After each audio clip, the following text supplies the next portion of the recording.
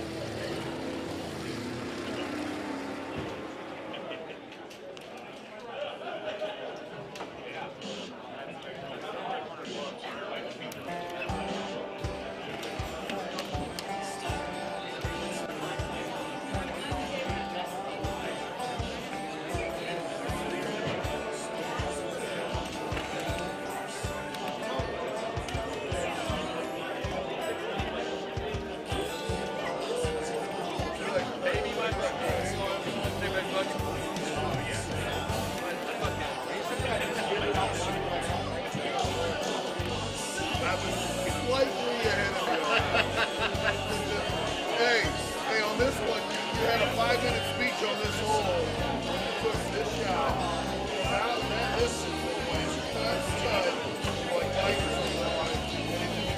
in the side of the hill. It went 290. I was like, well, it never got in the air. I mean, you went cut, I get it, but you never got up in the air. It's like, it is what it is. I didn't know how to explain it to you. I'm like, I didn't need all that air.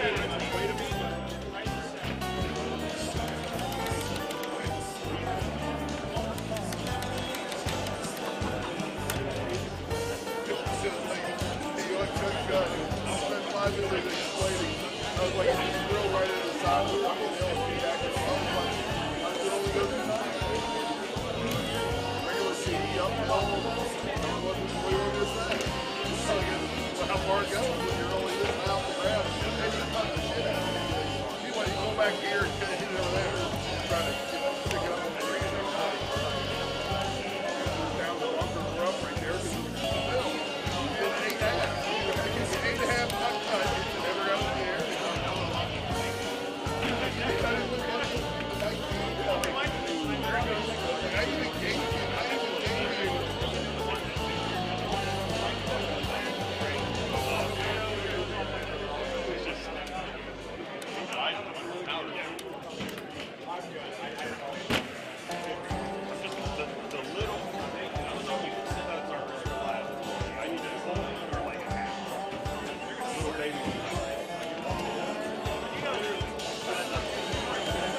Yeah.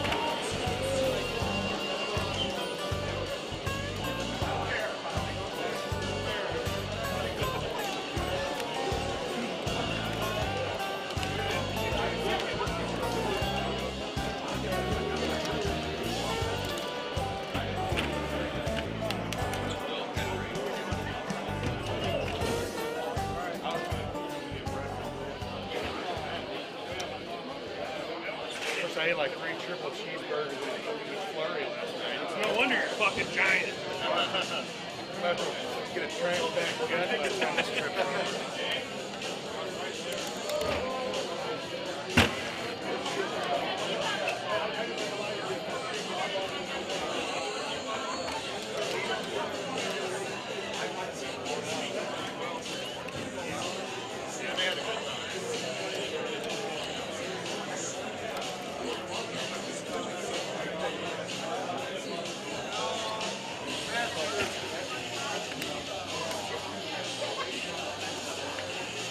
All right, good morning, everybody.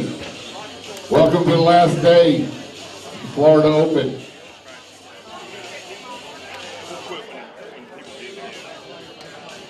I'm going to call out matches. If you haven't played one of our tournaments before, after the match, I need the winner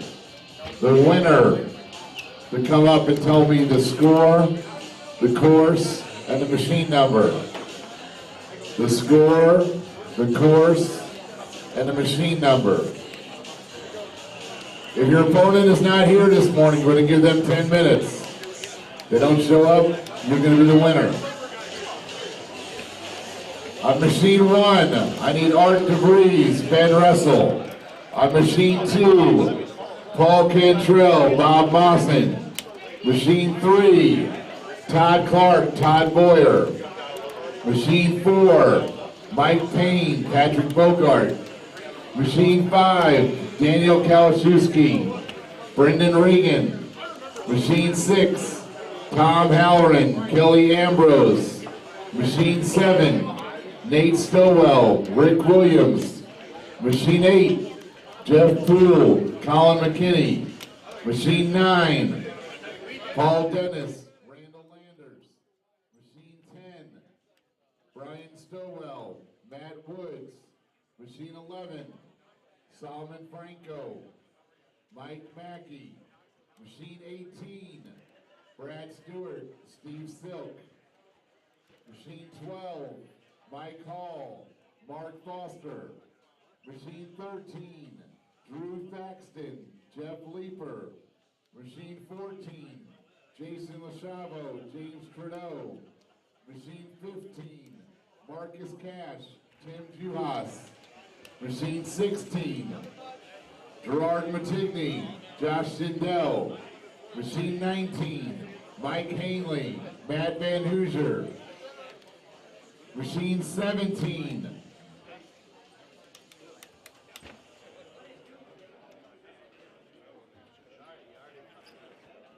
Corey Millard, Tim Boyer. Machine 20, Montana Spencer, Matt Elsner. Machine 21, Mike Muse, Steve Laskowski. Machine 22, Moy, James Hines. Machine 23, Brandon Feldmeyer, Lick Thurberger. Machine 24, Rob Taylor, Dave Lukowski. Machine 25, Rodney Justine, Logan Short. Machine 26, Steve Kalashewski, Steve Mantooth. Machine 27, Jim Peichel, Frank Enberry. Machine 28, Joe Ferguson, Rick Trippy. Machine 29, Lick Langholm, Mike Kenny. And machine 30, Mike Warnick, Don Carter. Again, if your opponent's not here, we're going to give them 10 minutes. Then they're going to be forfeited. Spin for course. Whoever has the higher seed has the option of who they want to tee off first until honors are given. If I didn't call your name, you'll be in the next group of machines that come up. Jesus Christ.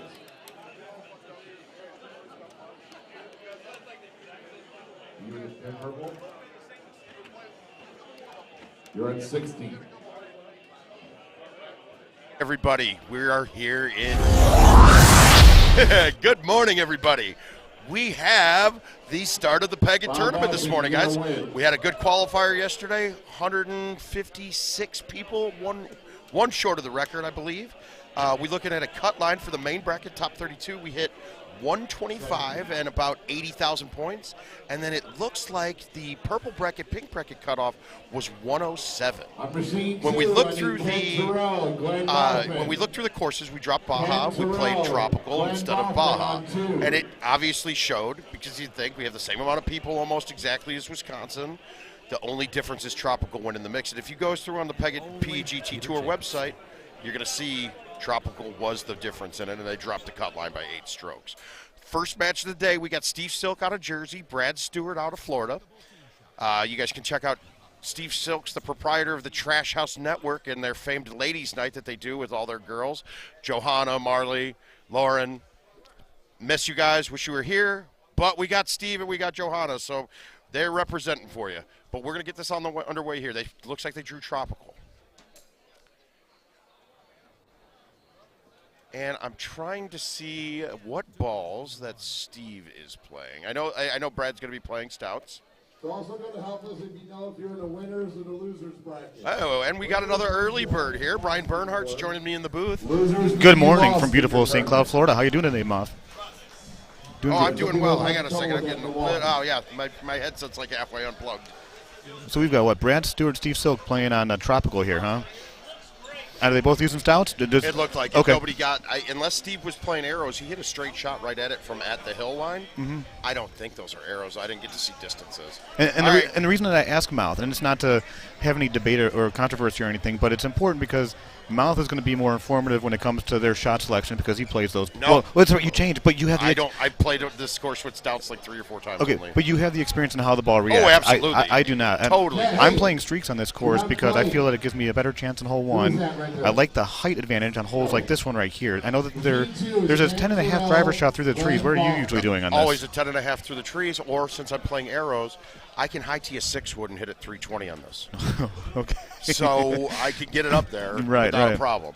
Now, but here's the other problem, though. The high tee. It's going to hit that tree right there. My A1 won't get over that either with my 5-wood. So the A1 doesn't get over. I'm hitting an A2. Okay, so the full A2, gets up a little higher. and if he looks up here, the well, flyby. He's just going to cut the bite. You just hit a bite 10.5 medium tee. And I saw it all weekend long, and it goes right through. It might catch that leaf towards the end. So this is a defining moment. I want you to try that shot with roll. Okay. I want you to try it with bite, and I want to see you try it with backspin. And what you're going to see is roll goes going to hit the bushes low, backspin's going to hit the trees high. Bite will get through most of the time, except there's 2 low-hanging fruits there that you can hit. Interesting. So it is 100% true. Backspin gives more height. Okay, yeah, that's always been one of those myths, you know. And I don't think the height meter down here tells you that it's any different. And that's okay because the height meter doesn't mean anything anyways. No, because honestly, we've played a lot of Golden Tee, and I still don't even ever look into that. I don't know what I don't know what that corner of the screen is. I don't know who was in the meeting room that day, but hey, you know. but yeah, it is there. What's important is the distance when you're looking below the green slope box there. All right, so it looks like they both lost one here. Yeah, so we're what? They're both going to be 2 under after 2 going into the par 3, which is a pretty simple par 3. It's like 170 to 200 most days. Do you notice that though?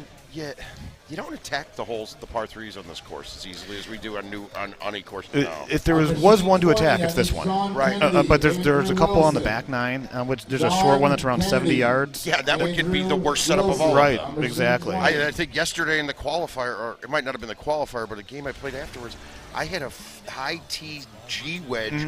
A2 with like biter back right twice, just trying to get the ball to land in one of the little corners because the pin is like there's a lot of corners on that green. We look forward to hopefully sitting down here before we both got to get up and play and talk more about that hole. But one thing we got time. We're gonna be an hour before we play. But Brad Stewart last night, he came. I was over in the back wall playing some games, and he walked over into a game, and he was just firing balls at the hole. He is playing really well, and the last time I had an opportunity to watch Brad, I was able to do a lot of commentating during his matches in Colombia. Where did he get third? Because you got fourth, correct? I got fourth. Wait, did he get? He got third or second? I can't remember. No, he got second. Okay. He was in the finals against Chris Brewer. Against Brewer. Yeah, that's right. So I got third, I think. Maybe, yeah, that could be right. But Brad Stewart, a guy that's he's got a home machine. He's playing really well, qualified for Worlds whenever we do have that. He's got that top 4 finish in this bag now, so it's a little bit of a monkey off your back. Let's say, a lot of naysayers will discredit that because we were 50 people there. But here's the difference, guys. If there's 50, there's 150 people. Guess how many people are here for Sunday match play? Yeah. Both of those tournaments, we had 32-man brackets on Sunday that he navigated through. Exactly. And got top 4. So there's no discrediting there. No, it's all based on percentages and what. That's a big shot. That's okay though. We got the purple to lilacs there. Yeah, we don't know how that plays. They're very beautiful, but they might.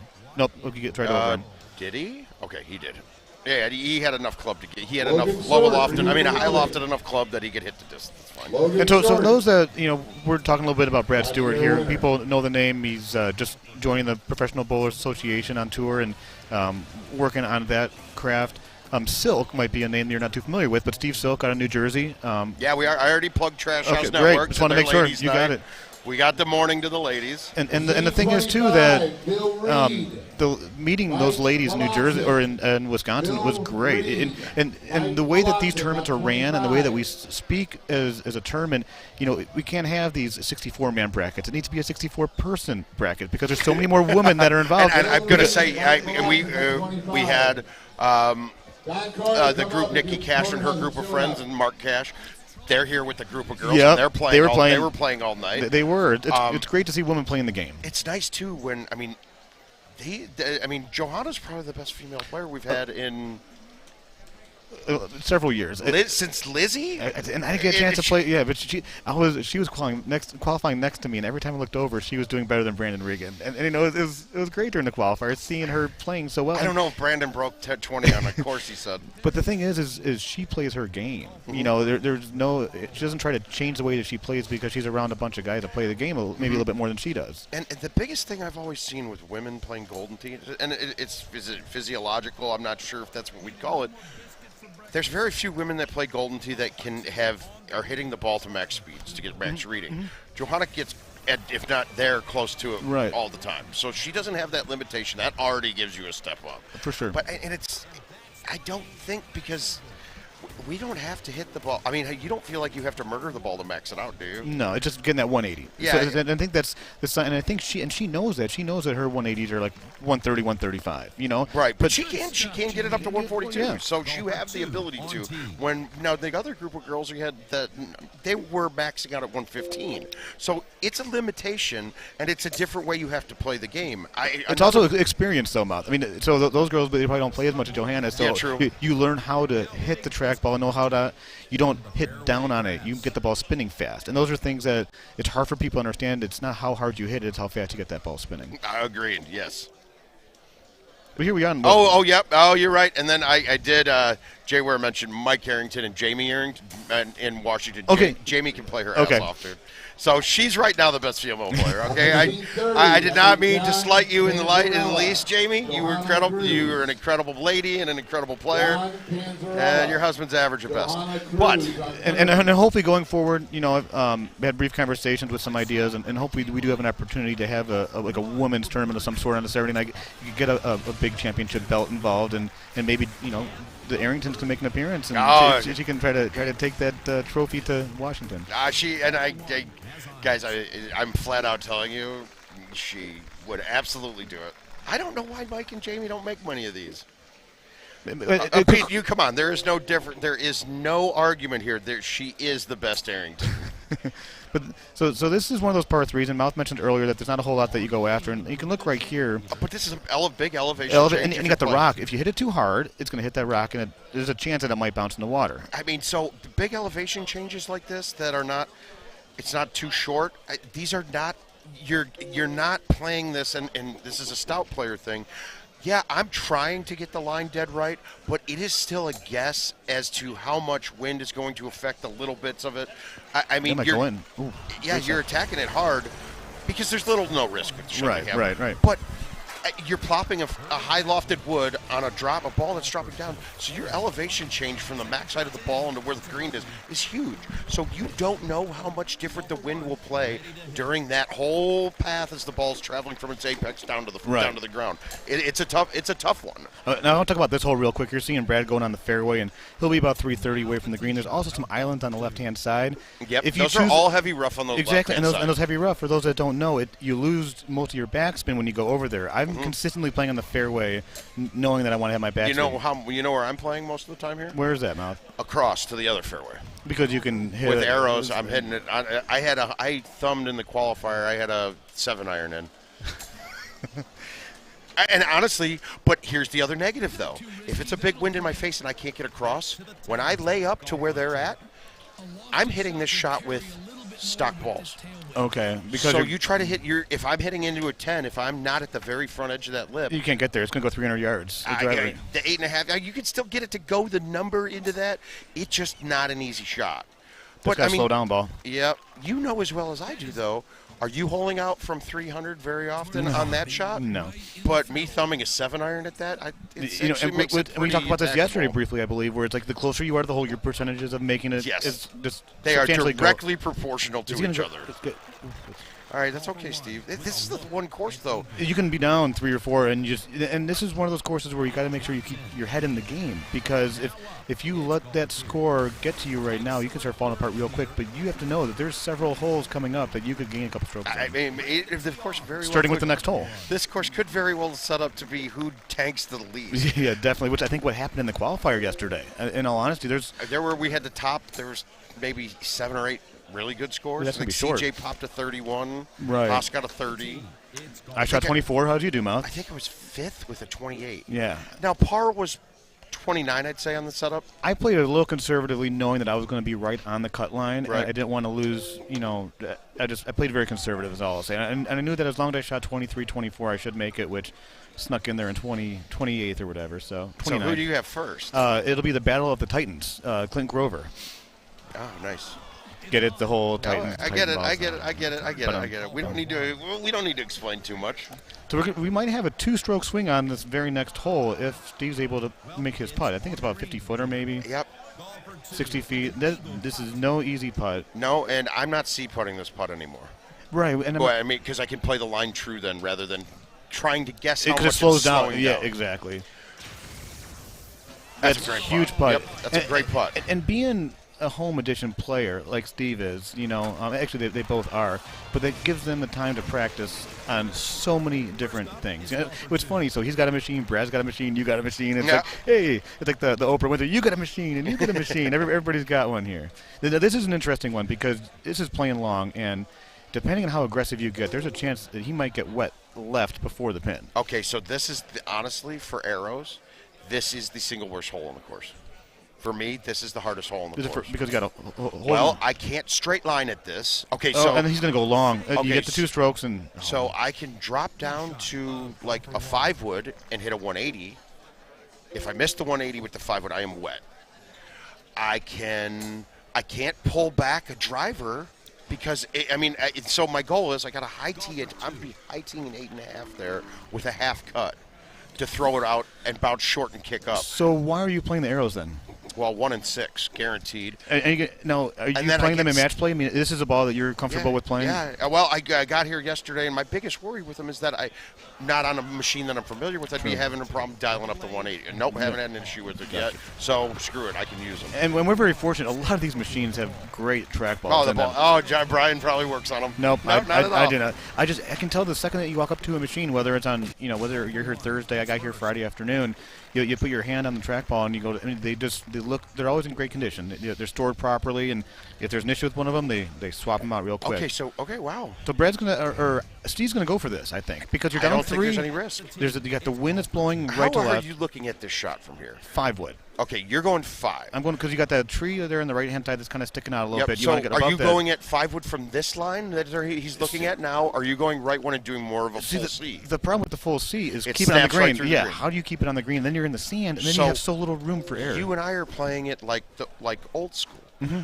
I almost face the pin, and I'm pulling back almost dead straight or just a little bit to the off right? to the right, and then just whipping it out with the 3. That's a hell of a ball. That is. That's going to hold on the green. No, he's fine. Okay, so that's the other thing you need to know. If you hit the green first, I've never had that ball roll through the sand on the back of the green. Oh, it happened yesterday a couple times. Oh, it will, but it will stop. No, I know. Roll through into the water. Yes. So it's a chip. At the worst. So he's made up 1 here, and if he makes a chip here. Oh, no, they'll tie. If he makes the chip, he makes up 1. Otherwise, well, no, did Brad get wet? I can't. No, he laid up. He laid up. Okay. So this is a very important chip to get to that. The 2-stroke. But that's the thing. Just you don't. If you're just sitting back, I'd be sitting back here smiling in my match. Be like, dude, somebody's gonna mess up. As long as I don't, it's who's ever the last one to mess up is. It's really it. The last one to mess up. Hole 18 is should a not. joke. Yeah. So hole 17 could have some influence. But I think hole 15 or if that 12 or 13. Well, here. Okay, this is interesting. But with stouts, this is a nothing shot. But unless it hits that green and it has a little bounce, that will All trickle they off. have to do here with the stouts, the elevation change and the 5 mile per hour, I'm turning right once, and I'm just thumbing, or I'm thumbing that G wedge with release or roll. And I don't think. I never thought that's a good idea. So, like I was saying earlier, I don't hit fulls with G wedges. Yeah, because it's so inconsistent. It's like the 6-wood. It doesn't cut right. It does, but this is you don't. Okay, it's the unknown thing. We don't know how high this is. Yeah. We don't have an actual reading for it. So until we played the course hundreds of times, we don't know how much more wind to factor in because of the elevation change on this. It would be great. Replace that height meter with an elevation. I've said it, and I agree 100%. There's He's got release. That's fine. Nothing. He's being a little more safe. Where's Brad at? Is he right off? Is he going to get birdie or par? I mean, because a lot of the drops in the par 3s are pretty simple, to be honest with you. Well, if it's inside of 31 feet, I'm thinking you're right. So he'll get par here. Down 5, right 5. It's gonna. Okay, that's just ridiculous. It'll have a little bit this of. This is ridiculous. Oh, for giving him right there for watering that shot. What the hell is this? And he missed his putt. That's casual play drops. All the par 3s have that, except like hole 17. If you get wet, it puts you on the fringe up on the left hand side. So this hole right here, this is one of the ones I was talking about. You look at it as a par 4 here that's not drivable today. This is one of the greatest designed holes, I feel, because you have to think about your layup shot. You can't just smack a ball into the fairway somewhere. You've got two obstacles going to the green. Once you get on the fairway, you got to get the ball on the fairway and make sure it doesn't trickle off in the water because it does slope off down. It does. Qualifier, we had to lay up on this. And you got trees involved right there. There's a chance you might catch a leaf early, and this is a great layup right here. What I was talking about, the obstacles, those two hills on the right-hand side, putting yourself behind them and having to kind of cut around them. Well, the funny thing is, though, if you leave it back to where he's putting it there, it's got a 9-wood. Those hills aren't in play. Those hills aren't in play at all for him right now. Yeah, exactly. And he laid it back forever. I've never seen anybody go back here. No, that's a pretty interesting shot there. All right, Stouts. Hey, it's got to go. Man. Okay, that was a very fortuitous bounce to land on the fringe on that second bounce. If that hit the green, that's wet. Yeah, and it just missed the fringe too. If it would have hit the fringe, it might have gone in the hole initially. Yeah, that might go in. No, he's soft bounce. Huh, it feels like Steve's just kind of moseying on through this match. Is he still winning? He's down one, I think. Yeah, he's down one. That was a shot I thought he had a chance to attack. Right. No real love here. We were discussing something here. I think back in the day that this used to be the strip in front of the water used to be a big mound, and that was the spot we had to lay up there if we were teed up too far back to get to the other fairway. Could be. See, the only thing I remember about this course is hole 16, but I have very vague memories of the entire course, and maybe that's because it was so frustrating without having golden tees and special balls and clubs. Yeah, you don't need to worry about some stuff like that. And Ryan, I know Brian says, Tansy says to say hi to BB. Good morning. So I'm curious, if they chase this hole right here, there's not a whole lot of green to work with. I'm pretty sure that ball will roll off and go into the rough, and you're going to have a very difficult 8 to 10 yard chip. But wait, this isn't even chasing. I honestly don't see any way you're not putting from, or at the very worst, the fringe. Kind of like when he got wet on that par 3, right?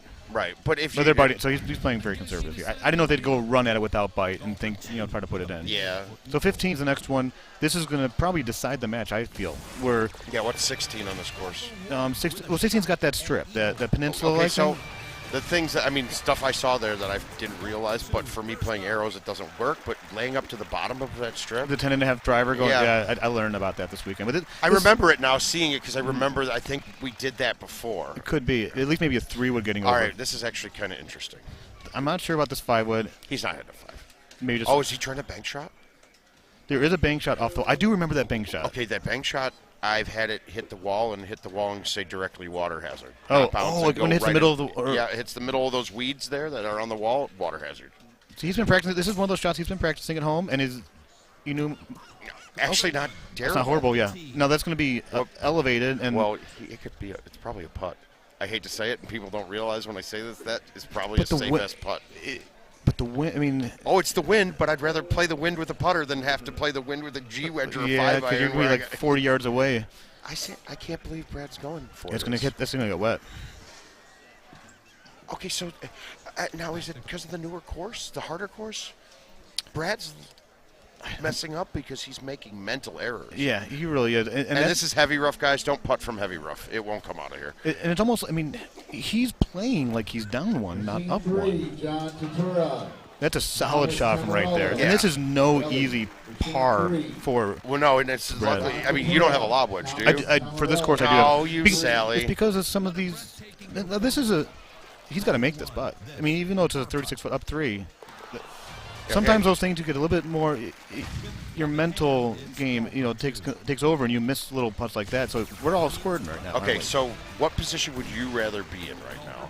Would you rather be tied? Yeah, you see how Brad just lost a bit and fell apart. Where match, he's going to think that but he's still got a huge advantage, being that he gets to watch his opponent make the mistake. Now he does. Yeah, that is very true, Mount. I have had times in matches before where I thought about yanking a putt to give the other person honors, going the rest of the way, because it determined whether I had to lay up or not. Yeah, no, those are interesting ways to look at it. That's a beautiful shot right there, just putting it in. So you can see that confidence level right there, just putting it right in the middle. I'm going for the win. I can hit a high tee ball like Brad is. No risk at all. This is clear. And now I got a thumb shot in with an iron rather than having to hit a 380, so he'll have maybe an 8-wood or a 5 hybrid going in. But that's... But look how far he is, and he's got this going back to what you were talking about before with your percentages. There's no risk here, but he's not making this. What if he does? If he does, great. But if we're talking math, the shot is not going to be made as easily as Brad will. It's got to get going. Oh, that is. He caught a bad bounce there. If that hits even earlier on there, would have bounced forward. He caught right on that edge and kicked back. But it's only an up 3 putt. He's going to have a right 2, up 1 from. But it's a 40 or 50-foot putt in a match. Look at what just happened. Oh, Brad. But I mean, guys, that's exactly what. And you can't see the hole with his. Well, take off your stupid hat. Yeah. Let's take off our stupid hats. But you can see it. He's got it. I don't know. I think it's going to miss high side on the left. I don't think he's missing this. I think he got it. Oh, center of the cup. Solid putt right there for Steve Silk. Now we're going to see what hole 17 looks like. There's there's a chance to where this game is decided, based on this in between clubs, and he's going first. I disagree that this is in between. Well, I think this is perfect clubs. Oh, because it's the 6.5 with the. Well, you and I are playing the same type of shot. We're looking at this to go either are we cutting it with no low tee or with a low tee and backspin. Or I bring out the Steve Sobey shot on this hole quite a bit, the arcade. Yeah. Where I turn one into the wind. Look at this shot. That's fine. That's good. Left him a good putt. But real quick, because we might get through this hole pretty quickly here. When I say that we're both talking about hole 18, pretty much being a joke or being an easy. There are looks where the pin's on the bottom right with the crosswind of 14. They're tough. It's tough. Left or right. This has got problems. 13. They both didn't. It didn't look like they cut that very much. He thumbed that. Guys, I'm telling you, on a right 9 break, thumbing into a break like that, you can actually multiply the break. If that wind is blowing anything bit with the break, when you thumb the shot, the ball is trickling with the break. So that first bounce now isn't just a right 9 bounce. It's a right 9 bounce with the momentum of it moving right from whatever crosswind you have. So now you have a right 12, 13, 14 putt, and that ball will suck right into the water. Right. There are going to be very, very few times that I'm not cutting a ball in on 18. And not 17. Right. Because I can then control that it bounces back up the hill. It's a good ball. And that's a great shot. And the one thing you do want to be below the hole, do you think? Below the hole, just to, even though there's fewer rollovers now, you always want to be below the hole so you don't have to worry about is it going to roll over, even though more times than not it doesn't anymore. Okay, and I almost might fly in the face of that theory now, to be honest with you. I think the putting is so changed now that an uphill putt can be impossible. You can have a 50-foot putt on this hole that you cannot get to the hole. Yeah. I'll never have a 50-foot putt from above the hole that I can't get there. True. Yeah. I know, and so now you get those half breaks too sometimes in those longer putts to where it's like. And honestly, I used to have a theory about exactly how the putting is. Right. It doesn't work like that anymore. Putting's in a bad state, in my opinion, right now. It is. There's some. I mean, you have a 49-foot putt that will go and not get to the hole, and then your next putt from the same spot will be able to go 3 feet past the hole. Different balls don't matter anymore when you're putting. They all putt the same. And so here we are. We're in sudden death. Yep. And for those that don't know the rules of sudden death, do you want to explain it? No, go ahead, please. The first person to win a hole, So what's interesting here with Tropical Falls, and this is what makes it a really great match play course, is you got a hole that you have an opportunity to drive, where you can either putt in for eagle, you can chip in for eagle, however you want to do it. But we're going to have a winner here within the first 5 or 6 holes. I don't think it's going to go past that. I don't think it gets past hole 2. Oh yeah, I mean, and then you got a hole 2 where you got to get through the trees, over the trees, and put it on the green, and so CJ's explaining the rules to Steve. It looks like. Oh no, he's giving him some advice. 16. So cute, isn't it? Right, God's gift. Thomas Twig. They know things. Yeah. Thomas Twig. Homeowners and stout players all conversing, all together here in beautiful St. Cloud, Florida at the Orlando tournament. And this is. Well, you're on with Titans. I'm playing straight. You'd be driving that. And it's a smart play. He's just lining up for the tush. Now, see, this is the difference. This is my advantage. If I end up in sudden death. Then you just go right on the green. I almost canned the hole 1 on the qualifier for us. Really? I almost didn't use arrows because a good C3, he would have been on the green with stout. And I was worried about hitting the tree on the right-hand side, but he's playing. That's really I like interesting. this. No, this is how I would play it. I don't tush well. Matt, we'll find out for you here momentarily. That's not enough club. Yeah, Oh, did he pull? He pulled it back. That's He it. No, he pulled it back. He had the right distance. So Steve Silk has a chance for the win. No, but see, is this a good ball to shush? It's not at all because you can't shush. You don't have enough. See, I don't shush. I know, but you have to land on the green first. Yeah. Because there's no club that's going to have the speed to get to the hole where it's carrying 3/4 of it. Did he get that? He did. Get in! Oh! Gordy Brown. All right. Burning edges. Brad was sweating that one out, and you can see the lines on the green. You can see how close that was. Absolutely not, Polly's Cracker. You cannot switch balls in sudden death. And that's a rule that they had to implement. You know, because you could look at the way it. Okay. Actually, we started it, and this is regionals when we were in Joliet. Okay. I don't know, but at that tournament, I played Jimmy Parker on Kangaroo. Okay. And Jimmy Parker took high lofts. Right? We saw hole 1 and he could get on the green in regular the first round, the front, and he could get on. The high lofts, as we know, is just a 290 driver, guys. This is before we could build a bag. That's a great ball. He is going to be on the green putting 25 feet away for an eagle. I think that's the game right there. Although this look is actually, you don't have the tree line to worry about much. What's interesting, we were talking about that Kangaroo. I remember losing to Matt Estep in the finals of that. Yeah, exactly. The 29 to 28. So we both tied at 29. And in sudden death, hole 1 was 400, and I'm playing the 8.5. I have no problem. I can get my C3 or A1. My A1's getting on. Because it's like about 360 yards away if you're. Oh yeah, well it was, but that dirt in front of that green bound kicked up.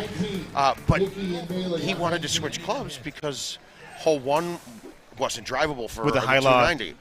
Well, he ends up knocking an A1 and then chushing in from like 60. Okay, that was great. Hole 2 ends up being not drivable for him either. And it was just a hammer C3. So, but he wanted to switch. No, they don't allow it. So long story short, we can't do that. Good morning, Dean. Good morning. Okay, so now we got a little break here. I don't think much is going to change here. Like I said, I don't think the par 3s are not He's a par 3 master, though. Oh, man. Par 3s are not holeouts we're expecting, though. No. I honestly, it's... You need those shots. You don't have a ton. Honestly, this course isn't set up for a ton of holeouts. No, it really isn't. It's set up for that risk reward. You know, course management, risk reward. Exactly. I mean, that's really it. This is a pretty straightforward This shot. is the easiest look we're going to see on this probably today. How aggressive are they with that backspin and spinning? If they backspin is not in my playbook on this shot. You think they roll it up like a 5-wood maybe? So this is the other thing with arrows. Well, shots that you're hitting a 5-wood, I'm hitting a 3-wood most of the time, or a 4-wood at the best. And it's actually a benefit on this course to be able to change your lofts on it. I mean, based off of because. Oh, wait. Kick out. Give him a line. Okay, he can get up and down from there. He can. It's not going to be easy. Can he make it? Probably not. So advantage, Brad Stewart. This might be. Yeah. And does he lay up? No, you don't lay up. If you followed this ball, he has a shot at that green. I mean, honestly, it can be an amazing shot to make. He'll hit a driver in 8.5 with a baby chip. That's going to go, but that's kind of a safer shot. I mean, so it's almost like a layup. He doesn't even need a driver. But I would be chipping an 8.5 at this. 8.5 driver, just because I want to make sure I stay under, but it's still going to hit. What about like a 5 hybrid or 3 hybrid? I think it's all hitting. I think all the 8.5 even hits. And you know what's going to happen here? It's not going to hit anything. It's going to fucking fly. So that's the question here, though. Do you play it? They're up close, and you know as well as I do that when we go up to the machine, it looks a little different than what we're looking here, and we would see that this is hitting or not hitting. So that could fly right. Okay, so what do you? If I'm looking here, I'm looking and I'm counting 4 trees that are in front of them. So if I needed to, that's a great shot. If I was doing that, I'd go to the club and I would have gone up 5 clubs. So that's basically he went from a G wedge at 70 yards to that. Lob wedge here. That is very, very conservative. It was the right distance for him, but yeah. This is one of the biggest putts. Oh, see, and you can't see the hole again. I ended up changing characters. I don't know how he does it. This is a disadvantage here in this putt. 61 foot. It's going to slow down as it gets to the hole. But it might even make him realize that he doesn't need to see where the hole is. He just needs to read the break, and that makes him not think about the hole as much. So. That's high side. Oh. So okay, first sudden death, the tropical, at a pagan event, out of the way, guys. It's a tough course. Just remember, this course specifically, you are playing your opponent as much as the course. So one thing I want to bring up here real quick is the Brian Bernatowicz. okay, different Brian B. So Tropical Falls being one of the remastered courses that they brought back this year, I saw a post by Golden Tee Golf. I don't know for those that have the Golden Tee mobile app or not. Crawdad Swamp is now available, I believe. Correct, guys? I'm mobile. Yep, that just came out. So Crawdad Swamp just came out, and that was one of the redesigned courses from maybe 3 years ago, I believe. 2 years ago. Yeah, probably 2. What, 18? No, 19? Yeah, I remember missing the cut in Vegas thanks to Crawdad Swamp. But yeah, it's for those that don't already have it, make sure you download the app, play play some new Crawdad Swamp. Be one of the first in the world to do that. But here we are, me in the mouth and sidelines, St. Cloud, Florida. Yeah, it's good times, man. Oh, and my hat's catching the green screen from the background. Oh, look at that, guys. But that's kind of fun. What they do here is they're the purple bracket. Todd Clark just got called, so we don't know if he's in the winners or losers side. Yeah, I can't tell yet. Actually, probably it would be loser side because they will call the losers match next after that. So it looks like Bacon lost his first match. So it looks like the Crawdad Swamp comes out tomorrow. So make sure that you have the app downloaded and be one of the first to play it tomorrow. There you go. Different game. Mobile's a different game. It is, and I think it's really cool. I think having all the different balls and the cool things that they do on mobile is really great now. But here we are with James Hickey and Steve Bailey, correct? I was playing some games with James last night. We were playing in a group game, and he's a pretty solid player. Qualified next to Steve. Also a solid player. I think interesting tidbit here, Mouth. During the qualifier, he hit a shot and his earbud popped out. Right. So a guy that plays with 2 earbuds listening to music, it went underneath our machine. So he was only playing with 1 earbud in. Now, if something like that were to happen to you, would that take you off your game at all a little bit? Are you thinking of when are those guys going to be done so I get my other earbud and play? Not in qualifiers so much, but. But but the little things like that can affect your gameplay. Those little things, like I mean, I'll break my e-cigarette. I've broken e-cigarettes at the tournament, and I've called my wife freaking out, like, what the fuck? I got no e-cigarette. What am I going to do? What am I going to do? And it has nothing to do with any need of it. It's just the ritual, the habits that we get into when we're doing what we do. When something breaks that habit, now our brain's involved, and I don't want my brain involved with this. It's supposed to be gone. A muscle memory. That's how we can do this when we drink. But here we are. This is we switch courses here. Matches there on the beautiful Hidden Temple. You can find it. It's on the game. It's not hidden. It's the course in between Baja Ria and Forest, whatever Forest Null. When you play for so long, you just know the first words. But Hidden Temple is a really fun course. It's actually honestly one of my favorite courses in a long time. There's a couple things on it that really drive me crazy, and it feels like is it some of the glitches on? Well, I don't care about the glitches. I mean, it's sad that they're not fixed as of yet, but okay, they'll get there. It's a database thing. At least it's not affecting the game. Right. My biggest problem is I feel like I don't like when we try to get tricked by the developers of the courses. And that whole stone path cliff, I feel like they're trying to trick us. That Rhineland hole through the window. Yes, yeah. I felt like we were getting tricked, and we were trying to get duped, and we were trying to pull a fast one on us. There's no reason after playing Golden Tee this year and seeing how path affects my ball terribly that I should have ever tried to go to the middle island here that is actually stone and fairway. It doesn't make sense. My thoughts are it's just an honest mistake that it was one of those things to where oops. No, but that's the thing, though. That hole that you go to that middle island on, it's a fun as hell hole if you don't use that middle island. It makes this course an immensely better course. But look at things, for example, Catadrea 17. For all those, for a couple of years you had that cliff and you would put it up on the cliff and it was sand. Oh, you know what? It wasn't supposed to be sand. But here's the point, though, right? They didn't do it on all of the other holes that you go up top on. Right. They did the one hole. Yes. I just don't understand. So that's where I think it's just with so much going on with them working behind the scenes on the PGA platform that's coming hopefully in a couple months, and so for those that don't know, make sure you talk to your operators about getting more information about upgrading to that new platform. There's going to be 3 PGA courses available: Sawgrass, Deer Run, and then Boston. So just keep following Golden Tee Golf on Facebook and keep on the up and up with that, because beautiful things are to come. A couple more things are going to be happening soon, Mouth. I believe early on in June the new tees come out, new tee boxes. I think it was July 11th. July 11th. You'll get a picture. Somebody will throw it up. Yeah, but it's that's always a really fun time, because here we are. We've got these courses and most of the setups memorized, and then they just change every hole for the most part. And there's certain par 4s that aren't drivable that become drivable. It really helps, staying involved with the game, until the new courses come out. Okay, there's an interesting question no one's been able to answer for me yet. And I'll give a backstory. So on the courses that are designed nowadays, we don't have technical tee boxes, right? What's that? There are no more technical tee boxes. There are dynamic zones that they create dynamic tee boxes, which gives you almost infinite possibilities. Yes. Right? So that's why when you look down here on this shot from the overhead view, you only see the tee box that he's on. But there's 4 other spots that the tee box. Right. Okay, fine, great. We know that. But we also know that dynamic tee boxes didn't exist when these courses were remastered. They had the physical tee boxes. You could look and see where all the possible tee boxes were, right? Yeah. Are we having dynamic tee boxes on the on the remastered courses, or are they all set? As far like you're just specifically talking about the remastered ones. So, for example, Tropical and then the Sword del Sol. I'm not sure.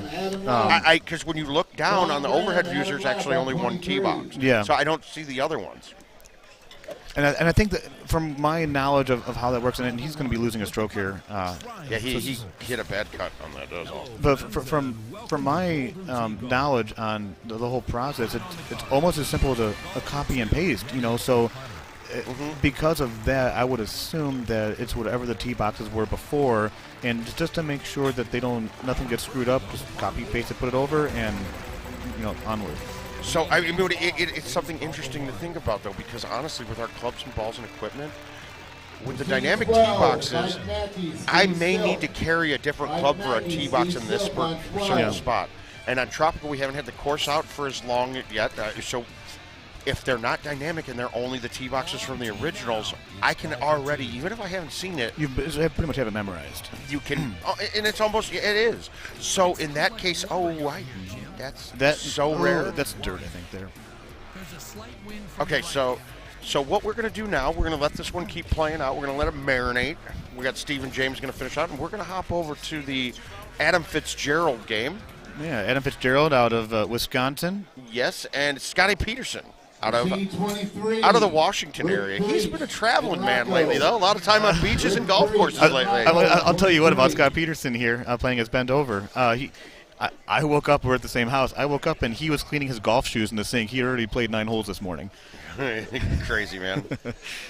But yeah, this is Monte Zabayos, the most elevation changes in all of Golden Tee. One of my favorite courses. I've spoken before about it. I don't play it as much because I'm at a disadvantage for the balls that I choose to play. Are you? But I still I start playing streaks, so I think that helps me more get to 2 and 18, and we can talk about that more a little bit later. But I really think this is one of the greatest courses designed. I love the challenges of the elevation, thinking about hitting a ball that's going to be in the air for, you can count to 5 on some of these holes while it's just floating downward, and having to play the wind no matter how it affects the ball you're playing, once it hits the green, how that slope affects it too. So there's still a couple holes that I think are easy that I don't like hole out enough. The first par 3 on this one, for example. Yeah. Just because of the height changes, it eats me up. So we're going to have an opportunity for an eagle on this hole. It says 492 yards to the pin. The one thing you have to think about, that pin is way down there in the green. So all you got to do is you want to hit a little bit past the fairway. He should get down there. It's going to keep bouncing and rolling, and he'll have about maybe a 55-ish foot putt for eagle. They're going to be about a right 2 break. Right 2, down 1, something like that. Not a hard putt. Yeah, so the pressure's on Adam here. I mean, we played last night, and he was hitting some really good shots, so it wouldn't surprise me too much if he's right behind him within about 10 feet. Or you could have a C3 that doesn't read at all. And then you look at that shot meter down there. He got inside way too much, but that might bounce on there, Mouth. Yeah. Is Paul Cantrell here? No, thank you. So 60 feet away for Fitzgerald. So, hey, wouldn't that be really cool if he was 55 feet away for Scott? And I nailed that. For Scott. I said he was about 55 feet away. Oh, I got you. 58. Sorry, Brian. You lost your card. A yard away, but he's going to be missing that high side. Those are those right twos. Being a right-handed, Golden Tee player, the right sloped putts are always one of those ones that you almost think harder about. It doesn't come as natural as it does for putting the left break. Do you agree with me on that? It's trackball design. It's the same thing with right chips. Right? The way the trackball's designed, it's hard to go incrementally to the left. So I got a strange feeling he put release on this, maybe? No, he's just going to... It's going to be short. I think release would have been a great play. That was very conservative. It's such a hole, though. That's where... If you go... Now, this is one of those little things early on in a match. If you put release, get aggressive, you're going to roll over that fringe, and you're going to have a little chip coming back. This is the thing, though, Brian. Our advantage using stouts is we can take all the issues out of a hole. Okay, so, I mean, we've grown up thumbing left, right, off center. Well, you have. I started about 2 years ago. Okay, but so, or aiming directionally. Yeah. Right? And they can make this happen that they don't have to do it. They don't have to aim left or right. All you have to do is teach your thumbs to go straight. And on a perfect shot like that, they could have just gone straight. So Death Ray says, I'm lefty and right putts still suck. Play more, get better. Just keep on practicing. It's all right. Now up, it's golf for 2. But the next hole, this is a pretty straightforward par 5. Pretty easy look here, actually. Both these guys are going to give a chance to... Dennis Cavalcanti. That might go in. Shane Tomer, Dennis Cavalcanti on 17. The next hole is a drivable par 4. It'll be probably between like 280 and 320 to the hole. Two pretty conservative shots there. I would have liked to have seen a little bit more aggressive shooting. It's one of those holes they have an opportunity. You're so close to it with a 9 iron or 8 iron to backspin it up there. But this is far from over. There's so many. No, this is another one. Like tropical, you can have big stroke swings here. Yeah. Even when you're in a position where you're up strokes, you can make mistakes. And I know you and I. How much do you lay up ever at home? Well, when I'm at my home location, I don't have home, but no, I know. I mean, at home. But laying up as far as what goes on holes. There are these holes that if I'm up by 2 strokes, contemplating laying up because you can go in the water. I don't know. Like on this course specifically, I can't really think of too many. I don't know. Okay, where. 17. Pins tucked in the front. Yeah. I watched a ton of people. Haas parted in the qualifier. Yeah. You can hit the wall. You can leave it short. It can bounce wet. Would you ever contemplate if I'm up by strokes? Laying up, no. One, laying up on that, taking my birdie, giving him honors going into 18. And I'll tell you why. Because it's a shot.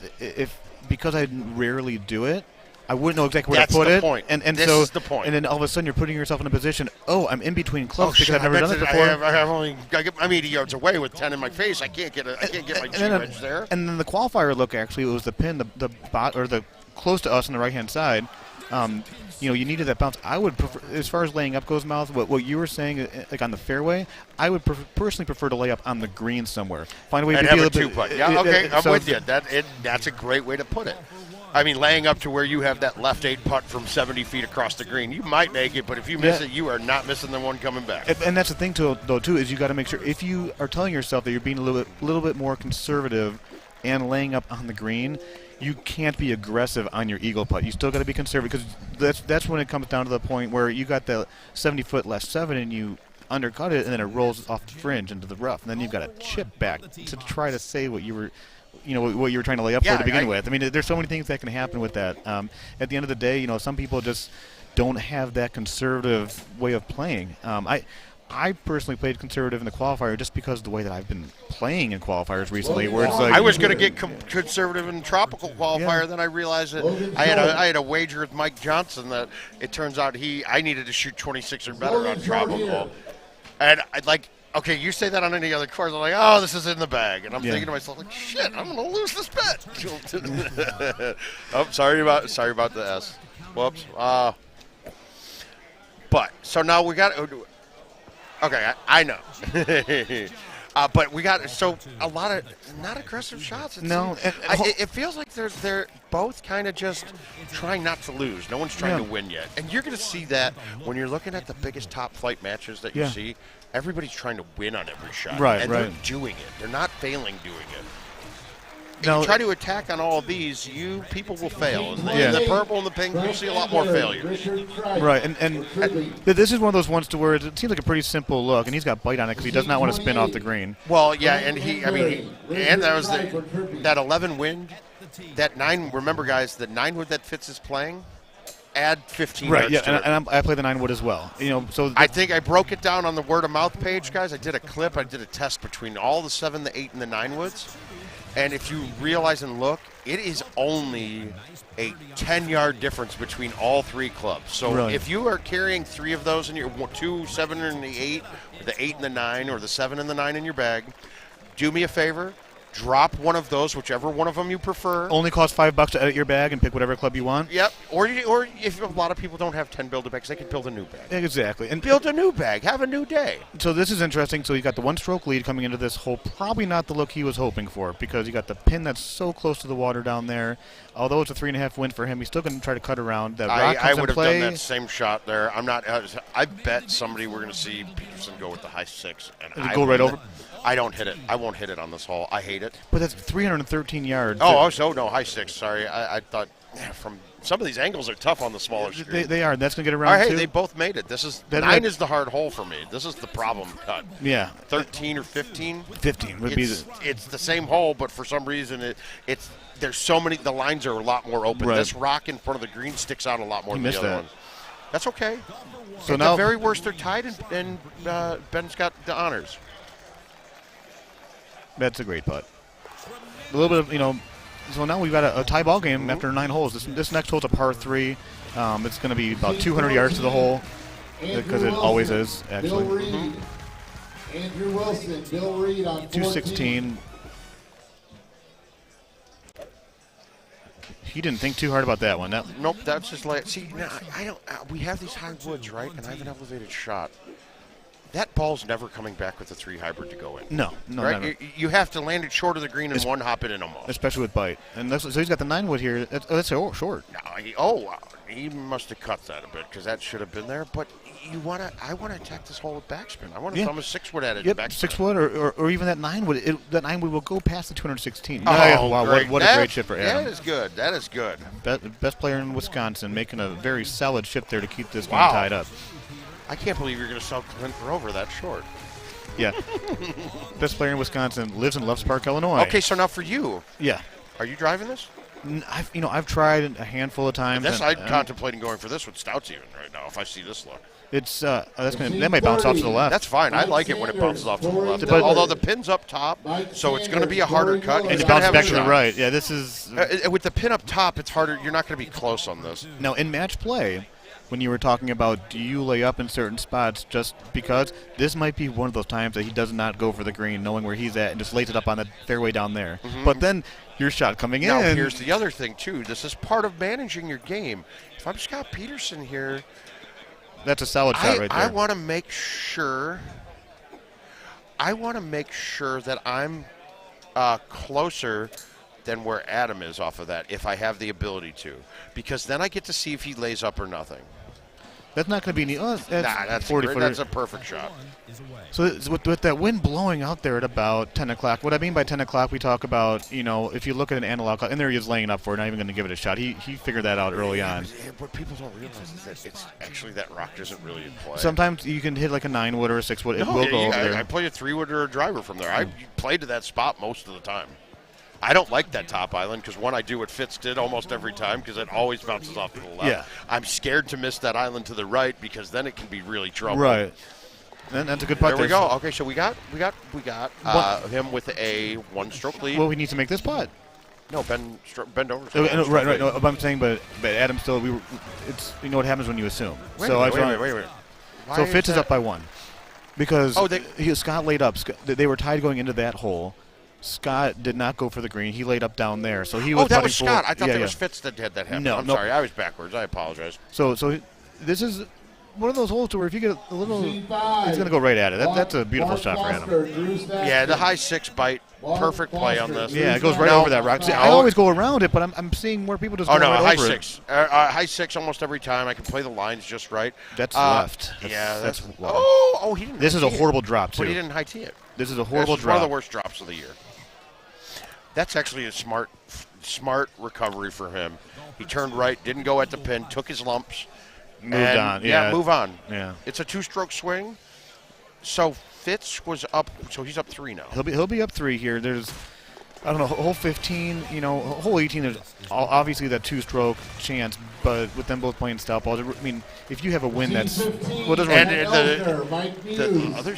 the one only hole I think that can really get him. Okay, 17. Yeah, you could hit it, but most of the time it's a pretty easy shot for us to be on the green. So you see a shot like that by Fitz, the confidence level right there. He's like, all right, I'm up 3, but he's so close to getting wet right there, actually. Oh no, I don't think you can get wet. I don't think you if that rolls wet. On here, that trickles, if that goes any further off the fringe in that rough, that goes into the water. Does it? Yes. I've never gone wet on this hole. I have. Okay. Mostly on the right-hand side of it. But so you got 2 big elevation change holes coming up. This one that's coming up next. This is interesting. I mean, the wind's pretty favorable here, not going towards the water. Where the pin is, if you put this to the bottom side, you have nothing in your way. This is actually pretty much, unless a mental mistake happens here or a ball whiff or something like that. What's that? Even unless a ball whiff, something like that, or missed a stupid putt. What you could do here, I mean, depending on how aggressive you are with that wind, you can push it into the rock there, and that could carry them into the water. No, they can't. You're forgetting about stouts. I know. You're not pushing this into the water. They're not. No, I don't. Or he's going to be short. Yeah, the 6-wood was. And the 6-wood, and it's a club that reads a higher distance than what it actually goes. And it's a great club. I have it in almost every bag, and almost every single day that I play, at some point, I am disappointed in why I have that 6-wood, because it's the one club that you need in your bag. Because it fills that gap. It fills that gap, but it plays horribly, and there's so many times that you just cut it on accident and it doesn't go 15 more yards. But it's really, it says 240 on the club, and it's only a 230-yard club. Yeah, so we're gonna have a 2-stroke swing. But Adam's gonna be up 1 still. Yeah, he's gonna be up 1, and he gets to sit back and see what Scott does next. And hole 15 is a great hole to see. If we've got 12-mile-an-hour wind going right to left, this is a gimme eagle. 14. This might just be a gimme eagle. And you got Painter Jim there in the background. I wonder who he's rooting for, but okay, see, now this one, like we said, is way easier. Shot. And do you like playing the full, or do you like to aim at it with a cut? I like to aim at it. I do too. I don't understand. But I'm not much of a full player myself, But so fulls are great for safety. Yeah. To me, or for repetition. And he's doing more of a full shot here, actually. And I don't know. Well, you're going to be able to pull it, but the full gives you a chance to guarantee to stick it. And that's going to kick to the. That was a weird bounce. He actually got lucky that didn't bounce off the wall hard, and he caught that edge. Yeah. You could have been off the green or putting from the fringe, which is not going to happen. Hi, Brenda. How you doing? We had 156, I believe, was the number. Yeah, it was 153. Then he made a final announcement saying 3 people kind of came on in, towards the end, and so yeah, it was a great turnout. 4 more, 2 more paid than Wisconsin. We had 154 there. Okay, so. This is an interesting look. Yeah. Now, with stouts, even though, this is still an interesting look. See, I don't want to man up on a club on this, because if I man up on that 8, it's a great shot. I probably don't want to hit the 8 or the 9 here. Keep it like a bird just to keep it lower? I'm going to just low tee the 6 probably. Okay. And then I'm looking at, if you look at the rough to the right of the pin, that's probably my safest spot to hit this ball. Yeah, and it'll bounce off the rough, and you can putt off of it more times than not. Yeah, exactly. So I'm taking any risk out of it. Now, I like it. See the low 6 bite. That's a beaut. That's the shot I think was the shot to attack that pin with. And the cool thing is, he just whipped with the 6-wood, didn't he, before? And there he is going back to it, hitting the right shot. He would have liked to have get a little bit further to give it a better chance of going in the hole. So hole 17 is a drivable par 4, and this. We talked about it. Yeah. This hole, if the pin's in the front right, it can be a challenge because this is kind of like the hole that I'm looking at making. This is the one I'm attacking. But at the same time, it's tough because you don't want to go long. It will roll over that fringe. This is so low risk and so attack this pin. And it's so easy for the stout ball players, right? Because it's just it is, and even with yours. Now, see, I'm going at this with a 4-wood for me. They're high-fiving it. That's fine. I've gotten to the point where on these cuts like this, I don't want to hit it hard. Yeah. I want to hit a soft shot because I can play my lines perfectly that way. Right. But the first obstacle here is making sure you get around that first rock. Right. More important, you can hit the first rock because you're safe and you'll get a birdie then. Right. This might bounce off and go in. That's good. That's a good ball. Good attack. Good I still job. remember you aced this, didn't you, in Columbia? I did ace this against Jason Graham in match play. Yeah. And you had like a 3 or 4. That was one of those games that you were just on. Oh, on fire. I went against him and CJ. I went 31-31, and I missed 18 on both of them. Oh, yeah. And speaking of 18, here we go. Okay. It's playing pretty long, and the pin is on the left. So so now this is the mistakes people are going to make. You're not a stout player on this. No. What they're going to forget to realize is that even if you high tee this, or some people think it's better to low tee this, stouts, they can get this there high tee or low tee or medium tee. It can all get there. The question is your spin. He put no spin on it. He hit it hard. Did he give it enough? That's all you got to know. That's a horrible bounce. It's a horrible bounce, but it's also this is actually not an easy look. Hold on, Brian. Do not leave. And just so you guys know, they're starting to call some of the main bracket matches. Yes. So there's a good chance that me and Mouth will be, moving on to play our match here shortly. I play Clint Grover. We'll have the Battle of the Titans, and then who's your first I get opponent? Gary Sheldon. Oh, okay, wow. Oh, is he short? Oh, No, that's a beautiful shot. We're gonna. Assuming Scott does not make this, Adam Fitzgerald is gonna win this match and move on. Well, even if he makes it, and like Aljaz says, the best I've seen Fitz play. He was playing really well last night. He overcome some of his bad shots in this game, and hopefully shoot is a respectable 27. Yeah, and hopefully the there. momentum continues for him going forward the rest of today. Getting past that first match of match play can always be bad. Brandon Feldmeyer. Oh, sorry, Ed. And Brandon Feldmeyer on 28. All right, so next up. There is there's Gino, the alpha. Yeah. Rocking his Clemson gear. Trevor Lawrence stole his hair, apparently. I'm not sure that. Wagner. Okay, I don't know Wagner. And that's is one. This a main bracket?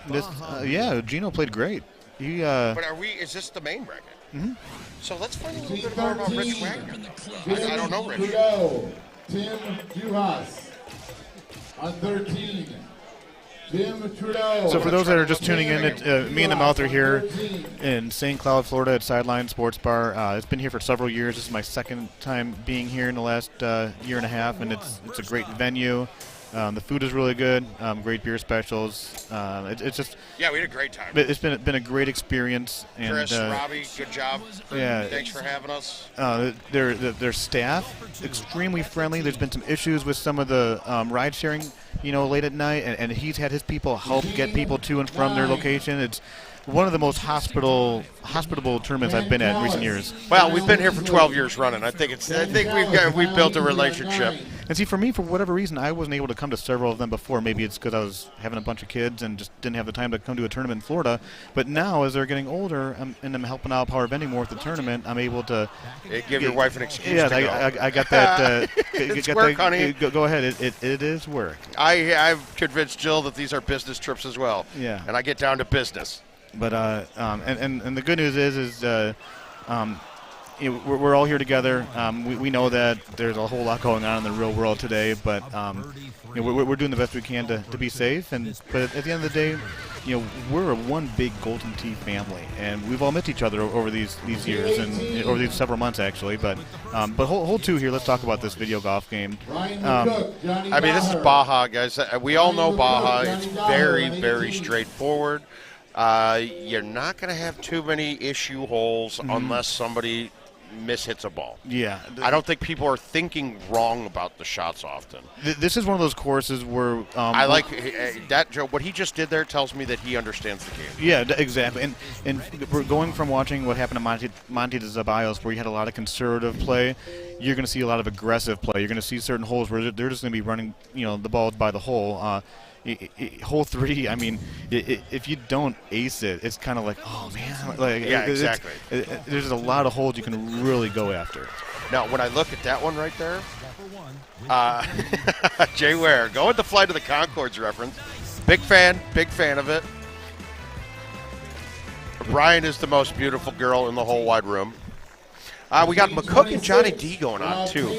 I'd be curious to see what that match looks like, too. Because, honestly, let's agree that matches on Baja probably are not the most exciting matches that we've ever had. Did he just call you? Okay, I thought he said Brian BN6, but that's okay. I was probably wrong. Wouldn't be the first time. But this is going to be, I mean, all you can do is hole out. That's really it. And God, he's throwing darts right there. But the reason I said on hole 2 that he understands the game, and I don't know it, on hole 2, that elevation change, if I hit the club that's the distance of the pin, so in that case it was 285 about, Gino hit a 3-wood. There was almost no way you can back that 3-wood up and take it into the hole. Right? On 2. Yeah, right. He couldn't have, but Rich hit a 5-wood and murdered it. Yeah. And you know what? A 5-wood will backspin enough. Yeah. So you have a chance there then. So Gino's going to be up 1 here after 3. Yeah, nice hole out. Nice hole. Yeah. So what we're going to do now for you guys is we're going to switch over to the McCook Johnny D match. McCook's, I mean, one of the best alive right now. Yeah, it's funny. A quick story about Ryan McCook. When I'm playing Golden Tee during the day, I've got 2 machines side by side, and I was in 2. Oh, and it's tropical too. Okay, so this is good. I was in 2 Hidden Temple games, and he was in the same game as me. And after 3 holes, he was 6 after 3 on both of them. And it's just he's playing some incredible Golden Tee. Ryan McCook, a guy that it took a few years off, and it's just come back, and he. He hasn't been on the Final Four stage yet, has he? He's been close. I wanted you guys to focus there, guys. So that was chushes. 2 chushes. Johnny D. You guys don't know. Johnny D. plays with Haas. He's been around the game as old schoolers go. He's me, you, him, Haas, Van Hoosier, Gino. Mm-hmm. That's our old school. Yeah. That's it. We're the ones. We're the ones that were at these things before live. Yeah, what's funny is that my original shirt selection today was a Golden Tee golf shirt, and I looked at it. It just didn't feel right today, but I'm like, man, this shirt's about as old as some of the people that are coming to these tournaments now. It's really showing our age. It is pretty good. But Johnny Daher out of Ohio, Ryan McCook out of North Carolina. He's moved around a little bit. He used to be in Florida, I believe. But these guys have known each other for 15-plus years. Now here's the thing, though. This is what I want to talk about. So many people at home are chushing in on 90%. Right. And we have yet to see someone make a chush on Tropical in a match yet. This is the second one playing. No one's making it. Yeah. So it's counting on that when you come to the tournaments. That Ryan McCook, an uber elite player, plays a ton of games. He didn't make a chush, and he missed it bad. He missed it real bad with that. Okay, 26 yards. That's the point, though. You come to the bar, you come to a machine you're not familiar with. That kind of shot, as much as you and I agree, I don't like the shot. Mm-hmm. I don't think it's basically using the trackball. It's basically using the trackball to eliminate a variable, not skill or equipment. Okay, that's fine. Nobody's cheating by doing it in my mind. I think that it should be. There's a very easy way to eliminate it, and it should be gone. And that's just increase the minimum. Yeah, increase the minimum, because then you can't hit a 7-iron at a chush. Yeah. You're going to be having to chush a G wedge, and you can't chush a G wedge. No. So and those are things that who knows what'll happen with the game, but. What Mouth was getting at was, while you're here at this tournament, just because you have that in your bag, it doesn't mean it's going to work every single time. That 90% might work at home, but it's more of a 50-50 shot here, I think, at a live tournament. And then you have to adapt. I'll get on machines here where the trackball is, it's just 2 days of man oil, sweat, liquor, and they're greasy. Yeah. And I can't count my thumbs to be the distances that they normally are, so I'll take that part out of my game. Yeah. If I have to do that, I'm a stout player. That just eliminated a whole part of my game. Doing the math, moving a tee, thumbing, because I know exactly what my distances are, where I can calculate and make a shot. Well, that part goes away. Yeah, and it goes away for both. It's a neutral playing field for everybody, and so it's every machine plays differently, and even whether it's just the millimeters of difference on the height of the machine. Absolutely. As you're coming across the ball, that's a great chip by Johnny. Yes, but the little things like that, this making sure the TV is centered, the height of the TV, all those things are actual non-in-game variables that play a role in your whole experience playing a match play. Yeah, exactly. And I mean, you look, I still, the last Wisconsin tournament before the pandemic, we watched Haas and Grove. Now, there was an unfortunate issue with hole 18 on Jamaica where Haas couldn't it wouldn't let him putt up the hill, so he ended up and losing and going to sudden death. Okay, that's not what I'm talking about. If you watch that game, Haas is the most meticulous and probably the best thumber that we've ever seen. Yeah. He couldn't thumb straight on the ball that they were playing. It was a click off. That's a so huge what part does of that his game. do? He's got to that's a change his- huge Stouts. Your advantage with Stouts is gone now. Unless you could repeat the off now, but you're now having to adapt to that, and it's taking you 6 or 7 holes to adapt to it. So those first 6 holes that you're holing out a shit ton because you can attack with the Stouts, Right. that advantage is gone.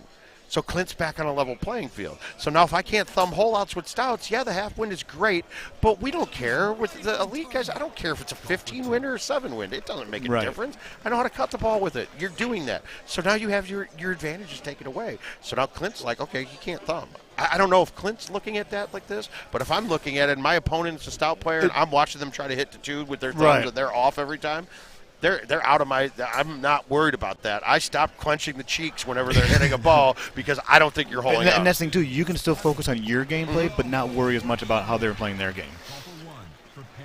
And everybody loves themselves some Johnny D, dude. If you haven't hung out with Johnny D and experienced a good time, you are doing something incorrect. And he's just a very quiet, laid-back guy, but yeah, he's actually a lunatic. Yeah, to get him going. Yeah, he awesome. really is. Brett Beatty, Andrew Lapp. Brett Beatty, Andrew Lapp on 23. Now this is unfortunate. So be playing arrows here. I'm looking at this. Maybe I could go for it. I could possibly go for this, and it would be a risk to reward. And I don't think in this case I'd go for it. What are we looking at? I'm just taking a look here at the main bracket just to kind of give you guys Make a sure heads we up. don't get. There's no matches are complete yet in the main bracket, so they really moving. So just kind of give you guys an idea, someone had asked a little bit ago about how many were here. You had 156 players. So the way things broke down where you've got your main bracket, your top 32, then you've got your purple bracket, which is 33 through 96. A 64-person tournament. And then you got 97 through whatever. 150. Yeah, and so I've just been called for my match. I'm going to sign off. Mouth, always great talking to you. Hopefully we get to do this again later on. We'll catch you guys later. Good luck, Brian. Thanks. Shoot 'em good. All right, so we're still focusing on the Johnny D. McCook match. And, guys, these matches on Tropical, you're going to learn a lot from watching this. You're going to see shots that you don't see. Even in match play, you're going to see stuff that you haven't seen before. And we got one of the boys joining in. You guys got to hear him live yesterday. How's your weekend been going, sir? Awesome. Absolutely. How'd you play okay? Awesome. Do you level expected? 25, Mike Kenny, Don Carter. No. Okay. Did you have fun? Kenny, Don Awesome. Carter Okay, good. That's the key, guys. Oh, my, look at this. Oh, that's a good-ass ball going at it. All right, Johnny D going at it. See, like I said, these holes on this course are not as easy to attack, but in this case, this is a par 3 that's set up for them to go at it. Yep, I agree. And you got Stouts. Johnny D's going out. Johnny D's been hitting his stuff straight, so I think he's thinking he's making this. He needed to get the release. Yeah, you never make it if you don't get it there. That's right. Got to get it there. Adam Lapp. All right, what are we at in scores? We got 10. Adam Lapp. I think they're tied, right? It is 10-10. So you're looking at they're both clean. They're both on 14s. They're both clean. Now you didn't get one, so I guess are we calling that clean? I don't know. I can't. My whole assumption is a clean round is making a putt, being on a green and making a putt. Right. Neither one of them could be on hole 1, so not making that chip is not down a stroke to me. All right, so we got Grover and Brian B2 starting. I don't believe Grover and Brian B are going to be on a stream machine. They're both taken right now. So we'll keep you updated with it. I'm sure we'll get Brian over here in a little bit, too. They're over on 6. Mm-hmm. At someday, we'll have all the machines ready to switch to for. Yeah, that would be awesome. It would be. It's tough. So you'd be able to switch over to all the machines and. The first time we really streamed, we did World Championships at the AMOA in Vegas in 2016, and they did have a switcher box that you could pop to every machine. Just hit the number? You just hit the number, popped it over, we were good. That's awesome. All right, so you guys, there we go. We're having a little monitor problem, so we're getting that tuned in right now. Oh, come on, Remmel. We're not even going to go there already this morning. But, okay, so, John, but here's the other question. I'm playing arrows, and I'm putting on that green, so does that now count as par, and they're off one? Exactly. I don't know. Because you're reaching it in one and they're not. Yeah. So you can reach it in one. So is that now not par? I think for me, since arrows are what I call a specialty ball, I don't want to count those against Golden Tee par because it can very easily lose a stroke later on due to it. You can't just pick and choose. You have to look at Golden Tee par, what the best a person playing one ball can do through it. Correct.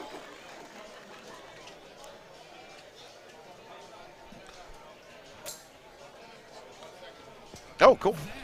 All right, guys, got some awesome news there. We are getting that match recorded for for Clint Grover and Brian Bernhardt. And guys, the unique part about that is they're two of the people in the field that are playing wind-based balls, full wind balls, and they're playing each other. But we'll have a YouTube exclusive later on to get a look at that match. We'll get some more details as how to see it when it's uploaded. Yada, yada, yada. We will be there for you. That's right. And Johnny just barely made that green right there. Yeah, awesome, guys. And those of you that are a member of my page as well, you're getting posts. Andy's been jumping in and updating even my page for everything. I don't know if it was a smart move, but I gave him some admin rights on my page. The last time I did that, my page is now Richard King's page. I don't understand what's going on. What's going on? Guys, I come to tournaments with the thought of having control over things because, at home but you really don't. No, every part of my life is controlled by others. I'm at home, my wife's controlling me. I'm here, Steve Sobel's my dad. Andy's like a stepdad, but the stepdad who's trying to do it in a nice way to make me feel good about myself, but he's still stealing all my stuff. Exactly.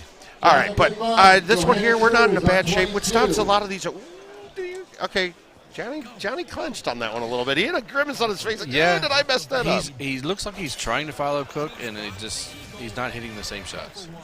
Yeah, and it's funny, too, because the name of Cook's known a lot more. Johnny D actually been around longer than McCook, and actually Johnny D's a pretty damn fantastic player. Now, okay, this is a shot here, right? This is great. Johnny D's probably happy that McCook has honors right now. Yeah, to see this shot. I don't like this wind. I mean, and with Stouts, it's okay. It's not terrible for them, but it's going to be hard to stick this on the green. Yeah, McCook's making the right play here.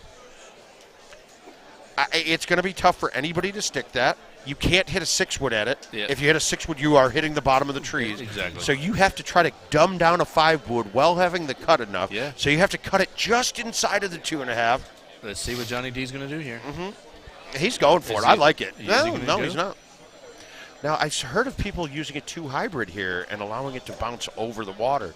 Oh, yeah. I haven't done it. I'm not doing it. I don't like those. I don't want to do it. I don't think that's a very good control shot. No, I don't want to try it. So try to pay attention when I call it. Oh, look at that. And he almost hold it out. You lay it. Shot. Actually, I think there's going to be a GT only fans here. Not by me. Much better looking people are very interested in doing it. Details to be provided later. And they're both safe. Corey Millard, Donnie Blackman. Corey Millard, Donnie Blackman. Yeah, guys, this is a great match. Now you saw this too. Well, you didn't see it, but we had Brad Stewart's match with Steve Silk, right? And they also played Tropical. Right. The match was just as intense, and I think it finished 19. They tied at 21. If extra either holes? one, they tied at 21, and it went 1 or 2 holes extra. Gotcha. But this match could be the same, but it might be 30-30 at the I pace will that they're say on. that the look I saw on this match for hole 3 was probably the easiest I've ever seen. I mean, that was the easiest you can see on that hole. Yeah, it was one to attack, and it was one of the things I said that you don't get to attack these a lot. No. I like this. He knows what he's doing. Did he get it? Oh, that was right there. Not enough. So they're still both clean. Yep, both clean, and that was really your last 18 you can have be an ace type hole. Yeah. Otherwise, that's the last one. Not a bad look here. Definitely reachable, easy. And very good. The wind in their face. I'm playing a 3-driver bag on this course because of this hole. Really? Yes, because I want to be able to hit it hard. I want to be able to nut it. No. Okay, so now that gives Johnny D everything he needed to know. McCook had a pretty straight shot with a high T 9.5. With a high T 9.5. Yep. He hit it 126, and he was short. So Johnny D knows I can probably hit this as hard as I can with the absolutely. 9.5, and I'm fine. Absolutely. What is he doing? Is he running the same driver? I don't know, but even so, the 8.5 you can The smooth. 10.5 he's definitely going to be there. Well, the 9.5 was short. He has to hit the 10.5. He has to hit this maxed out because you have a 4.5 mile per hour wind pushing the ball back. It's downhill. Your carry distance, I don't think that's there either. 125. Yeah, okay, so this is what. So if I watched my opponent there, I saw the meter. I know McCook hit a 9.5 driver. He hit at 126. And he was short. I'm hitting my 8. I'm sorry. I'm hitting the 8.5 most likely. Yeah. Or if I can know I'm going to go up and max the shot, 10.5 is perfect. That lands right dead nuts, and you're almost looking at ultra. Yep. And he just didn't give it everything. Nerves mistake. I don't know. I was not up there. I didn't see. Did he miss the ball? I don't know. It just actually looked like he didn't kill it. Yeah. He didn't kill it. So they're not clean anymore, but they are still tied. They're still tied. This hole's it's a pretty nominal hole. It's not very difficult. The thing that gets me here is the optics of it. I see water in front of the green, and I always am expecting the green to slope towards that water. Mm-hmm. And it's actually slopes away from it dramatically. Such an opposite green, yep. Now we're having some fun. Call for 1 to strike. Tansy. But don't worry, that won't make it because we know you can't. It's okay. It doesn't matter. McCook, hard thumb. Didn't get much of a chance. A little bit higher. You'd be good. I think Johnny D is going to attack this. Yeah. See, I'm surprised he didn't thumb the 5 hybrid with batsman and let it. But he's still attacking it. And not much risk to attack it. We're not going to get pushed over the edge ever on it. And these putts it's a big break, but they're so short, nobody's even challenged. In fact, the opponent made both of them. Yeah. So we were talking about that yesterday. I think we reached our max limit of missed putts for a qualifier. I don't know what the max putt. I don't know what that limit is for Steve, but it could be 2. It's 1. It's 2. I know one of them was on my machine. Yeah. So the guy was like, I can't believe I missed that putt. I'm like, yeah, don't do that again. Yeah, don't do that. There might be a peg it drag outside vlogging of a person for that. I think there is a something outside that you'll be strung up in. Yep. That trailer's not just for machines. I'll say that much. That's right. All right, so what do you think of this wind going out? Well, McCook already hit a beautiful shot. You got 2 options here typically. You can go and cut it inside of the trees and go right at the pin. You can hang it around the outside, snap it back up to the hole.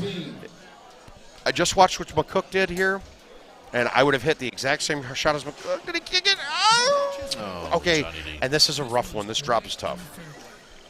You can attack this and try to make the chip. If you miss it long, it will trickle right in the water. Oh, absolutely. So I think Johnny D played it right here. And this is Tropical being a newer course, guys. Johnny's got to know in his head that he doesn't think McCook plays clean the rest of the way. Yeah. So you think that there's going to be a mistake coming. Absolutely. Now, if this was Baja, Johnny had to try to make that chip. Yeah, you're out. He has to try to hole out. Yep. This already got interesting. Now, they know that they can lay up, which is fine. That's okay. They're going to put it there. 10.5 at a 3 would clear from over here.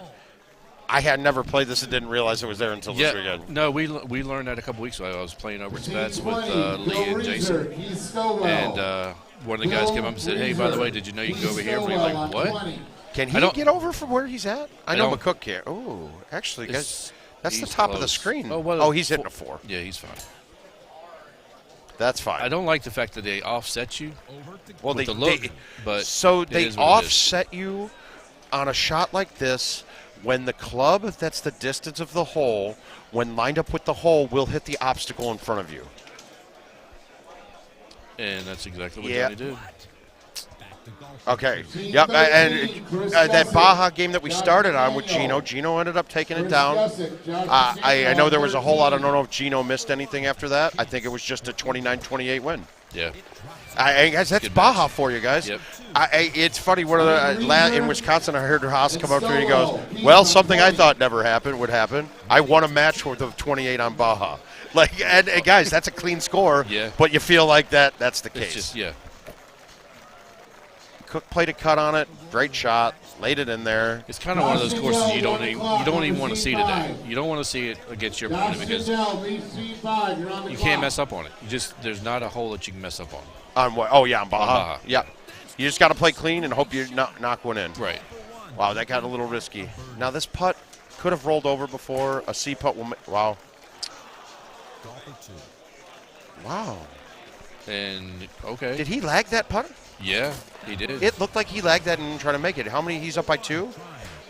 Or he's up by more than 2. Oh, he's up by a few. I think he lagged that on purpose. Yeah, there's no sense in trying to go And he going in the water. And he gives his opponent the honors going into 18. So there's really not much that's going to change here. 18 is pretty simple. Even with stouts here, if you high teeth thumb, yeah, it's a high teeth thumb. It should be good. Watch. Oh, he missed a little bit. It should kick fine. But it doesn't. Wow! I didn't know that lip was there. Yeah. Okay, thank you, Johnny D. So play toward the middle, because the middle, the fridge stops. I didn't know that on the left side of the green it can trickle off. Machine 6, Mike Johnston, Josh Mertzik. Mike Johnson, Josh Mertzik on 6. And okay, so this one's done, guys. We're going to have a new match coming in here shortly. I'm actually going to be getting called here momentarily as well. So I'm going to leave the mic to you for a bit, unless you're waiting. The main bracket going and we're far in. We're down. We'll get there very shortly. But guys, it's been a pleasure to have you all so far. Keep tuned in. Like I said, we're going to have that YouTube exclusive later with on the night, with the Clint Grover Brian Bernhardt match. And guys, that's a good one to tune into because you get to see how people are playing without a half-win ball. Absolutely, it's a different game. It's a little bit more precise. Maybe not as many hole-outs, but the ones that they do hit are going to be pretty good. It's been an interesting weekend about that. There are with 156 guys here, there have been very few that are not playing stouts. And honestly, the distance is no issue this year's courses. You kind of need it. Why not take that? And so what we'll do is we're going to have a break in time here. We're going to take you off to a little commercial, and we will be back with you shortly. And we have... For 32 years, we have been building towards this moment. Golfer 1 on 10. Golfer 1 has the honor. Golf genius right here. The game is about to change forever. This is Golden Tee PGA Tour.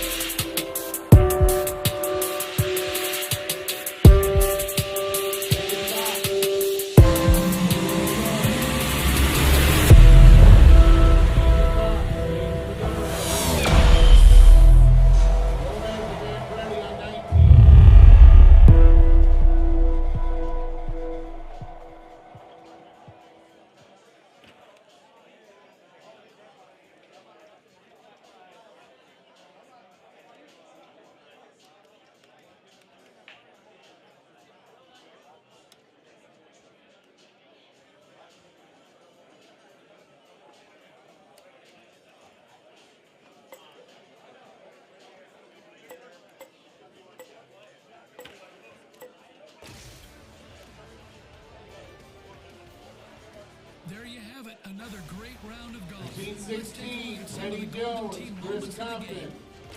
Welcome, friends, to another round of Golden Tee Golf.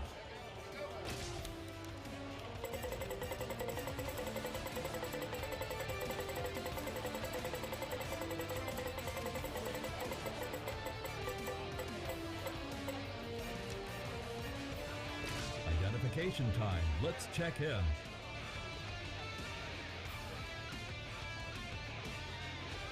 Donnie Blackman, where you at? You're playing Corey. 30, go to 30.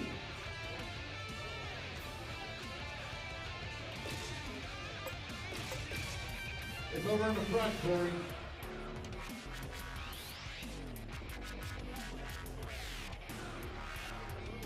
Jim and Peter will be calling the shots from Alts Cocos. Welcome to Golden Tee Golf. I'm Jim Nance. All right, guys, welcome back. We are looking at the Andy Fox and Jason Vidari match. And it looks like they spun and got Ansi Coco. So we'll see how this goes. Should be a great match to watch. I've got my cohort, which is going to be Bacon. Mr. Todd Clark going to be joining me here in just a second. While I wait to play and he waits to play, we're going to try and give you guys some insight of what's going on. Pretty sure, I am sure this is their first game, both for this morning. So All right, I'm going to call out the hole-in-ones from yesterday. If you got a hole-in-one and did not hear your name, this will be the time to speak up. Kelly Ambrose won. Dustin Anderson won. Brett Beatty won. Brian Bernowitz won. Brian Bernhardt won. Steve Bigger won. Tim Rick Boyer. Breach won. Tim Boyer won. Bruce Brewer 2. Steve's over there talking Ken about Callis won. holes in one. So Rich Carter won. Todd Clark won. Paul Dennis 2. Ed DeSimone 1 or 2. Joe Ferguson 1. Adam Fitzgerald 1. so first hole's out of the way, Andy Fox 2. Solomon Franco 1. Clint Grover 2. and we're moving on to Mike hole 2. Healy 1. Ralph Hammock 2. Is there a roundabout release date for the Adam PGA? Harris That's not a won, question Kyle that I really Heasley know won. about. I guess Gavin we can find Herron out won. Rob from Holtry somebody won. around here. So Chris Gusick 2. Daniel Kalashewski 1. David Key 1. Randall Landers 1. I told Jeff Leeper 2. Norbs 1. Kevin Lightfoot 1. Chris Todd had one, Longino too. 1. Jason Lachavo 1. So not a bad look here with a 7 in. A couple of these, this hole should be holed out by one of these guys easily. 2. Ryan McCook 4. Colin McKinney 1. Josh Jason Merchant just a 1. little bit Chloe long there. Millard 1.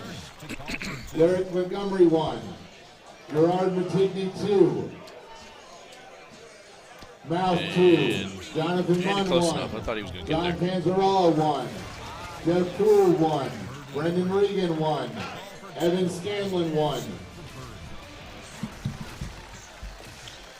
So both clean going Gary into Sheldon 3. 1. Steve Silk 1. Brian Stowell 1. And here's my Wayne brother from Tackett another 1. mother, Rob Mr. Taylor Todd Clark. 1. Hey Ken guys, Terrell Bacon's 1. on. Mr. Bacon. John Thurston 2. We got Vidardi Sean and Fox. Tickner 1. What's up, Tim? What's up, E? How you doing, Rob man? What you doing watching this Washburn stream? 1. Justin Good to Wilson see 2. you, man. All right, who we got on? Jason Vidari and Mr. Andrew Fox playing a little Ante Coco. Nice. RB, how you doing, buddy? Yep. Neither one. All right. If you got a hole-in-one yesterday and did not hear your name, now's the time to say something. Playing a little Anse.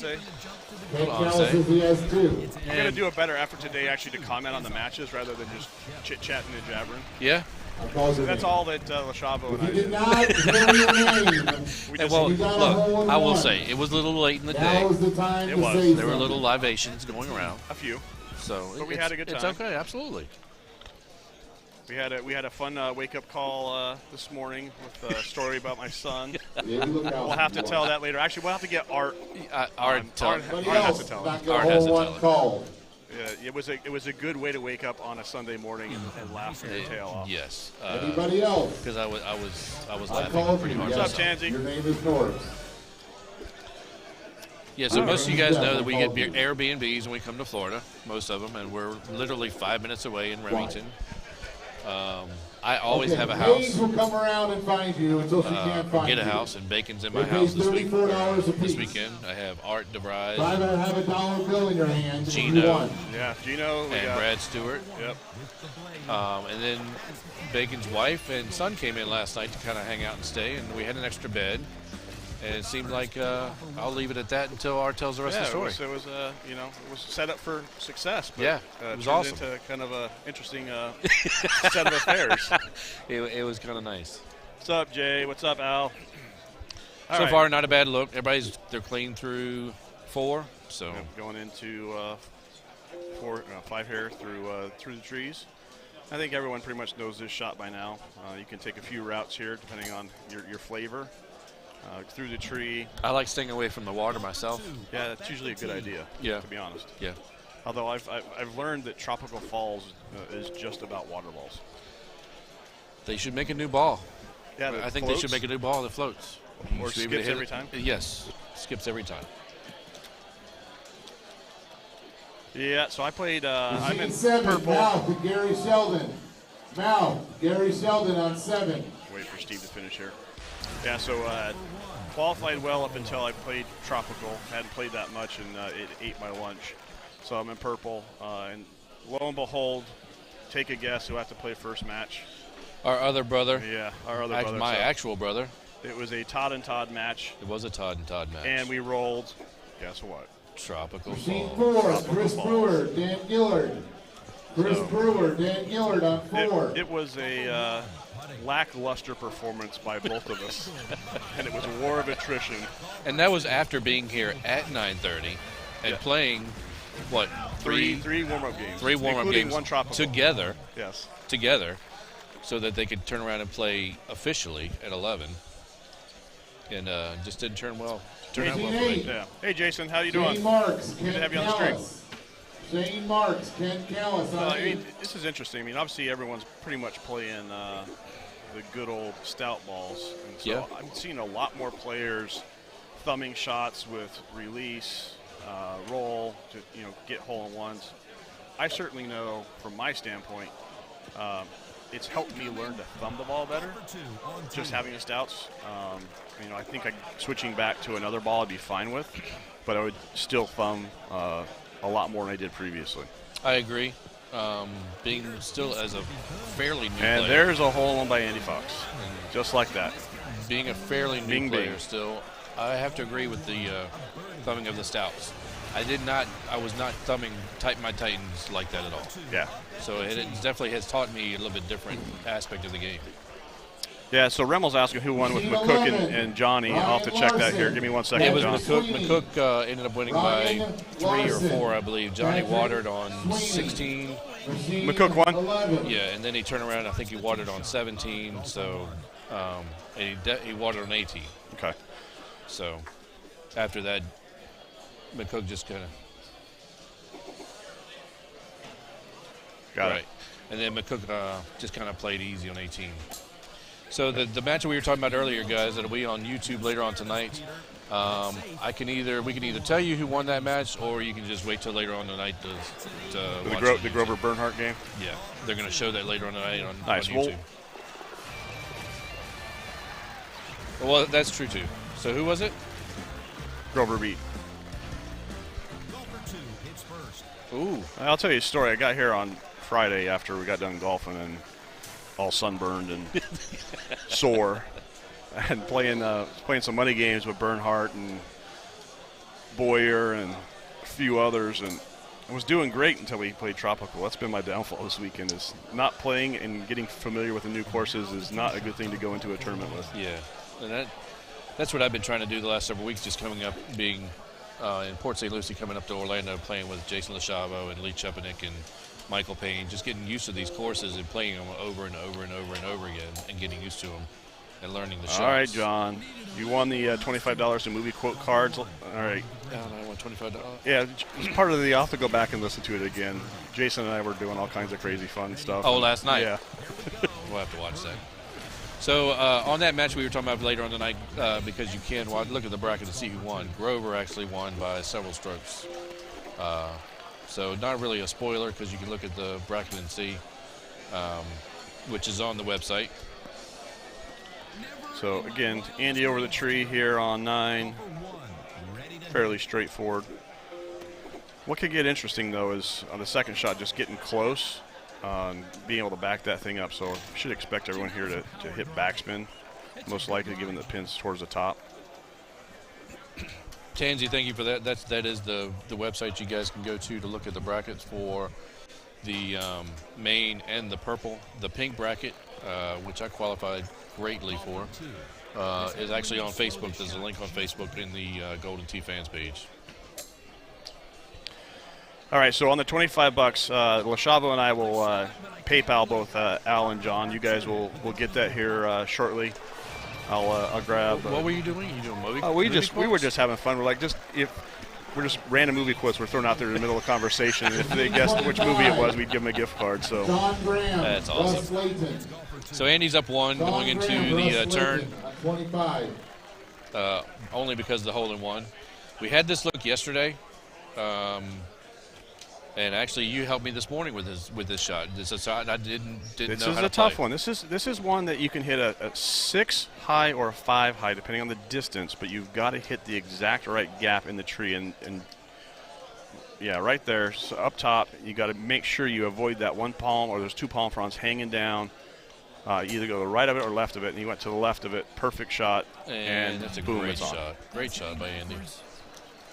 It's not an easy one. It's very precise, and it's very easy to catch the palm frond in the wrong way. On this hole, Todd, can you get there with the full? Can you get outside of that tree and get it back? It's really, with that wind really in your tough. face? I mean, wind in the face, you might be able to get a bounce on, but I haven't done it. I'm sure there's better players than I that have been able to do it. The one thing that was Jason and those guys were teaching me is on this hole there is a backstop on that green. On the backside of the hill, yes. See, I mean, this is where it's so precise. You miss it a little bit, you're hitting the tree, you're hitting the palm fronds, and hitting the palm fronds, by the way, can leave you in a really bad spot because there's some big rocks down there, and typically it nestles right up next to it, and you just have no shot. And he's got the backs. Oh, it didn't come off there at all. So let's see if he can at least save a stroke.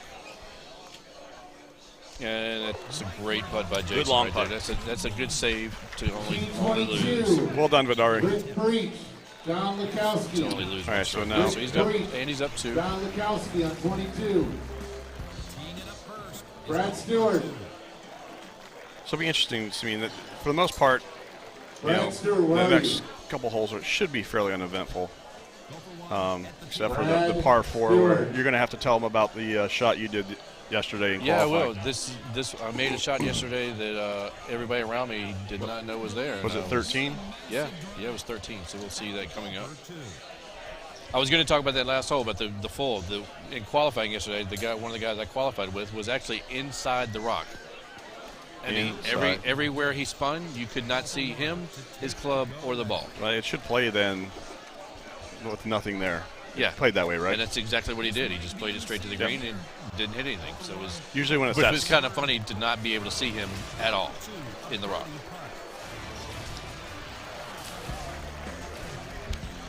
So Andy's still clean through 11. Again, pretty straightforward par 3 for these guys. Especially the way just distance control here. Figure what you want to hit. Nothing. So actually, Andy's doing a little cutty in here, floating it out there and hoping it trickles back down. Almost made it. I think most of us would just hit a thumb shot there with maybe some bite. But let's see what Jason Andy's does. a little more skilled than the rest of us in this tuna. I totally agree.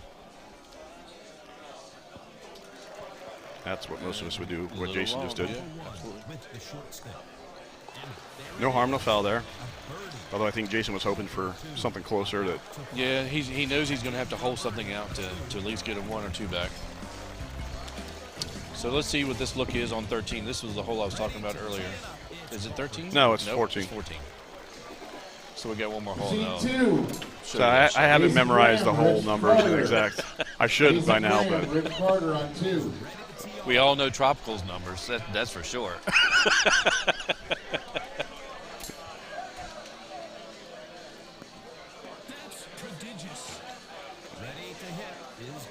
I was watching Andy warm up. He pulled this one out in warm-ups. Nice little decent shot, safe. Below I the always hole. have not a lot of difficulty with this green, but because it sits up and kind of goes away from you, it's kind of hard sometimes to stop the ball. Right there. Well, I would say at It's a great least, shot right there. unless it pins the top right, I'm hitting backspin just about every time on this one. Yeah. Yeah, I mean, Andy is looking good. I mean, even a small cut shot like that, he, hits that really well. Okay, so this is the hole. This was the look yesterday, and the wind was in our face, and instead of going over or around like Andy just did, I went right through the middle of the trees with a low 10. And everyone looked at you like everybody you had 2 looked heads. at me like I had 3 heads. But the middle of that little hump right there, there's a gap. If Jason would look and move left, depending on where the hole was, yesterday in qualifying, the pin was kind of middle left. Yeah, it was a tee box that you can hit the 5 high over, and you decided to go through the trees. I decided to go through the trees because I knew I could not get it over. Norbs and David Key on 14. So just to let you guys know, that is a different shot. You can hit the low 10 through those trees, and it gets there. Very nice. And Jason missing the chip right there. And I got to keep paying attention here because I got probably a match coming up here. Yeah, Al, soon. he's Fox is Fox. I mean, he's going to look smooth. He's going to play smooth. He's in his element. So.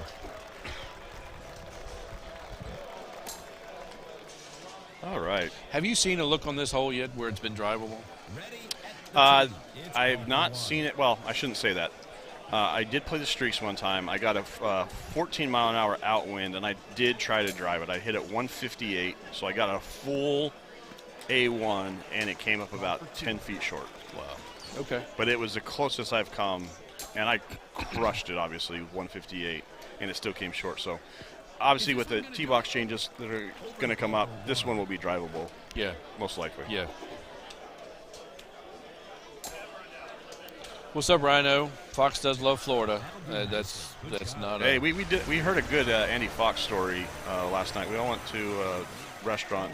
It's not too far from the venue here that serves reasonable seafood. I don't say it's like spectacular. It's a reasonable restaurant. We like it, and a number of folks. There were a lot of people there. Yeah. I mean, our group was 20 strong. Yeah, and then we had Andy was with Paige and Steve and Russ and the rest of the PEGT tour folks, and he actually ordered crabs for the first time and did not know how to pull the meat out of the crab leg. Are you kidding me? No, I'm serious. I didn't hear that story. Yeah. Wow. Gino was telling it this morning. As one of the other stories that Fox got crabs for the first time. That's funny because that's one of the T-shirts that restaurant sells. I got crabs and I liked it. Yep. So Andy got his crabs for the first time. I saw him this morning. I walked up. I said, "I heard you got crabs." And you loved it. He goes, "I did, but I just couldn't figure out how to get it out of the shell." Unbelievable. I thought everybody would know how to do that. Apparently not. All right. So if anybody wants to do a prank on Fox, buy him some crab leg crackers. Crab crackers would be that would be awesome. Absolutely. So Andy's still playing clean through 16. Up by what, 5, 6, 3? Oh.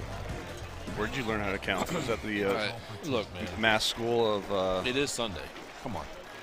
Yeah, but been here since Thursday. My goodness. It's been a long week. Did you not get enough coffee this morning? I did not get enough coffee this morning. I was awakened by all the laughter in the kitchen over all the stories. Richard Wagner, Brian. And you did walk out of the bedroom and go, Richard Wagner, Brian. Did you guys keep it down? That's right.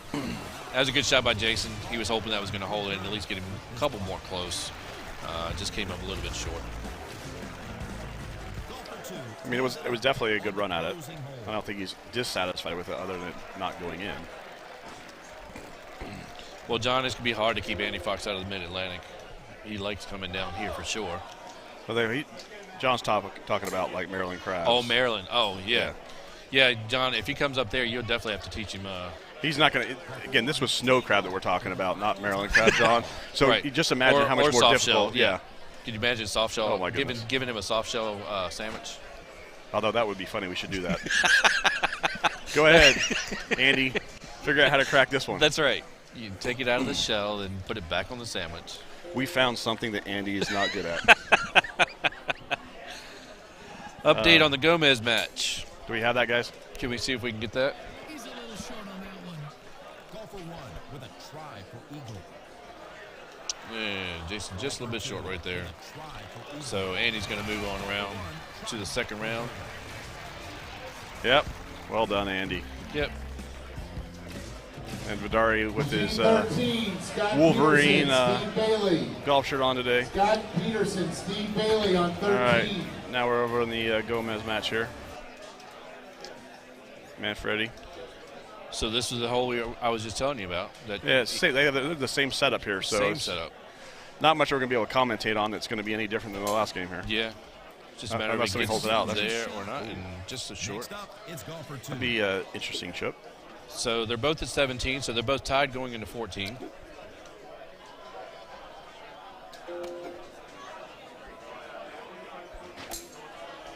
John. Yeah. Yeah. I don't know that Andy would know what to do. Double whammies. Take a go at it. Oh, this is not me fun. No, because he's definitely going to hit the rock. Well, I mean, what you can do here, you can do a full C, and it will cut, but it's not going to cut that much. Bill Reed on 20. And he's still at risk of hitting the rock with a 9 if he does that.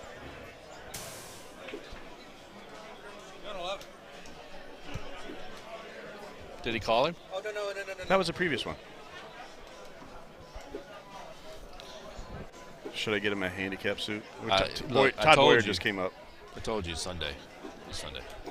Saying I had to play a match, and it was a match that I'd Steve already won because the person's not here. Kovic on 21. So Gomez just had to just punch out because he really just didn't have a shot and was hoping to hold it out and just barely missed. So no, but this is not. I mean, this is Manfredi here. This is not a.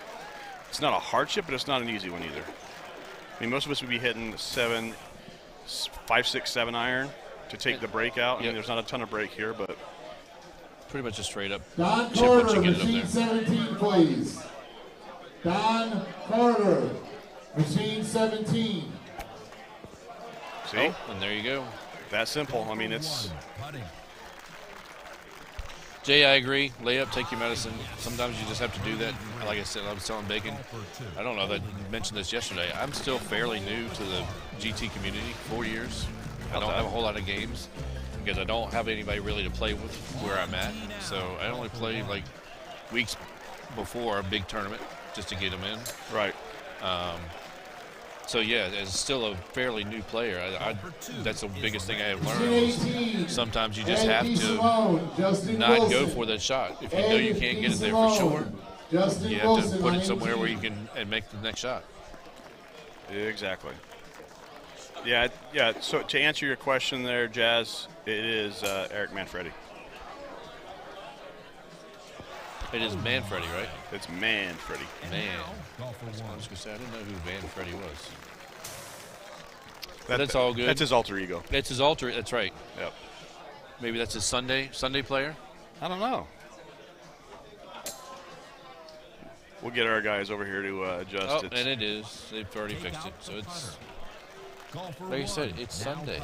It's Sunday. Anything can happen. That's a birdie on a par 4. Machine 15, Art DeBreeze, Bob Mawson. All right, Trying to figure out what everybody's over here watching. Oh, they're watching Adam Harris and Mr. Haas on one. Got a big crowd over there looking at the first machine. All right, so Jay's just talking about his ventures into Golden Tee. I mean, Jay, getting there to where you're at handicap-wise in such a short period of time is really good. Absolutely. Really good. I mean, it all comes down to time and practice. I mean, it's like anything else. You got to put the time in. And I'll. Machine 27. Gotcha. Rodney Justine. So we were just informed that the Harris and Haas match will be another YouTube exclusive for tonight. You'll be able to see who. We'll obviously tell you who wins, and you'll be able to see who wins. But, they have a pretty decent crowd around them watching, so it must be a pretty tight match. So not a bad look. Is that tree going to come into play there, Todd? With a 15-mile-an-hour wind, you should be okay. You can throw it just to the right of it, and it should be fine. The bigger issue here is it's going to be really hard to hold the green close. You actually almost have to hit the rough and let it bounce left. It will go left a little bit, and I mean, it just dives left because of the slope of the green. Golfer 2. John, you are absolutely 1,000% correct. And guys, anybody that knows Bacon knows that I do enjoy my bourbon. You don't like bourbon. No, not at all. Come on. Golfer 2. Listen, Bourbon and bacon just don't go together. They do. It's a fantastic pairing. You should try it sometime. It's like peanut butter and jelly. That's right. I don't know if you guys, if you're on the web page or the fan page on Facebook, but if you missed the bacon, which came first, the bacon or the hog? Yeah, the bacon. So yeah, we were golfing on Friday. You got to go check it out. I think it was who posted it? It was Jason Graham. Right, Jason Graham posted it. Yep. We're golfing. I think it was hole 14, Yep. and one of the houses on the course, the tee box, actually had a full-size pig smoker, and it was beautiful, but it was a great looking smoker. Oh, it looked fantastic. Yeah. It was literally a life-size hog Yeah. in the backyard. And Jason was going to take the picture, but you're like, wait a minute. Yeah, I got to get in I this. got to get in this. I mean, I'm baking. So. Look at that accuracy. It almost Good shot by both these guys. Golfer 1 will putt. Peter, a nice birdie 2. Yeah. Golfer 2 will birdie. Beers and GT are a must. Well, for bacon is bourbon. It's bourbon. GT and bourbon. Yeah, beer does not do nice things to my gout. So Todd going into 18. So this could make. Oh, look at this wind, Todd.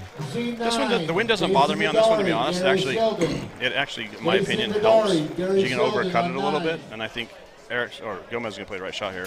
Just cut a little bit, throw it back in. And again, we're playing the stouts here, so it's only 7 mile an hour wind. Right. Golfer 1. And Jason, he almost hit it too hard there, right there. Wasn't the best shot that I've seen Gomez hit here, and you don't have to click out. Eric's just trying to judge how much wind, and I assume, he's playing the stouts, so. It's rare that we're seeing people outside of Bernhardt not playing stouts anymore. Well, that's why everybody was talking about the Bernhardt Grover match. 2 non-stout players playing and to see what would happen. As I was telling Mouth earlier, it's very hard to find anybody not playing stouts this weekend. It's very hard. There's only a few players. I resisted for a long time, but I finally switched. I did too, and it wasn't until Christmas. I was playing the Titans, which is a great ball. I love the Titans. It was doing exactly what I wanted, and Eric right there he hit the tree. Wow. That's not what you wanted to do there. Not in his position after, yeah.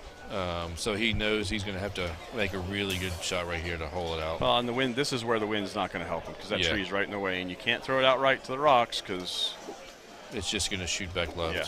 So he'll get on. He's going to have a long putt. This is short.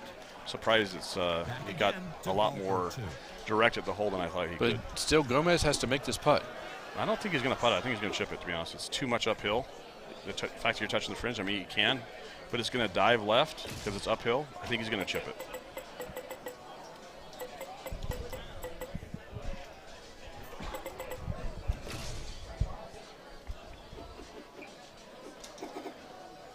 You like this play? I do. This is what I would do. I would chip this all day long. And again, there's a risk with it, but I would not putt that because I just know it's going to dive left, and it's not going to get enough there. I'd rather chip exactly what Gomez did with the 6-iron, and I would say 8 out of 10 times I'm making it. Now, would you putt this? This is a tougher one because it is downhill, which is good. When you hit the putter, I would putt this. Just because it's going to come out, it'll skip one and then go. I think he's just trying to judge how much. Is it going to catch the rough, or is it going to get all the way through? If it catches the rough, then it's going to dive right. And I think this is a close one. Jay's already calling it. Jay, you think he's going to make it, so let's see what happens. Listen, I think this is one. I think it's going to skip, hit the fringe, yep, and he overplayed it. He thought it was going to hit. He thought it was going to catch the rough, and it didn't. And that's that. So that tough little break there for Gomez because I think the chip was the right call. I do too. He just overbaked it a little bit and tried to play it too much, coming back down, thinking it was going to catch the rough just a little bit. Would you have played that a little bit softer just to make sure that you're not going through? You actually want to hit it harder because you want it to, because when you first hit the putter on the ball, it's going to take a little hop forward. I'm talking about the chip. Would you have played the chip a little bit softer? No. I would have done it because, again, you want to take out the breakout. You want to basically put it right at him. Yeah. I think his chip was fine. See, again, that's something I'm learning. That's something I would have taken it easy to make sure it just laid up by the hole. Right. No, I think he played it right. He just missed it. It's simple as that. I don't think it was a bad play at all. Nick Lingholm on 26. All right, so we got who? We got Woods, and I know the other gentleman. I've met him, and I can't remember his name. Is a new player, first tournament, if I'm not mistaken. Yeah, I know, Ryan. That's why when I was with Mouth with this green screen behind me, they was only a flash real quick, but didn't mean to wear green today. I didn't. So know. is this? I assume this is a purple match, guys, right? Yep, Woods and Wilson.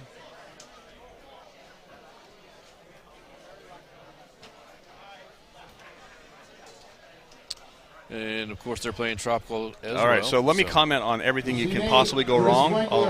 I'll be able to give full details on what not to do. What not to do. So, good shot right there. Well, that's a big-time downhill par 3. It plays a little bit longer because it's so far downhill. Not dissimilar from some of the holes. Which is weird because sometimes when I play hole 2, it feels like it plays long. I mean, it plays short, and I've always when I first started playing, it was always in that back bunker.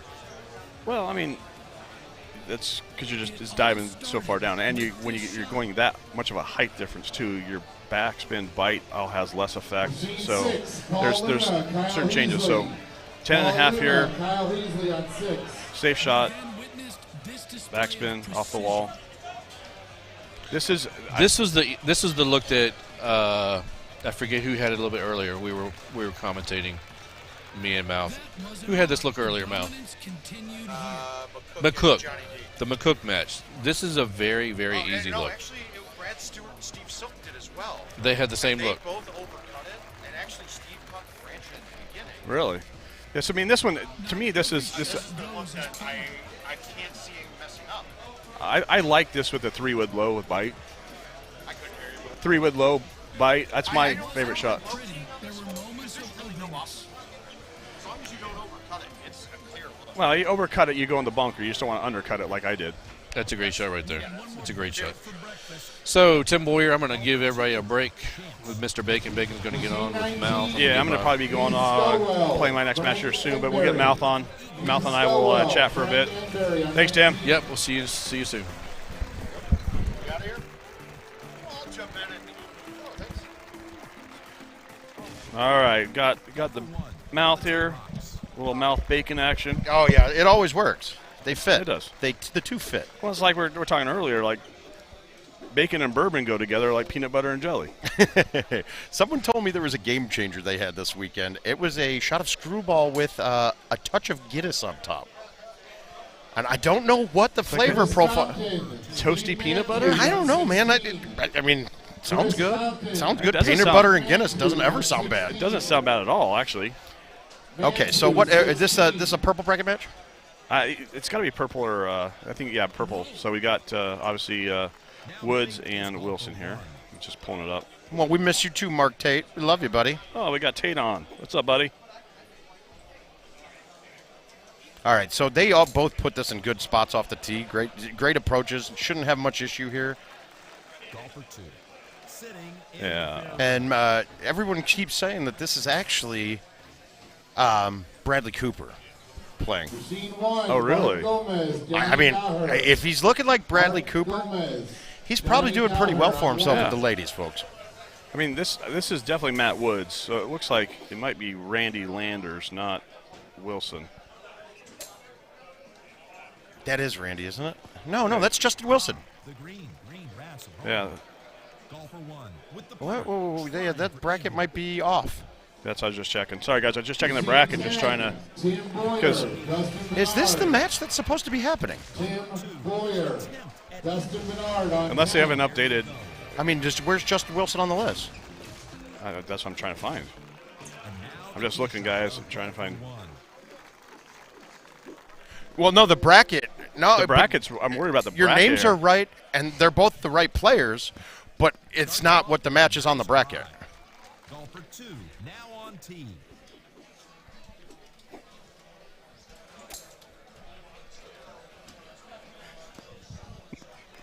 Golfer 1. Don't make us comment on that because it's only going to go downhill, guys. There's so much that Mouth that I could go to the loser side of the main. But if you look at the loser side, either way, it's a gold match. Yeah, keep going down. The match that says it's supposed to be playing in the losers bracket of the gold. Or were you looking at the Matt Woods match from before they went to the losers there's no bracket? score in the match before. This can't be a losers bracket match, is it? It is. And Moy on 27. All right, purple. Justin Wilson. No, No, see, Justin Wilson's supposed to. Wait, that is not Woods. That's not Woods. It's not Woods? That's Edward DeSimone, Okay. right? I think. Okay, never mind. It's not Woods. This is Edward DeSimone, right? Yeah. Okay. Good. Yeah. The name's off. So Woods, it's DeSimone. You have D.E. Simone. S-I-M-O-N-E. There we go. Thanks, guys. Sorry, we got confused. Apologies. We've had this look. We watched this look earlier on one of the earlier streams. Ralph Hammock. What we got to see here is that none of them actually released this. They're biting it, and it wasn't getting in the hole. Ralph Hammock, you're up on Now 30. he pulled it back, so he got it there. Yeah. So he's good. Let's see what he's got. They're both playing stouts. It looks like. Yeah. I mean, I would. That's a I thumb would do straight with thumb. release. Yeah. And that has a chance, every chance of going in. If you hit a straight shot with thumbs from right where it's at, that's in the hole. So you're saying thumbs here with bite on the 5 hybrids catching and not going? Oh, no, it's not getting to the hole unless you're hitting it, unless you're thumbing to the 110s. But then the point is, it's not backing up with the bite on this. Right. It's just going to plug. It's So you're gonna not sit making right it. there, yeah. You want to run it past this hole. See, this is going to come up short. That's a nice Yep. And if you, And no, 88's no spin, no spin or release, and that's right on line. He did it right.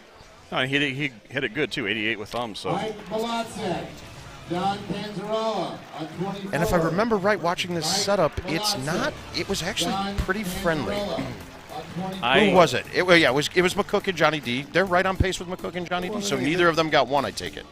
yeah, right. I mean, Mouth, I've played this course only 5 times. And Okay. 2 of them have been here, and it has not boded well because I did not practice. No, and it's even if you do know the course. It is super technical. I'll shoot a 20, and the next game shoot a 32. It goes that big of a gap. I shot a 13. Yeah, you and a changed the 25. wrong name. It's Wilson and DeSimone, not Woods and DeSimone. There we go. Thurberg. Sean Yeah, they did. Graham. They changed it. It's Rick not me. Thurberg on 25. I did play arrows during qualifying. I shot. I think I got the 4th or 5th best score on what's it called? On Tropical with them. Shot a 28. I missed an easy putt. Otherwise, it was a clean 29. Yeah. It's on. It's far, And that was with one. I mean, people were chipping in on one, but I didn't see anybody putting on one. Yeah, I didn't see anybody. This is Justin Wilson. So we have it right now. It is Wilson DeSimone. Perfect. Excellent. And, Mark, I will be playing arrows in match play on Tropical from here on in, too. I thought I'd have an issue catching 180s clean, and surprisingly enough, it's been the thing I've been doing best. Really? I've been able to hit them perfect all weekend. So Wow. if I can dial those in when needed, they're my balls. I call you. golfer 2 with a shot. 28. For just this course? Just this course, yes. Stouts on everything else, arrows there. Gator, I'm pretty sober right now. We're Yeah, he's feeling fine. pretty good. I got a little bit less sleep than I like. We sat outside at our pool at the... He's wearing his, St. Patty's Sox hat. Yes, I am. Chilling. It's because Wisconsin, I lost my other favorite Sox hats, all of them. I know where one of them is. Jack Wallen, you keep that hat. Mementos. All right, so we're not going to see any. Oh, wait. What happened here? 22. Right, we talk about one thing for something for 1 second, and we see people missing strokes. That I know. I have no idea how it happened. Missed putt. Now they're talking. They're discussing. We got distracted by the Okay, it's a good hole. Twilight Zone. This is actually a really simple look for everybody. When you don't have to bend a big full in to go around the trees, you can actually play this to attack the hole. Now, I like bite on this shot. I like bite too. And I'm going to hit a little softer. Just to get it around and let it As sit long nice. as long as he catches green first, the backspin saved his ass there. I mean- We would have been wet with our bite with that yes, shot. Yes. We wouldn't have. I don't think either one of us would have played it out that far left either. I'd be coming more of a little swerve-ish. Right, I'm facing the pin Yeah. and pulling back almost straight and throwing it out around the Yeah, tree. I'm with you. And I'm going to soften it up with the bite and hit it smooth on there. I mean, Tropical sets up some really tough shots. If you don't know how to cut the ball and you're not consistent with it, you're going to need to play this course a lot and learn it. Okay, so his club came down on the backswing. I don't think he saw that. Did you see it drop down? I saw it drop down, but he still got 122. I don't know where 6-wood was going to work there. Don't I'm not disagree with sure. that. I'm not sure about that. But hey, different things. Yeah, I think there were 3 2Kers. I think the first and blind bid were both 2K, and then Haas Yeah. went for 2K later on. And Yep. otherwise, that was it. And guess who bought 2 of them? Yeah, actually, Sean might have all 3 of them. He has the first 2. He's got Fox and Luna, and then he's got. I don't think he got Haas. No, I know. I got a couple pieces of McCook. No, where are the car bombs? They are not going to be coming out. I was sitting next to him. He only had 4. He's got Fox, he's got Luna, he's got CJ, and then another smaller player. I don't think the ROI is going to be there with this. But hey, Fox keeps playing the way he's doing. He's going to have a good chance at beating somebody again. Did you still play Mel? Yeah, I played one. I actually play Fox next. Nice. That should be a good match. That'll be fun to commentate and watch. Yeah, I don't know. I'm assuming they're going to stick us in a corner somewhere, not on the stream. That would be my guess. Smart play. Put you on 30. Okay. They put me there for the qualifier. North 40. 40. They had 2 bars down. Graham, 25. All right. I, unfortunately, need to take a break here. Giddy up. Ooh, slow it down. Oh, okay. Nice. I thought he high-teed that as well. That's a great ball. All right. I shall return here, guys. Let me take a quick break. Yep, we're going to lose Todd Clark for a minute. Trying for eagle. Golfer 2 with a look at eagle. So where are we at in the scores here? We are at... Ready to tee off. All right, so this one here, we looked at it on the last setup, and it's stickable, right? With the half wind, you could cut a 5 wood there. Everyone we've seen has laid up on it, though. Now, this is a question here. Does Eddie go to get his stroke back on this shot? We know we have a shot. You can go from here, move it all the way right, half cut the 5 wood, bite, hit it in. Your goal is to hit the front sand first and kick it onto the green. Is it an easy shot? No, it's definitely not. And it's very easily done that you're going to smoke this over the top of the green. It's a risk to reward. Now, with Tropical being so many stroke swings, it's a question on, are you comfortable with this shot for this to be the chance that you're trying to retake or to tie the game back up? Personally, I don't think you need to do it yet. There's a lot of holes left, but if he's comfortable with it and feels he's got the shot for this. Is Todd on a break or is he playing? Break. I mean, this is the choice. I think Eddie's making the right play here. He's going to knock it out. And the great thing is that where you lay this up to, you have a really good chance to attack the pin with a bite shot coming in. Very little risk, and you got a chance to make it. It's the same setup that we were commenting on earlier with McCook and Brian Bernhardt back here. Yeah, we got Brian Bernhardt back, and they both, much like McCook and Johnny D, laid up here. But now, one thing I want to mention here for people that might not know these guys playing. Ed DeSimone here. I had an opportunity to meet him yesterday and chat with him for a little bit out of Boston. His knowledge of the game in less than 1 year of Golden Tee is amazing. This is a name that you will see a lot at future Golden Tee tournaments. I look forward to seeing. This is his first tournament ever, and he qualified in, I think, 27th out of 150 some odd players. Fantastic. Out of Boston, he flies down here. He only knew a few people through invites, but he's confident with his game, and I haven't seen these first 10 holes, but I'm sure that those that have been watching could see that he looks like a seasoned veteran the way he's been playing. He does, and you'll know that does explain too. I mean, he'll the strokes that he done, he made a mental mistake. Okay. He had tried to hit a 6 wood at it was a really easy bend. It's the island green with the wall in the back. It was 300 to the hole, and his opponent hit a backspin 10.5 cut smooth, and he tried to hit a 6 and caught an early branch, ended up dropping a couple strokes there. Gotcha.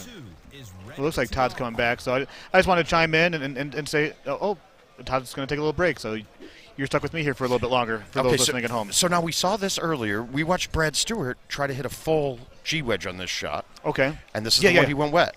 The last game, I watched Johnny D go with a release G-wedge from right one turn with the Stouts. Almost canned it. Guys, this is not – it looks intimidating. And even though it's just the 13 wind, whether it's 6.5 or 13, doesn't make a difference because that wind is pushing it left, and the green is sloped left, so you're going to want to cut it against the grain of that green. Yeah, on this though with stouts, you don't have to cut this. And That's look at that the joy. Oh, look at that for shredding. There he goes. That's Yeah. Eddie. He got it. Yeah, That helps. Being within 2 strokes on this course means you are well within reach the rest of the way. Oh, for sure. There's 3 holes they can blow up on. So I'm looking over to the table right now, and I see Chris Brewer standing there, and that means that he won his match. Do you know how he won his match? I think it was 20-20 on Tropical, and they went to sudden death. Who was he playing? Dan G. They were making mistakes. There was 2 strokes flying, going back and forth for 20 minutes over there. I was playing my game next to them, and yeah, it was. It wasn't really pretty to watch. They both admittedly did not play a good game. But we watched Johnny D and McCook, and I don't think you were here. You had gone to play.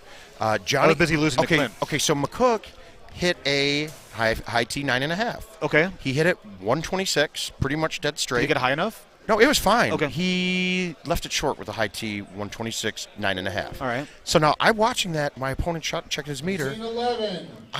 I know that when I come and hit this, I have to. No, that's Eddie. Yes. Yep. And that's a great shot right there. Then it is, and that was an 8.5 no tee. Right, and that backspin, he's kind of let. I mean, if he would have mishit that by 1 or 2 miles an hour, that's going to spin off the green. Yeah, this one might do that actually. He bit it though. Wow. Wow, that's both pretty good. Now see, this is where. So you watched your opponent's shot. You saw the number that he hit. You know, if I need to hit this harder than him. Right. And it's funny because they saw it and none of them did it. He hit at the same speed. Yeah. That number was almost identical, I believe. So what would have been interesting is if one of those guys hit that high tee there. That's probably long. Well, the high T 9.5 with that wind in your face and stouts is going to probably land. You can get it to 360 on a fly. Mm-hmm. But with the wind in your face, and 360 on a fly would have been perfectly fine for this. And this is one of the reasons why I'm playing streaks on this course is because sometimes you'll have like that 380 to 390 look with some headwind, and I can tee I have an 8.5 driver in my bag. Mm-hmm. I can tee that high and get to the green in conditions like that. Okay, but now the stouts actually are going further, right? Because the wind variances. But I feel the streaks were going in, even though there's a 10 to the 5. Mm-hmm. I got a better chance of getting just because of them cutting through the wind. But I do see your point, though. No, it's at 10 mile per hour wind. The stouts are actually going further. It's 8 miles to 8.5 mile per hour wind dead in your face. Gotcha. Now there's an elevation change here, so it's even less because the wind will affect a higher shot more. So technically, the wind is almost always double digits when we get to this hole. So it's not technically giving me an advantage. It's just helping me being able to. It's allowing you to get there. Exactly. That's really it. And that's the same reason why I play the Mamonti. It gives me a better chance of getting there on 2 and on 18 in certain conditions. Very true. That's it. And that's fine. I mean, Adam Harris. This course, I don't think the balls matter. Yeah. I really don't. I think that whoever wants to work, I'm playing arrows. Yeah. I do okay on this course. But the thing is, I'm going to go out on a limb here, Mouth, and say you're playing the arrows probably because you're having more fun playing them. The fun part for me to Golden Tee is beating you. Yeah, well, right? And I think my best chance of winning a match is with arrows. Right, but you also look at it as a little bit of a challenge as well, I assume, because you're starting to figure out a different kind of ball. Yeah, and no one else is playing it. Yeah, so I'm like, so you're the cool guy. Follow me. Yeah, and so for the reason we have missed putt there. Looks like, yep. So we're gonna have a once. Oh yeah. So Eddie missed. So we got 3 strokes. Back to 3. The whole. The reason I changed the Titans was after I talked to you in Austin. I was still playing streaks and everything. I had a bad qualifier on Dodge City because I couldn't stop on the barn holes. Yeah, and so that's why I changed the Titans. So we do follow them out. Okay, smart. That's super smart. As much as I like this setup, that's very good course management. Yeah. He's not doing anything but making birdie now, and he might hole out. Yeah, he's up 3 strokes. Yep. You don't want to give any of those away. If your opponent had an opportunity to get an eagle here, give away that stroke and move on to the next hole. Right now, the rest of the way your opponent having honors is more important than the one stroke. At 2 strokes, you can't lose a match attacking everything. Right. You can go wet and take a par and lose 2 strokes and your opponent gains it. Right. But you're not losing the game right now with this. So it's the right play to do. Even if he thought it was the easiest shot in the world, you could easily cut this a little too harder, undercut it, and be wet or into the rock. That's a good shot if that holds the green. I don't think it's going to hold the green. Ooh, look at that little. That's beautiful. So, all right, so that I mean, Now, but here's the problem, what we talked about earlier. When you were to lay up on a hole, I don't know where to lay up to get the right distance. He could easily manipulate this to be fine, but he was scared of going long. Yeah, and he's in the fringe, long left 3-putt. He was scared of going long because he didn't know that spot. Yeah, exactly. And when we're laying up, we're always putting it in, like we're putting it up there, so it's always that 60 to 100-yard range. Right. I mean, you can really put yourself in a tough spot by laying up. Yeah, depending on and everybody's clubs and whatnot. But here we go. This for me, I'm hitting this 8.5 driver high, and I'm going to hit it. No, you can't. You'll hit the tree. No, the you tree's don't. in your way. No. Oh, I hit him. You'll move to the left. So he's going to put it down there in the bottom. Where? So where are you going? Underneath these branches? Underneath, yeah. 8.5 high will always go under. Oh, mine those hits trees. it every time with arrows. Well, look at that. I didn't know. But you must not be looking at the height meter then when you're playing. Yeah, oh gosh, you're right. But real quick, we did have a question about Hostile, and yes, he's still in. I'll give a quick update on the bracket. And you guys can also see that at pegttour.com. It's a little tough to navigate too. You're going to look to the left-hand bar and look for tournaments on the top, and then you'll look for St. Cloud, Florida, and kind of navigate that way. But on the winner side, Haas lost his first match. Who did he play? Okay. Paul Luna will be playing Kyle Heasley in the second round of the main bracket. Steve Beattie playing John Fuzzy Thurston. Chris Wengler against Robert Haas Washburn. didn't lose. Chris Longino against Clint Grover. Andy Haas is going to be playing Michael Johnston. Sean Gervais will be playing Chris Brewer. Andy Fox, and then yours truly, Mark Klevich. And then to round out the second round matches, Eric Manfredi and Ryan McCook. Okay. We're going to have another exclusive YouTube premiere later on this evening. We're recording a match with it's Mertzig and Adam Harris, I believe. So we're going to get that one out to you too. We'll get some links out for you later. And we're going to probably have a few more of those because the matches that aren't on the stream are still good matches. Yeah, and they did record my match. And for those that watched, I made a couple early mistakes. But you watch Clint's game, how solid. He made some great shots. What course did you get? We played Temple. Okay. I made an early mistake on hole 12. And when you're playing someone as talented as Clint, you can't give away a stroke. And then, so you're attacking. Did you miss some trying to hold stuff out? So I missed hole 12. And then on hole 13, I believe, I ended up hitting a tree, trying to go through those temples, ended up short, had to lay up because I knew I couldn't get to the green, didn't want to give away anymore. And I don't want to spoil it. I'll let you guys watch it later on to see what happens in the end. But Clint did move on. He is a great player, and I wish him the best of luck today. All right, a tournament, I mean, just for you, tournament's sake, I want to hear your thoughts.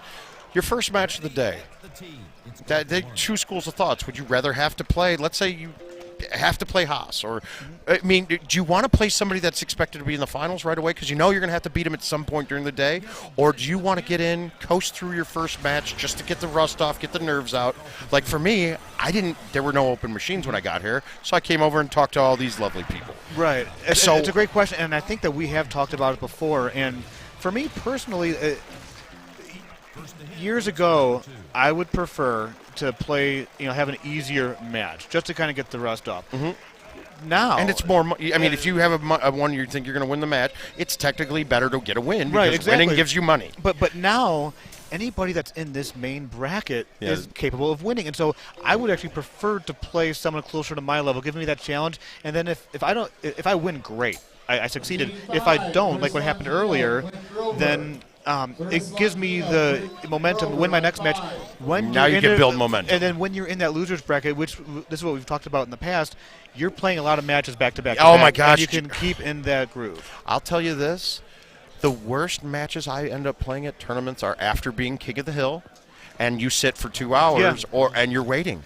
And Brian, we're not getting younger. No. I am not healthy in my body. My joints hurt. I sit here, I get up from this chair, and it's old man bones creaking. Yeah. It takes a bit to get back going. And, oh my goodness, did he just, whoa, okay, whoa. We have a big, was that a putt or he was up? It was a putt. He missed the putt. And in the fringe.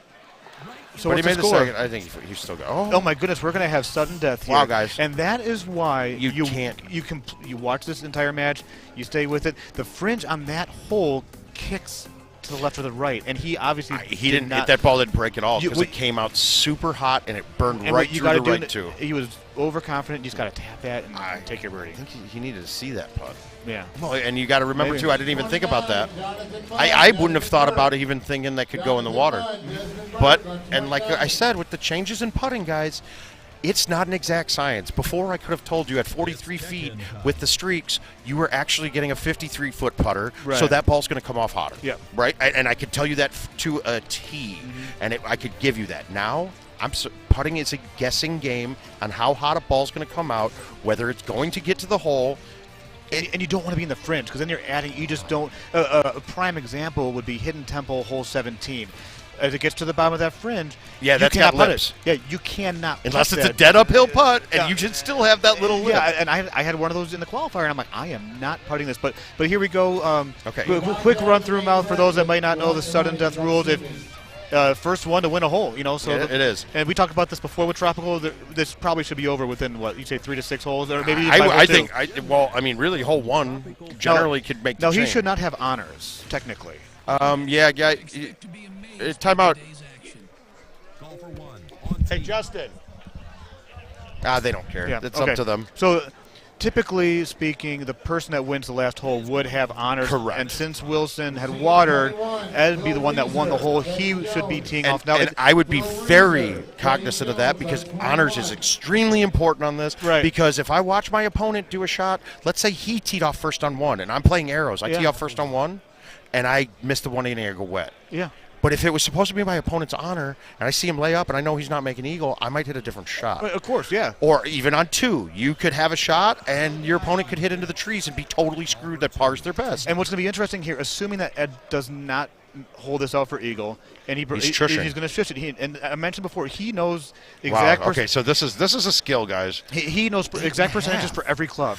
He has this down, and that was what impressed me so much. Oh my! I think isn't the 8.5 release too hot for this? He has percentages and distances in his head. He was explaining it to me yesterday. This is insane. That's impressive. Oh my goodness! Wow, mouth. Okay, that was too hot. But holy smokes! What a okay, win and for Ed. guys, I want you to go back and look on that video. We'll probably get a clip out for you here sometime. But look at his technique. You haven't seen that technique by many people. Eddie Godfrey, George use a one-thumb chush. That way he chushed was fantastic. And when I was saying earlier, when I first jumped on board, not that I was trying to toot his horn, but I was so impressed with his knowledge that he's got of this game in the last year. And he was breaking down to me in pretty simple terms. He has memorized the exact percentages of what club and distance that needs to be done for that shoosh. He's a home machine owner, and he's a very bright guy. Okay, so that's impressive. I honestly thought that ball was rolling over. What? I do. That's why I'm here. Yeah, that's a heck of a win. Guys, unfortunate for Justin. That putts that hurts, man. He had that in the bag. He's gonna kick himself for that. Yeah. Now, is he gonna stay down with that, or is he gonna go? All right, I know I screwed up. I'm not doing that again. Right. I had a 2-stroke lead and gave it away putting into the water. It's so hard to come back from that. It's such a brutal way to lose. It is. Now, was that the loser is out of the tournament? No, that's they were both undefeated. Ooh, I don't know. We'll take a look at the bracket here. But here's was that was purple Brian or was that main? That was the main bracket. That's correct. Was it? Because this is his first. So that was loser's bracket. Absolutely. So Justin gets out. That knocks him out. That's tough, man. That's a tough way to go out. And all you can do, if he's tunes back into the match and he's watching, hopefully in tournaments to come, he's able to look back on that and say, you know what, next time I will be a little bit more conservative on that. When you're in the heat of the moment and you think you're just kind of cruising on through, unfortunately, sometimes you make simple mistakes like that. We're all human. It happens. I still can't believe the release on that didn't lip out. Yeah.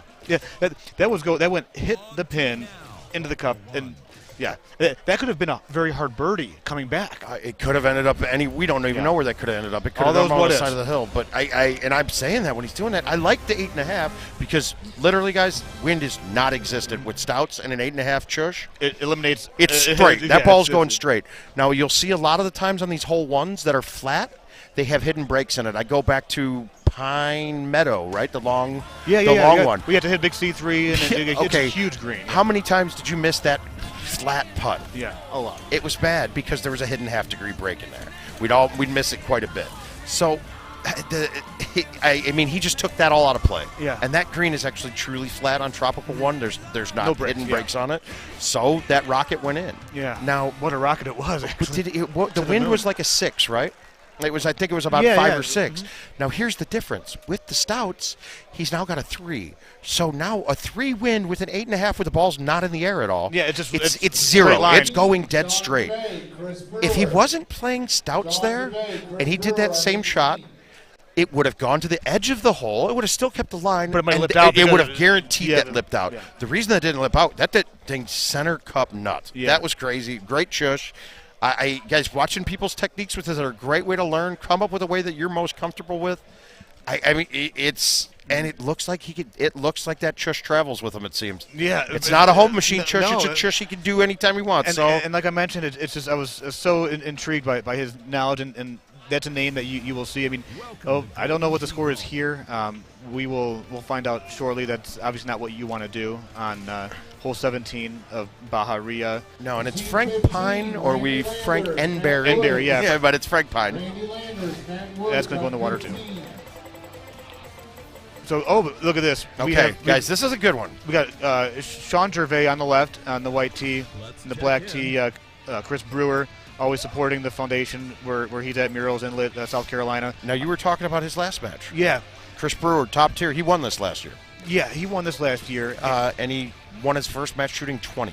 I believe it was a 20 under on Tropical Falls. In sudden death, 20-20. Yeah. Because that course will eat up the best players. And so now what we have is one of the best stout players in the game, Chris Brewer. And one of the newest anti-stout players now. Yes. And Sean, he admittedly is still learning the ball. Now, can he play good? Is he playing better with them? Yeah.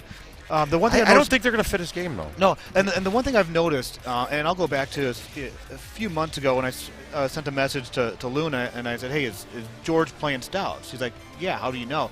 Well, because his great shot points almost doubled in the games I'm playing with them. In Sean's case, the reason I'm bringing that up, his great shot points aren't doubling. He's getting less great shot points than he did before, and that's what's kind of concerning. He's been playing there for a couple weeks now. My thing with stouts, and I think if you're going for great shot point, if you're getting great shot points, you didn't hit the shot right. Stouts, I want to burn everything. I think of it as long-range chushing, okay? And I want him to go, like, if he didn't make that shot on one, he wasn't going to be close. We said that. That's the same thing I do with stouts. I rip them. I'll low tee, release or roll. Getting to the hole, I'm not going to leave it short because I can't make it then. And I told the guy I was playing in my previous match, I was lucky enough to win, I hit a shot. And I'm like, you're not going to get it in the hole if you don't get it there. And that's so frustrating. So it is. And you just have such little risk that I can rip it past. And you're not going forever, and you don't have big winds moving you around. So if you're not attacking holes with the stouts, you're doing it wrong. If you're not setting up your approaches to never pull back a shot, you're doing it wrong. Right. That's it. Yes. And then also, like Jay Ware said, Sean had a rough couple days here. Yeah. Really, for those that go ahead and explain it for what you know. I mean, okay, so Sean and I are both in the same boat. Animals are I hate the word fur babies. It sounds stupid. But they're our kids, man. Those are the things that have been with us the longest. Maggie's been with him forever. Was here when he lived in Florida, here when he went to St. Louis, here when his mom passed. Right. I mean, and unfortunately, Sean lost Maggie this weekend. And he found out when he landed here. I believe it was one of those things. She had some issues over the week, I believe. Like pneumonia and breathing issues type things. But he felt confident that she was going to be okay, and he got a phone call that she had passed. So. Sean Gervais, I don't know how much family he's got around him, but, there's a Golden Tee community on behalf of all of us. We're thinking about you while you're trying to escape from the reality that you have coming your way when you get back home. Yeah, I know, and it's sad, too, because he posted right before his flight. Oh, good news. They're thinking Becky's coming home tonight, and everything's looking really good, and then roller coaster. It's tough, man. And that's one of those things, we're not just, robots here that play this video golf game and try to win money at tournaments. We have lives outside of this, and we're real people, and it's everybody's got something going on in their head. And the one thing that we love so much about this game is that it gives us the opportunity to kind of escape from that stuff. Whether it be something tragic like that. I don't know, man. I can't get it. I couldn't bear I've had it happen, and my mentality was not able to. I was not overcome that. And real quick, we recently adopted a new dog. I lost my dog about 3 weeks ago, so we adopted a dog that's about 2 years old, and she's is that going to go in? No. Nice shot, Sean. he became very attached to me, so it's hard for me to leave this weekend, and things aren't going as easy as they were when I was home. So when I get back home, I've got some some things, training to do. Yeah, I got some things to take care of. But here's Brewer. Brewer's thinking about putting this in the bottom of the cup. There's not a whole lot of other. I don't. But he's off. He's off. Andy Fox. Mark Buckowitz on 19. Okay. Mark just got called to play Andy Yeah, we're Fox. going to play Andy. All right, guys. Good luck, everybody. I think, is that a stream machine? Is that 19 right here? I don't know. I'm not sure. Got it. All right, so we're jumping over there. I'll see you guys on the stream. All right. Enjoy. Good luck, Bye. Mouth. We'll see you. So it's just Brian B. flying solo here. Chris Brewer has been playing this game for a few years now. Stout balls is kind of what got him into playing, and he is a math major. Another one of those guys that has all these numbers in his head, constantly thinking about the best option. And while these guys are playing the game, while he's playing the game, and not just Chris, but anybody up there hitting the trackball, watch their eyes. It's really interesting to kind of see, if you can picture the gears turning inside their head, and even some of their emotions, after good shots or bad shots. One person, and if you haven't had a chance to see him, you haven't watched a whole lot. Andy Fox, I call him the John Gruden of Golden Tee because of all the faces that he comes up with, whether it's a good shot or a bad shot. It's really fun to watch. Brad Stewart was going to sit down with me. That's on hold because he has to go play Golden Tee, so I'm going to fly solo for a little bit longer. Forrest Knoll here, this is a pretty straightforward setup. Sometimes you could be on the left-hand side, sometimes the right-hand side. You do not want to go down on the left. It's a very difficult shot. Obviously, that's not in play right now.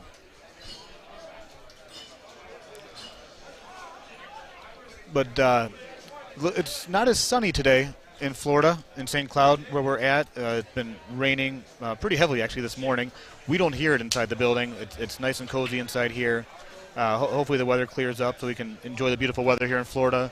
If you're not here watching from home, I'm not sure exactly what the dates are going to be next year, if it's going to be put back in the February tournament position or if it's going to stay in April.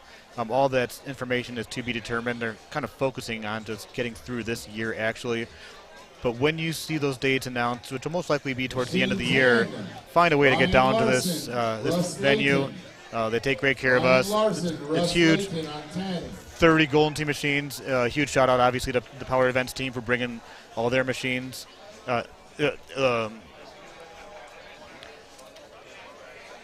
Norbert Lewandowski brought a couple of his machines. I believe McDaniel brought one or two. So there's a few other guys that bring their machines here, and they all work together to get as many machines in here as possible. And without that many machines, the whole tournament weekend just doesn't flow as smooth as possible. And joining me right now is Lee Chepanik. Lee, how are you doing? So where are you at personally in this tournament? Are you still playing? Or where are you at? Thank you for asking. I'm pretty loud. No, it's okay. I won my first purple match against Gordy Brown. He gifted it to me on Onse. I got very lucky. He was one better. Really? And second match, are you waiting to play it? Or? I'm waiting to play my second match, and Fitzy decided he wanted to take a break from broadcasting and said, Chepnik, will you step in? Right on, yeah. I'm glad to be next to you. What I was kind of talking about a little bit before, look at this. We got the side-by-side view. This. Andy Fox sporting the Travis Matthews shirt. I believe Travis Matthews partnered with Incredible Technologies, if I'm not mistaken. Does Travis play Tee? I'm not sure if he does, but they were giving away a custom home edition, and there's a whole bunch of Golden Tee swag. So make sure you check out the Travis Matthew. Whether you Google Travis Matthew Golden Tee, it'll take you to the right place and get you the information you need to know. But look at the camera views there. You can see all the heads on the screen. It looks a little busy there. For the most part, it's comfortable playing. Walking through the area, it gets a little bit tight, but yeah. So we've got the Mouth and Andy Fox on the right side, machine 19, and they're playing Hidden Temple. Chris Brewer, Sean Gervais on the left-hand side playing Forrest Knoll. This is going to be great side-by-side Golden Tee. Four of the best players in the world right now. I think we're all square in both matches. All four guys are playing stouts.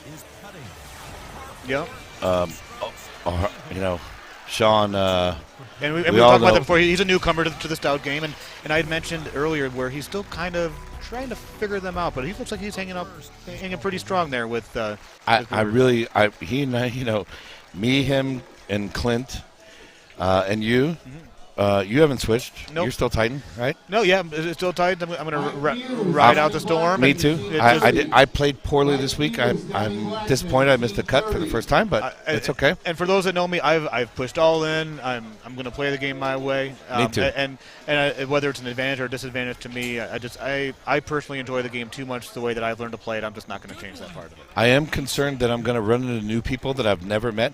The old adage was, if I never knew your name, If I don't know you you could can't never beat beat me. me. Yep. And to be honest, I don't think that's true anymore with Stouts. And we were talking about that earlier, just to kind of fill you in a little bit on some of the conversations me and Mouth had. Was he had asked me when I played my. Do we have a hole-in-one right there for the Mouth? Double eagle for the Mouth on early on in his match against Andy Fox, and he looks like a man on a mission. He's in good form today. I am proud of him. He came in with a good attitude this week. He did. He really did. I respect him. I know he had a bad experience, Yep. and he didn't really run from it. I mean, what he did was he apologized to the people he needed to apologize to. And, I agree. And I think at the end of the day, although we hate for things like that to happen, I guess another chance. And here's that chance. And for him to come here and show us who he is and have a good weekend, not have any issues, outside of the game. We're all here to enjoy ourselves. And just right, he's playing Andy Fox, and for those of you that mostly know, Mouth lives in Iowa and Andy Fox lives in Minnesota. But really, Andy Fox and Mouth played most of their careers together in Minnesota. That's where Mouth's from. Yeah, he's been gone like 4 or 5 years now. I don't know. Originally from the Chicagoland area, that's why you'll see him sporting a lot of the White Sox gear. Moved up to Minnesota. Play with Jazzy. Play with Will. He had the Marcade. It was one of the first ever, little office spaces with several machines in them, and a lot of the Minnesota guys, and he moved, and the Minnesota guys got their own space. But yeah, they like Jay Ware mentioned, a bit of a rivalry. This really kind of is. So Al Jazz, and that the one thing he's approaching it in a way that he thinks is best, and hopefully going forward, we can just kind of move on. Look, we all play Golden Tee, and everybody's going to take a little bit of different direction. But I got to tell you, the machine on the left, we got Brewer and Gervais. Gervais, heart is broken. Yep, because of Maggie. Mouth. And I Brewer's first tournament, he drove down here. He'd never played. He played in Myrtle Beach by himself. He worked at a restaurant. He'd play every day. He didn't have a deal. He was paying $5 a game and breaking even. Yeah. Did you know that? Before he came. Yeah. Before he comes to Orlando, he comes down here. We qualify together. We both make the cut. He's so happy that he learned new things, and then he just wanted to get better. Mm-hmm.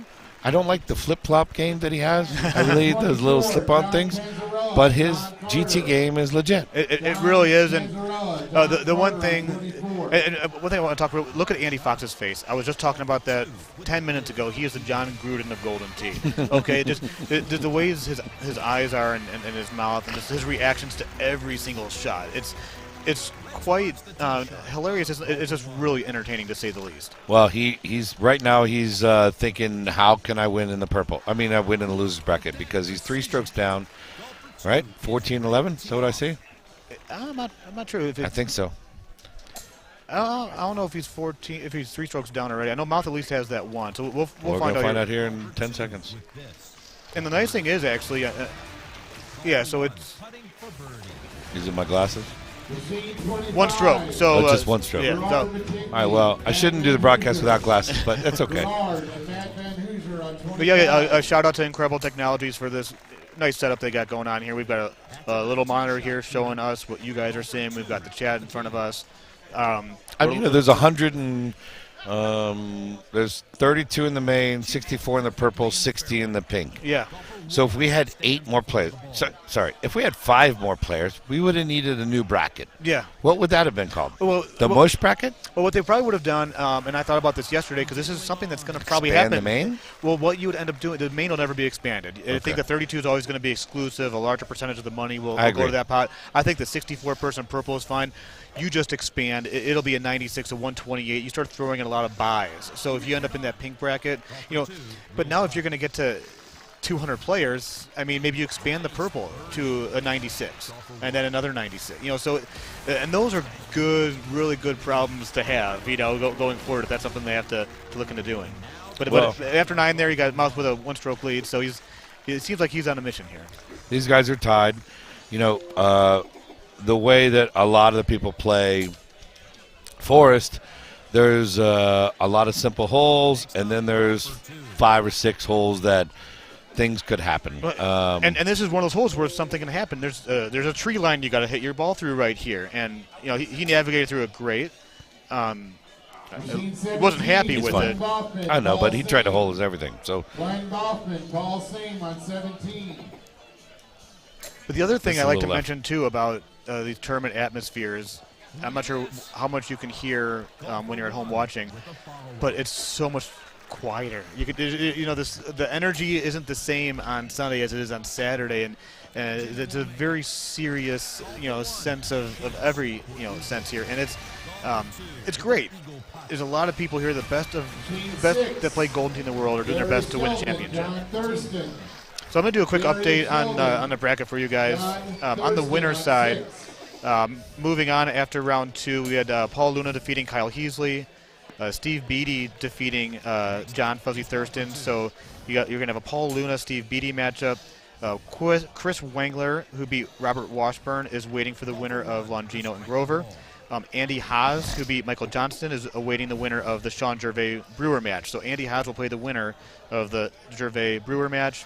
And then Ryan McCook beating Eric Manfredi is waiting for the winner of the Andy Fox McClevich match. So is Eric the guy from Boston? Different Eric. That Eric would be Eric DeSimone. He's on the loser side right now, but did you see the shot that he made to win that? No. Did you hear what happened in that match? No. So I might have been drinking some Jim Beam shots. Okay. I don't know exactly what I was doing. So on Tropical Falls, Eric DeSimone and whoever his opponent was, I'm looking it up right now, Justin Wilson. Justin Wilson had a 2-stroke lead going into 18 of Tropical Falls. He had a putt that he hit. It was the top part of the green. It rolled into the water. It was the bottom left, I think, part of the green. It was on the fringe. He was up 2 going in, putted in the water. They tie after 18. First hole, sudden death. Eddie shooshes in from 98 yards with an 8.5 driver to win in sudden death. So he's a solid player. I played with him for the last 2 nights. I've never met anybody in 1 year that went from nothing. He COVID hit. He bought a machine. Yep. $2,000. He didn't even know what he bought. He actually, after he got it, he had to get more advice. Like, what did I just buy? He didn't have, and ball. He didn't know what a good ball, bad ball, nothing. Right. He's such a. And I was mentioning that earlier. I got a chance to talk with him a little bit yesterday myself, and kind of learn his backstory. And well, we got Sean here in the bunker on hole 15 of Forest. It's going to go in. All around. I'm not exactly sure. So Brewer's got a tough chip there. Looks like he got wet, actually, if he's on stroke 3. So sorry, sometimes we kind of go off in tangents or whatnot. But going back, I talked to the people that are watching and listening a little bit about how impressed I personally was with his knowledge of the game in less than 1 year. And he was able to show it off on the stream here with that shoosh he made. So it looks like we might have Gervais being up 1 with 3 to play on Forest Knoll. I could be wrong. We can see the score. There's a first for everything. No, so we do have Sean Gervais up 1. 3 holes to go. The next 2 holes are going to decide this match. Hole 18 shouldn't be an issue. You need a pretty friendly bounce here to keep it on the green for a decent shot at eagle. Thomas Twig, Steve Kalashewski, Thomas Twig. And right now, Chris is trying to find a way to get that stroke back. That's going to go way to the right. I mean, he's got a putt. Those putts are weird. That's like a 40 to 50 foot putt, and if that's a straight putt straight up, I don't want it. I'm not sure about you, Lee, but I want like the right one, left one. Of course. So, but here's I don't know if you talked about this yet, but everybody talks about the stouts and okay. There's another change that got made this year. I believe every putt. The putter is different. Miles was talking about that. The putter is different. So I used to worry about a rollover. Anything down 5 or more, I used to teach everybody to C putt or A putt. But C putt. And he's going to go click left. He's going to click he's right. Look to make sure it's straight, and it is pretty straight. And he missed it right. Whoa, that's a. He did miss it right. He missed it right, but it went in the hole. So Brewer needs to make this chip. Just stay within 1, but we go to 17. Hole 17 is why I'm in the purple bracket. But I stroke maxed it. In the qualifier. Yeah, and for really those that are day. wondering, that the setup on hole 17 yesterday was that the pin was on the bottom right part of the tier. It was 16. Great chip right there from left to right 16. It was left to right 16 and 86 yards or 84 yards, something low. Stout players, it wasn't really a big deal, right. but tight player, I should have taken the low 9 no spin, and I couldn't do it. I clicked it left and so here's Sean. Spun in the water. Pretty simple look here, as long as he doesn't go long. We don't see where the ball is. I'm not sure if that's strategy or he's not. Fine. But he bounced off the hill. Yeah. Sometimes players will change the camera view to try not to help their opponent see exactly where the ball lands, see where they need to put the ball in their approach out of the fairway. Maybe he did that so Chris didn't see exactly where the ball landed. But that might off the hill. Oh, that's gonna. Oh, he stayed up top. So we're going to have, Gervais going to be up 1 We're going 18. Going into hole 18. In the other match, we're on hole 16. Mouse got a 1-stroke lead. Hidden Temple, for those that were watching me in Sussex, you saw me have a bad shot in hole 17. Hole 17 is the one hole. Actually, 18 can be kind of tricky. It'd be really interesting how things pan out after hole 17.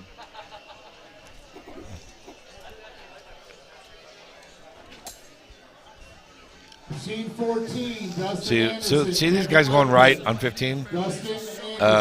Hidden. That's not my shot. I know there's an area where you can go to the left a little bit. I go left 100% of the time. He almost holds it. See, and there's that face. 100% of the time. I don't know if it's a tight thing or a rough thing, but I don't know what the deal is with stouts out of the rough. But I just don't think choosing the rough in that look out of the fairway. You're talking about in the Hidden Temple. So yes. For me, I like having that because I like the bounce I get off of the rough or the fringe. And it'll kind of with bite and it'll kind of check. But we've got a really interesting look here. This is the first time this match that Mouth actually paused for 5 seconds to think about what to do. He's dumbing it down. He doesn't like it.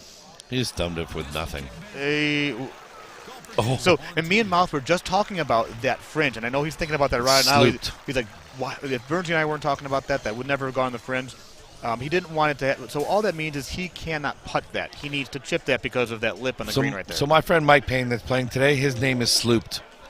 That's what we call that. When you're in the fringe it's not a slope, we call it slooped because you get kind of screwed.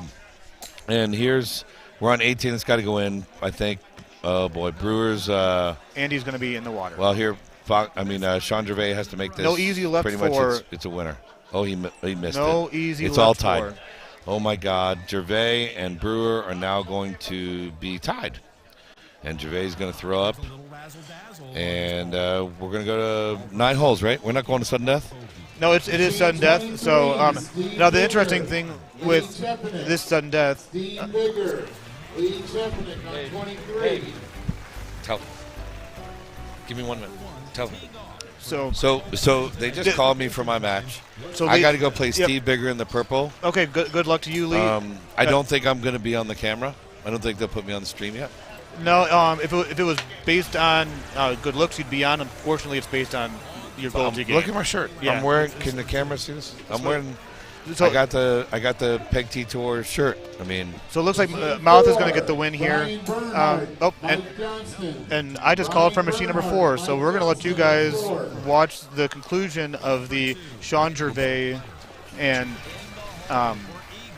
Chris Brewer match as Andy Fox taps in, and Mouth is going to move on. Andy Kuhlman just said that Kevin Lindsay's going to fly in and cover the rest of the broadcast. I really don't know what he'll be. I don't really know, but I got to go play. I'll come back on later. Yep, and I've got to go play as well, so. Good luck. Oh, Andy. So there's Andy. There, he showed up. All right. Tim Boyer's here. I'll catch you all later on. Have a great day.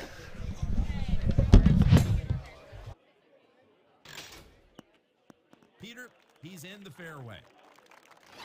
Golfer 2 up at the tee. Tony Madden, John Dagg. Tony Madden, John Dagg. 23 of them. Tony Madden, John Dagg. On 13. Outstanding. Golfer 1.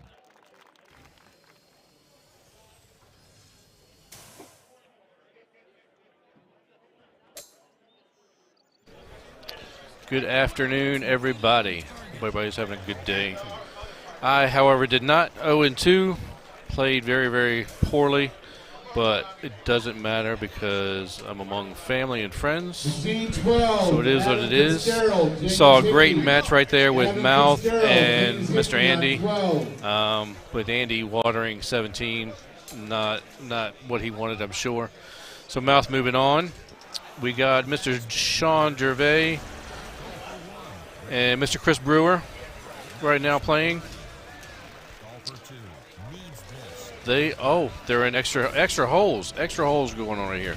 So after one, they're through 19, even up. So first one to I'm sure it's been explained, but in overtime, first one to mess up or miss a hole, that's it. So it's kind of unlike the handicap tournament, which I kind of like. In handicap, if you're tied, you get to play an extra 9. So you have 9 holes to make up for something if you miss it. So, but anyway, so they're on hole number 20.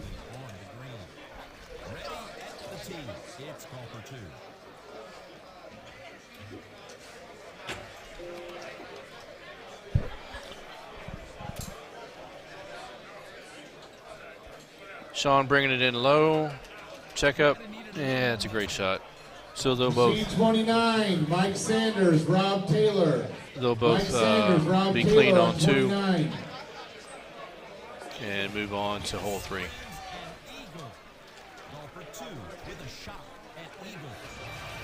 Yeah, Jay, we're in sudden death, so this is hole number 21 going in right here.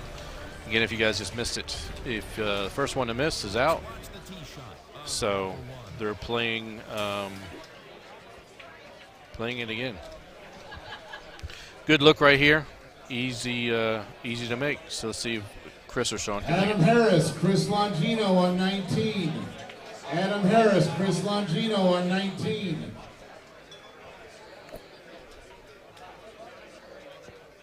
How about that shot, Peter?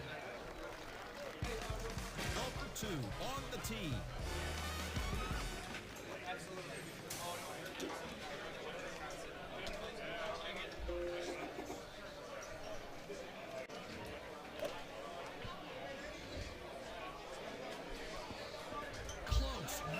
And Sean's right, and Chris is left. So we'll go from there. And I got somebody who can join me right here. Scene 2, Steve Bailey, Bob Mossing. Mr. Josh. Steve Bailey, Bob Mossing on Mr. 2. Josh. Mr. Josh from Minnesota. Minnesota. How you doing to play? How you playing today? Not very well. Not very well at all. You still in? Nope. Oh, so we're the 2 and Q club? Yes, sir. Yep. Just makes for a better day. Right. Don't have to stress about anything else the rest of the day. Yep. Not Just at get all. to watch some good GT. Absolutely. So we're on hole 24, is it? 18, 22, 22. Extra holes here. Yeah, I didn't happen to see what happened, and it must have been on 18. Yeah, I missed it 18 too, just coming in. Scene 15, just know that we're in Homolka, Todd extra holes. Boyer. Matt Both of them Homolka, kind of flirting with Todd the water there. Boyer. Yeah, Scene 15. but it shouldn't be an issue. They both have a pretty easy shot in. I believe they're both using stouts. Is that correct? I believe that Chris Brewer is. I'm not familiar with Sean Gervais. I know Sean actually, now that I think about it, Sean I don't think is, unless he switched back. Because he tried them, didn't like them. Yes. And went back to, I don't know. Oh. Yeah, I remember Sean mentioning that he had switched.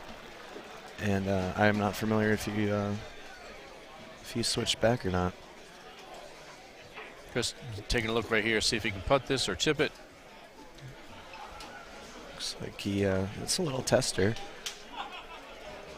Scene 8, Gordy Brown, Thomas Halloran. Gordy Brown, That was easy. Thomas Halloran on 8. Very easy. Yeah, Did Mouth win? Yes, Mouth won. Andy watered on 17, and that was all it took. Yeah, I was watching from a distance, and I turned over, and I was like, I didn't see what happened, but. Yep, I think they were pretty even going into 7. I think they were even going into 17, and that's all it took was Andy missing the green. So.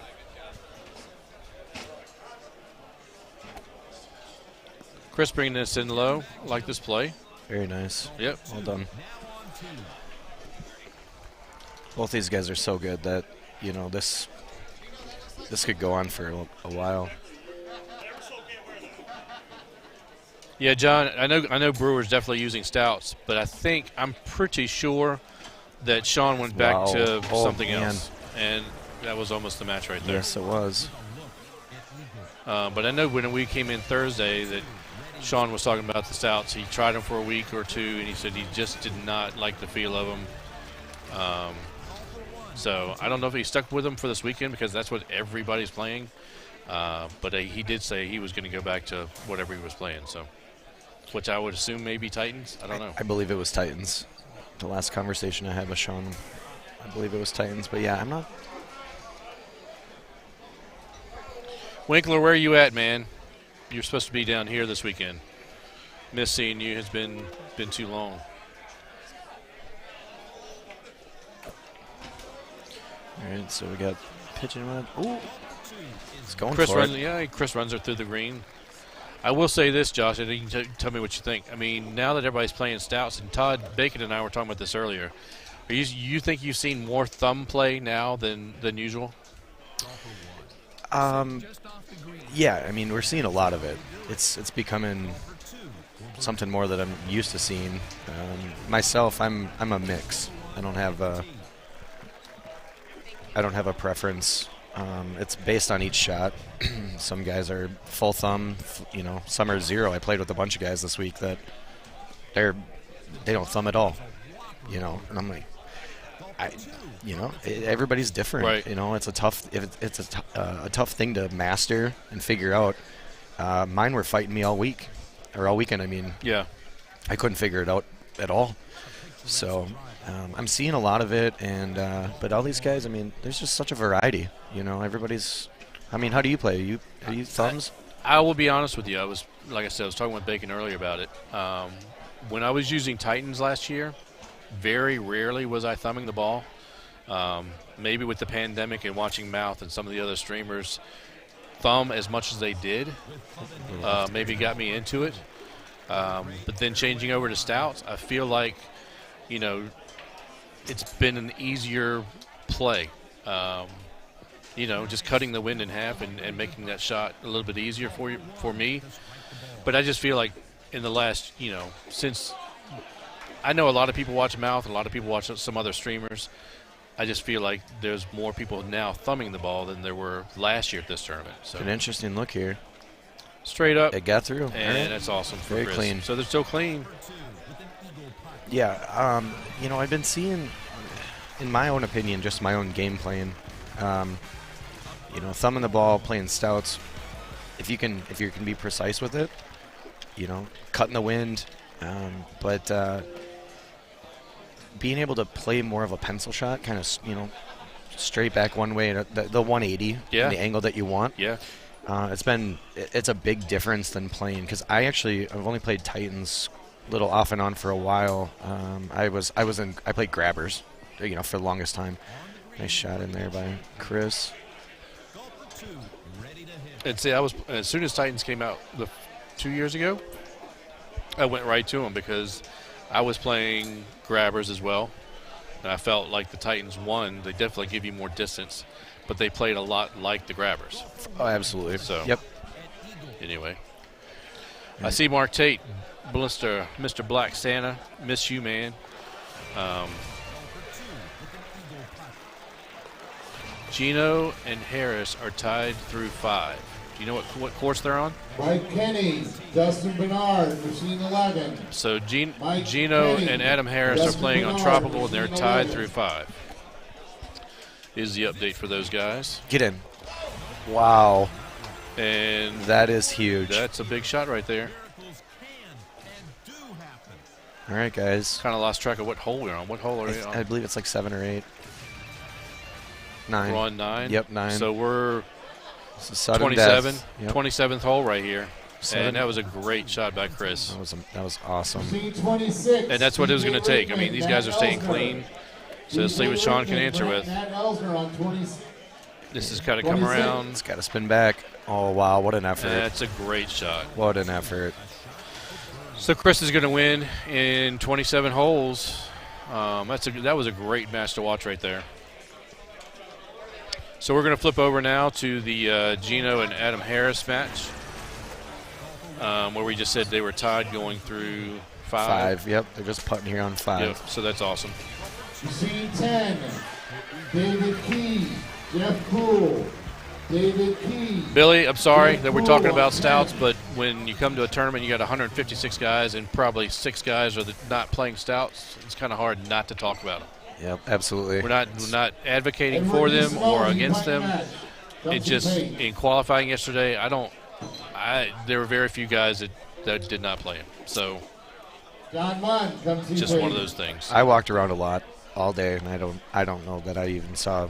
I don't even think I can count 5 people. I mean, that weren't playing besides him. Clint and Bernsey and a couple of the other guys that we know don't play him. For sure. That's what everybody's playing now. So it just is what it is.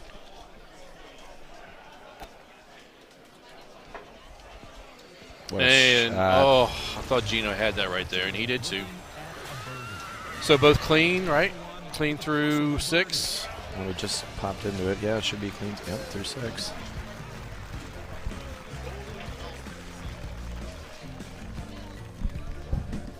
Machine 18, Paul Luna, Steve Onsi. Beatty. So I think we announced that they were playing Tropical. They're actually on Onsi Cocos. So I actually love this. I like this course. There's a lot of the bigger guys or the higher handicap guys are like, they don't like this course. I actually tend to like it a lot.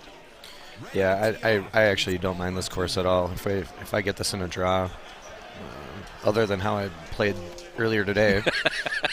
Exactly. If we play it any other time but at tournament time. Well, actually, I had a first today. I think it's hole 3 or 4 where you have to potentially go through the gap on the left. Right. To set up for your second. Correct. I hit one of the trees, and it gave me the worst bounce I've ever seen, where it went backwards and left, and it put me in a spot that I had no out. No idea. 0 out. I mean, I had to go actually back around to make par. And the guy that I was playing, even, he said the same thing. He's like, I think that might be the worst bounce that possibly could have happened. It put me in this spot that I didn't know where to go. I was actually in jail, like physically. And that was the start of my downswing on Nancy. Adam took a good hard look at this. This is definitely makeable. Just bounce, just past. Yeah. Yeah, guys. Yep, Luna's about to play Steve Beatty. And, yeah, Mouth versus McCook. That would be a really good one as well. I like this look from Gino. Yeah, that's a great shot by him right there.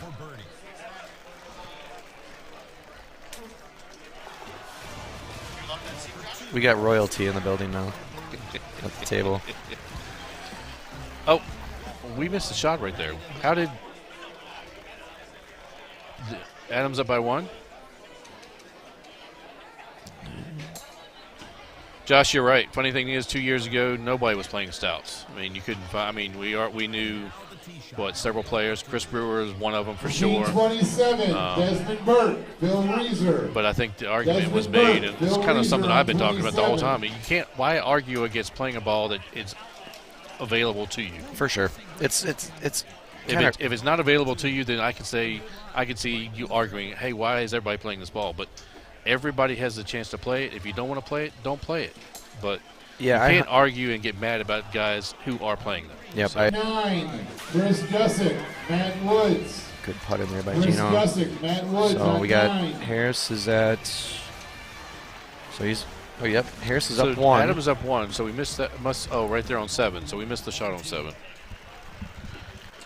All this conversation about Stout, so we missed the shot. Yep. Not a bad look right here. From what I've seen most of the day, everybody has not had this look. This is actually a very very nice look. on 10. Yes. Definitely one of the easier ones. Adam should be able to go right at it. Yep. And does. A little shorter than he'd want. Not real happy with that. No. It's not surprising to go for the hole and win here for a buck. It's a pretty simple look. Montgomery, Solomon Franco on 25. Well, the different thing is here in Florida, and I don't know if this has ever been talked about on the stream, but in Florida we don't get to play for these things. We don't get to play for the hole and wins. Oh, really? So every time the tournament comes down here, us Floridians, since I live down here as well, we try to play as much of them as we can because we don't get to play them. So. Yeah, I'm from Minnesota. I'm not familiar with all the weird gambling laws and stuff. I mean, Minnesota's not any better though. The casinos messed that all up years ago, so Florida doesn't have it, but it doesn't make sense. But so I can see why Gino was doing it. Absolutely. I know somebody was talking about earlier. They made a bunch of money on Anse because of the tournament ramping up the money on the hole. So sure. Congrats. Missed out of the rough for Gino. Thanks, Wes. We missed that shot. No, he's probably not happy about that, but still got some holes left to go. A lot of golf, a lot of holes. And it's just going to depend on how 17 and 18 set up. So we'll just see how that works out. I find myself in this spot a lot. Looked like he's kind of between clubs and then went to the 7 bird. Nice effort there. Yep. Yeah, this is actually more of what I'd be looking at. Uphill. Just a little short? Just a little short, and you got to figure out how hard to hit it. In between clubs, yep. Release on this. Good shot by Adam. Absolutely. So I'm Tim Boyer. I've been on a couple times this morning. I'm Josh Schindel. I'm from Port St. Lucie, Florida. So this is kind of my hometown tournament. It's only an hour and ish away. Yeah, I'm Minneapolis, Minnesota. Sean Gervais, Jason Graham. Quick little flight out. And I'll tell you guys, this is my second tournament ever.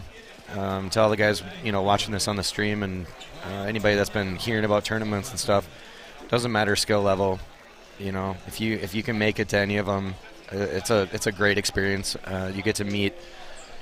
Hundreds of people, and I truly mean all skill levels. There's no, even if it's a non-handicap tournament, it doesn't matter. You get an opportunity to play with a bunch of great people and learn the game. Have you met a bad guy yet? Not at all, no. And I was in Wisconsin. It was the same thing, and I'm actually going to be attending St. Louis as well. That was the first thing I learned about being here. So 5 years ago was my first tournament, not even playing. Most of you guys on the stream and everything know that my brother has been playing. Todd Boyer has been playing for a long time. So him and my other brother had come down to play. So I was like, hey, I'll drive an hour to come up and watch you guys, just hang out, maybe have a few cocktails. Sure. Marcus Cash on 17. And very quickly, everybody was like, why aren't you playing? Why aren't you playing? Why aren't you playing? Mouth was here, Andy was here, Jason and Jackie, all these guys that are around these tournaments all the time. And so it got me interested, and now I can say this is family. This is now my 4th tournament here, and I still learn from these guys every single tournament. And there's not a guy in here that won't take the time to say, hey, why don't you try this? Or this is the reason why that doesn't work. And I'm a sponge when it comes to that. Yeah, because you have to be. I want to be where these guys are. Good shot right there by Gino. With the hole out. He needed that. But yeah, these guys will. I don't know anybody here that won't take the time to say, hey, you want to play a game, and I'll teach you how to do this or do that. They may not want to do it at that certain time, depending on what's going on, but they will take the time to do it. And so any of you new guys are watching and haven't been to a tournament, it really, like Josh said, it doesn't matter what your skill level is or what your handicap is. Come to a tournament. I will guarantee you will raise your handicap by 5 strokes by the end of the tournament. Guaranteed. Guaranteed or his money back, so. That's Coming right. from Tim. That's right. So this hole earlier, I was telling, we were talking about bacon. I played this hole yesterday, Josh, right through the middle of those trees. I've done that before, and it's a ballsy move. And I love this wind in your face because all it did is just kept the ball down. Nice cut around. Good shot by Gino. Yeah. And all the guys around me were like, "What did you just do that?" I'm like, "Because I knew I couldn't get it over with my shoulder. I just had shoulder surgery, so I'm really just getting back into it. Don't have the strength in it, and I knew I couldn't get that 5-wood over like everybody else was just banging it. So I hit a low 10.5 right through that gap and 30 feet from the pin. So it was awesome. This is definitely one of the tougher looks for that pin placement. The wind in your face, though, is going to. And that's exactly what I'm referring to. And then it's here you get the risk versus reward because looks like he's far enough back that rock shouldn't be an issue. He should be able to get it up and down here. The one click right, I like. I like that as well. So he knows that rock isn't going to be in play. Yep. Evan, you're on 21. And that's a great shot by Adam just to recover. Again, what we were talking about earlier, I think Jay Ware brought it up. Take your medicine. If you have to take a shot to save 2 shots or save 3 shots, do it. That's been a hard thing. That's like in golf regularly, just in general. You don't want everybody always wants to go for that shot because they see the pros do it. So I'm assuming that you're referring to, if you on a hole that it's drivable, but you can't get there, take your birdie and move on. Correct. Yeah, and that's been arguably that's one thing that I've also dealt with. I mean, in referring to Tim and then Jay, it's one stroke in this game in a tournament, not head-to-head. I was one stroke difference between one bracket and another. That's right. We talked about that this morning. We talked about that this morning. So one stroke actually makes all the difference in some cases. Yeah. So just keep that in mind when playing. If you don't know the shot, it doesn't mean you can't go for it, but trying to improve. Wow, nice effort there.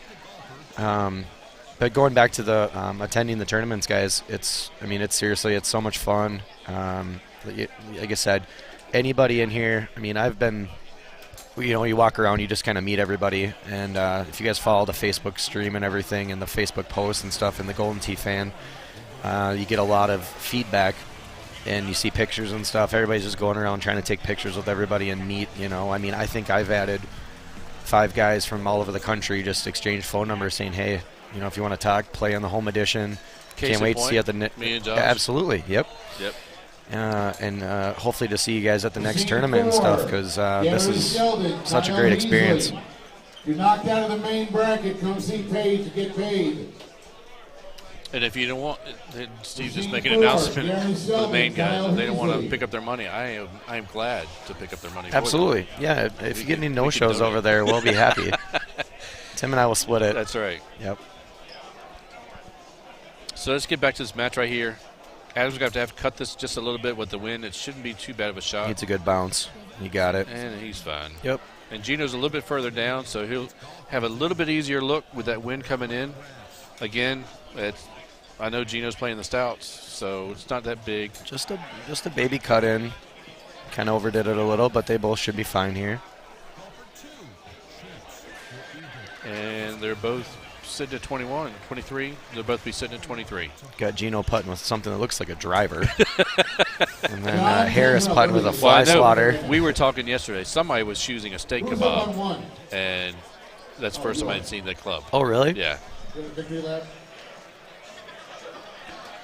So we just got an update on Luna and Beatty. They are tied after 7. Luna and Beatty are tied after 7. Gotcha. How about the Luna Beatty match? Tied after 7.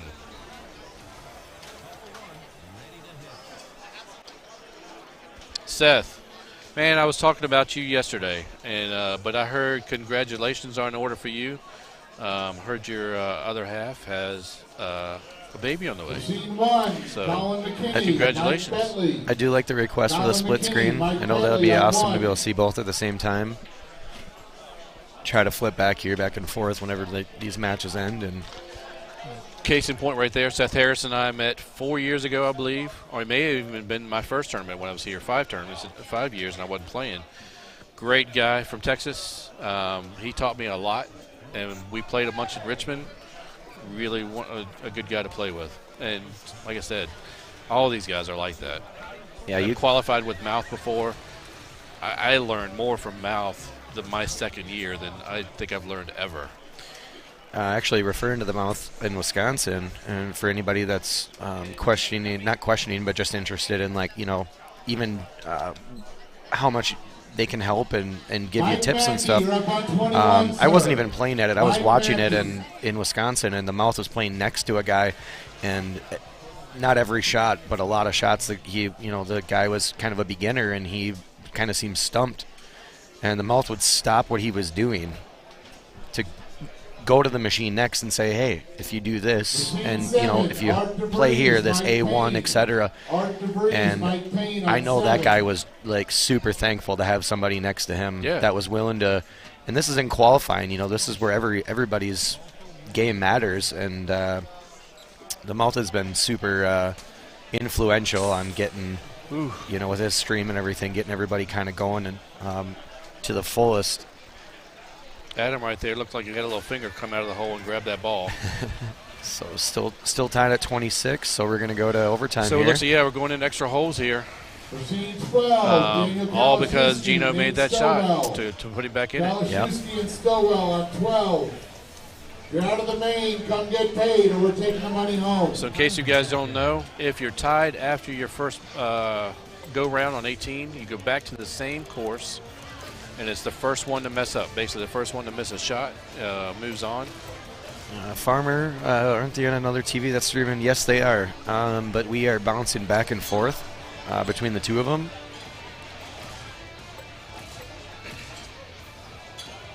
There we go. There we go. Got both sides up. There we go, Farmer. We got both going. Beatty and Luna are still tied right now. So Ben Russell, James Hickey. Ben Russell, James Hickey on 14.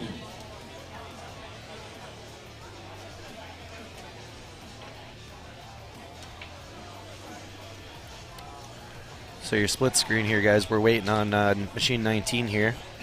Gino and Harris to go to extra holes. We got Beatty and Luna here on 18. They're playing Hidden Temple. And Luna almost hold that one out to go one up, but I think that's going to make them clean, right? I wish we could have seen that shot before when they hit from the fairway. Have you? Oh.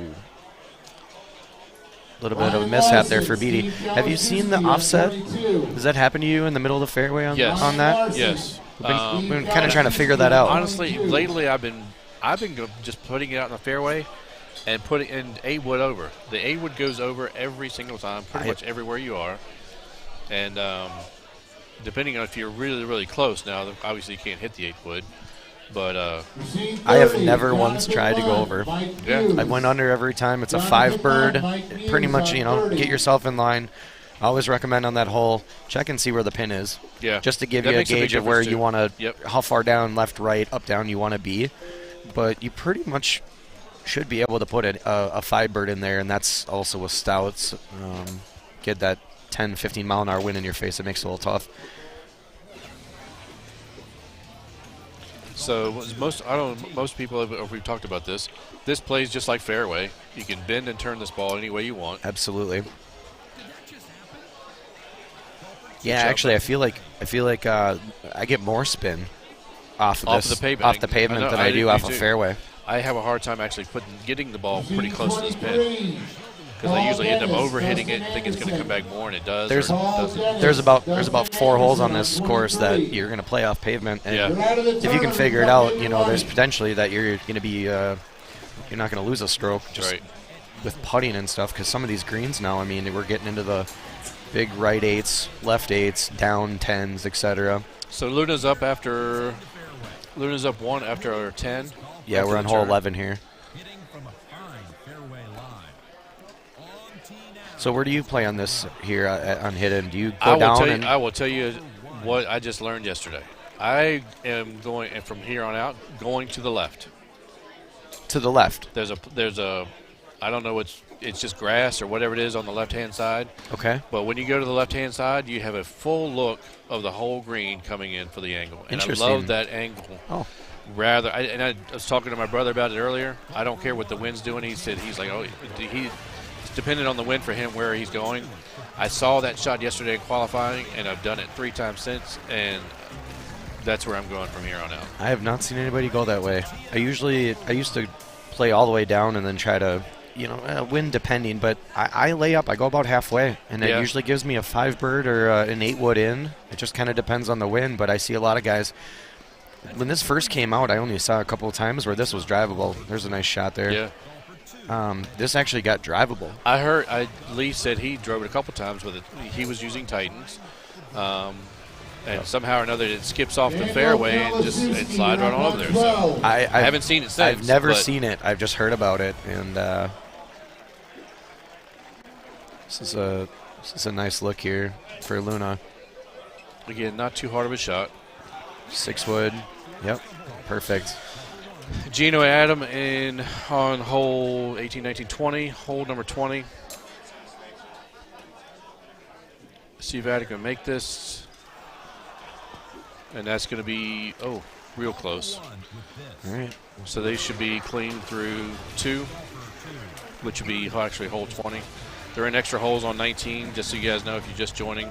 Hole 18 is Luna and Steve Beatty. Luna is up by 1. Jay, are you referring to the Hidden Temple hole there that we just talked about? Left works pretty weird depending on me. In which course are you talking about? Yeah, it looks like he was referring to what you said, going left on there versus going down at the end or laying up. Yeah. I was the guy beside us yesterday, and I can't think of the guy's name. He showed it to me, and I watched him. And he said, yeah, he goes there every single time. And when you go over to that left side, it's in rough or sand or whatever it ends up landing. But it's an easy shot in, and you have the full look of the green, the full angle of the green to work with. So just something for you guys to think about. I'm learning a whole lot of different shots this weekend. I have as well. I've been seeing some different stuff here.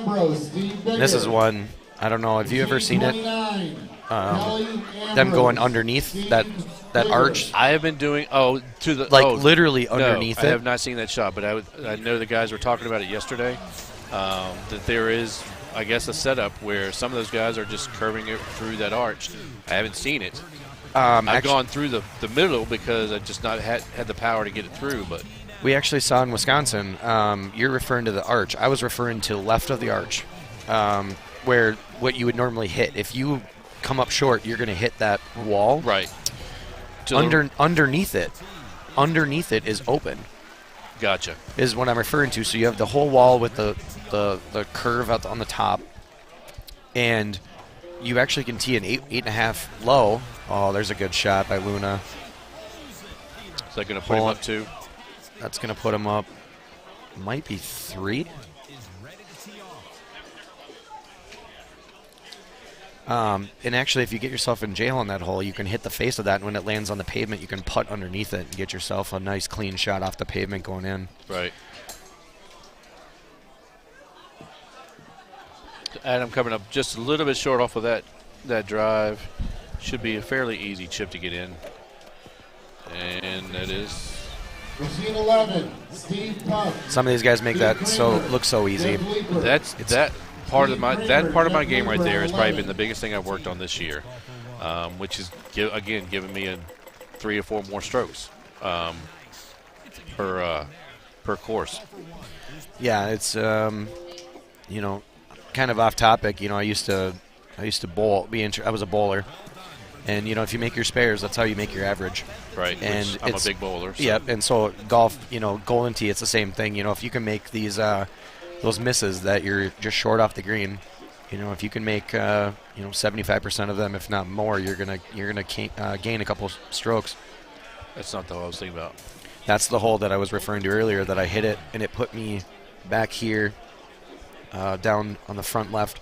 So Josh is talking about the Gino and Adam match. guess you hit the tree and it put you back left. I did. It was kind of an basically you're in offset setup. jail. I was in full jail. I've never. There's no passing go. I no have collection never $200. ever been there before, to the point that I didn't have a way to get out other than going fairway all the way around. I just couldn't. I was very shocked, and like I said, my opponent, he said the same thing. He goes, they weren't very friendly with you on that bounce. Jay, I agree. Under that wall, right? I mean, like I said, I've been just coming off of shoulder surgery, so I don't have the strength in my shoulder. But the 8.5 low goes right through that bottom as long as you don't hit a pillar. I mean, but Jay, I believe, is referring to what I said. That's actually going, unless I'm confusing, is he saying under the wall as in low putting? Yeah, because you have to be on the ground rolling. Gotcha. So when you hit the 8.5 low, as long as it's not bouncing and it starts rolling, you actually can be in the wall and still have a shot. Gotcha. And in my experience talking about it, you just play it like fairway. Not sure where Duncan is, Z-Man. He hasn't, in the 5 years I've been here, I don't know that he's been to a Florida tournament, and I'm pretty sure he's in Daytona. I know I played with him in Richmond, the last NIV in Richmond. He and I won the doubles tournament. Then he turned around and won the Richmond tournament. Played really well, but he's never, in the 5 years I've been down here, I don't know that he's ever been to a Florida tournament. So can't answer that question. So we got Luna and Steve Beatty here, par 3. Let me get an update here and see where they're at. Checking their scores. Looks like Luna's at 24 under. I like the high 10 here from Adam. That's what I did earlier. Okay, so we got Luna up 5, going to 17. Luna's in control there, so that match is pretty much over. Absolutely. Yep. Absolutely. Yep. Okay, just let you guys know we're going to go back to the overtime match because obviously Luna's up by 5. That's not going to change in the next 2 holes. So we're going to figure out, see who wins between Gino and Adam. They are in hole number 26. This is a nice look. This is a great. Oh, wow. What an effort. Great look by Gino. I wouldn't be surprised to see Harris put this real close. If not, yeah. This is a. Sometimes you don't want your opponent to be watching you. That's what I found. This is kind of weird, but yesterday the guy qualified, Richard Wagner, made the main. A good shot by Adam. But after Once, after like the 3rd hole on Once Cocos, he followed me around the rest of the course and had over 100,000 in points. He was on the lip of every single hole by following me around. I was like, just follow me, pay me some money, and follow me for the next 2 holes, and I'll make sure you make the main. I'll be your caddy. That's right. Yep. But what do you feel about that? I mean, do you feel like people get that advantage from watching you hit your first shot? Especially now that everybody's playing the same ball? Yeah, I mean, definitely. The biggest thing that I see lately is the difference between people playing irons and hybrids. And so you get a lot of opponents or matches or qualifying and all varieties of the tournaments. You can watch somebody, but they're hitting a 5-iron and you're hitting a 5-bird, and it actually is a completely different shot. So it depends on who you're playing with, where I'm kind of like, well, if I go first, you're going to see what I'm doing. At the end of the day, this game is still a tough game, and you still have to execute. Right. You know, you still got to be able to hit the shot regardless, and we've all seen the difference in, 4 or 5 miles an hour difference. It makes all the difference in the world. I think that was one of the biggest things. I haven't played with Stenmark in a while, but I know when Mark turns off the shot meter, he doesn't want everybody to know what he's hitting or how he's hitting it. And that's why the option's there. I will say that in my experience, it's not very common to find anybody that does that.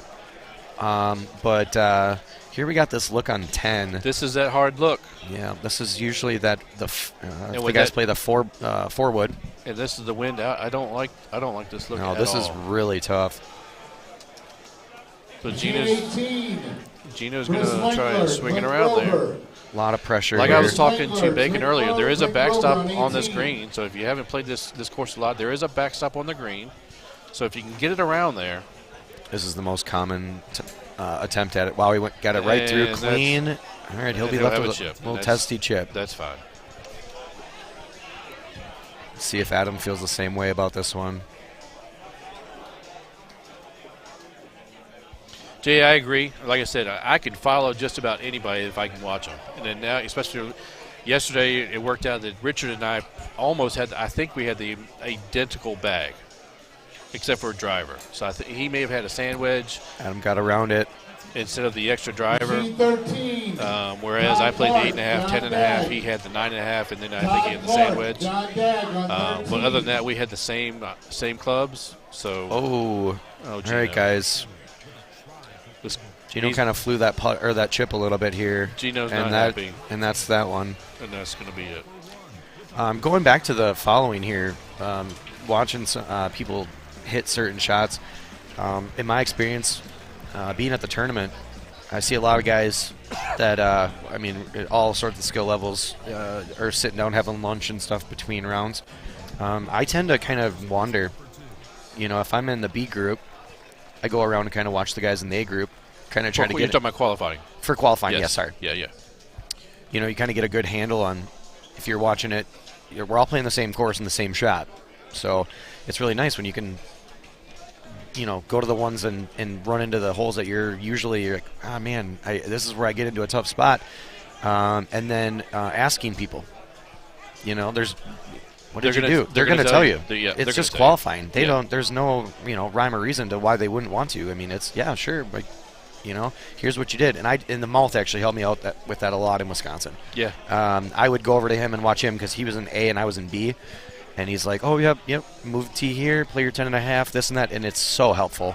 It is, and I find that with the qualifying, if you have some of the better players in the A group, you can sit back behind them and watch them and see, hey, they're playing this shot on this hole, put it in your brains, hey, hole 4, I need a high 6 or whatever they hit, and make it work. Because if that's the hard hole for you, you need to see what these other guys are doing to make it easy. It happened last night, actually, at the end of qualifying on Tropical, and I believe it's hole 15.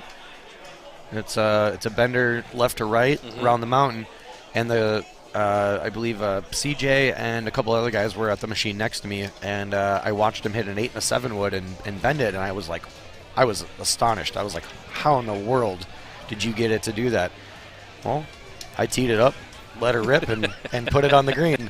I was like, I would have never thought to play that shot if you guys weren't right next to me, and nobody cared. Nobody had any hesitations. Like, oh, no, I'm not going to tell you how to play the shot. I'm going to help you out. Right. And I'm super grateful for that. I mean, it makes these tournaments that much more fun because everybody's here to give their best effort, and you want to play well. And you want to bring new players in. You want to bring in. I mean, we're trying to grow this game and get people to come to tournaments, which has been off the charts in the last 12 months. I don't know what the number is, and I need to ask Steve how many new players we have here for this tournament. But I can tell you this: in the 5 years I've been here, I did not recognize half the field that's here. Yeah, when we were playing in the handicap tournament on Friday, I apologize, I forget who it was that was playing this gentleman, but he was a younger guy, and you could tell that he's just based off his handicap that he doesn't have a lot of rounds in. He came out and played, and even with probably a handicap that was probably somewhere down around. I bet it was down around 10, and he still almost won his match. It's awesome. You know what I mean? And it's just like that's why everybody needs to understand that even if you maybe don't want to play the main event, the handicap tournament, the doubles tournament, you get paired up with somebody that's better than you, and it's still fun. And you're talking about a very reasonable entry fee to go out and meet people and play some Golden Tee and have fun. Yeah. Like I said, I can't tell you how many people, and I appreciate Lee putting on the golf event for us on Friday morning. I met a ton of people playing golf. There you go. So there's just all sorts of ways to meet and learn this game. Yeah, and I think that's becoming a thing for most of the tournaments, except for maybe Wisconsin when it's 20 degrees outside, you can't play golf. But most of the tournaments, somebody's trying to get a golf tournament up on Friday, and I know the other thing that Lee and I have been trying to get together is a big, get a good poker game, but we haven't really found the time in between GT matches that we can do that. But I thought that we kind of became friends, and you didn't let me in on this poker game option. Well, it hasn't come to fruition yet, all right, so that's probably why. All right, I'll let that one slide. But yeah, if it does, I don't want to take away from money here. I mean, that was the whole point. Of course. No, absolutely. Because Steve and these guys are here for people to play on their machines and make money to try to cover the cost of coming in here. And again, for IT, we want to thank IT for coming in, setting up their equipment, doing all the stream and everything. The bar here at Sidelines, Chris and his crew have done an amazing job. Him and Robbie have been running this bar. The girls have been doing a great job taking care of everybody here. And they remember, some of these guys were here last year, so they remember some of us and didn't even ask what we wanted to drink. They just brought it to us. So good hospitality. Yeah. I mean, so again, that just goes to come to a tournament. If you've never been to a tournament, come to a tournament. So yeah, it's been A+ here. This is my first time here. I'm very impressed with the venue, the size, and I only have one other venue to compare to, which theirs is awesome, which is at Sussex Bowl in Sussex, Wisconsin. Both amazing venues, and I can't wait to be able to attend more and continue to donate my money. So we got CJ and Clint Grover here, both hitting trees. All right, so they missed the green on 2. Shouldn't be an issue. Clint almost hold that out. It looked like it might have been a tough setup. They both tried to go outside. I think Clinton just barely missed it by a hair. And CJ holds out. So there he makes that shot back up. Clint back there shaking his head. He's like, yeah, I should have done the same thing. But they both know they probably should have made the green. So CJ up by 1 going into 3. Again, we'll see how this course sets up. Tropical can be very, very easy, or it can be very, very hard. So we'll just have to see hole by hole how this goes out. Not all of us are as good as you to think that tropical can be very, very easy. Because I can tell you that I don't have a setup where I feel that it's very, very easy. Well, I tell you, when this course first came out, I think it gave a lot of people a lot of false hope when they had it was on the Freaky Friday, and yeah, it was about 3 weeks ago or so. Who was it? Was it Evan that turned around and shot the 38 on it? Yeah, that's not going to be done again. I don't think. So this is one of those looks that if you can kind of if you can figure out the shot, it's always gettable. It's just still very difficult. Hole 4, very tough in general. This is the first one that can eat your lunch. Yep. And it's tough because it's right at the beginning of your round. I've had no problems actually, and Grover just proved that. He hit the tree. Yep. And unfortunately, I've been in this same spot, and it puts you right back on the tee box. So not only do you get to do it once, but you get to do it twice.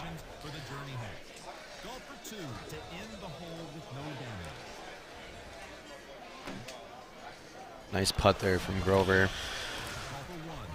So it looks like it's going to be a two-shot swing. Three-shot swing. 3 shots, yeah.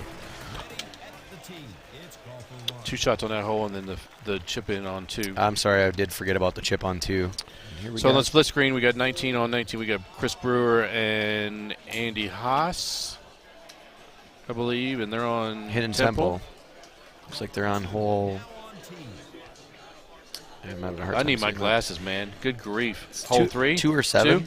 2? Yeah, CJ shot the only 31 there. If anybody knows the story behind that, I was actually playing right next to him when that happened, but they had a machine malfunction. I believe it was, and there's a hole out from Haas. Really nice shot.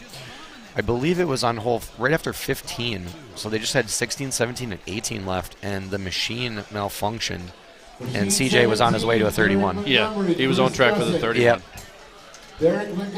And they had there was a lot of time in between. CJ was on a roll for that 31. Yeah. And still managed to make it. That was a real heck of a game. Tropical Thunder.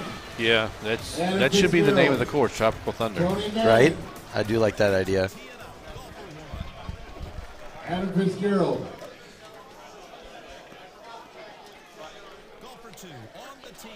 Everybody, well, we got somebody respecting Grover's plaid shorts. Tiger Sunday red, I suppose.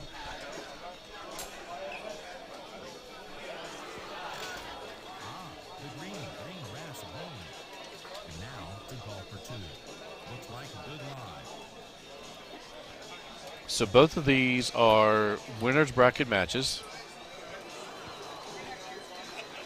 Chris just coming off the hole out in extra holes with Sean Gervais. That was a great match. Great hole out. Clint, I know, started out playing Burnsy. That will be played later on tonight on YouTube. There are actually several matches that will be on YouTube later on tonight. So the ones that aren't being shown on the stream, they are being recorded, and they will be available for later on.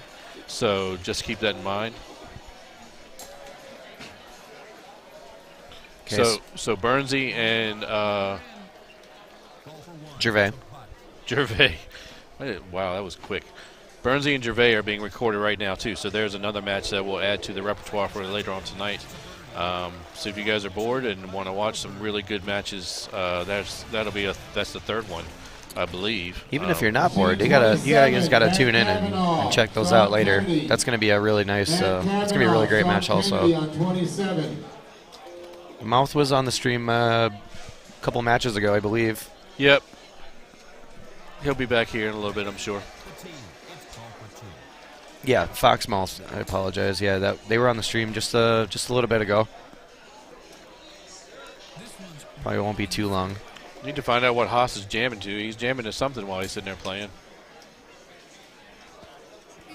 Yeah, let me ask you this, Josh. So you've been to 2 tournaments? Yeah, this is my second. How do you feel about playing with guys who have headphones on or earbuds in while they're playing? It's actually funny that you mentioned that. We just had a conversation earlier with a couple different guys, and we were talking about. Actually, I was referring to my poor efforts trying to play the game today, and I said that I should have actually switched to putting my headphones in because when I play at home, even in my basement, I'm by myself, and I'll throw music on and I'll jam to it, and I usually play pretty well. And I feel like I didn't do that at either tournament because I wasn't trying to. I'm a very social person, so trying to just be socialized and whatever versus maybe trying to stay in my own zone. And we socialize after the game. I don't have any issues playing against anybody that decides to wear headphones and listen to music. I think it's, everybody's here to, do what's comfortable. And do you ever you wear headphones, don't you? I wear earbuds, yeah. I try, in qualifying, I try not to, depending on who I'm qualifying with. Now, if I'm qualifying with somebody that I know, and again, we're just having a good time, then I'll listen to music, they'll listen to music, and it is what it is. I know in Columbia, and Des, I don't know if you met Desmond Burke. Des brings a little speaker, for those of you who know Desmond. Had that going on brings earlier. A speaker, and he will play pretty much whatever you want to listen to because he doesn't care. He's like me. We listen to everything. But I know in Columbia, we didn't have to wear headphones because Des had a speaker. But for Sundays, I feel like I'm kind of like you. I want to be in my zone. I don't want to be listening to everybody else talk about, this shot or that shot, or I would have done this or I would have done that. I want to know what I'm doing and just totally focus. Again, it probably depends on who I'm playing as well. But some people get annoyed by it because there's some people that want to sit there and talk to you and they have to repeat themselves over and over because you have earbuds in, I kind of get tired of taking them out, to tell you the truth, to say, what did you say? Yeah, and that's the thing is if you're kind of on the same page, if you and I are both playing together and it's like, hey, I'm going to put my headphones in, you're going to put yours in, and that's it. Right. If we could talk about a good shot here or there, or hey, what would you do in this situation? Yep. Then that's a little different. So. Absolutely. So we got Grover. Oh, so Grover just went in the water here. CJ's on the back fringe. On this, this is one of the other tough ones on Tropical Falls here. So this play right here on 5, is it? 7. 7? Yeah, for Chris and Brewer. Do you like going on that strips? Do you like going on the strips, or do you like going playing on that corner? Nope. So I played on the strip, and actually, for the last about a month, every time, doesn't matter the wind, I actually tee it high and try to get myself a longer shot to less the wind. I don't know if that makes sense to anybody, but it does in my head.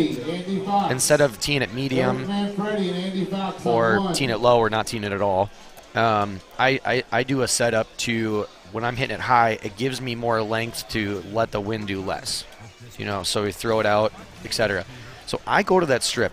I've been watching guys all weekend going everywhere different. You can go to the left, you can go to the right. So yeah, we're through 8, and we got Haas is up 2. Haas is up 2, but Chris just made 1 back. CJ's in full control of the match over there. Puts it on 14. Puts it on the green pretty easily. Yeah, this is one of those looks that, for anybody that's not familiar with this hole on Tropical, it doesn't play necessarily what the yardage reads. Grover just kind of basically replicated what I was about to say, was just that you can easily go long, even though it's playing at a full 325 or 330. Right.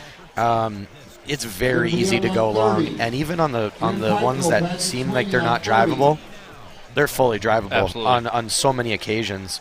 And it looks like CJ with that he's up 8. Yeah. So CJ, Clint's kind of in his head, kind of needs to clear it out. CJ's in full control there of that match. Again, Andy Haas up, and he just holds out. So that's going to put him up another stroke. So whatever he's listening to, I want to know what it is, because he's playing really well. Yeah, there's something in that music, in that playlist that's. So that puts Haas up 3 at the turn. That's going to be, again, it's tropical. So there are a lot of holes here left to play, a lot of setups. Haas is on. They're playing Hidden Temple there. I mean Temple. Sorry. Yep. Nope. Still a lot of golf left. There's still a lot of holes, a lot of tough shots. Tropical's on my left. That's why I said that. But yep, Hidden Temple. Still a lot of holes. How do you feel about Tropical? I mean, is it when it first came out? Is that something? When it first came out, I wanted to get rid of it. I feel the same way. But now that I've played it several times, I'm not afraid of it. It can definitely set up to where, I don't like that look right there. That wind is scary for me. As still a fairly new player, I don't like that setup. I like the 6-wood medium here, even with that wind. It's just it's all about speed control, just to not let the wind, do what it's gonna do if you hit it too hard. CJ with a little hiccup there, but that's okay. Still well out in front. Mike Hanley, Steve Kramer on 14. And we're going to check in here and see what we got for Haas Grover. So they're through 10, and Haas is still up 3. So Haas with a spectacular round going. And so now he opts to go with not as far down as you can get, but this is that look again that I was talking about. I would go left. You get the full look at the green, to have the wind behind you. With that full 12, it'll be a full 6. So they both opted to go the same route there. The problem I saw yesterday with this look is if you come up short and hit that hill, you're wet, depending on what you have on the ball. Ambrose on 21. What I saw yesterday is some of the guys were coming up short because the wind was blowing straight out. And they hit the bottom of that hill and had either bite or release on it, and it was gone. Yeah, you definitely got to hit green first. That's extremely key for that hole. So we just got moved over here to have the CJ Grover match. And I know a lot of people don't like this hole. I almost hold this hole out almost every single time. I have no issues with this hole at all. I had a conversation with the Mouth yesterday. Him and I were playing around, and this one came up because him and I obviously were playing Tropical, and he showed me a couple of things as to depending on the wind and the tucked pin up by the wall. Mm-hmm. He had me hitting almost a full in into it. as if I'm going to hit the rock. Right. And let the wind do its thing, and when it bounces versus it bouncing and rolling versus kind of bouncing and stopping and this and that. And I tell you, I was semi mind blown. Yeah. It was a little much because I was like, oh my goodness. I'm like, yeah, I see what you're saying, but being able to execute that every time. Again, something to learn right there. Well, and it's also the fact that it's a par 3. It's a difficult par 3, but it's 17. Right. It's not on 3 where you can recoup. Right. You know, if you're in an even match going into that, both at 24, 26, you know, it's a very risky move, even if you've done it a million times. You know. So that match is over. CJ's going to move on. I think we should be able to get back, Jay. I think we should be able to get back to that Haas match here. So we should be able to see the finish. We'll finish that up. But yeah, CJ yeah, won by 7. We are back on that. And he's still jamming to whatever he's listening to. We'll find out what that is. We'll find out what he's listening to. Yeah, that's a heck of a playlist. I'll tell you. He's again, we were talking earlier about playing off the Jeez, paper he almost right got there. another one. And it plays almost better than fairway. You're going to get a little bit extra spin on them. So Haas is now up 5 with 5 to play. I think this is the first time I've seen this hold down in this corner this weekend. Now, Farmer, we just we're trying to watch the end of the that CJ match, and we knew it was close, so went to that solo, and now we're back on the Haas Brewer match. And there we go, slam dunk by Chris Brewer. He needed that, Yep. but he needs a lot more of it. Gonna put him 4, I think 4 down. Should be. Mark Markowitz, Ryan McCook on 18. So 4 down. And then, guys, we're about to see coming up here is going to be Ryan McCook and the Mouth. So that's coming up next. So anybody that was waiting for to possibly see the Mouth, I thought I saw a comment earlier about it. This is sometimes I get a weird look on here on 15 on Temple. I don't know. Seeing a mix this week of 5 woods, 6 woods.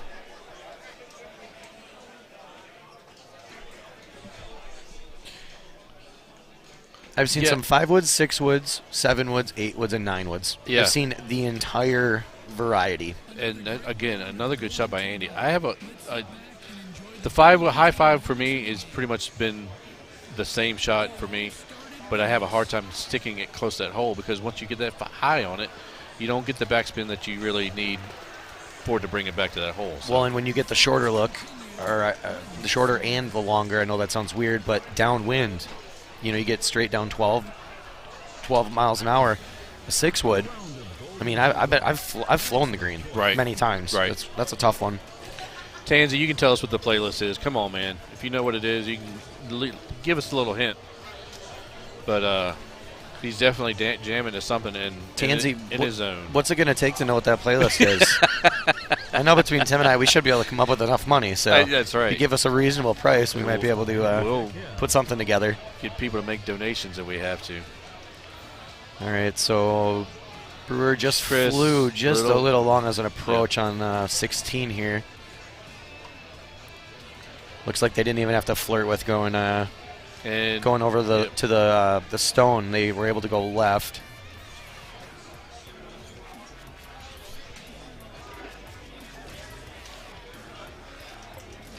Should have looked to see. Chris is probably thinking he's wearing the wrong sandals. I don't know if you know this or not, but he does switch his sandals out. He's probably wearing the green ones. Yes, he is. I can see it from over here. Yep, he's got the right sandals on. After this match, you might have thought that he was supposed to wear the other ones, but I don't know. Actually, one of my buddies that came to this tournament, we had met Chris obviously in Wisconsin, and he walked in wearing green sandals, and I don't know, it wasn't even 10 minutes later, he goes, he was just wearing green sandals. Now he's wearing white ones. Like, what is going on? I was like, well, he said that he came right out of the Uber. That's one of the first things I learned about Mr. Hats for Bats. Chris Brewer is he changes his sandals because I guess he has a little problem with his feet. Oh, well, hey, to each is their own. So, you know, we all whatever you have to do. All right, so it looks like we got a 5-stroke lead here for Andy Haas, heading to 18 on Temple. So, yeah. 5 after 5. So because this is such a big one, and this next matchup we're going to look at, Mouth and Ryan McCook. Mr. McCook is such a good match, an important match. We're going to switch on over to that. I'll tell you earlier, they were doing the announcements for the holes in ones from qualifying, and all I heard was, announcing one name, and then they had one hole in one, and then somebody else in one hole in one, and then someone else, and then all of a sudden it goes Ryan McCook 4, and I was like, oh my goodness! I'm like, he had 4 hole in ones in 5 games of qualifying, and I was telling one of my opponents today in one of my matches, I said, between all the games that we played, qualifying, handicap tournament, doubles, practice, and then today, this is the longest I've went without a hole in one. Wow. I did not have one since I've been here, and I was like, I just, it's kind of the struggle that I've been in this little funk, I guess, I was telling the story how I usually forget to get in the pool, and I have several people here at each tournament say, hey, make sure you get in it. And Graham Bratcher, who I miss having here, actually texted me after I got off the stream yesterday. He said, hey, I always remind you. I'm like, yes, I know you do, and miss having you here. Because the years that I've not been in it, I always seem to hit 1 or 2 and don't make that money. So I did have one yesterday, hit 18, ace 18 on hidden, Temple, high 5, right at it, and it just trickled in. So. And that goes out to anybody that is interested in attending tournaments and stuff. Don't forget to get into that hole-in-one pool. Definitely can pay out. It's I believe it's $20. Yep. $20 and gets you into it, and if you hit a hole in one, you get money back. And you got 5 rounds to do it. I won $34 because there were so many hole in ones. But I know last year I had 2, and they were $50 a piece, so I won $100 back. Yep. So it just depends on how many people join and how many people actually hit them and whatnot, and how it sets up and everybody hits it. That's right. How many hole in ones there are.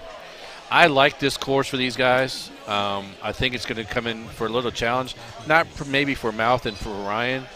But it's going to depend on how I believe it's 15 sets up. Yep. And there's definitely a couple holes on here that can throw them for a loop. But these are 2 of the best in the world. Yeah.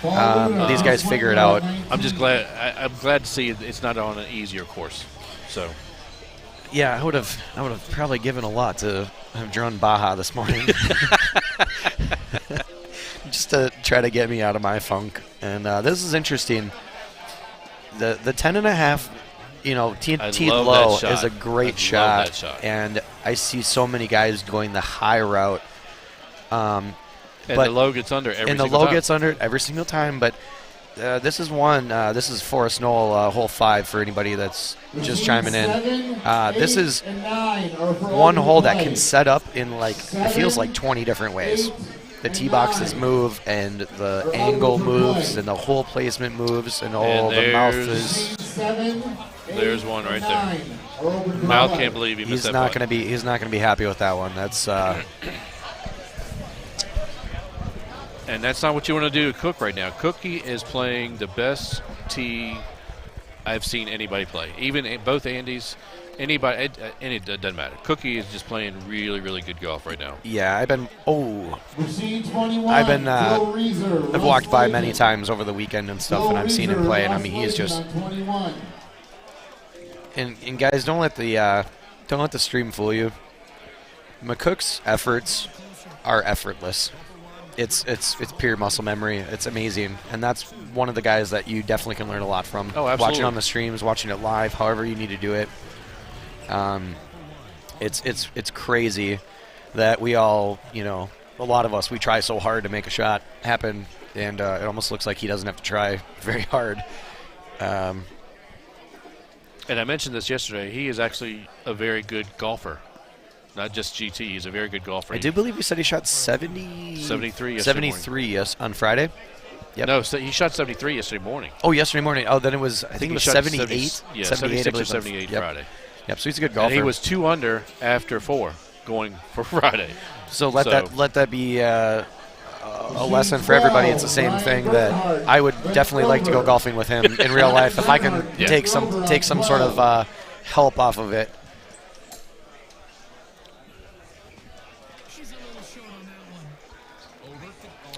Jay, to be honest with you, that's a great question.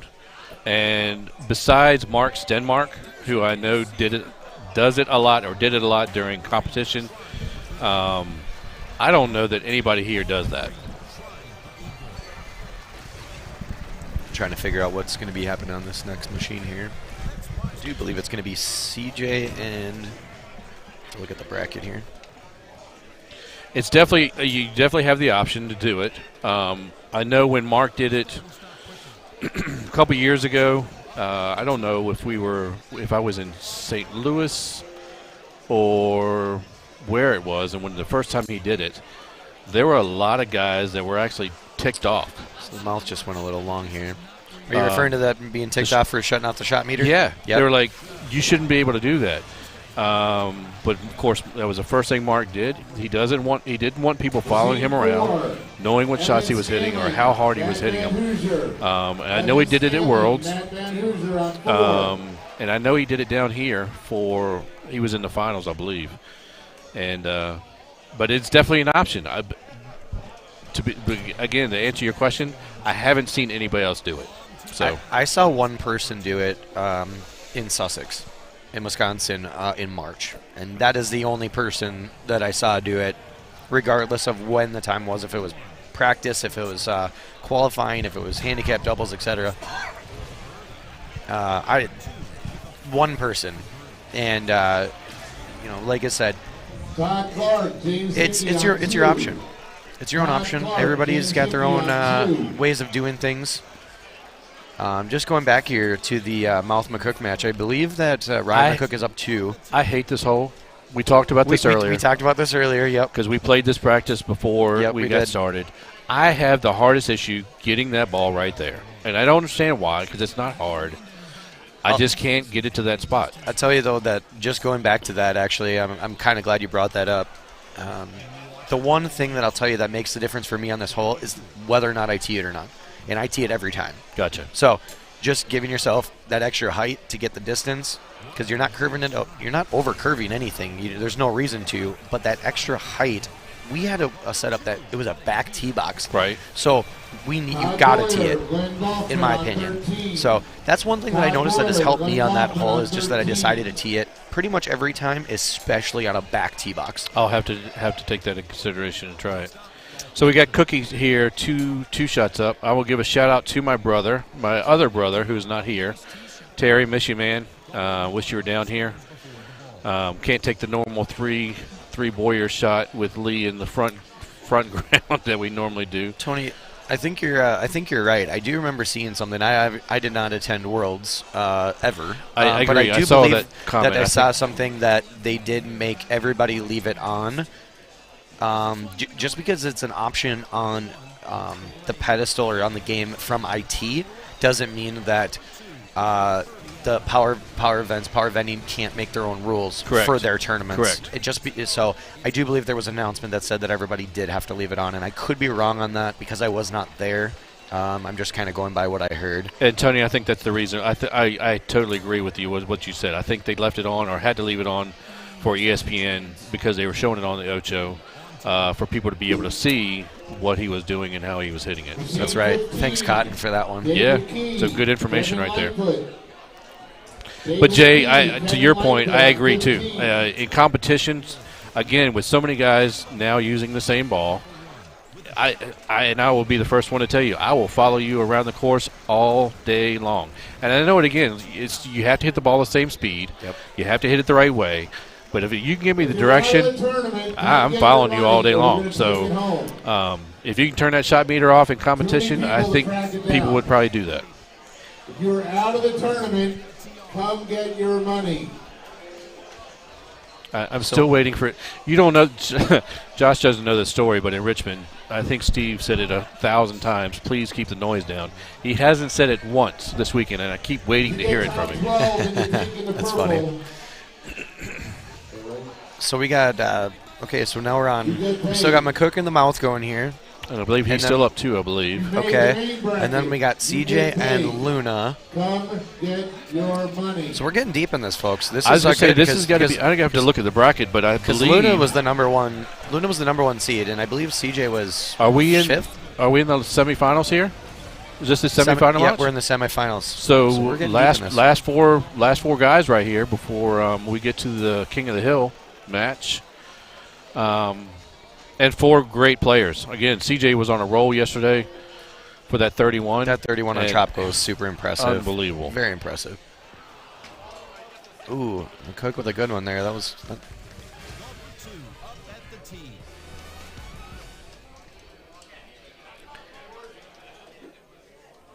Thanks, Terry. I love the quiet, please. Thank you. Oh, the quiet, please.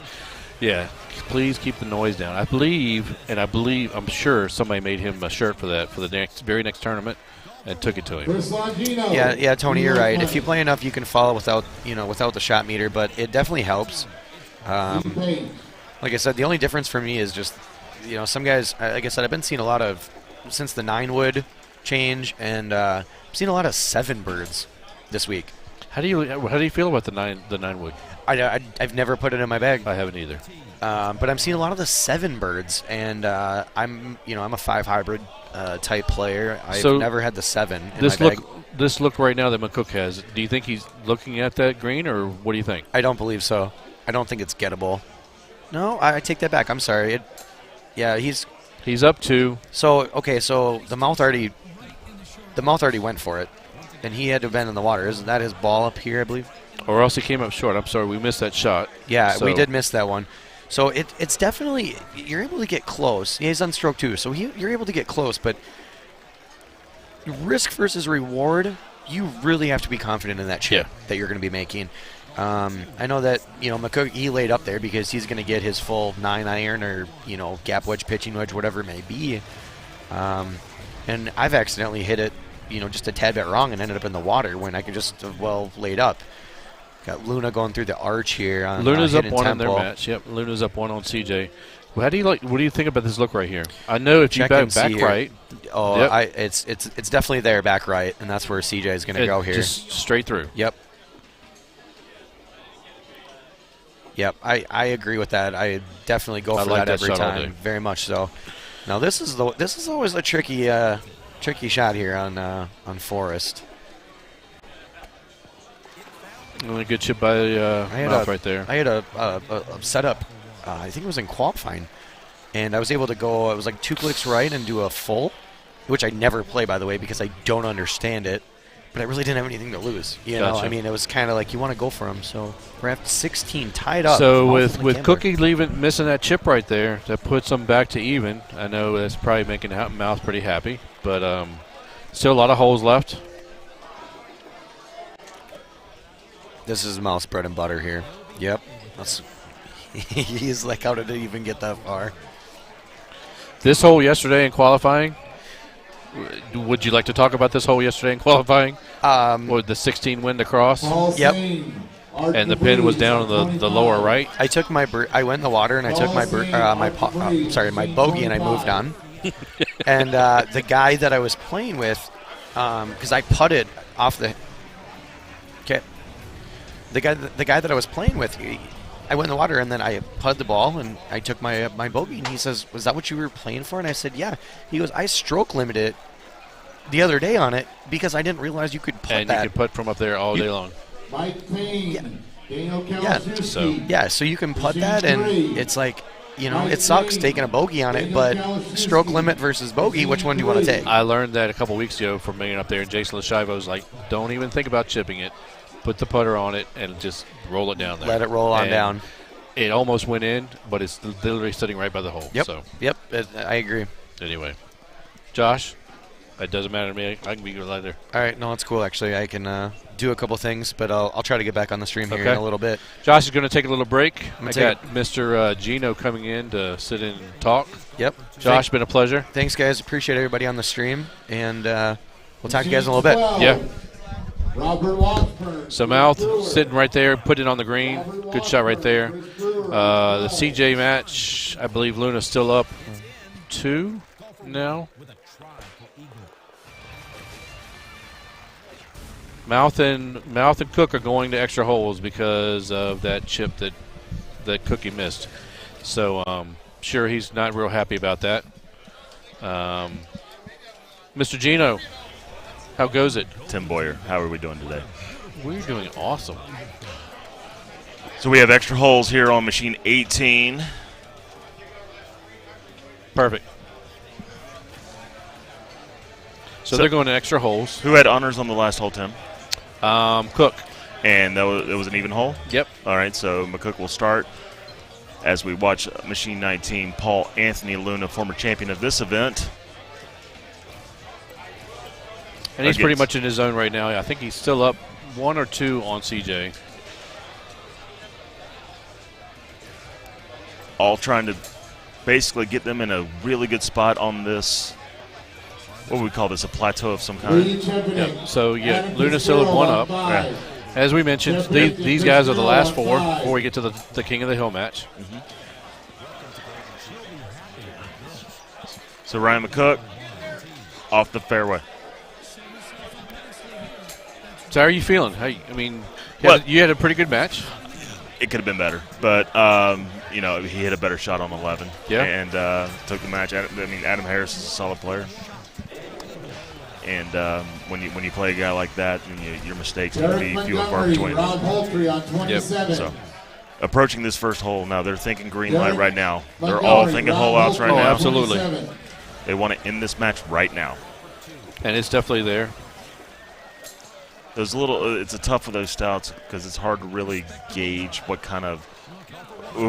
It's hard to really gauge. If you're trying to thumb something to get that half a wind when you're playing with the stouts, it's really hard to just barely push it to the right and try to get yourself. So that would have been a tough one to hole out. They're going to the second hole, which could offer a break in scoring. And I have my third brother who is not here. I have 2 of my brothers, Todd and Tim, that are here. But Terry, we're missing you, man. You outdrink your brothers anyway. You're just so much better at that than. I don't know about that. I don't know about that. Yeah.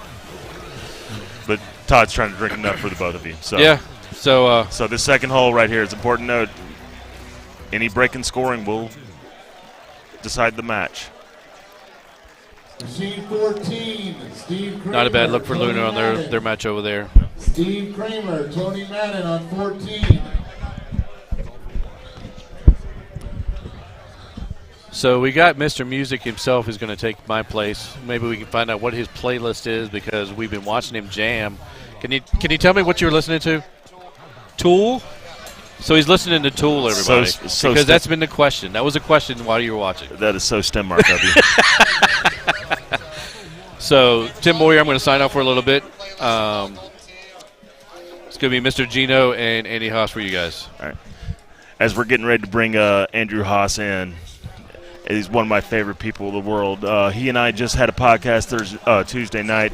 You can catch that anywhere you get your podcast, Spotify, Apple. The 27-time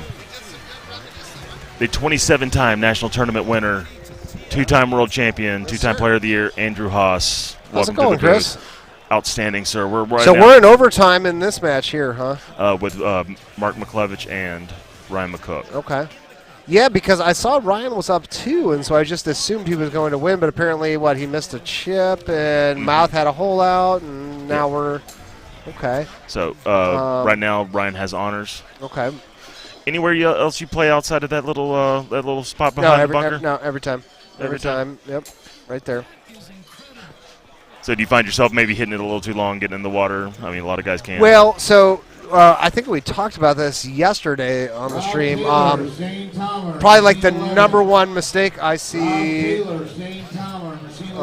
not expert players make would be to hit backspin on a shot like that. And then so with it being a crown, if you land on the far half of the crown, it's going to chop down in the water with backspin, where if you hit bite, it's just going to sit. Both those guys hit bite because – they have the experience. They know what they're doing. And, yeah. So, just important to note, this is the winner of both these matches that you're seeing on Machine 18 and 19. We'll move on to King of the Hill. That's not quite. Not quite. I'm sorry. I actually play the winner. I play the winner of 18. Tim Boyer. The winner of 19 will move on to the King of the Hill match. That's right. My apologies. I was handed some bad information. Yeah, well. Yeah. So, this hole right here, hole number 5. Yeah, so I actually think I'm Oh, what a shot! Oh, God. I thought he made that. I'm actually, I think, unique among most where I have a one hybrid in my bag for this course, and so it's almost. Oh, that's not. Do you find yourself frequenting I hit that the one 100? hybrid on that hole every time. And he missed a putt. He missed it. Hate to see a match end like that. That was a left half, and he didn't check the brake, and he should have checked it. But Matthew likes to play fast, and it works for him. Yeah. But on a shot like that, he did not check that there was a left half, and then he probably pulled it half a degree, and so that's. Ryan McCook now 3-0 in this tournament. He's only played in this tournament one time, and the one time he played, he won it. Oh, shit. So now we move to C.J. Wangler against Paul Anthony Luna, who has just played lights out today. Are they? What is the status here? It looks like Paul looks like he's on a one better. This is a tricky putt. Okay, got it. Paul looks like he's on a one better. Okay, so he's up one. Mm-hmm. Wow. I mean, Paul is just. He seemed like. If you want to be like. So there's certain people, and I've said this before. Like there's certain people who I play. Some people I wait it out and wait for them to make a mistake, and some people I know I have to take it to them if I want to win. Mm-hmm. And Paul is one of those people where I know I have to be super aggressive if I want to win the game. So I am trying to hold out everything. You think about it a lot, Andy. It's a far cry from what we saw 10 years ago, and where he's making a run through a purple bracket. I don't know if we ever thought Paul Luna would be as good as he is now. I don't know if we were talking about that 10 years ago, Andy.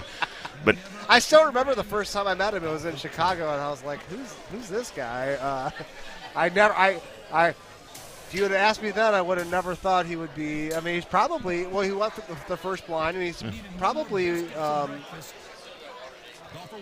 just considered the top player in the world right now. I don't think that's that would be probably a great assessment. Yeah, just an update on another match happening in the room right now. Clint Grover, Brian Bernhardt playing for the second time today in the losers bracket are tied right now. And they both those players love double wind. So yeah, the game's too easy for them. So they need 2 times the wind. They choose to make it difficult on themselves. 21, Brad Stewart, Colin McKinney. So simple thumb shot right here. I see a lot of guys liking to hit that 3 hybrid in.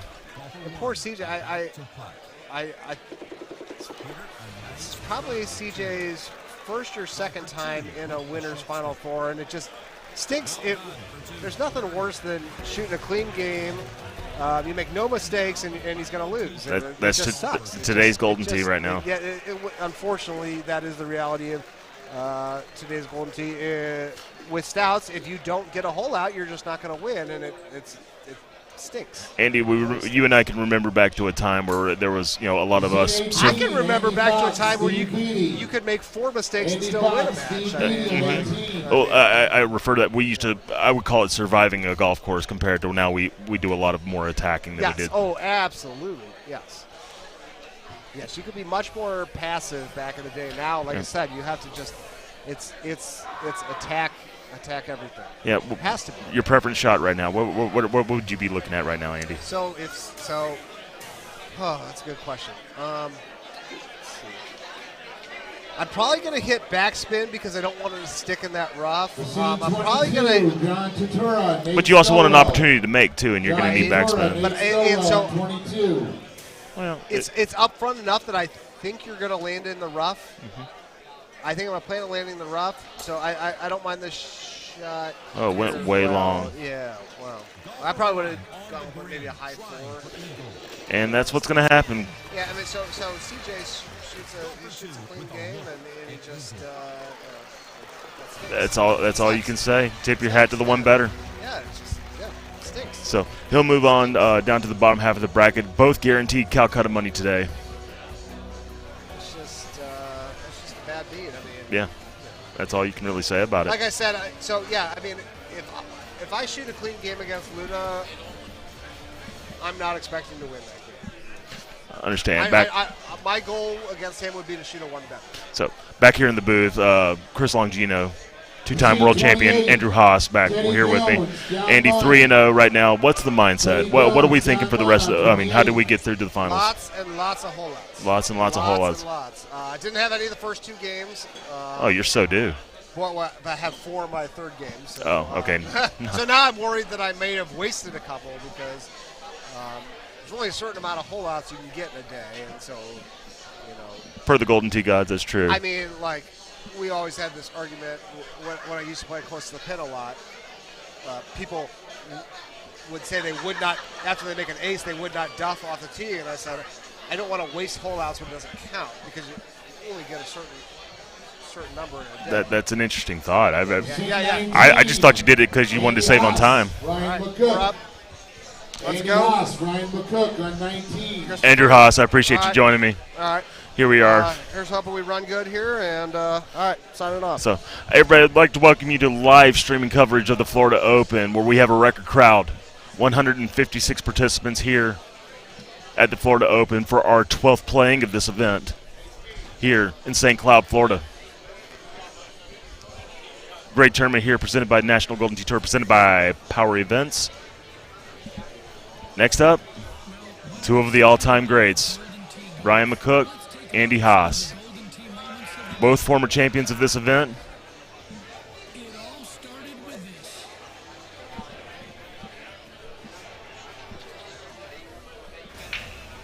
Welcome to today's round. This is Golden Tee Gold. And now, also on Machine 19, we're starting up a match in the loser bracket. The Texas State Championship winner, Steve Beatty, against the 8-time tournament winner, Andy Fox. Should be making for a great match. And then on the next one, we're going to go with Ryan McCook, Andy Haas.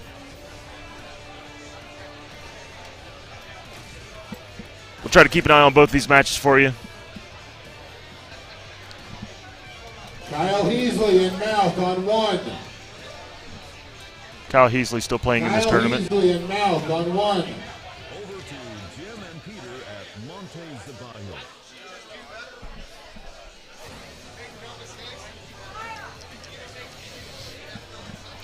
I believe the number's $2,700 I saw for the first place winner of this event.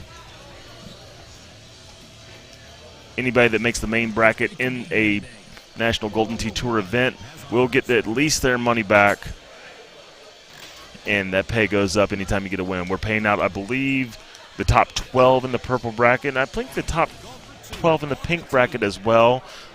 Not as much as, say, getting your entry fee back, but something to take home. So plenty of opportunities for success as we take on the first hole at Tropical Falls. We got a good one right here, ladies and gentlemen. Steve Beatty, Andy Fox. This first hole can be so important to try to get yourself a hole out. Here's the backspin. Golfer 1 with a birdie putt. Golfer 2 about to putt. Now, based on pace and how these guys play, I believe Andy Haas, Ryan McCook will probably play their game quicker.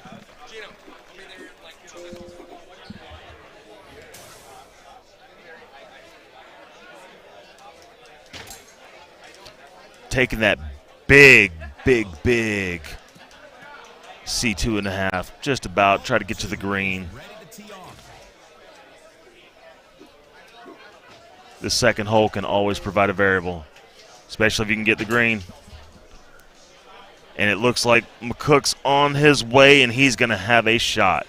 He has a putt, and now Andy Haas has to make this to stay tied in the match. So he'll go down one early.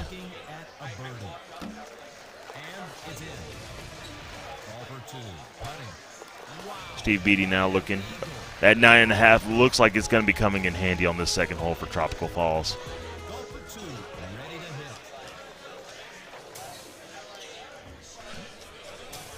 So while we're watching the matches, if anybody wants to hear more information about Golden Tee tournaments coming to close to your area, visit www.pegttour.com for more details.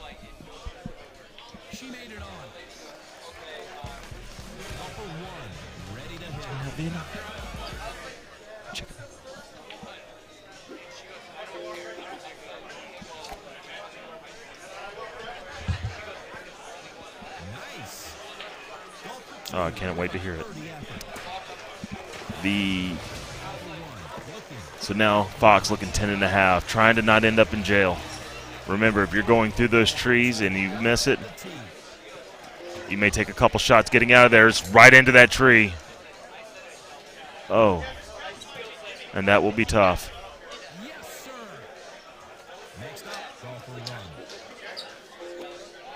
The great thing about Tropical Falls, though, there's a lot of chances to get your strokes back. And Andy doing what he can just to get out of that mess. He'd like to try to get a birdie here to keep it down 1, but taking par and being down 2 is still not out of the match.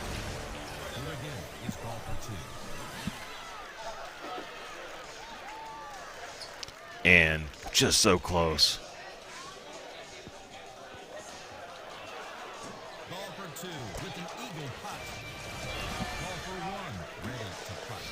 As we look over the Monte Zabaya match of Ryan McCook, Andrew Haas. Ryan McCook up 1. Spent a lot of time in the #1 player in the world rankings during the pandemic, Ryan McCook did.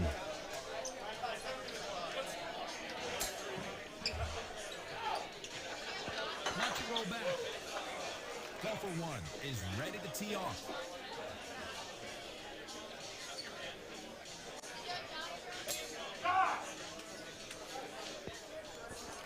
Watch this.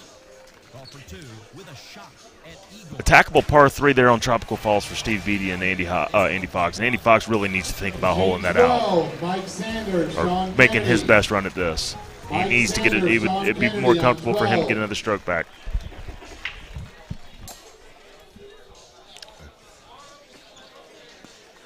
This will work. Nice drive. Golfer 1. As we get ready to cue in, sitting next to me, one of my favorite people there is in the planet. He is the inaugural Players Charity Champion, Brian Bernhardt, my man. How you doing there, Chris? Doing well. We're going to watch the matches here. We got a couple good ones here. On the left side, we have on Machine 18, Steve Beatty, Andy Fox in an elimination match. On the right, Machine 19 for an opportunity to go. Did that say -4 to -1? Yeah, Andy got caught in the tree in the hole too? Yeah. Oh, wow. Okay. Well, I'm coming fresh off of a loss to Crink Rover. Yeah, I'm going to ask you all about that. Great. From what last I heard, you guys were tied after 9, and then give us the rest of the way, Burns. Yeah, we watch these. Yeah, so we were tied after 9, both one better actually, and then we each gave one back in 14. I missed a putt deep in the fringe, and he What went course? on Baja. Baja. Our favorite, and he went to the left. That's the one where you kind of go to the left, and there's some cactuses and stuff. Well, he saved birdie. I missed a putt out of the fringe, so we're both tied after that, and then hit some really good shots throughout the game. 18, he got wet. I went a little bit to the right. It gave him a great drop. He chipped in for birdie. I missed my chip. Go to sudden death. He holds out 1. I don't, and we're sitting here. And we're sitting here. But I'll tell you what, though, Clint. We both played great. You know, I'm happy that I'm both lost to Clint today. Yeah. How about that? I've lost to him twice though, so I got you. Oh, that's right. But you know, it's one of those days where sometimes during games you get certain breaks. I got my breaks against MJ and against Sean leading up to this match. Does it just make it feel just a little bit better that you lost to a non-stout player, maybe? It does. No, in all honesty, like me and Clint joke about that. We joke about being having the battle of the Titans and whatnot. And he's a good buddy. He's a fellow Illinoisan, and we always enjoy playing each other. He's got my number though, so I look forward to matches against him, in the years to come. So we're looking over here, Machine 18 right now. It looked like Beatty got wet, and that's the great thing about this course. It went from a 3-stroke match to a 1-stroke match just on the 4th hole. Yeah, and it's gonna go back and forth. When you're watching professional sports and they show you that stat of lead changes, it'd be really interesting to have a statistic showing, the amount of times that the difference between strokes change on Tropical Falls, because I would say at least half the holes are going to have different scores on them. You're absolutely right. Looking to the right side now. Ryan McCook is up 1 on Andy Haas. Ryan McCook was able to drive number 2. Haas was just a little short in the heavy rough, and he missed his chip. So I'm not looking at a bracket right now. Where are they at? Are they playing for King of the Hill match? The winner will move on to King of the Hill, and they will play the winner of Paul Luna. Paul who?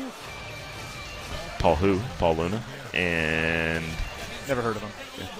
And I don't have a bracket in front of me. I can't remember the other one. So he'll be playing, the winner of this plays Paul Luna. Yes, that's right. I'm sorry. And I'm trying to be funny here, but Paul Luna is hands down one of the best players on the planet at this point in time. So Right now he is playing. He was the betting favorite walking into this bar this weekend. Exactly. We used to joke about Andy House waking up one better. I think Paul Luna wakes up two better. So, kudos to him for playing some great video golf. A little fringe love there for Ryan McCook. Not sure if he wanted the fringe or not. I think that pushed it a few yards further back than he would have liked. Yeah, and this needs to be attackable right now for Andy.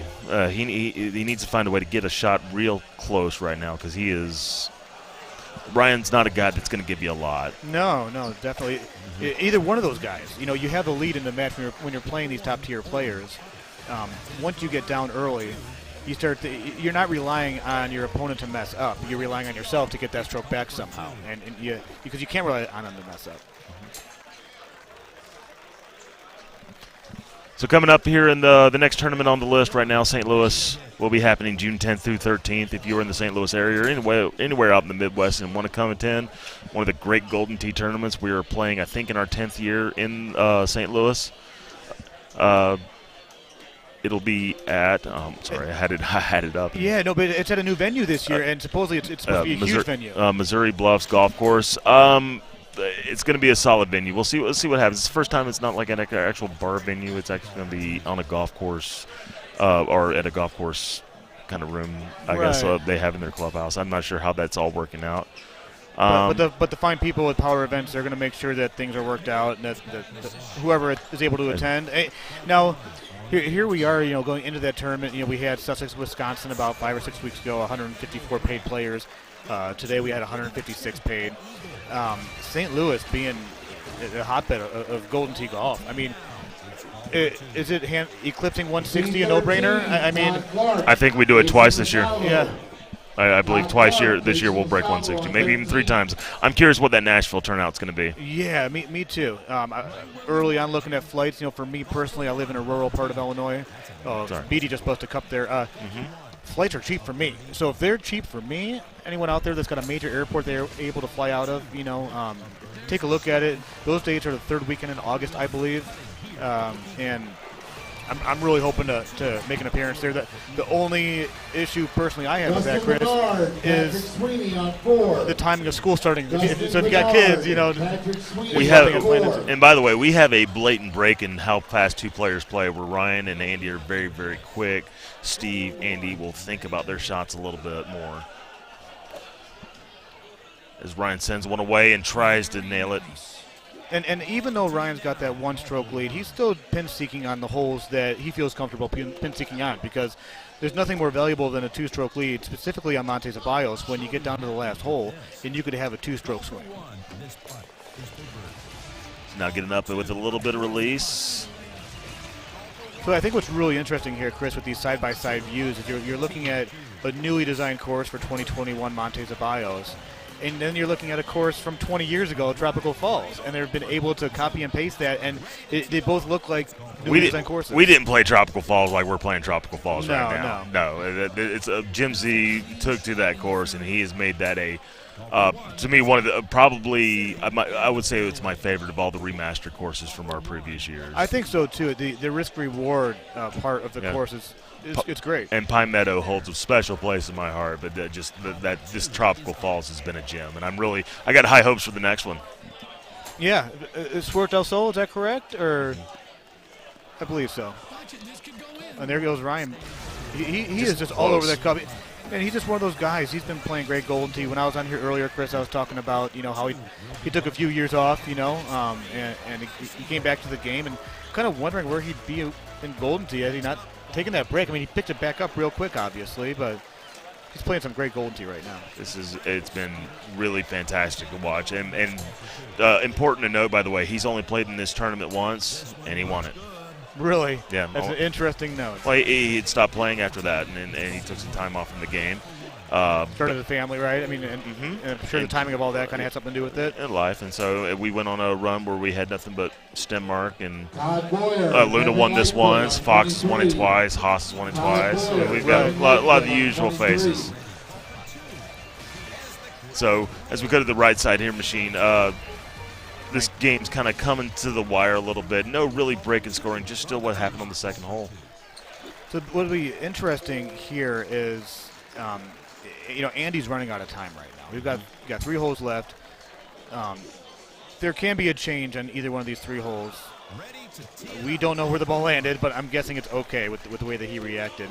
Andy's thinking putting this in the bottom of the cup right now. Yeah, he has to be. I mean, he does not like it. Or he did. Oh, he did like it. He did. It'll be good. At hole 17, he missed it low. He was putting out of the rough. Did not take his time at all. So we have a match, and that's why you play 18 holes of video golf. And now we got 2 really, can be tough holes. This one especially right here. Oh, you can get a bad bounce out of that rough there. And a lot of people will try to bounce off that rough, skip on the green, just like Andy's doing right there. Maybe go in the hole. Get in the hole! Wow. Drills it! Wow. Well, how about that? My goodness. 1 stroke down to 1 stroke up potentially without an ace here from Ryan. The tables surely have turned here at this event. What a shot by the 27-time champion. Is it? It's got to hold up there. Wow. And now from 1 down in 2 holes to 1 up and going to the drivable par 5. Which the pin's kind of tucked there in the top left. Andy can play this much safer. And he's thinking right now about playing so be safe. So be safe, putting it in the middle of the green, leaving yourself a putt. Is he worried about that? Where's the ball going? Oh, no, he's clapping. He felt it. Yeah, wow, look at that. Now all he can think, hole out. Yeah, there's only one place he needs to put this ball, and it's in the bottom of the cup there. So we look over there, Andy Fox making his putt. And the little things like, what would have happened had McCook not missed that putt? No, looking down. Can it get into the hole? Oh, my goodness. Oh, not many players are getting it that close. Ryan doesn't miss that putt. He's teeing off first on 17. We'll never know what would have happened with Andy's shot. But congratulations to Andy Haas for pulling through there, finishing strong, and getting a great ace on a tough setup on hole 17 of Monte Ceballos. So we're going to go full screen here with the Andy Fox and Steve Beattie matchup. Yeah, once again, elimination match here. This course had lunch yesterday. This was the toughest course in the field yesterday. Hands down. I mean, complete break in scoring for this field.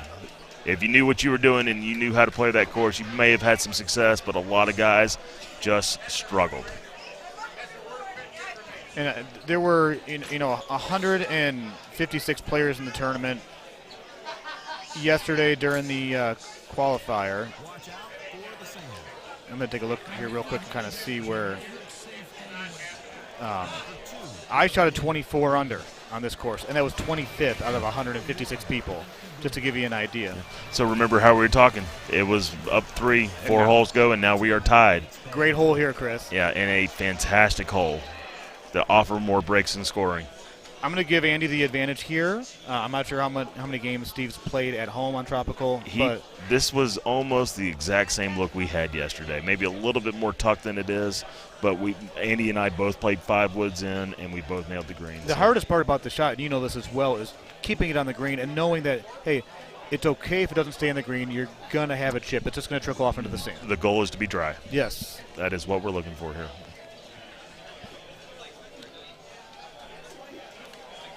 They both started at the same time. They're on hole 11. Andy Fox, McCook, just done. Yeah. Now, this is a different course, obviously, but a little bit more thinking involved, and like you mentioned before, they do think about their shots a little bit more. And while you're watching Andy here try to figure this out, put yourself in their head. The gear's turning. The things that they're thinking about, where do I want the ball to be put? What can happen if I do this? What's going to happen if I do that? The things that we're all thinking about when we're hitting shots is great. It'll be an interesting strategy he's looking at that too, Iron, but it's going to be an interesting strategy to see if he gets wet right now, does Beattie lay up? Do I want to go ahead and take one right now? If It's a great point. Even though there's a handful of holes, if I'm Beatty and if I'm 75% or less on that shot, I'm laying up. I'm not going to, because there's a chance if you try to cut that in a little too close to the trees, you're going to be in those trees, and you're looking at a par at best, so. Looking for a big hook, same shot he played yesterday, a little low. And it's going to be wide right. Oh. It's not coming back. So now we're going to see if he lays up. Although he may contain whiskey, I got a strange feeling he's not going to worry about that right now and just put it in the middle of the fairway. Or is he looking at it saying, hey, I got a chance to get a two-stroke lead back? It's a tough shot to get around, but if you can play it at this angle, but that means you have to get it all the way out right. Now he's going to play a forward. That's going to take some distance off of this angle. So he has to make sure, one, he gets all of it. It's at low tee. Right here in the middle on this side. Yeah, my concern would be overcutting or being too short, but if he's going to play this as a full, that's a different thing.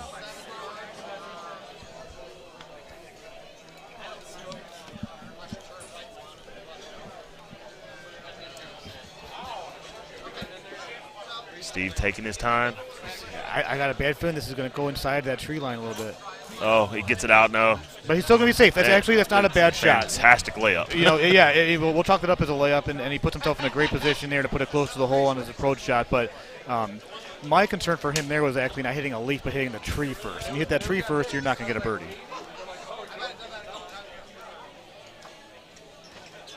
And just in case you guys don't have the chat up while you're watching this, just so you know that on the Golden Tee Golf Facebook page, they will be reposting that amazing hole-in-one that Andy Haas nailed in his match against Ryan McCook to take that one-stroke lead and eventually win that match. That's an aggressive chip. Oh, it's got to stay up. Just a little plus spin. Partial spin, whatever you want to call that. Yeah. I think it's plus, but either way, it's half of this between the super and the regular. So we got a one-stroke lead for Steve Beatty here, correct? With 7 long holes of Golden Tee left to play, and still a lot of opportunities. This is interesting because depending on how you try to spin that back in there, there's a chance it might spin too late, end up in the water. As I'm looking over right now. Still in the tournament, Mark McClevich. Still in the tournament, Kyle Heasley is playing him in a match right now. In the neighborhood view, we're at 9-12. Kyle losing to Paul Luna before he's gone on a little bit of a couple wins here, trying to get him just a little bit higher up. It's Kyle Heasley you're talking about? Kyle Heasley. For those that don't know the name, he plays as CLT Commander out of North Carolina. Charlotte, North Carolina. Yeah. A great player, and that's going to be wet, isn't it? Ooh. Oh, Beatty stays dry. Dodges a bullet right there, and Andy, look at him. He's like incredibly fortunate. Wowzers. And Andy kind of knew the shot I think he wanted to hit right when he stepped up, and that was a kind of a poor effort, actually. Unfortunately for him, I think he was the whole time was thinking conservative. I'm not going to try to give up anything here, hoping that Steve does.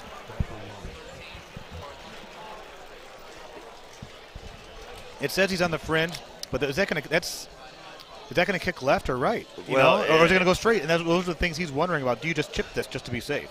And we all know chipping hands in match play don't act the same as when you're at home. That went left. Played. It went in. That was deep in the fringe. Robert Washburn. Mark Markowitz. We're going to have a. So Mark McClevich beats Kyle Heasley. Rob Washburn and Squeaky Bob is still in this tournament. All you Austin, Texas guys. I got a strange feeling we're going to see a change 5 in the and score. 6 are also open for play. And as far as a change in the score, are also open for play. There's going to be a change. One of them is going to. I don't know. I think that Andy's going to have a chance here to get a stroke back on Steve. So this is a high tee from right here. He's got to make sure he doesn't hit too hard because a lot of guys can airmail this. Yeah, so that 14 for him is a 7 crosswind, right? I mean, that can go 370 easily, and if it goes 370 in the air, he's going to get wet. 120, he missed that. 127, a little short. Can he get a good bounce? I've yet to see anybody get a good bounce off that. No, I haven't either, Chris. So now here's Andy thinking, this is still. I mean, this is he can't lay up here. No, you're aiming for the left part of that green, hands down. And I think he feels good about this shot. Shots away. Look at this center Oh, grove, that's 139. beautiful. Right in the middle of the green. Look at that. That's perfect. That is a Leaves beautiful himself shot. a putt. And so it was like the 139, the 127 that me and Chris were talking about. They have that shot meter on the screen, and that kind of shows you how well you make contact with the trackball. You wanted to get it closer to where Andy hit it, opposed to where Steve was, and you could tell that it ended up short because he did not make good contact with it. Right now we have Steve Beatty, Andy Fox in an elimination match, and then we're bringing Mouth and Robert Washburn, Squeaky Bob from Austin, Texas, coming to the stream on the next game. We were going to finish this one out, and then we'll bring you over to Machine 19. But right now, yeah, we got a great game here. Andy Fox. And there's a difference that I thought might happen, This actually. is classic tropical right now. You still got the next hole might be the one that decides the winner of this game. You know, hole 16, I think both those guys playing can get out of there with an eagle. Hole 17, I mean, I really think that the next hole is going to be the deciding factor here in this match.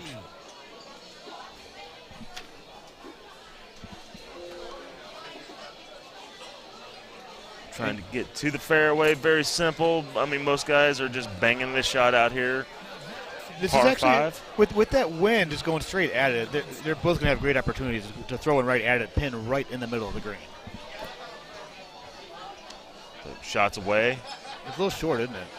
A little bit. He'll almost some points. So, but this is an attackable look. Very yeah. attackable. Does he put release on this to try to give it a little bit more push towards the hole? Yeah, I think it a lot depends on if he's holding a 6-iron or a 7 Right. hybrid is one of those things. He has a 6-iron, but he can still thumb that down. He's not a thumber, though. He's not much of a thumber. Machine 1, John Tatura, Art DeVries. Still some purple bracket action still going on. John Tatura, Machine 1. Just a little over the hole. No, I do know from my experience playing Steve Beatty, we had a match, I can't remember what venue it was. I think it was actually Texas. They played him first, and he's got some of the issue with the clammy hands a little bit. You know, with the humidity rising here, that, you know, we had some storms earlier, the sun's out shining. Wouldn't surprise me, especially seeing some of his shots he's taken, that some of the humidity in the building might be affecting his gameplay right now. So now we're looking at this shot right here, and Andy with honors, and He is kind gonna of knows go for it. it. He knows his shot. He's playing this shot because he knows it. I That's think. gonna get No, wet. it's got to go. Got to go. Oh, it missed it. Look at that. Wow. Just skimmed the Wow. edge of that cliff right there, and now he's got a putt. Pressure for is eagle. on. And Steve needs to execute right now. Yeah, there's no more room for error. The least he can do is he's got to be on the green and get an eagle, because I don't see Andy giving up any more strokes the rest of this match. And Steve knows that. Here he's like, darn it, he made that look real easy, but he also knows how close that was to the wall. Yeah. So does he try to push it out a little bit further left, but then when you do that, then you're putting that water in play. Yeah. It's just such a narrow space that he's aiming for right here.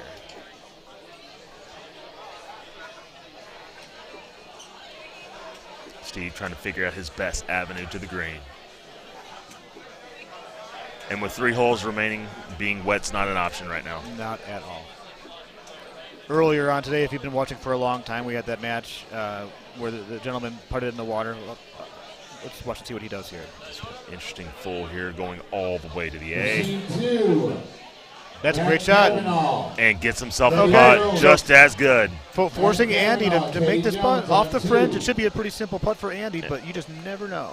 Oh, got it. But we saw that. You saw what he did. Click one left, clicked one right. He saw the right one. He needed to compensate a little bit for it. Maybe a little overcompensation, but got right, the putt. But it went in the hole. And, and for any of you new players out there that really want to look at that, when you have a straight uphill putt at some kind of length of distance, it's important to go look left, click one left, click one right. Look at those breaks, because sometimes you may need to adjust for it. It's not always straight up. It may have a half degree to the right. It may have a half degree to the left. And you really won't notice those half degrees depending on your distance. The further away you are, that's when the ball gets closer to the hole. You'll see it kind of tail off a little bit, and that's the time when it's important to know, what degree it is. Yeah. Now, Beatty looks like he's probably going to try to launch this up there, but you saw Andy Fox just kind of laid short to the left, not on top of the plateau. Now, would that be a plateau? I prefer to call it a peninsula, actually.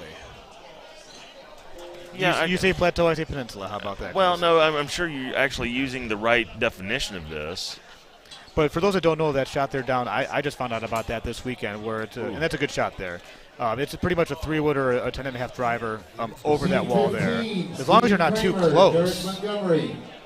Steve Kramer. And he's shaking his head a little bit. I'm not sure he was Is that that happy 5-wood with going to that. get up and back down before it goes in the water, Chris. He's got to get all of it. 145 to the hole, and it he might is, go in. Goodness. Never a doubt. Hitting Andy Fox shots right now. Andy Fox doing Andy Fox things, right? Yeah. Andy Fox being the winner of the Wisconsin Open in Sussex just, 5 weeks ago, right? 5 or 6 weeks ago? Holds the streak right now for the longest consecutive years running right now with a tournament win. He's won, I think, now 5 or 6 years in a row. No, that's just Holds amazing. that streak. Yeah, and he's got a couple Player of the Years in there as well, at least one. Yeah, decorated career for the 8-time champion.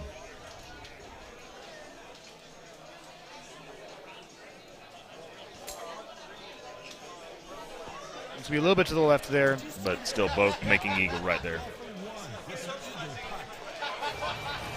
So Johnny Rimmel, I think, had it right. I mean, there's 3 sides of water right there. So thanks, John. Appreciate it. Good looking out. Glad HVAC Johnny joined us today, as all of our fans join us here for live streaming coverage of the 2021 Florida Open. And so you got an interesting look here. The water. Get it! Oh, he puts it. Hole in one! Wow. Hole 17 is just lucky in streams here. I mean, I can't wait to see what happens in the next game that we're watching here, Chris. Incredible. That's not an easy hole out. No, it's not. And there's, the one thing I was going to mention before he put it in the hole is that the water was not in play on this shot because you're going to be trying to, steer it in towards the hole. The rock would have been in play, but it. Yeah, the rock brings the bunkers and water into play, so True. It's important to make sure you stay off that. Kind of tucked over there a little bit, so it can give some guys some problems. But interesting little cut in.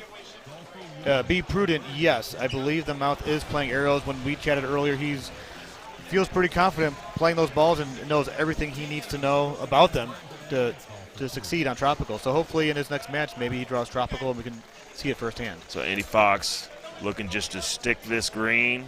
Nothing fancy. It might go in the hole. Oh, very incredible shot. And another win for Andy Fox.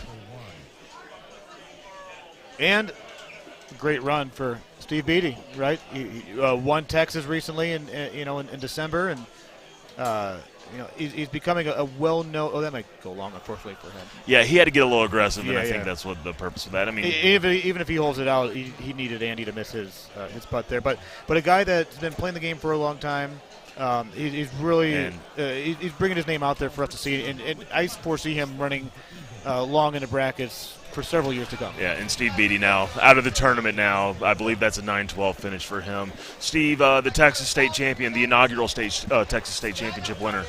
Yeah, definitely. So we're going over to the left machine here. Machine number 19 or 18 or 19 will have, as we bring it into the booth, Brian Bernhardt, Chris Longino, as we're getting ready to set up this next match with Squeaky Bob and Mark McClevich. That'll be a great match. I believe so. Has Squeaky Bob been in this spotlight before? I know he's a very successful player, but has he, knowing that there's going to be a lot of eyes watching him play? He's made enough cuts to where he can make a run at something like this. Yeah. I mean, he's an accomplished player. Maybe not at the level that Mouth is, but Mouth plays a lot as we're getting to the first hole of Bahia. Interesting. So the arrows will not be a fact. Are they both style players, I assume? Both style players. But Mouth has an interesting confidence with him today. It's more confidence and less cocky. I don't know if you've noticed that about him. I believe it was a point to maybe take it a little easy on the alcohol and the fun that we have at a normal Golden Tee tournament, and trying to get himself focused and get himself an accomplished, maybe a win or a good finish in one of these tournaments. Because right now, it's been a lot of missing cuts and a lot of him just having a lot of fun. And I know that's important to him to make sure he interacts with our community.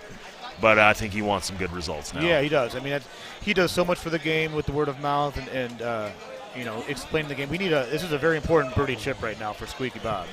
You do not want a chip on the first hole in a match. So the next match over there on machine number 18, Andy Fox, Clint Grover. That is such a great chip right there. Kind of getting the rust off a little bit. I mean, I don't know when he played his last match. He knows he hit a poor shot. And don't want to see that on that first hole. A lot of things could have gone wrong right there if that didn't go in. We don't got to worry about that. On to the next hole, all square. And now the tee shot of golfer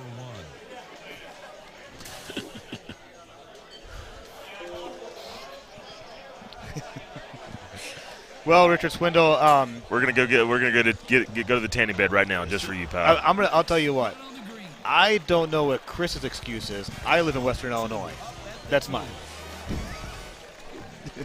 I'm just a white guy, I guess. I don't know. I mean, maybe the white shirt kind of makes it. Yeah, it brings it out. The whole white shirt kind of brings the brightness in me. So we're going to the second hole here, and this will be, like I said, this is a Baja round. So a lot of clean shooting, a lot of aggressive plays, a lot of plays around the hole. That's what we're looking for. Hole outs are important on this course. I do like the light blue that Squeaky Bob's got going on. He's got the KC blue and his whole outfit, his putter. There's a whole lot of light blue stuff going on here. So lives in Austin, Texas.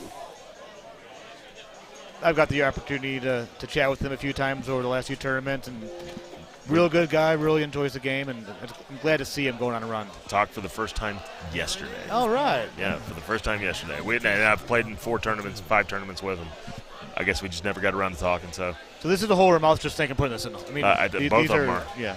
Most. And just a little low of the cup. He's very very calm here. It's almost like he's got that man on a mission vibe going on. And this course, and for those of you that play the game and know Baja-Ria, it kind of goes down to one of the more boring courses. But make sure you kind of watch how these guys navigate the fairways and the greens. You might pick up a shot or two that, there's parts of this course where you put yourself off the fairway to line yourself up with the wind a little bit better. It's still, you got great Golden Tee players playing the game, so anything can happen. And this one's interesting, too, because you got the pin on the bottom right. You don't have a whole lot of green to work with.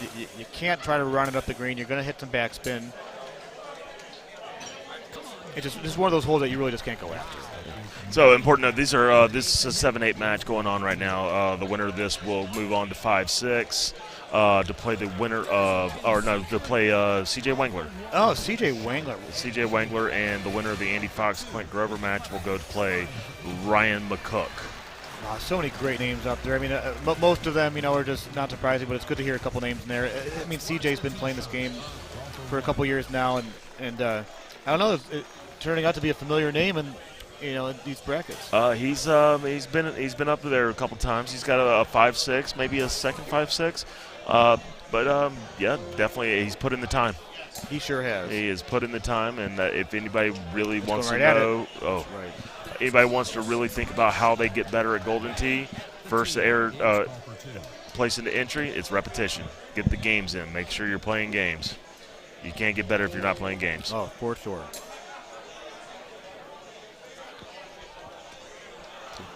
Very simple. Both of them will have putts here at the 5th hole.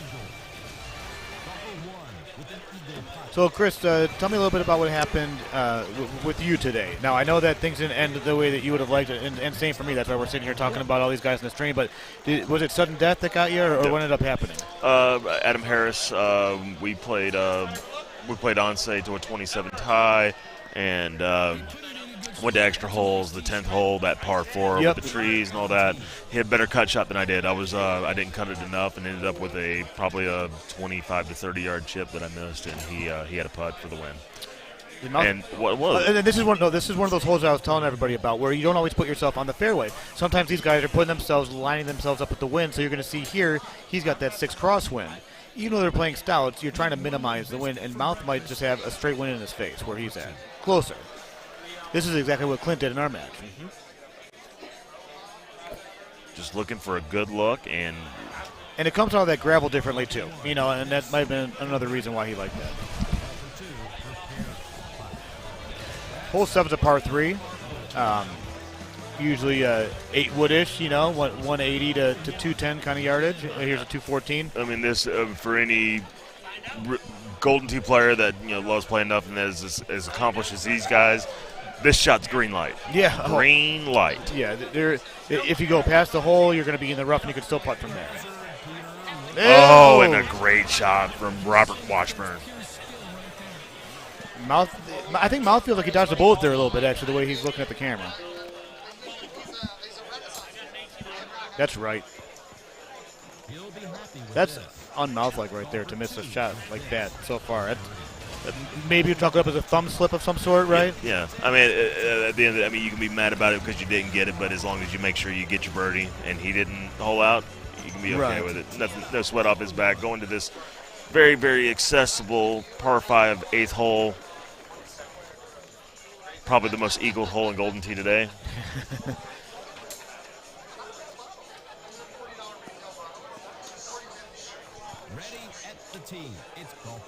All simple shots heading out there now. Like I said, we still have about 8 players left now in the main bracket. The purple bracket probably has another 30. I don't know how many players they have, but they've been running through that pretty quick. And then the pink bracket, which will take the longest tonight, still has a lot of play going on. So happy to have a record crowd here for the Florida Open. Or record crowd for this event. Adam Fitzgerald on 10. So the players that are still alive, they just announced the Evan Scanlon Adam Fitzgerald matchup. They are playing for the King of the Hill to be in the King of the Hill match. Those purple brackets aren't soft anymore, Bernsey. No, and then you got Daniel Kalazewski and Mike Hall. So Evan Scanlon, Adam Fitzgerald. Mike Hall's having a good weekend. And, Mike Hall and Daniel, they're both they're undefeated at this point. Yeah. Mike Hall's having a solid weekend. He had a solid run in doubles last night. Todd Boyer. And then in the loser side of the purple bracket, we got Todd Clark and Jason Lociavo. I know I pronounced that wrong. I'm sorry, Jason. The winner of that plays Brad Stewart. Winner of that plays Matt Van Hoosier. And then you've got John Totora, Arthur Bry. Winner of that plays Lee Chepanik. Then you have Steve Puff against Derek Montgomery. Winner of that plays Mike Payne. And the winner of Kevin Lightfoot and Ty Boyer play Randy Landers. And that rounds off where we're at with the purple bracket. So we'll keep you updated as we get them. So what did I miss on Baja, Chris? Well, we're still clean going into the 10th hole. I know you're surprised, but we are. Yeah. And Now Baja, it may seem kind of boring to some, but what it's also done, it's allowed several players to improve their game. It gives them an opportunity to go after certain holes because of the course design. There is still a few holes that can change this match. I'll start off with hole 14 is at par 4. If that's offset, which it usually is, wouldn't surprise me if someone miscuts the ball and it ends up in a spot they weren't trying for. And then hole 17, obviously. We know that there's some looks on 17 that can really affect the outcome of the game. So now both of them at this, I guess this hole can be tricky at moments, but right now both of them are clean fairway. Right now looking to get as close as they can get, not exactly the greatest efforts from both of them, but they both have putts for eagle. That was an iffy putt right there. Yeah. But so what do you think we go, 36, 49 holes with these guys playing, the way things are going right now? We'll see what happens. I mean, I'd like to see 17 give us a nice little juicy setup, an action setup, I would call that. I mean, this one could get interesting here. I mean, the pin's kind of tucked in the bottom right, and if you get a little too aggressive, if you miss hit it, you can get short. You got a chance of catching some, going fringe, and going long, hitting the hill. I mean, there's a few things that might come into play here. I'm sitting here trying to think of all the players. Short. Oh, Robert, just a little short. I don't know if he's got a lob wedge or not, but it's going to be a very tough shot. And now Mark knows he just needs to hit somewhere close. He's not worried about the hole in this one. Yeah. We got a lot of different, interesting ways to look at this hole. But, I mean, right now he has a super spin club, which can be helpful. Yeah, in this situation it'd be really helpful because it's going to act like just regular good spin out of that sand. Get up there, save that par, move on. Unfortunately, like we were just talking about how kind of boring it is, but this is one of those holes to where, before getting to 14, it actually kind of changed things up a little bit. So here's Mouth with a one-stroke lead. You can tell he's surprised. But I mean, Robert's not out of this. I mean, no. They're accessible. This is an accessible hole right here, and they're just trying to find the best angle that they want to go at it.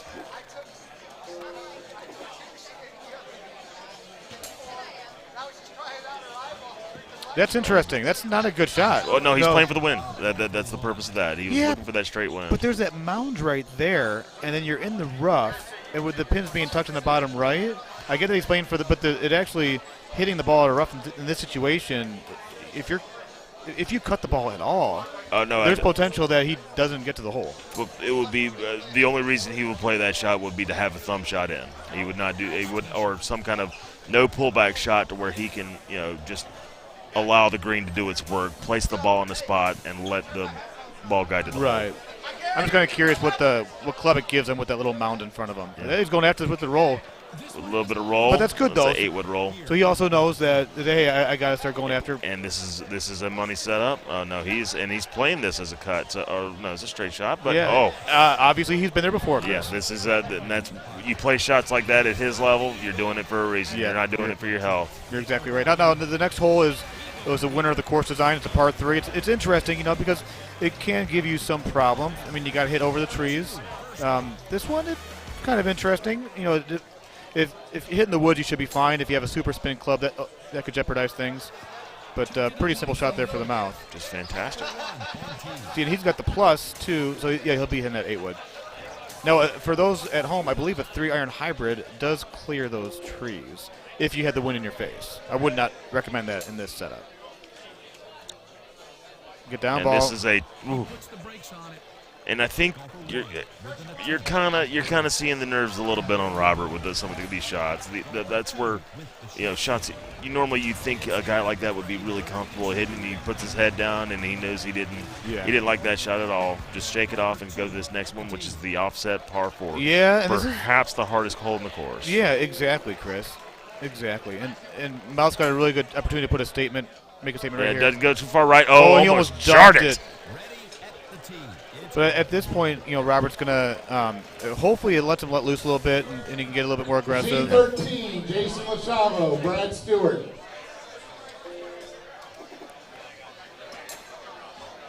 It's got to get left. Ooh. Nice shot. That's a very solid shot. Very solid a very shot. difficult hole like you mentioned. Yeah. Running out of opportunities, Robert is.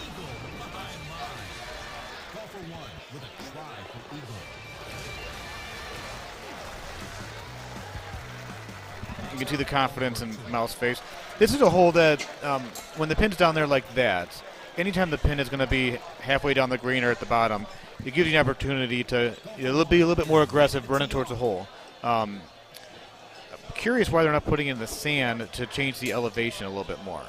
When you put in the sand, you're able to be a little bit more aggressive. So I guess we'll see what happens here. Yeah, but Robert must feel really comfortable. Well, both of them feel comfortable here in the fairway, so they're going to have this. To try to ride on down, let the green do its work on down to the hole. Everything here will be short of the hole. Sometimes, he can get a little aggressive here, but right now they're basically looking to let the green do the work. And that's left enough to where it's got a chance, but that's a good effort there. So hole 16, it's a par 5. You put yourself, up on this long fairway. I don't know what that's called. It's not a peninsula. There's a rock on the left-hand side, but a pretty simple setup shot. But it'll be interesting to see where the pin's located. And the fringe and the rough will come into play. There is an opportunity for someone to hit a little bit too far to the left. You don't want to get stuck up on the left-hand side. Mouth knows that.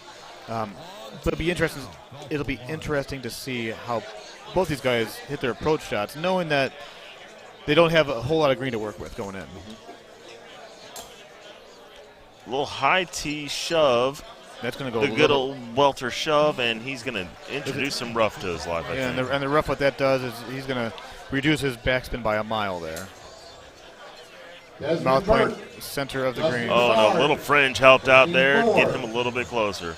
He's going to go with the 8-wood here, the 2-iron to not get high enough over that sand. He's looking at 2 hybrid. The 2-iron plus. I don't see that getting high enough. And I'm not there's sure. Yeah. And now we'll need to.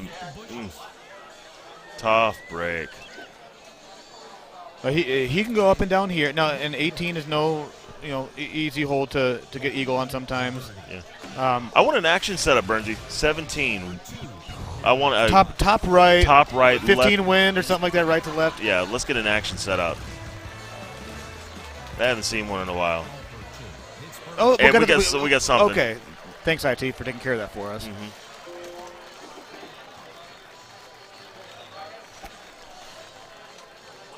Wait till the end of this hole. Oh, got a little aggressive there. And Robert's going to be thinking about, knowing this is one of his final opportunities to try to get a stroke back. Yeah. There's still one more hole to go. How aggressive is he here? This is tough. That's not very aggressive, unfortunately. But he's on the green, And so he's hoping tough for up 3, and this game it's is going to over. be short. Well, good run for Robert Washburn. Right? 7-8 finish. He'll pocket about $700+ for that, and not a bad day. Now everybody, after we're going to go over to Clint. You see Clint on the screen there. Yeah, as they're going to finish out this round, we're going to go over to the next game because the Mouth is now in the top 6, all guaranteed Calcutta money now. I believe so, yeah. Yeah, and now we're waiting for the final of the next 6. And Mouth has some really interesting things to say, as you can hear his voice there in the background while they have this camera view of him playing. It's the word of mouth. Give him a quick plug. He really takes the time and the opportunity to walk through certain shots. So if you're not subscribed and following him yet, give it a whirl. You will learn something. If you're extremely interested in learning about this game and learning how to really attack this game, he's a good guy to learn from. As we go to another Baja Ria setup. Is this the same? No, it's not the same setup. No. Because the other pin was off to the right a little bit more. Yeah. And me and Clint just got done playing Baja. And that's probably why, because we had to, when he won on the first hole in our sudden death, quit out, so he's going to be one ahead. So him and Chet Grover. Ooh. That'll be a close shot. Andy Fox trying to maneuver his way through this bottom half of the bracket. Former champion of this event twice. Has a second place finish, has a third place finish. Very comfortable in this venue. This is a fun one right here. I mean, those cacti are not in play, but you want to go a little bit past the hole and backspin it. It's a little bit too far past it right there. Great shot by Andy Fox. Yeah. But he gave it a really good opportunity to go in the hole. And Clint's a little bit. Now, the one thing I'm going to say about Clint, great player he is, in our match, and he'll be back on camera here in a little bit, but in our match that we played, I noticed some un-Clint-like things happening. He opened the door a couple times in our match, and I wasn't able to take advantage of it. And so. All right. Okay. And we're going to do the best we can to get you some video footage of the faces of the people that are hitting these balls. There's some technical difficulties going on. They're working on it. We don't know what's going to happen going forward. Yeah, we right now we're having. We this is an actual. I think the GoPro is actually having issues. This thing is looks like the camera's actually malfunctioning, and right now we're having a problem. So we're still gonna have the action match. You're not gonna be able to see Andy or Clinton right now. But you can see their shots. Oh, and just like that, at a drop of a hat, there they are again. Okay. All right. So be patient if you're watching. Nice shot for. Yeah. But there are some issues with the GoPro. Hey, we've got a handful of matches left, and fingers crossed that the GoPro gets through the rest of this day. Well, just for this match. I mean, like I said, the other game's still working, but this one right now is having a little bit of issues right now. But hopefully, we're gonna keep it clean through a little bit right now. We're going to give you just, like I said, we're going to just show you the match right now. Here, Baja Ria, very simple shot here on this par 3 there. And like I said, for guys that's good, green light. And you can see that shot right there. For those that were following, it was 217 to the pin. He moved it in the box. Oof. It went to 219. He thumbed it 219 and just a little bit to the right. That's the precision of the thumb shot, and how good these guys are at this game. Yeah. So right now, tied match, and both of them just thinking hole out right now, trying to get themselves to a hole out. Get yourself an advantage in this match. Yeah, because that's all there really is to it. There's been so many matches on this course that end up going to sudden death, and at that point, then you're focused on getting that hole out.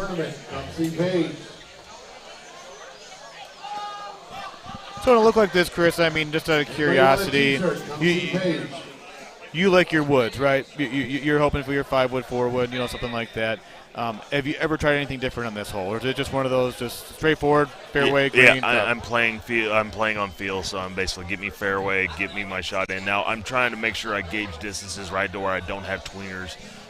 When I say tweeners, there's that gap between 6 and 8 wood that can right, because then you're stuck with that 3-iron right there. Yeah, that can The range. hybrid. That can range for you probably a 30 to 40 yard difference if you really wanted to be those the 6 woods are shorter than what's advertised, but then that 8 woods can get long. So it's important to just like I said, find your good distances here. Try to get, but right now, like I said, they're thinking hole outs. They got to think. How am I getting this in the hole? Yeah, and we have them back.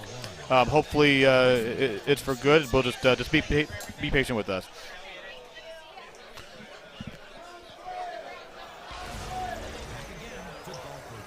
So we had some battery issues. Hopefully that solves the problem, and we can focus on Clint and Andy throwing darts here at the holes of video golf.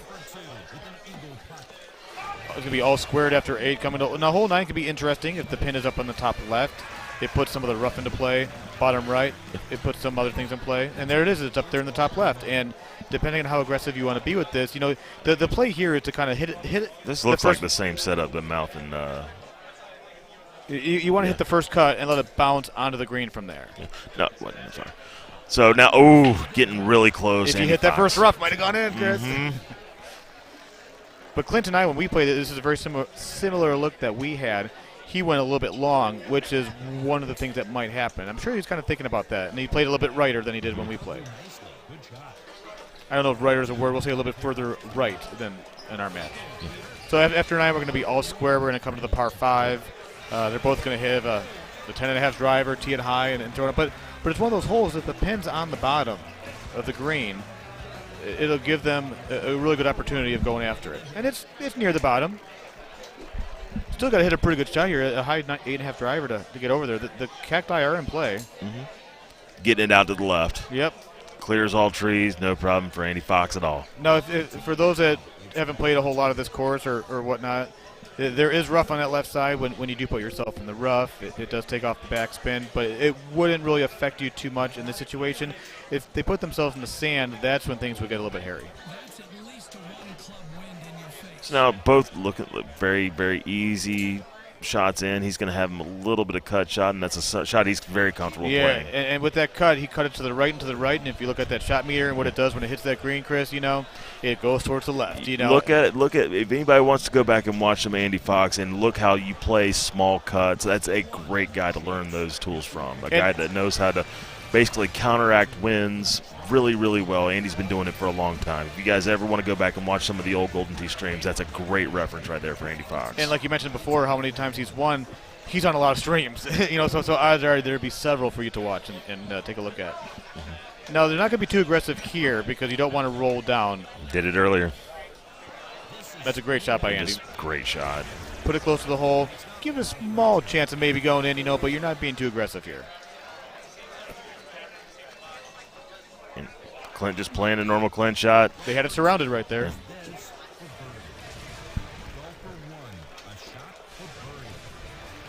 So now going into 12 here. This is one of those holes. It is on the bounty list, Chris. And the reason is if you've got a wind that is going out far enough, you have an opportunity to hit a really big A1 shot over those cacti there on the left-hand side. Get a couple bounces and put it on the green. And so when I say bounty, the fine folks at Golden Tee Golf are offering, I believe, a $250 gift card to anybody and a gift card for Golden Tee if they're able to get a hole-in-one on this hole. Not with these conditions, obviously, but when you're playing the game, take a look at the shot. If you see you're 415, 420 yards away, you've got a downwind of 10 or 11, give it a shot.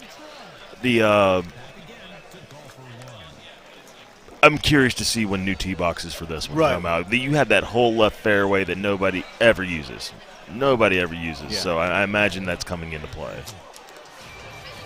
I also wonder, when you mentioned that, and not only do we get those new tee boxes, Chris, we get those new pins, and so they'll throw tee boxes all around holes, and a hole like this, there's quite a few pins, but there's other holes where you notice there's certain parts of the green that just aren't used, and this one's kind of interesting with the with the plus clubs.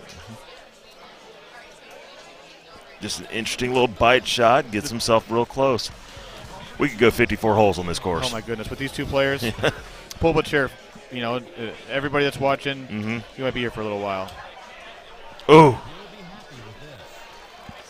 But Clint, not just Clint, but either one of these guys is fully capable of just, putting one in the bottom of the cup on any of these holes. But you kind of get that sense that they're playing, not that they're playing not to lose, they're both playing very conservative. And this is an interesting look here. You're going to have your 7.5 win for both of them. It's offset, but the wind is blowing just towards the pin, so I don't see anything changing on this hole. I don't know about you. Yeah. So now, like I said, this little offset hole that can give some people some trouble. He's looking for make sure he hits an accurate thumb to the left because I don't believe he's pulling this ball back. That's got to stop. That's got to stop. And he knows it. And this actually is favorable for Clint a little bit because that wind's just going in a direction where he has more. I stand. They both don't play. Clint's a Titan player. Yeah. So this is a great opportunity for get one or maybe two strokes. Oh! Wow. So the door has been left open for Clint. This is an extremely difficult shot. He's lucky to have that headwind, so he can hit this really hard. But I don't know if it gets up there from there. He's got a sand wedge. No. Oh, he clipped something. Yeah. There's so many obstacles. There's that little, but he stayed up there. It's cliff, though, so this is a fairway shot, and he's got to know this. And this goes so far if you hit it too hard. Oh, he almost dunked it in there. So we're gonna have a minimum of a two-stroke swing on this hole. And there it is. And you can tell by Andy right now that he knows that could have lost his tournament right now. And that was, for him, that's not a hard shot. He just pushed that a little too left. And those are things that happen, when you're under the lights at a tournament. It's a simple mistake and put you in, in an area where you're not supposed to be. Teddy Jones. Shane Tyler, Teddy Jones on 28. But Andy's been in this position before. He's holed out a few times in tournaments. He's come back.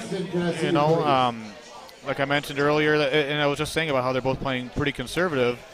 Well, that's all going to change. Clint's going to play very conservative, and Andy's going to be very aggressive.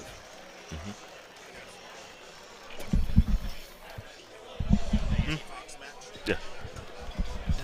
Oh, so Andy Fox nails it! So gets within one. So look at that. He needed that in the worst way possible. 3 holes to play, down 1. And if he can put it in the hole once, why wouldn't he do it again here in the next 3 holes?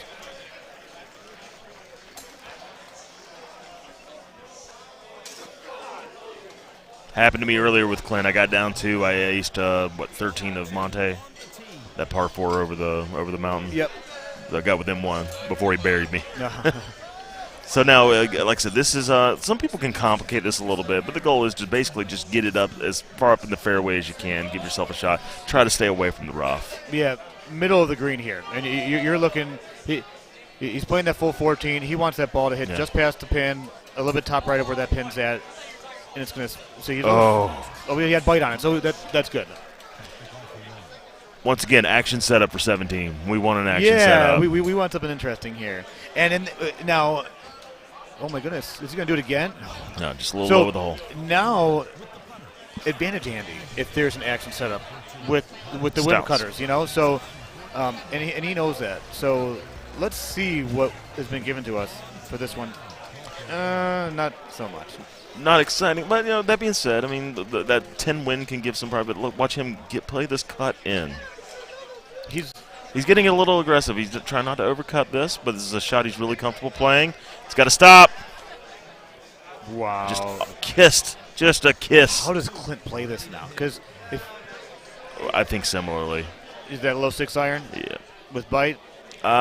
He may not even low it. No, he is lowing it, so he's got to get around, make sure you don't cut it too much. And the shot's coming on in the hot. It's coming hot. Oh, my goodness. Now just a little tricky. Oh, wow. And look at that. See, the slope is changing 2 He's degrees. got to play this like a right 7, and he got it.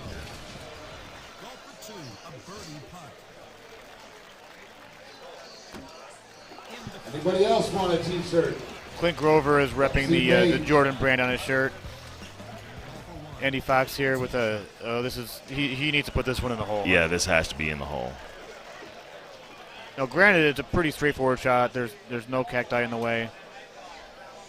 Watch it. This is going to be a minute, so stay patient. He's looking this. He's looking. He's got tweener clubs. He's looking. How can I get this close? Looks like it's going to be a small cut. Shots away. He likes it. He likes it. It's got to get down. Oh, man. That could have been incredible. Now Clint, center of the green, all he's looking for. Nothing crazy. How about an ace to finish it out? A great match there for Clint and Andy. Good run for Andy. And Andy Fox for the two-time champion. Not the results he wants. 7-8. Just one hole. That's all it did to him. One hole. And that's all it takes. It really is, Chris. It's just one hole that can change the results that you were hoping for that day. So back in the booth here, Brian Bernhardt, Chris Longino joining you. We're getting ready to kick off the King of the Hill match here probably shortly. We might get, I think, both the 5-6 matches going first, which will consist of Clint Grover versus Ryan McCook, CJ Wengler versus Mark the Mouth McClevich. Oh, that'll be great. That'll be a lot of fun. Both these matches are going to be great, and I believe we're going to have them side by side for you. We want to make sure that you guys don't miss anything. So make sure that you stay tuned for what's going on. They're going to call these matches here any minute. But Chris, now that we have it narrowed down to where we're at, who do you think is going to finish out with a trophy, winning first place in this tournament? Paul Anthony Lund has been the best player in this bar this weekend. He has. He wasn't here last night. No. He went home and went to bed. He went home. He went to bed. Business as usual. Andy Haas. Business as usual for him as well. Here late, you're not getting a whole lot of sleep, but coming in and bulldozing the field, So that King of the Hill match is going to be great to watch. I picked, we had the opportunity to pick guys with the fantasy golf thing, and I know that a lot of people were picking Paul Luna, and that's why I picked Andy Haas, knowing that he would do Andy Haas things, and so I'm curious to see how it all pans out. Should be interesting to watch. Remember, like I said, we still have 5-6. Got a lot of purple bracket action going on. We have a lot of pink bracket going on here at a record attendance here for the Florida Open. This is a record year for us in our 12th playing of this tournament. I believe our 6th in this location, and just a banner year for this tournament, and they believe that this can do nothing but grow. Yeah. And we're getting out. The ownership has told us over the weekend that they're thinking about expanding some more real estate for us in here to be able to foster more people in this tournament. Yeah, and they do have. We're in this. There's a billiard room in this back area with about a dozen pool tables, and they moved some aside. It would be real nice if they moved a few more aside to give us some more room, but obviously they need to see what happens when they have 30 machines in here, and every year there's always changes that are made based on how things happen during that year. So the guys are talking. They're getting ready to start their match. The Mark the Mouth McClevich and CJ 2-4 Wengler. So yeah, it's this would be great. Who do you think is going to come out ahead in this one? I'm not much in the prediction game when I try to announce. I try to just try to be as biased and things like that as I can be. But I would like to I'd like to see a course we haven't seen today. I haven't seen a lot of Forest Knoll on the stream today. Anything but Baja? Yeah, we can do without some Baja, and I'd be willing to bet both of them don't want to play Baja. Yeah. Now, do you ever have those conversations before a match saying, hey, anything but this? I tried to bring it up earlier to Adam Harris because I had just got done with the Baja round, and he wasn't really interested in so Hidden Temple comes up. Gotcha. So, yeah, this is an interesting course. Definitely a little bit more entertaining than the last two courses we saw with Bajaria. A lot of holes that they'll be able to go after.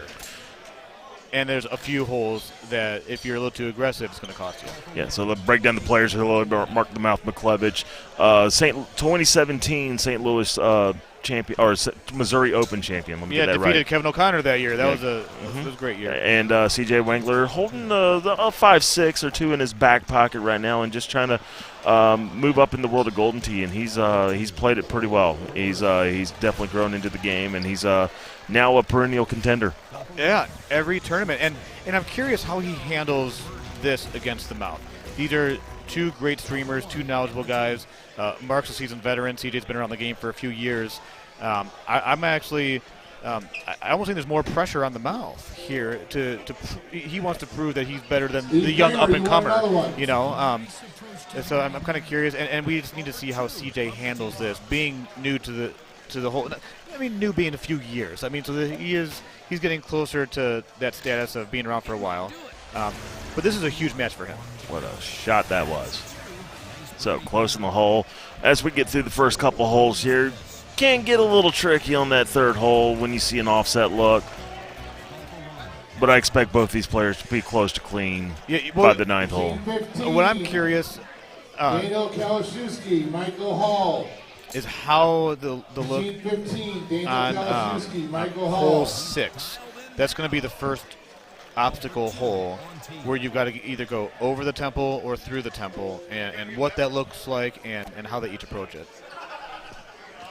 I'm not totally familiar with CJ's game. He's playing very fast.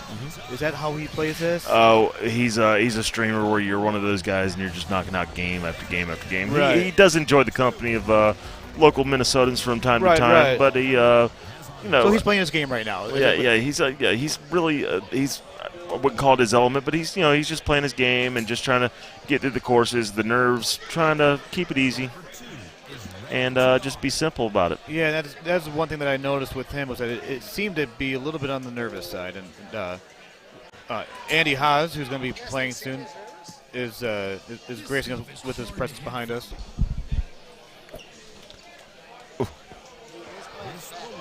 Who, CJ? Mm-hmm.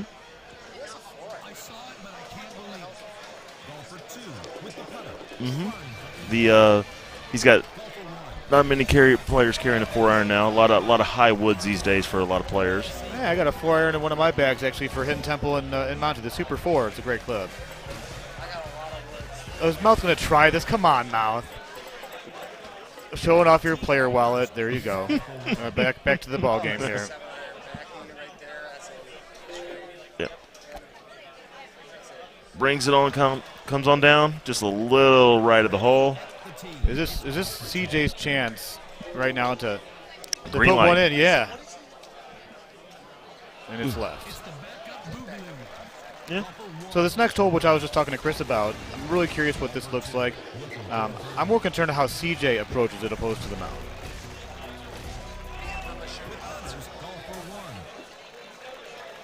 And this is an interesting look. Yeah. You're not going to go over there. You're going to have to go through that. You got to go through it. It's a low 3 wood, low 10.5 driver. Or a medium 9.5. That's low. Look at that. Oh, damn. Very good shot.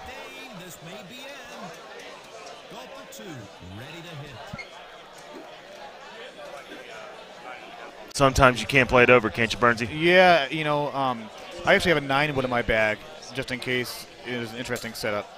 It's going to be a tough putt here for CJ, wide but a great shot, though. I mean, this is one of those holes to where a lot of things could have happened. Great putt. On to the next hole. And really, the next hole is pretty straightforward. You got a par 3, hole 8, hole 9 under the tunnel. Hole 10 might come into play with you're laying up on that little island there.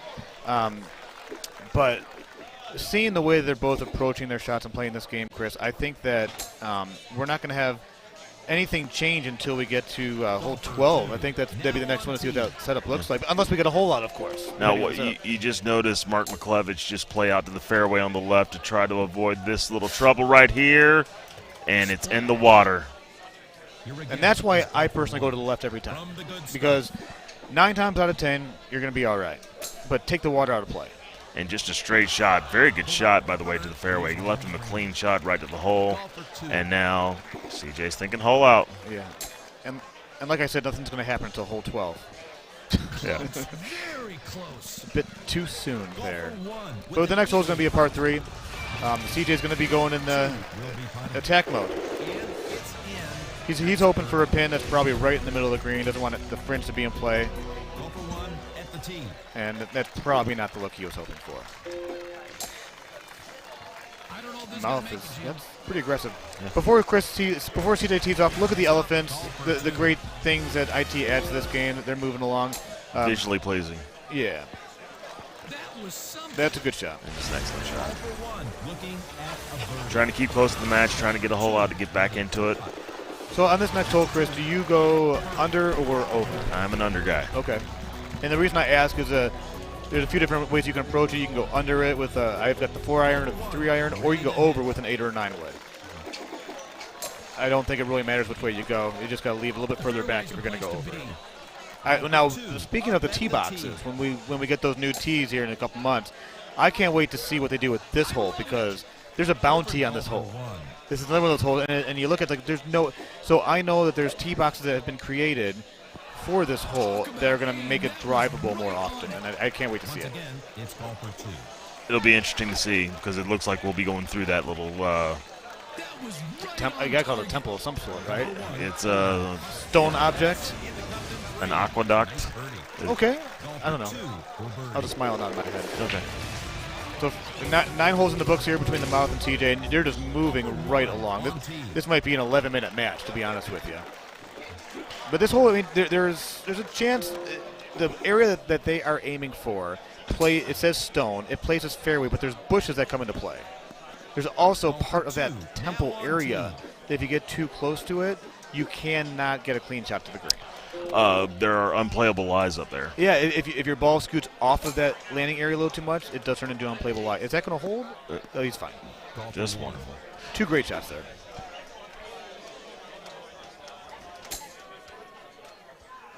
And now Mouth just making sure he hits close shots, quality shots. And although it does say on stone, that like I said, that plays on like fairway, the backspin will react as it would on fairway. That's going to be a great shot there.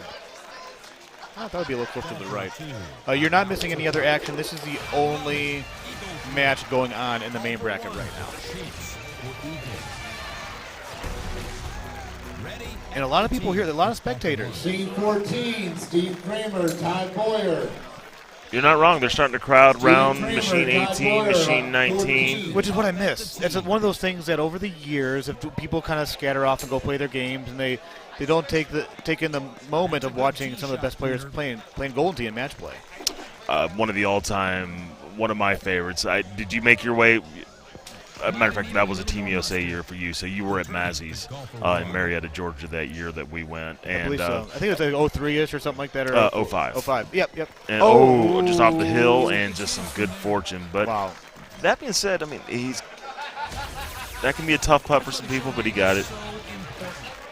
Some good fortune for Mouth. Massey's in Marietta, Georgia. That was Wade Kids and Dutch were running that tournament, and two of some unknown people that ran great tournaments back in the day. Yeah, if you're from the Atlanta area, you need to learn I would say it would be good for you to learn those names that have kind of just paved a little bit of what you see in the Atlanta area of Golden Tee. But they made sure when Jeff Harlow and Andy Haas were playing their finals match that everybody stopped what they're doing, give respect to the players, and that's what it was. Now, like I said, this is not the same thing. Like I said, a lot of people want to play their games, and we have other brackets going on. There was no purple bracket going on. Exactly, a good point there. Yeah, so different circumstances. But that being said, a lot of people giving respect to Mark McClevich and C.J. Wangler. And the thing is that you're going to notice, too, is Mouth just winked at me. That's just he feels comfortable right now. That's what that's an important thing. It really is. But you can see in the background of the Mouth there, you can see the people watching the game.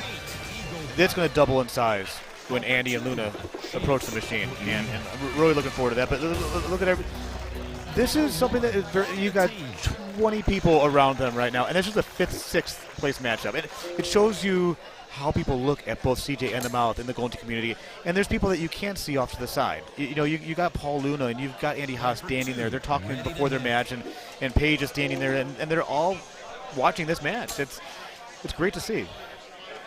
And this is where you want to be. This is going to play his path for both of them. It's going to take off a lot of yardage, but this is actually the play for this hole. Has to play 8 wood as a straight shot. Cannot play a 6 wood, and gets it somewhat close. But yeah, like I mentioned before, you lose your backspin. It's really hard to go after it. So the next hole, Chris is thinking, hey, this is a 70 to 90 yard par 3. Yeah, this is his best opportunity for all the holes left for him to get a hole in one. The only other, the next few holes, there are opportunities, but this is the highest percentage of. And Mouth wants a 2-stroke lead. He's thinking the same thing. Just gets it out and gets him some very, very, very small amount of points. He's got the sand wedge. Ooh. And this is he's played it like a shot he's played before, just a little too long. much. 103 with a thumb there. I think there's a little bit extra adrenaline on that thumb shot. That's Dean Lee at Cactus level. Right, for sure. And for those that don't know the name Dean Lakakis, he's out of Dayton, Ohio. Clayton, Ohio. He's going to Dayton. He is our game's greatest ambassador. For sure. Unspoken, one of those unknown heroes in the game today, but well said, truly an ambassador of the game. We wish him well. I know he's still running the King's Table Billiards there and doing great things. Is that going to get down? Yeah. It's going to leave a really, like really a left 7 putt, testy putt for this match. 50 feet for that. Yeah, he'll need to make sure he gets all of that. Now Wengler, make sure he gets all 134, a little to the left. Look at that. That's a wonderful shot. Now is he going to miss this high side? 34 feet. No, he got it. 34 feet wasn't much. If it was 50 feet, I'd have concerns. That's what I was judging, and I didn't realize it was as close as it was there. Hole 16, there's 2 options here. You're going to go to the right in the rough and have a straight shot at it, which is what they're going to end up doing here. Or you could use a fairway with this dynamic tee box. You're going to see him hit like an A1 shot. Ooh. That's the play. Play to shore. Yeah. Now those temples can be a temple of doom if you miss your cut here and you smack it right in the middle of it. I see what you did there. Oh, just over it. But I really like this shot here. I like to play the rough and let it bounce up on. CJ prefer to go past the hole and bring it back. See, and Andy mentioned this. He's playing quick, which would be a sign of him not being comfortable. CJ's not playing bad shots right now. No. He's around in and around the hole.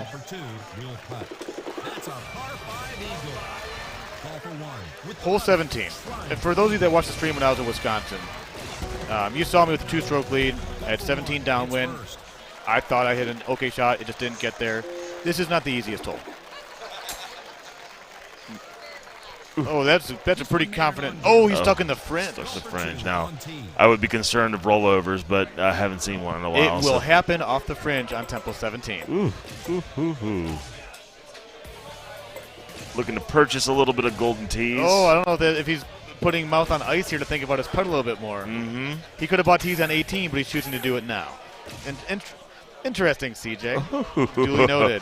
Gamesmanship. I wouldn't even thought about that. Now Mark's walking away, making some comments with everybody else, and this is going to be an extreme. It might down 10, and he's going to do the C putt. He rarely does that C putt anymore. Ooh. He's saying, thank goodness that did not roll over. So now with a 1-stroke lead, going to the 18th hole. Now the final tee shot of golfer 1. And he can push it to the right. That's the only chance that this game is not going to be won by the Mouth, and that's why he's aiming it straight to the left. He's going to have about a 30-foot left 5, left 6 putt for the win. And must make. Yeah, CJ high 3-wood, high 4-wood. Must make. Bad Ben Hoosier, machine 1. I'm not sure I like the bite there, because if you got the right line, it's not going to get there. Yeah, and just a little bit launch to the left. And another 5-6 for CJ Wengler. Hey, a lot more than a lot of people will have. Oh, the Mouth made it interesting there. Wow, and he knows it.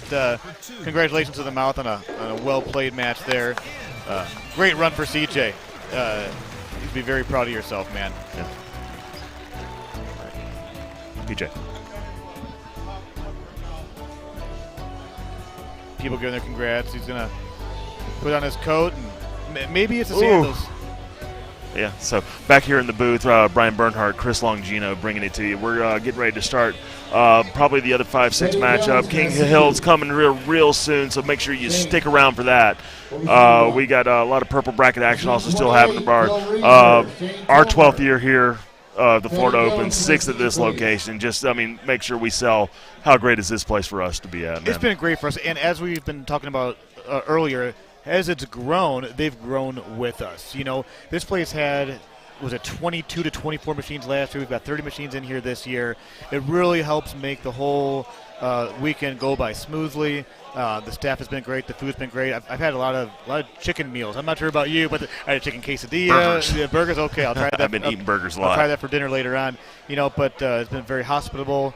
And it's been great. And there's a reason why you got to have that relationship between, Power Events and the sponsored bar. And they obviously do see eye to eye, and that's what makes this work so well. So, they've called Ryan McCook to his machine. They're getting ready to go. Team Mouth greater than Team Minnesota.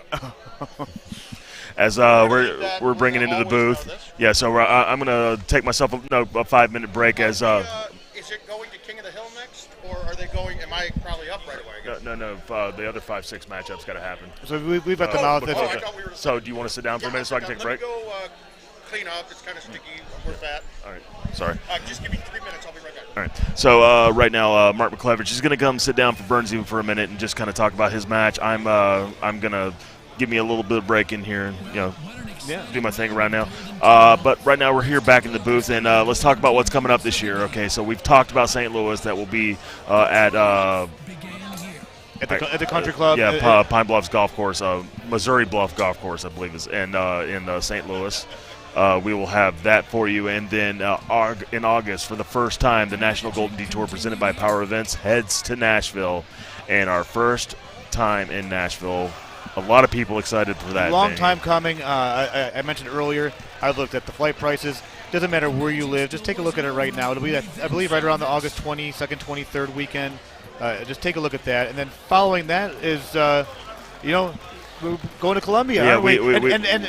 We're all going to be there this year. Last year we had some difficulties, and I know, ironically enough, Chris, where you had to limit the field, and of course it was like that Thursday or Friday when they said, hey, you know what, you can have more people in the bar now. Yeah, well, that's local governments doing their thing. For us, this will be our biggest year in Columbia ever, and excited to show you our side of hospitality and what we do for our community. So. I'm excited to Columbia, and then we end out the year in Keller, Texas, and Keller Tech. We'll end up in Keller, Texas, for the Player of the Year tournaments, and also the Texas State Championship, our second one. And to rewind real quick, go back to that Columbia tournament. One thing I want to mention is the convenience of the hotels that are near the venue. It's walking distance to the bar. And ironically enough, there's actually a Waffle House that's right on the way back to the hotel. Yes. So it really is one of those tournaments. If you haven't been to South Carolina, the hospitality, like Chris mentioned, it is all there. And I'm looking forward to that. But to go back to the Texas, the Top Gun, Little Gun, you've got your tournament that's just like this with your 150. Maybe there will be 200 players at that tournament, and then when that tournament concludes, we have the Player of the Year tournament. It's starting to look like that. Eddie Jones. Clint Grover, Ryan McCook teeing off on Forest Knoll. I know you're going to be taking a break here pretty quick, but this is going to be a great match on one of the finer courses they've designed this year. Yeah, no, this is a fantastic look and a fantastic course, that can really test you from hole 15 on in. Yeah. And that's where it starts right there. The teeth of the course starts eating at 15. There are some shots in between, but that's where it really starts getting interesting. 15, 17, 18, all can give you trouble. Even 16, depending on where that pin's at, if you get a little aggressive, time for a bounce shot. But yeah, and the fun thing is, assuming there's no hole outs and these guys play Golden Tee par golf, you're looking at about 13 under par after 9. It's a classic Ryan McCook shot, knowing how hard to hit that 6-wood, knowing what that 6-wood does. Yeah. It looked like he would just thumb that with roll and it would go 50 feet. No, not so much. He knew how soft to hit it, got it within 10 feet, easy putt. It looks like Andy is... Andy's just getting himself warm. He's keeping himself warm.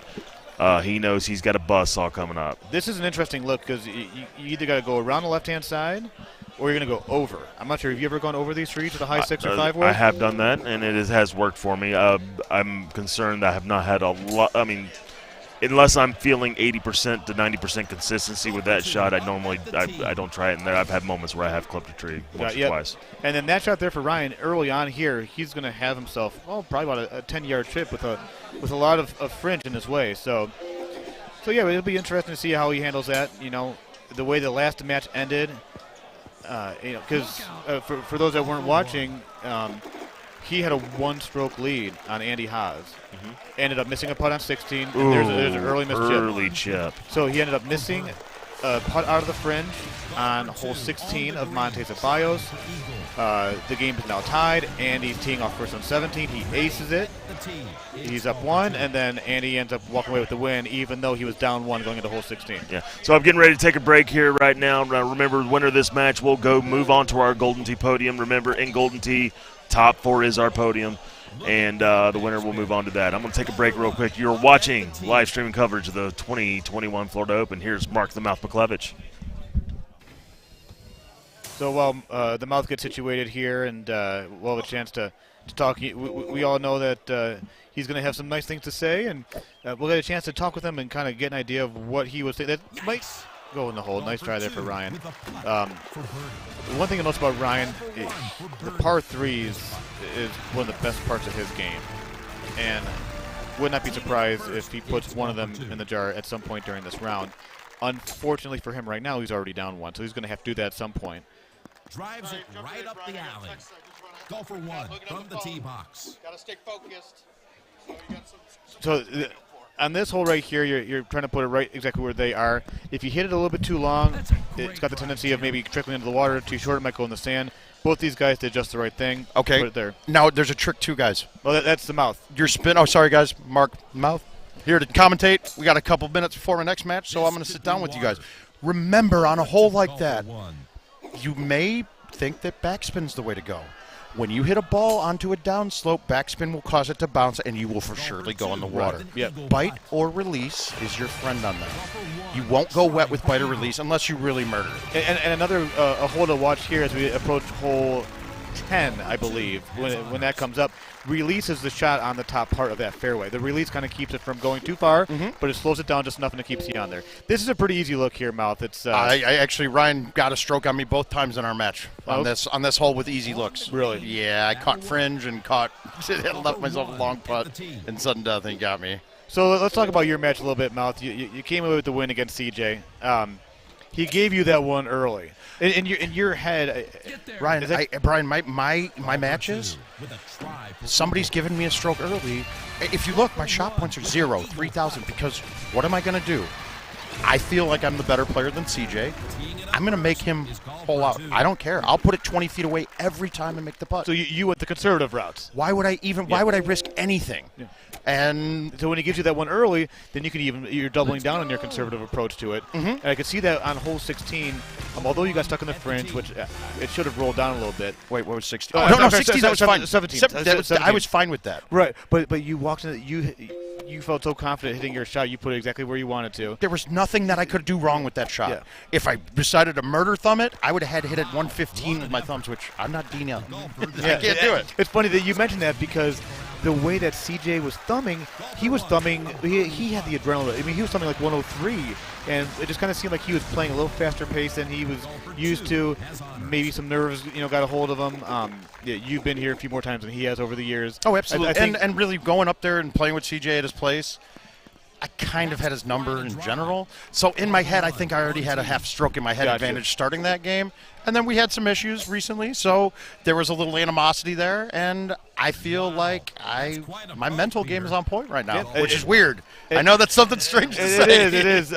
It chalked that up as a first time ever. Oh, come on. I actually was explaining, too, like, my mentality. And the first tournament one was Wisconsin Open. Before it was Peggott. And I'm up by 4 on Eddie Gottfried. Is it Laurel with the par 5-18? Yeah. Yep. And I turned to Eddie and I go, and I'm king of the hill, so he has to beat me twice. And I turned to Eddie and I go, I'm not winning my first tournament laying up on 18.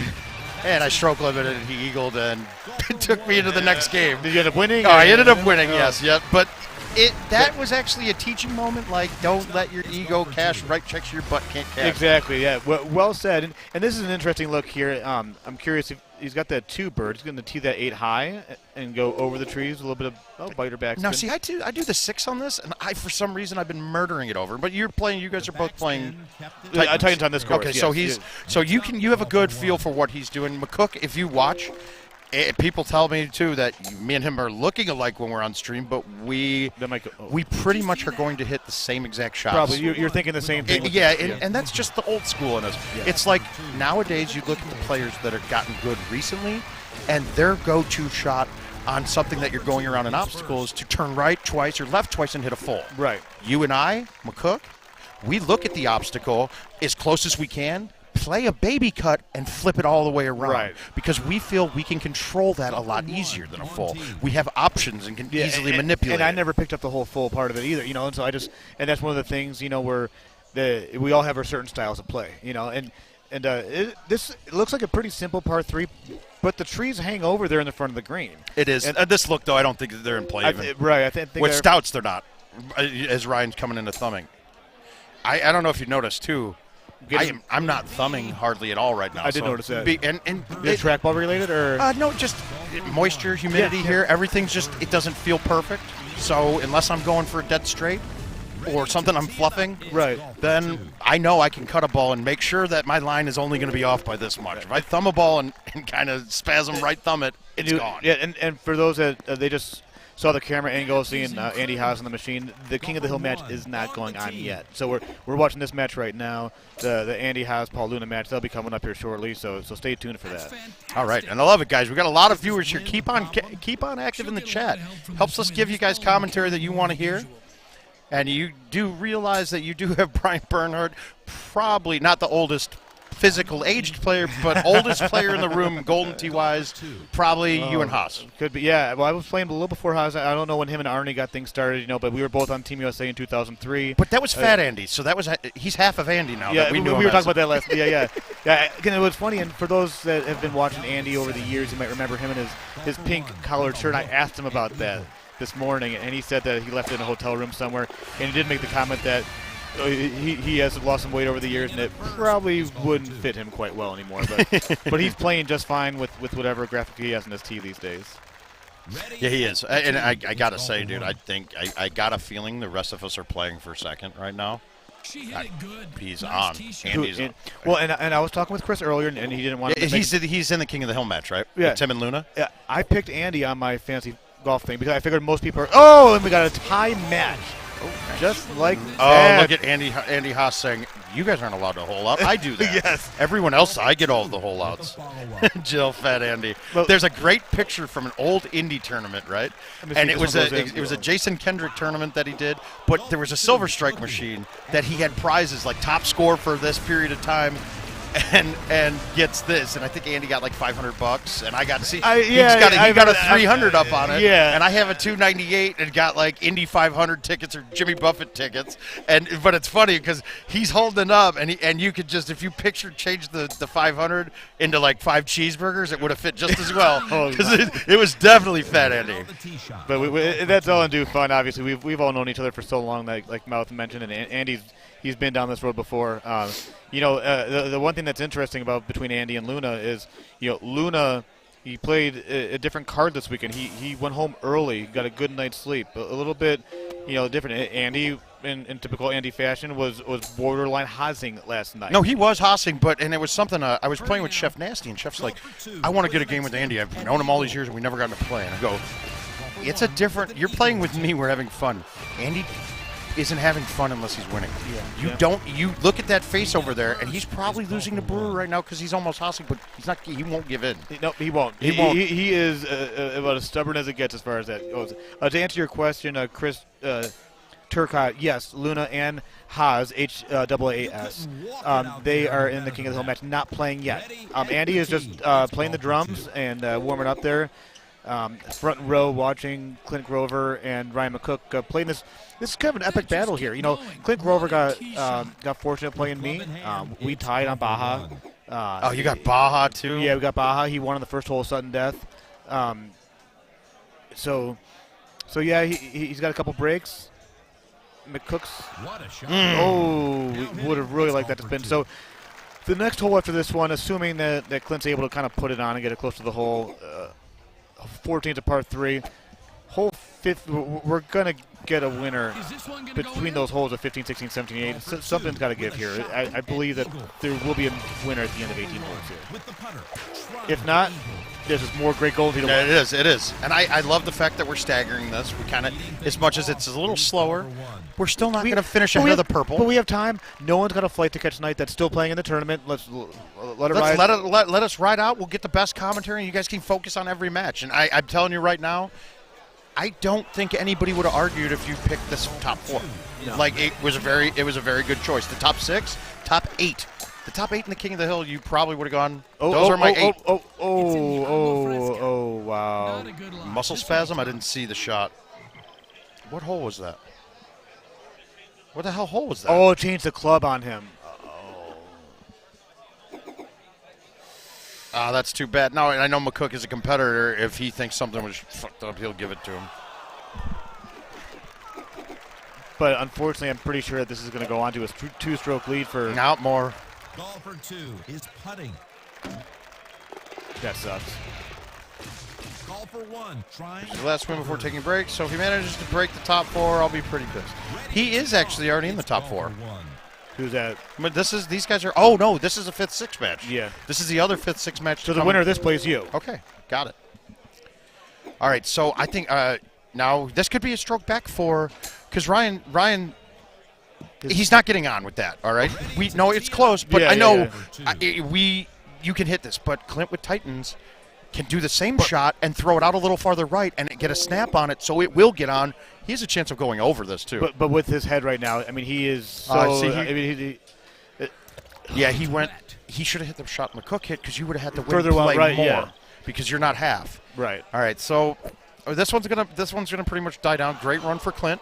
Yeah, real good run for Clint. You know, he played pretty conservative there. Mouth got down early. I'm sorry about the McCook got down early. Got that hole out to make things interesting, and so yeah. Now, DRT, I'm not sure what you meant by that. Giving great tips, thought like putting it in the water to take the bogey instead of. Okay, so I think you're missing the point on that, right? And Brian and I brought this up earlier. If I'm up 2 strokes in a match, okay, or for instance, my Baja against Robert Washburn, I looked at that like, I don't know if I want to go high tee or cut this around. Right. But if I laid up there, that all that did was bring a loss into play because I've never laid up a Baja 18. Exactly. I put it in between clubs. I catch a weird bounce. I go in the water. Now I get bogey. We're tied. If I go for it, go wet, I get a chip for birdie and par at worst. He has to ace to beat me.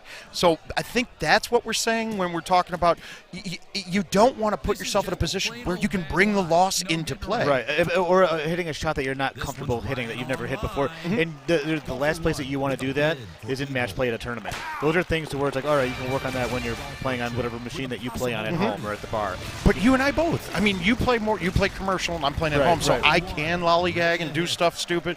I don't. I only play invites. I don't ever log into anything else. I play games only when I'm streaming, and I'll knock events out sometimes in between there. I don't play a lot of Golden Tee. I'm going to get back to my bar soon, but everything's been a little off since we lost Larry. Right, yeah. So it's been, and then, I mean, the derecho killed us in Iowa, so I didn't really do much. Then the pandemic, us Iowans had a rough year. No, not me. For the rest of those people. Yeah, but for those that are when the Derecho that came through was it was pretty catastrophic to a lot. That is a gem. That is a gem. But guys, real quick to interrupt Brian. This is a perfect spot to put this. Oh, yeah. From the middle to the top tier, the putt plays normal. It plays just fine. Sometimes you got to worry about like a left one-ish kind of break. But it comes up so hot that you almost don't have to. Yeah. From the bottom tier to any other tier, it sucks. Yes. So don't end up on the bottom tier. No. Put it on the middle tier if you're going to the top and you think you don't have a shot to just plop it down on the top in the very top part. You take all the risk out of play. You're no risk. You miss the putt, you get a par, 1 stroke. If I try to go to the top, and Kyle Heasey got stuck on the bridge when he tried that against me. And the bridge is he luckily had a super spin lob wedge, but the bridge is actually fairway. So somebody like myself who has only a G wedge, I don't even see the distance because it's too far on the shot meter. And so it's a guessing game, and that ball without the super spin will trickle down to the middle tier. And if I don't put it to the middle of the middle tier, it trickles down to the bottom tier, and now I'm done. There's a whole lot of thought into that idea. It's a lot of tiers. Yeah, a lot of tiers. And you talk about tiers, not much not like tiers. much like what Minnesota's doing right now. A lot of tiers. Yeah. Probably lots of tiers. So tough break for Clint there. When he went to go hit his shot, it gave him the wrong club. I don't know. We all would have handled it a little bit differently, but and what happens is sometimes when you press the spin button, it'll change the club, and that's just, I don't know, man. It's just one of those things. Really tough break for Clint. Ryan McCook's going to move on, unless they're. Would they be talking about? No, it wouldn't have mattered. If you stop it right after that, you maybe go back and let them replay but the then hole. they continue to play. They continue to play. That's really it. Yeah. All right, so we're going to a little breather for the match play. You're going to get to see my mug on the camera next. Yep. I think I'll be playing McCook. Sudden death last time. Neither of us played great. Him and I have the same issues at tournaments, too. The style that we chip, we have issues bringing it to tournaments sometimes. Maybe it's humidity, temperature changes, ball changes. It's just not great. Yeah, so here well, we're going to do the King of the Hill first, so. Great. Oh, wow, no turbo. Now, guys, the match he's talking about, after World's hiatus from 08 to 2016 was when it came back, we had a 32-man. There was qualifiers based off of like FedEx-style Ryder Cup points based off of the daily contest. That was a new thing in 16. Yes, I remember I snuck in on New Year's Eve. Gotcha. By winning first on a Hawthorne Manor daily. But so we went through, we did that. We ended up then doing an online qualifier where we took it was a month or two before Worlds happened, and it went by the world rankings. And it was, and tooting horns, #1 seed, myself, cleaned these guys out by 2 strokes. These guys moved on, but it ended up being, I was in 4th, Fox got 3rd at Worlds that year, and Paul Luna was King of the Hill, and Andy Haas was Andy Haas. Yeah. Andy Haas rolled through the losers bracket, knocked me out in sudden death on Volcano, went to play him. He has to beat Luna twice. They played, what was the first course? The one with the low O-bird that we hit? Winding Pines. Winding Pines, yes. Haas went...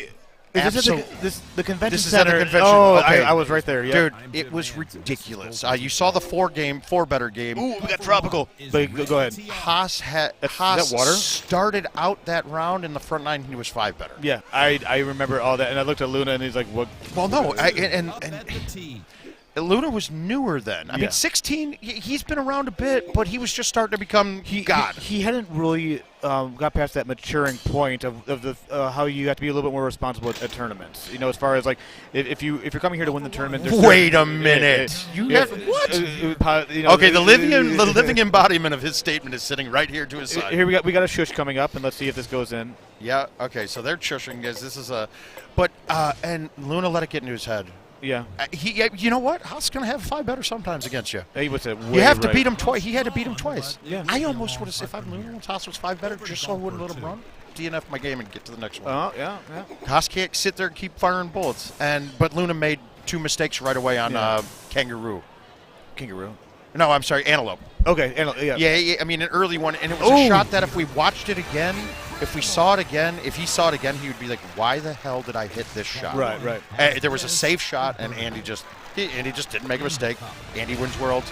Luna leaves his trophy in the ladies' room, and that was it. Which is a true story. So we've got Paul Luna up 1. Okay, now let's talk about, Paul has the 9.5. Now, guys, this is a hole that exemplifies the fact that your backspin changes, that makes the ball go higher. Yep, we were just talking about it earlier. Bite goes less than backspin, and release goes lower than normal, and roll goes the lowest of them all. If he hit that shot with roll, that would have hit the first trees. And you're stuck in the trees. And then you're looking at a birdie at best, hopefully a par. At best, yep. Rob Taylor, can I see you? Now I might start. I didn't realize the 9.5 works here. So even the mouth comes to a tournament. Well, I put a 3-driver bag because I'm playing.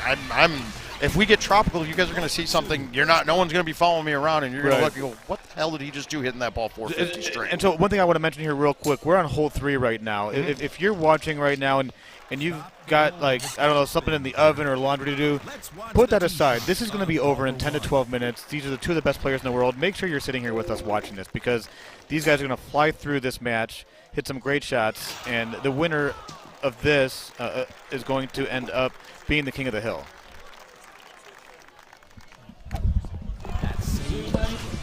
Number 2, ready. I don't know.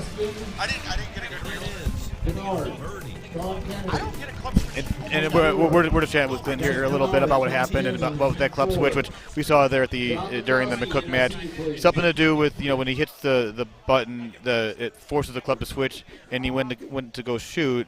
It went long. He was not shooting the club that he had planned, and it's unfortunate. Not sure if there's any real way to solve that. There's an issue with Evan at the Worlds when he hit the backspin button and it did something different. Those are all things happen, and we hope that doesn't happen in match play at a tournament, but unfortunately they do. But back here, Andy made his chip, which is actually a really great chip for a horrible shot on that par 3. That's got a chance of going in the hole. A little bit of bite there would have been closer. So Mouth is just chatting with Clint. I'm going to ride solo here for a minute, and after 4, you're going to have Paul Luna with a 1-stroke lead. As Mouth and I have talked about throughout the day, Tropical Falls is one of the best courses that we're able to play now, and there's so many different parts of the game where strokes can come and go so quickly. Yep, absolutely. So, and this is when you can't get dejected. No. Oscar, I mean, if this was Baja or Hidden, not so much Forest, Beyonce, your opponent holds out 1 on you. Down 1, you're in chase mode. You're in chase mode. Right now, I'm sitting back like, okay, cool, I get to watch him screw up before me. Yeah, but that's Paul Luna we're talking about. And when you're playing against somebody, well, oh God, he almost got that lip. Yeah, and that wouldn't have been good. But that's a tough pin. He's good. He actually very good spot. He's got hardly anything to deal with. Right. Yeah. Steve Kramer, Evan Scanlon, Todd Boyer, can I see you, please? Oh, wow, he got aggressive. Very good aggressive shot. With the 9.5, too. Very well done. Yeah, he knows the 9.5 very well. Mouth is going to change his bag when he gets home. No, I have 3 drivers. Andy's hitting a full here. I have 3 drivers on this because what I found is it's almost that 5 to 9 wood gap, the 5-iron to 9 wood. It's almost non-existent on I was talking to Chris Brewer earlier, and I know he plays a lot of 3-driver club sets. He also has like a 50-yard gap in his club set for Tropical, and he's just, I just don't lay it up, but I just leave myself, you got to know where to put it. Okay, see this shot here, I'm getting a stroke on him. Yeah, because you're going to hit your arrows. I'm on the green. Unless the line comes out that the tree is right over the edge and I have to cut back. Because then when you cut it, you lose your As a righty, though, me trying to straight line back left of the B to the right of the 2. Andy's thinking, look at that look. He said he's only driven it by bouncing the bridge, so I don't think that's a shot he's going for. No, right but now. he thought about it, though, real quick. I think you got the 2 little Andy Haas on each shoulder, the angel. So does that there. mean that kind of tells me he's in chase mode already?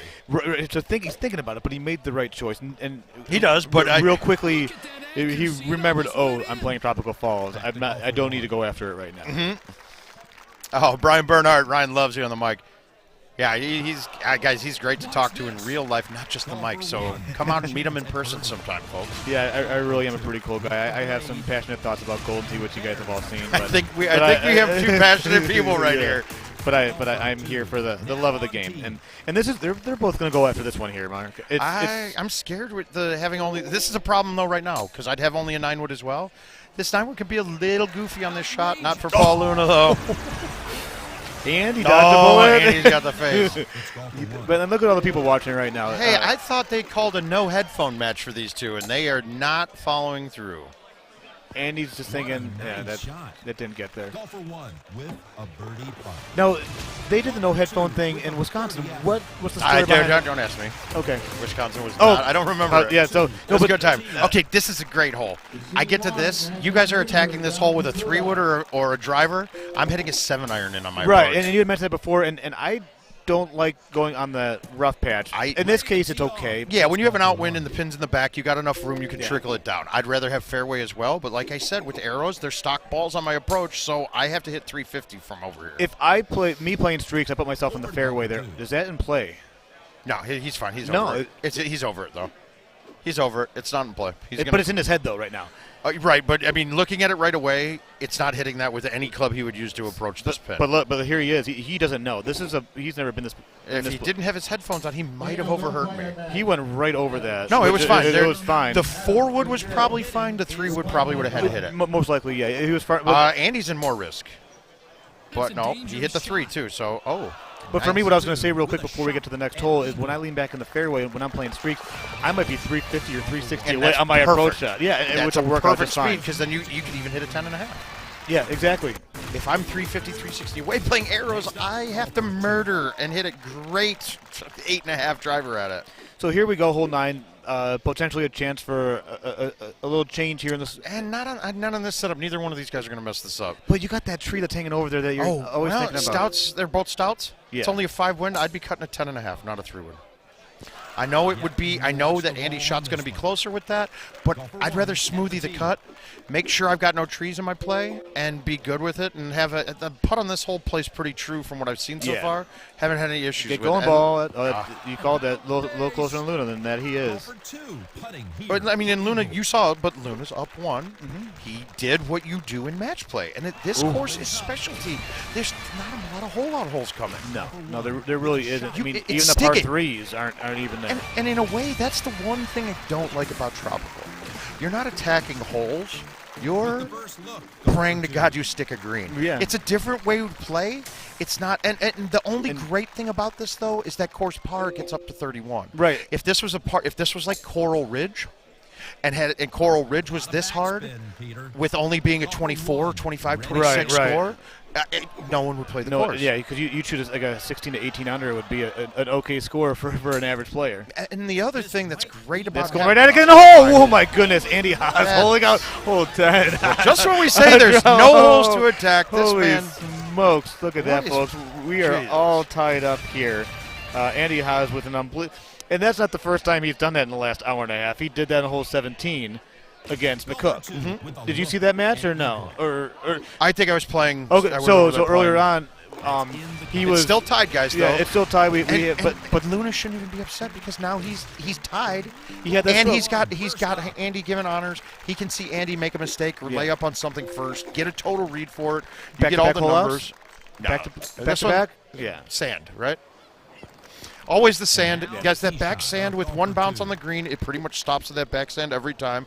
Where the pin is, these guys can get as aggressive as they want with the chip. Especially with that wind. It doesn't matter whether it's a 13 or 6.5. And with this case, as long as it's blowing right to left, you're in good shape. And then, like in the qualifier, we had a similar setup to this. Right. I stuck it, but the pin was tucked in the front right by the edge of the water. And in the sand also. And I ended up in the sand.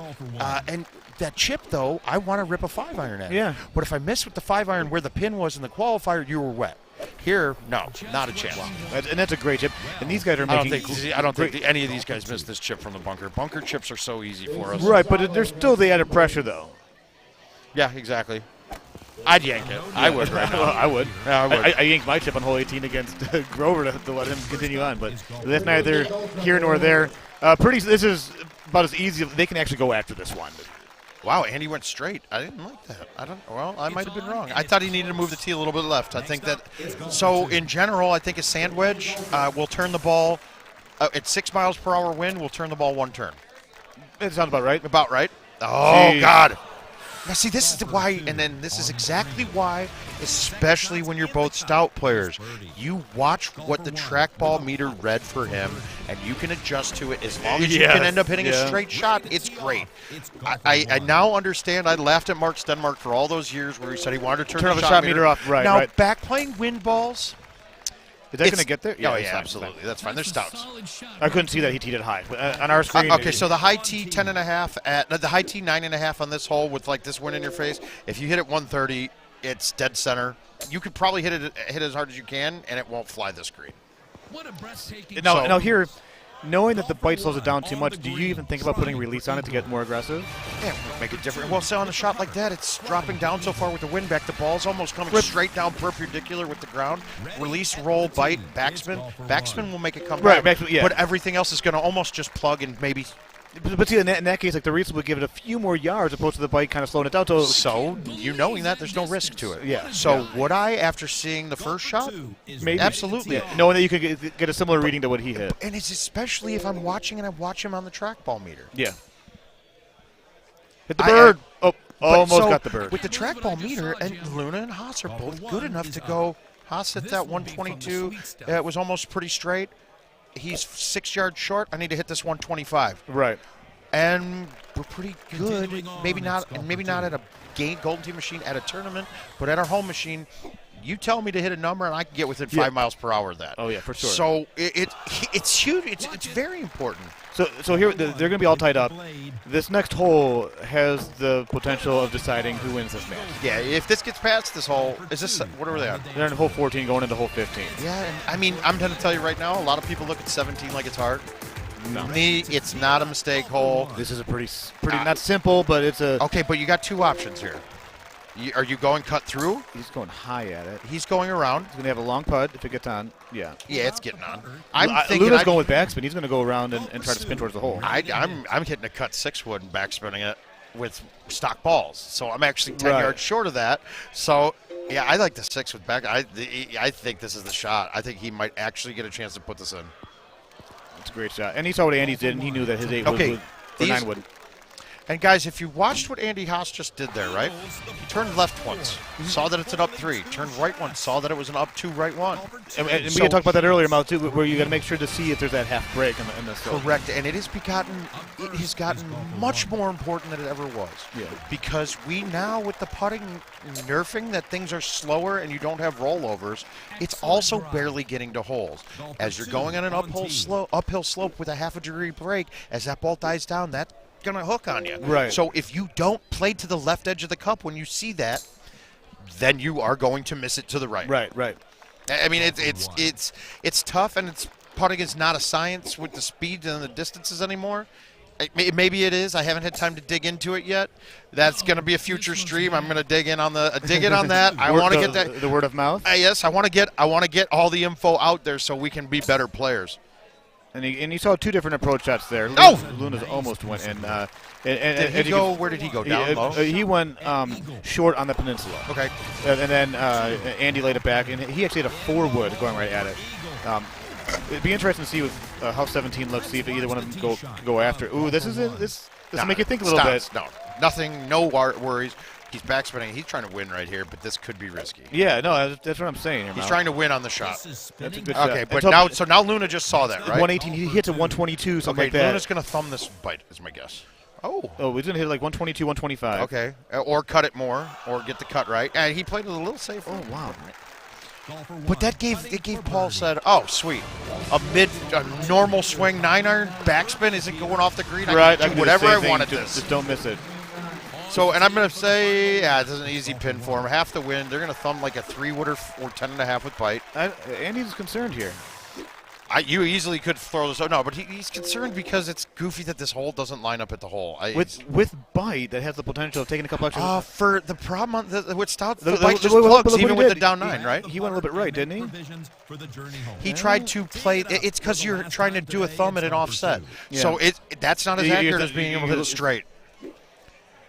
Okay, so Luna's now going. Is he going to go with the 3? Is he going to hit the naked 3? No, there's no way he does that. The naked 3 actually could be a hell of a ball. Just let it roll down there. I think Paul's thinking if he puts this as an easy putt, he might have won right now. I think what if he puts it in the hole? Can't see it. Oh, it's going to be a little bit Come left. on, camera. I think right that 9, that is. And this putt, okay, so he's at the 46. Actually, Andy. Professional. He nutted it. He nutted it. No problems. You think long on that putt, you think wrong. Right, He just went up and hit it. You don't take into account, like, you're not going, oh, shit, this is a 46-footer, but is it going to come off like a 50-footer and barely get there? So I got to play like a right 15? As long as he's not chipping with his 5-iron on hole 18 of Pine Coast, like it was against me in Vegas in 2017. So he can putt just fine there. But hey, we're going to sudden death. So like I mentioned before, if you have those chores you got to take care of, It's going to be who chushes this in, guys. Yeah, it really. We should have a winner here after the second hole. Let's hand it over to Jim and I think Peter I at know Tropical these guys Falls. they seem to have that shot onto down to a down pat. Yeah. The backspin 9.5 was perfect. All right, so So this the is pin's going to kinda be deep here. Okay, now this goes back to you were streaming. Were we commentating when Eddie? Yep, Eddie Shreddy. Shreddy hit that 8.5 driver the from. Yeah, with release, and I even talked to him after that, and I go, dude, That's on the green. Get going, ball. Get going. He's putting. Andy Haas is putting from about 80 feet away. Okay, and honestly, I think Luna's just as comfortable with the chush from there as He this doesn't push. shush. He chushed the first time. He hit chipped a 5-iron. He did? Yes. Are you sure? Pretty sure he does not shush. It's a nice spot, Jim. Nice indeed. No, he's chushing. He's going to shush. It's awfully quiet in here. Okay, guys, you can cut the tension with a knife. And he knows that this could be the. Excuse me, Jill. The finals are going to be when I get done playing, so let's enjoy. Just stay up and watch. Oh! He does not shush, folks. He shoots 58 yards out. Haas misses his putt. No. Haas thumb putts these, and he doesn't. He thumbs dead straight whenever he wants. Yeah. 80. Oh, he left it left. Oh my goodness. Earbuds are flopping. Unbelievable. That's a hell of a way to end a match. Oh my goodness. Wow. Guys, that's a great match. Yeah, round of applause. Get ready for that. World. These are the matches that we're going to see for the rest of the day. Watch McCook and we're going to go to sudden death, but both 3 off, not at 31 under on Tropical. Right. McCook and now. You're up, Mal. They just called you. All right, guys, we're going to have Gino the Alpha, Chris Longino jumping back in, grabbing the headset. These guys are probably going to be with you the rest of the way. I'd love to join you, but I'm going to be playing. We'll see you guys. I got a couple matches left. All right, good luck, Mal. We'll Thank see you, gentlemen. I already announced him, Josh. Well, I sent you a text. So there's Andy visualizing, what just happened. 83-foot putt, flat green. He makes that 95 times out of 100. Unfortunately for him, it didn't happen. But Andy's not out of this tournament. He's going to collect his thoughts like he's doing right there.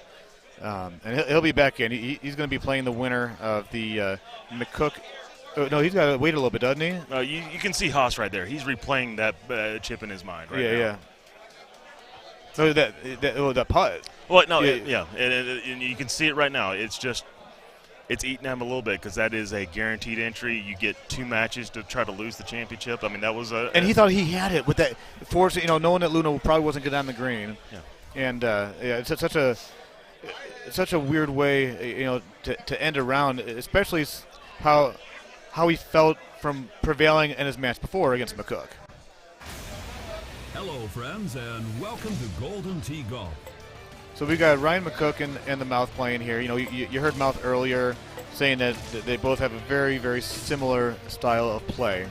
And I don't know, Chris. This is going to be these are both style players. They've both been playing this game for a long time. I've mentioned before that McCook is, took a few years off when we were chatting before. Mouth's been kind of all in for several years here now. But at the end of the day, they are very similar caliber players and are thinking the same thoughts throughout this entire match. Significant thumbs. I would say a thumbs advantage goes to Brian McCook right now. An advantage with the thumbs come with Brian McCook right now. And recent tournament experience. I mean, I guess it would be Mouth, but Mouth's kind of hit or miss sometimes. Ryan hasn't had a top 4 since he's been back, so he's happy to be back on the podium, but he wants a win here. But he is he on the podium? Is this the 3rd, 4th match? Yes. Okay. Yeah. So they're all in the top 4. So we got this match. The winner of this will then play Andy Haas, and the winner of that will try to beat Luna twice. With me today is my friend Peter Jacobson. And we can just see it right here next to us. Andy is replaying that putt in his mind right now. And I know that look. He is not happy with that. And we're teeing off here on Temple. Up at the tee. We've seen this a couple times today, and it's a pretty good match play course. Does have a couple holes that can variate scoring a little bit. I do know playing during the day, similar to the same time that Ryan McCook plays, he is very good at this course. So I am actually going to give the advantage to Ryan McCook as far as this goes just because of the course. He just dials in on those par threes really, really well. Not to take away anything from Mouth by any means, but this is one of Ryan's best courses. Up first, golfer one. And it's because of holes like this. Yeah, it is exactly because of holes like this. You can line them up, and you can just kind of those thumbs that you were talking about, and that looks pretty good. Line. Oh, you're going to see a lot of that this round. Thought that he had that. You are going to see a lot of that this round.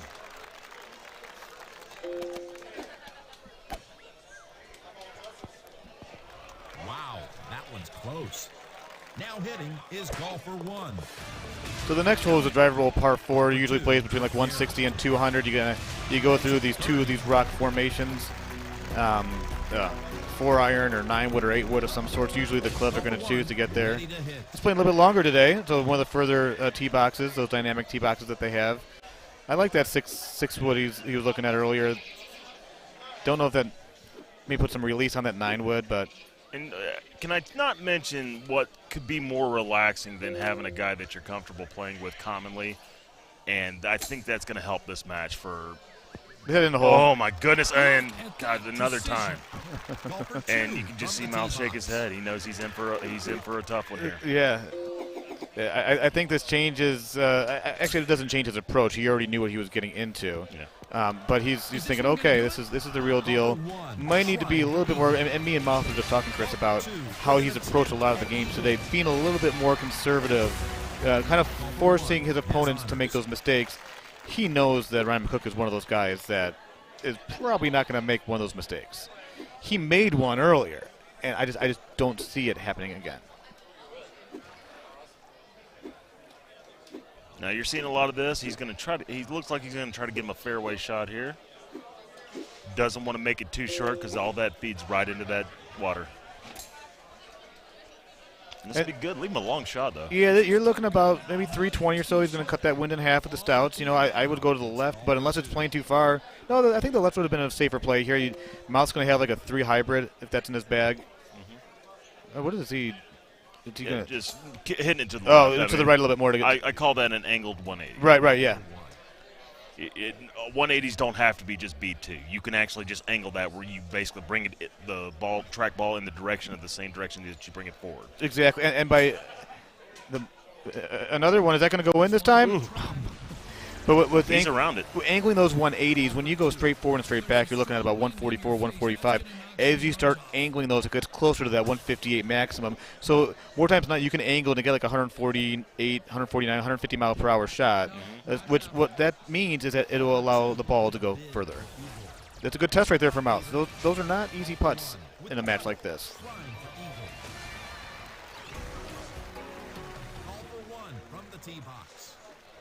So now we're getting over here to another par 3 where, I mean, this is full-on attack mode for him. And he's thinking right now, one of these has to go in the hole. Low tee, a little to the right. So, yeah. And I think he kind of knew it when he hit it. It's golfer 2.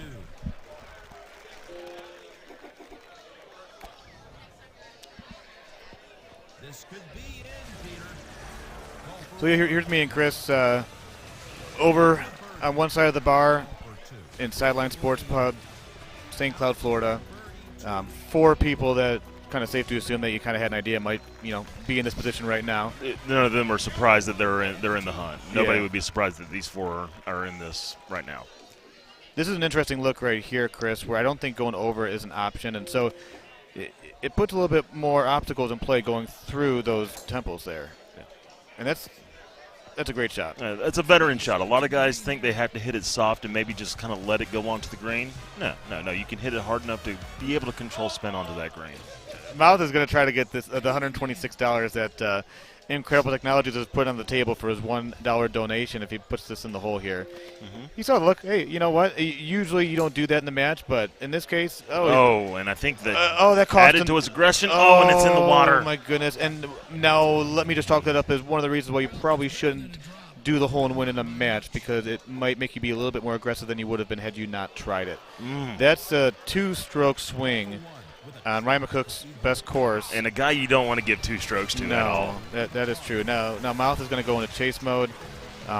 It was really all fun and games leading up to that point for him, and now things are getting a little bit serious. But now, looking for hole outs. Yeah, that too. And McCook just has to keep on playing his game, keep on throwing darts at the hole. Now, I've seen different variations of this shot, but because he's as accurate as anybody in Golden Tee with his thumbs, there's no sweat off his back to get out there into this little strip of rough. Yeah. And we're going to see what place Mouth is in over these next few holes, see how he's going to take an approach. The next 20 minutes are going to be very important for him right now. Oh, yeah. Make sure he keeps it all together and try to stay in this match. And then that's a decent shot going at it there. And then another shot that's green light for him. Oh, my goodness, yeah. Just left one there on the green. Ooh. That's going to be a little bit to the right, but just his distance is down pat. I mean, and he's just throwing it right at the hole.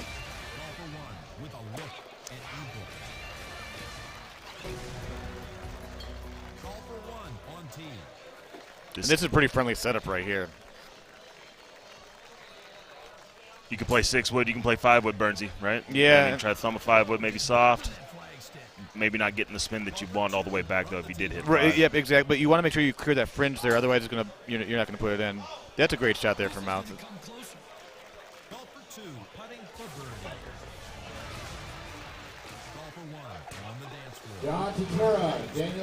But yeah, things are starting to kind of wind down here. It's still got a good crowd. Yeah, 5:40 Eastern time. You got about 20 people behind the machines watching the action. But yeah, there's a few handfuls of people have left, but for the most part, we know that this has been a very successful event once again. Like you mentioned before, Chris. This is the 12th year, the 6th time here. It's great. I look forward to the years to come. This shot right here, and for all you home players right now, I think this is an important moment for you because you either like to play over, you like to play under, and if you're a stouts guy, you're looking at 5 hybrid. The goal here is trying to create an easy thumb shot with a 5 hybrid to get yourself close to the hole. Right. And both of them just showed you exactly why they do it. That they lay up at that exact distance, that exact club. Course management is key sometimes when you're trying to play approach shots and making sure you're in the right position to give yourself the best chance for success. So Chris, while this match is going on and Ryan's got a 2-stroke lead, did you hear what happened in the Ryan McCook-Clint Grover match? I did not. So hole 14 of Forest Knoll, there was Clint hit the spin button on his shot. It changed his club, and that's what they're doing right now. And the reason I bring they're huddling over, looking at some of the tape from earlier. It changed his club. He didn't notice, and he thumbed it on that par 3, and it went long and wide. That's happened to you before in your life, I'm sure. Yeah, that it puts both players in an extremely difficult situation. I don't know. To each his own. I don't want to win that way. I understand that. I don't know how there's a correction for it. What I do know is glitches and everything, things that happen in our game that's just kind of a part of the territory. I wish everything was perfect, but it just can't be. Right. And, things like that happen. So it's unfortunate for Clint. Ryan moves on. They both played good today, and it is unfortunate that it had happened. We're playing for a lot here, so I understand why Ryan. And something similar happened to Evan a few years ago. Remember with the backspin bite or whatever the tee issue. But at the end of the day, those things do happen. We hope it doesn't happen at a tournament. But the show must go on, and then here we are in this third, fourth place matchup. Yeah, it's a part of the excited part of the game. It's a lot like rollovers, and so now we have very, very, very accessible approach shots. Yeah, and Ryan's and they still have a pretty calm, cool, and collective approach to this. They're both talking, and Mouth knows he messed up, but from what I can see, is he's moved on. And that's what you got to do to be a successful player in match play. You made a mistake. You cannot fix that. You cannot change what happened already. You just move on to the next hole, and it looks like he's done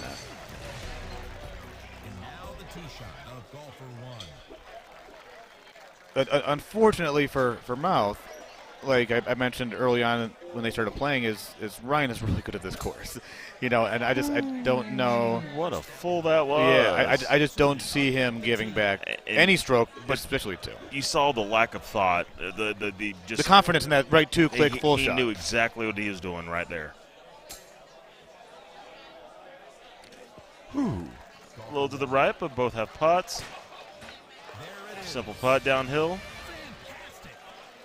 That maybe Mouth would prefer Ryan just to take, just to make sure, but he lets it in for him. And that's the thing. He's allowing Ryan to keep a pace, which is helping Ryan. Right, but that also shows the great camaraderie. It's I don't know. You don't want to get too much in your opponent's head when you're playing. We're all friends here. You want just to keep it on the game. We all know what's going through our heads as we're hitting each shot. Yep. Doing little things like 15-foot straight putts, walking away, making your opponent putt it. Those are things it might seem like you're trying to get in your opponent's head. No trouble here. It's a great line. So Mouth can be a tricky shot through here, trying to get past that little right spot, but a little hole in the trees. And like the pro mark is, just gets himself within 15 feet.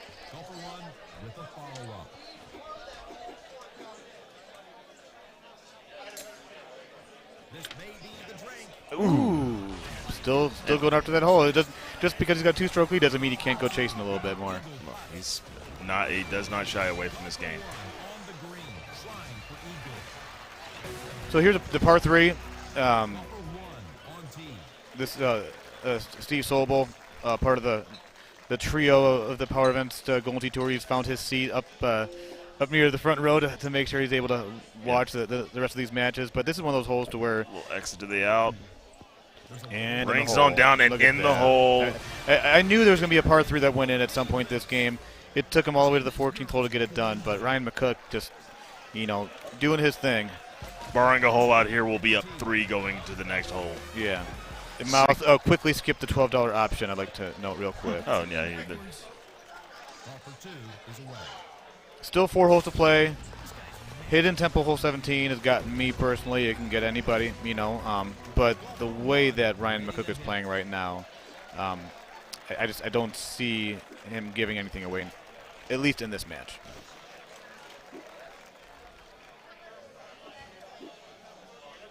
He's thinking a little bit extra hard on this one. Just wants to make sure he keeps it left of that water. Don't want to give away 2 strokes in this hole. Ooh. That's a nice safe shot. About 30 feet away, left 7, something like that. Maybe left 8. Mouth is thinking, I want to get that bounce off the rough, and hopefully it trickles in the hole. Now, Bernsey, do you ever find yourself cutting to the left side, or are we going over the top full time? I do. Depending on the wind. I mean, there's a shot earlier that I hit around. And that's through. This is a tilty putt right here. That left 8, but he nails it. Yeah, he does. Still in it. Yeah, I wish that got more spin. Because you really rely on the one hop out of the rough, then it grabs the green and spins towards the hole if it's on the right hand side. Look. Not sure what he just said there, but you can see the lefts in the air. Mm-hmm. Hopefully Ryan just continues to hit his shots. Yeah, there it is. But Mouth's in his happy place. He's with his friends, and he's going to more than likely come out of this with a 4th place finish.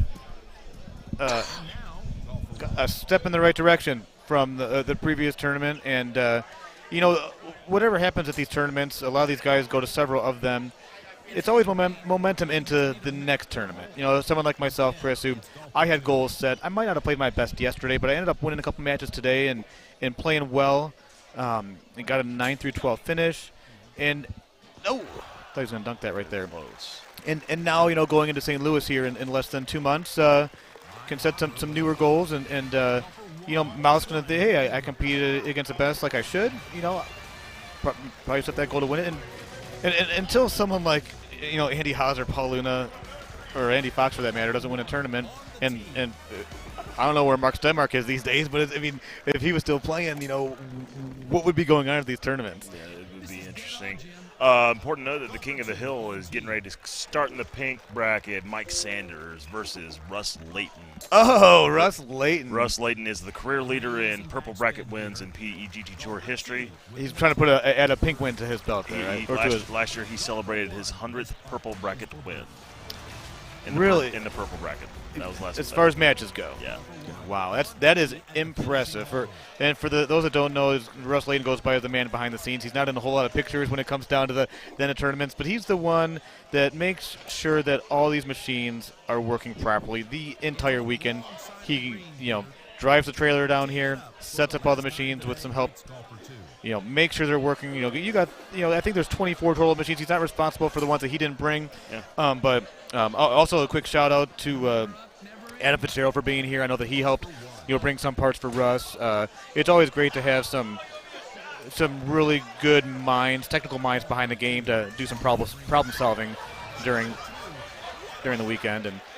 And congratulations to Ryan McCook. Well, let me tell you something from Mark McClevich. This is his 8th top 4 finish on the tour, and nothing to shout out about. $1,000 at plus going his way, and Ryan McCook's going to go on, but Mark McClevich, another top 4, and still puts his staple. He's one of the 15 best players in the world. Oh, definitely, hands down. So McCook will go on, and he's got a date with the 2-time world champion, 2-time player of the year, 27-time national tournament winner, Andrew Haas. That's one for the ages. I'm excited about that. Yeah, this is going to be great. I'm not sure if I'm hoping I'm up here calling. I'm going to take a quick break and try to come back. But you got Ryan McCook and Andy Haas, and even if you win that, you still got to face Paul Anthony Luna. You got to beat him twice. And he is not cold right now. He is definitely hot. No, but the thing is, even though he's going to be sitting here for about an hour, whatever, the things are moving along really well at a good pace. So I don't think that's going to be a factor. Even if it was, for guys at this level, it just doesn't matter. They're still trying to keep warm. Yeah, and now Andy's got a smile on his face. He's actually having a conversation with Ryan McCook's wife. They're getting ready to play their match, but Andy looks loose. He looks ready to play. This one should be a one for the ages right here, because these are 2 quality, stout players that are going to get really close to the hole. And I really hope they have a quick conversation about what course they play. The Baja better not come up in the random spin. I would certainly hope not. But that being said, I wouldn't mind seeing a 33-32. For sure, that would be epic, for sure. So, also, still got some purple bracket action going on. Adam Fitzgerald, one of the top guys, normally in the booth with us, but right now he's making a run through purple bracket, and he's having a good day. Just to give some plug to all of our streamers, any of our content providers, guys like the Trash House. Every Friday night they stream from New Jersey. We've got Mark the Mouth McClevich. He is a few nights a week now. The word of mouth. Usually, I think it's like Monday, Wednesday, Friday, something like that. He's doing a few days a week. I think he kind of makes his own schedule. Jason Stark had take a trip to Pound Town and go visit him. CJ Wangler, the CJ24 stream. CJ24 stream, all those guys. And big thank you to them. Also, if you do not have our Golden T-Mobile game, you're missing out. You need to come get us the Golden T-Mobile. And the other thing, too, before we go that direction, you're talking about the streaming. The guys behind this stream, you got Andy and Paul here. They're here all weekend long, pushing the right buttons, making sure that everything is crystal clear for you. It's getting to you.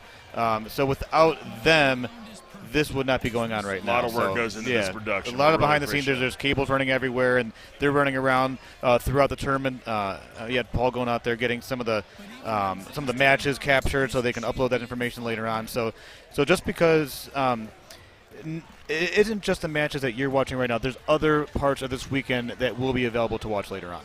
And if you haven't attended a National Golden Tee Tour event, you should. Yeah. If you have any desires to be better at Golden Tee, you should attend a tournament. If you have any desires to drink and have fun with your friends, you should attend a tournament. Yeah. This is all what this is about. A lot of camaraderie, a lot of new friends, and a lot of learning goes on in this very, very short 4 days that we're here. Yeah. And at every tournament that we go to here on the National Golden Tee Tour, presented by Power Events. Yeah, and things do really kind of fly by. I mean, I remember landing around getting here about 2 o'clock or so, and it was quite empty. I think it was maybe 8 or 12 of us in here when I got here, and then you go through your handicap tournament, which allows several players to win a free entry into the tournament. And that's one thing too, Chris, I'd like to add. When you come to one of these events, they'll have a handicap tournament, and I think a third or a quarter of the field, depending on how many are in it, for a small $25 investment, has an opportunity to win an entry into the main tournament on Saturday. Lots of opportunities for success in these tournaments, and if anybody has not attended one, this would be these are always a really great one to go to. Now, like I said, we go to St. Louis, we got Nashville, Carolina, Texas, check out your local tournament scene also. And then one last shout out for me while we're sitting here and we're waiting for the third place match. 18,000 locations nationwide, all of our vendors that continue to take the investment and make sure that we grow our game. You guys are the lifeblood of what we do. More machines out there means more players, and you guys continue to put that money forward. Golden Tee PGA is something you're not going to want to miss out on, so I hope you're a part of it. In an industry, it's so hard to compete in an industry with the way things are today with mobile devices and tablets and all that stuff, and getting certain age groups involved in a game in a bar. And here we are 31, 32 some odd years later, Golden Tee has defied all the odds and continues to grow and do bigger and better things. And like you just mentioned with the Golden Tee PGA, I mean, it's going to be really great to see, Sawgrass and John Deere and the Boston TPC course in 4K, crystal clear, picture on TV. The cabinet looks beautiful. Just make sure you're following the Golden Tee Facebook page and make sure you have the app. It'll be a dawn of a new era. Yeah, and then Andy's standing right behind us. I mean, it's a really great thing. He does not know this, but they have a great green screen set up here. But there's still a lot of people here, and when that game starts, when that match starts, you'll start seeing more heads gather behind them. And, this is going to be a great match. Looks like they're ready. They're getting ready to go. And Andy's been very loose today and a little bit more emotional than I normally see him. It's very stoic. Yeah. Today he is he's feeling it. He is into this. He wants to be successful and wants to get himself a tournament win. Yeah, definitely. And as you can see, all the machines in the background, they got things spread out pretty good here. Like we've mentioned before, 30 machines. There's about 26 machines in this main area, and they found a way to make it work for the most part. You're comfortable when you're playing. Walking through, it might get a little crowded at times, but what's important is that it's comfortable when you're actually playing your match, and they've made sure that worked. You got 2 machines on one side of the bar, and then 2 machines in their other main room, just off to the side, just to make sure that this tournament, goes through at a pretty good pace.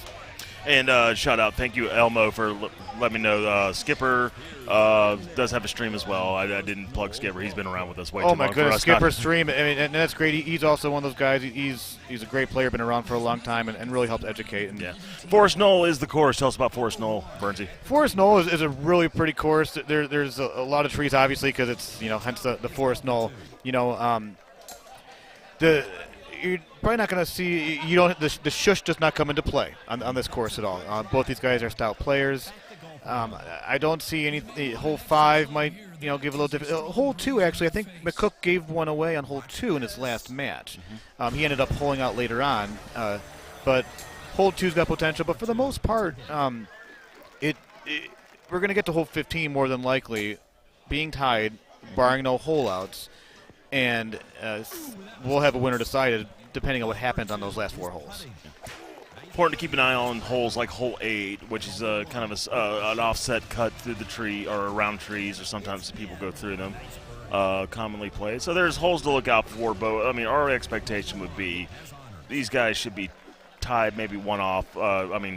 Within one stroke of each other come 15. Right. And this is a really interesting look too. He's going to go around the right-hand side and with biter backspin. Yeah. Hit almost somewhat of a full, but it's going to be bouncing off that first cut onto the green, and and you want that second hop. Because if you get if you hit the first cut and you only get one, don't try it. You get just one spin on the green, it's going to spin off, and then you may potentially have a chip.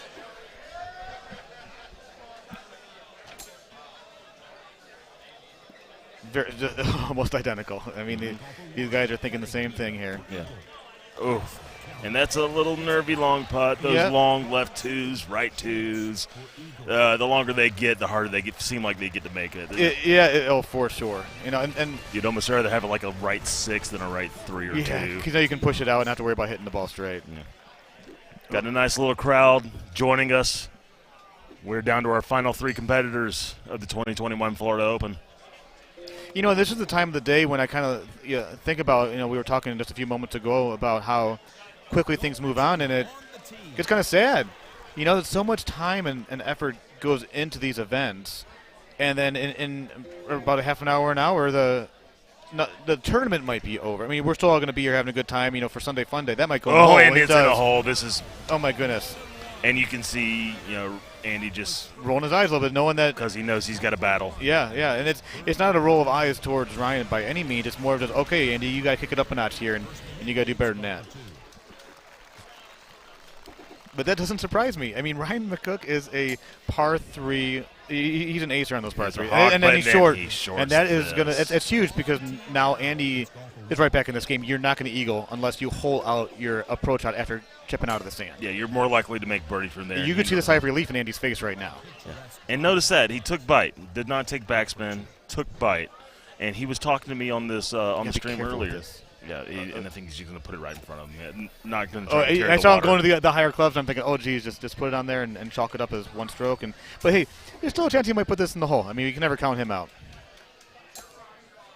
Is he going to do it? I got the and that's that weird bounce. Yeah, right and there you know with you're going to that get that bounce. You just kind of hope that you get that 1 in 10 lucky bounce.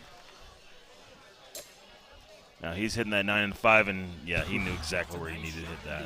But he's still going to gain a stroke here, so we're going to be all tied up going into the 5th hole, and it's going to be interesting. There's really 3 different areas where it could be pretty easy. Might have a little bit of a cut to the right or a big cut to the right. So we're going to find out here real quick on what they have in store for them in hole 5. It's kind of interesting. There is a tree before you get to the green, so there's going to probably he's got the one bird. Don't worry about teeing it low. He does this shot all the time. And it's going to be a little short. Nope. And it trickles onto the green. Never a doubt for Andy Haas, the 2-time world champion, right? Oh, Lord. And you can see McCook just kind of laughing like, all right, dude. Yeah. And just going to simply put it a little low tee low Whoa. with that 10.5. Look at that. I'll raise you one there. No, that's those are 2 big-time players making big-time shots right there. So Andy Haas, while he's on the stream, and you had an opportunity to chat with him. I mean, is there anything you want to talk about, Chris? That one hybrid is what he brought up during the because we had a Forest Knoll game, and he was talking to me about that, and he sees a lot of advantages having that one hybrid on this course. And that's one thing too. While you're watching these guys shooting and playing their round, look at the clubs that they're using. You're able to build your own bag for $5. You can build a bag with whatever clubs you want. Granted, you got to make sure you have a certain amount of irons and a certain amount of woods and whatnot. But that one hybrid right there, that kept it low enough. He didn't have to use a tee, and he was able to get on the green just fine. And Bernsey, I mean, it could be equally as important just how you play the game. I mean, compared to what your club setup is. Is it going to go in? Oh my goodness! He did it again. Another one. Oh my goodness! There's 2 of them. There's 2 of them. And now, up to, there's not a par. He's took 2 shots to play the par 3s right now so far in this round. Now what he needs to do, yeah, there he is flexing. Now what he needs to do is just say, okay, I got that one. I got it back. And let's, I use the term, the KISS, keep it simple, stupid. Just keep it real simple. Don't make any dumb decisions. Not that he needs to be more conservative, but that's a good shot. I didn't realize he can go over that with a 5-wood. I'm going to write that down real quick, actually. Oh, but there he is in the rough. But he'll be fine. He'll get to the green just fine. But making it kind of interesting. I prefer to go straight down the fairway. What about you here, Chris? I go to the left. I felt because sometimes I can leave back a little bit. You're playing Titans, so you're more commonly to get back out there. I have to sometimes lay up short out here. This is going to be just get myself my eagle and get out of here. Yeah, for sure. And he's got strokes to play with right now. Andy, I mean, he needs to find shots to where he can get. And this is one right here. He's got that wind right in his face, and the 8 was not going to be enough, I don't think. I don't know if he's going to go to hybrid. I think the purpose is to make sure he gets enough on it. 101. Well, he did have enough of it, just a little bit to the right. So now, 6 holes in. Seven holes in. Yeah, Ryan McCook with the lead. We got the drivable par 4. It's a pretty fun dogleg left hole here. Probably going to tee a. Is he going to tee that? I know the 6-wood will get there just fine without using a tee. There's a little full here that these guys like to play. He'll play it a little out to the right, but watch this. Complete full to the right and a little bit out to the right. And you look at that shot meter and you can see exactly what he did. That was a straight. No, he knew exactly where that full was. Man, Ryan McCook sure has come a long way here. I mean, honestly, that may look uncommon to you at home on how you play a shot, but trust me, he's done that before. That might spin in. And that's another advantage of that one hybrid right there. You get a whole lot of bounces and it goes towards the hole I'm making mental notes right now, right? because this one hybrid. I fell in love with it in Crawdad. Yeah, so I might need to move that bag over to Forest. And that's the thing, too, when we're talking about, different club sets, building your own bag, you can build up to 10 bags. So you can build whatever bag you want, and you can assign it to whatever course you want. And whatever course you want, I'm talking about the 86 courses that are now available on Golden Tee Live. And just how does that not go in? I mean, this is right. He is holding out every single par 3 in his way, and I mean, being a little bit conservative there, I think, but it is what it is. So a rare birdie on a par 3 for Ryan Andy's McCook. got a chance of putting it in. Oh my goodness, that's close. Yeah, Andy's saying, "Well, wanted that bad." Yeah, if you're not going to put it in, I sure am. And see, we're all having a good time. And the funny thing is, too, is yeah, me and Chris are sitting here with headsets on, and we don't hear a whole lot of the background noise. It's awfully quiet in here. The music isn't really playing a whole lot. Not a whole lot of games of Golden Tee going on. A lot of people are watching this match right now. Yeah. Invested interest for a lot of people here, and just a little long. But in the rough, no, he's lucky the pin's on the right-hand side there. Now, if you're on the left-hand side and those trees come in play, he would have some trouble. Oh, and that is a directional shot. And once again, he could put this real close here. Other rough, it's almost to his advantage being in that rough there. But that next shot for Andy will be he will look at that one really hard. Yeah, he said hit it harder. He knew that. Yeah, that was more of being a little bit more conservative. Yeah, he knew it. He sees it right there. Now he needs to get close. Nah, didn't hit it up high enough. He felt pretty good. You could see the confidence there with Andy with that thumb shot. That's the Andy we all know and love, and he just flipped it the wrong way there. Doesn't think much about it. He just gets up there and hits it. A lot commonly like you are, sir, by the way. Not a whole lot of thought. You get up and you hit your shots. And that's just kind of the way that I play the game. If I've got to think really hard about hitting a certain shot, I probably couldn't hit that shot, and that's when I lean more on the conservative side. Mm-hmm. I can't remember if it was Grand Teton where you had that great match in the final NIV. Was it against McCook? McCook was not in the final 4 NIV. I played. But you had a hole in one, or you had a double eagle in 16. I believe is what it was. I can't remember who you were playing at the time, but that was a no look shot. Yeah, but Ryan McCook. Why don't you close your eyes like MJ did at the line 25 years ago? Mm-hmm.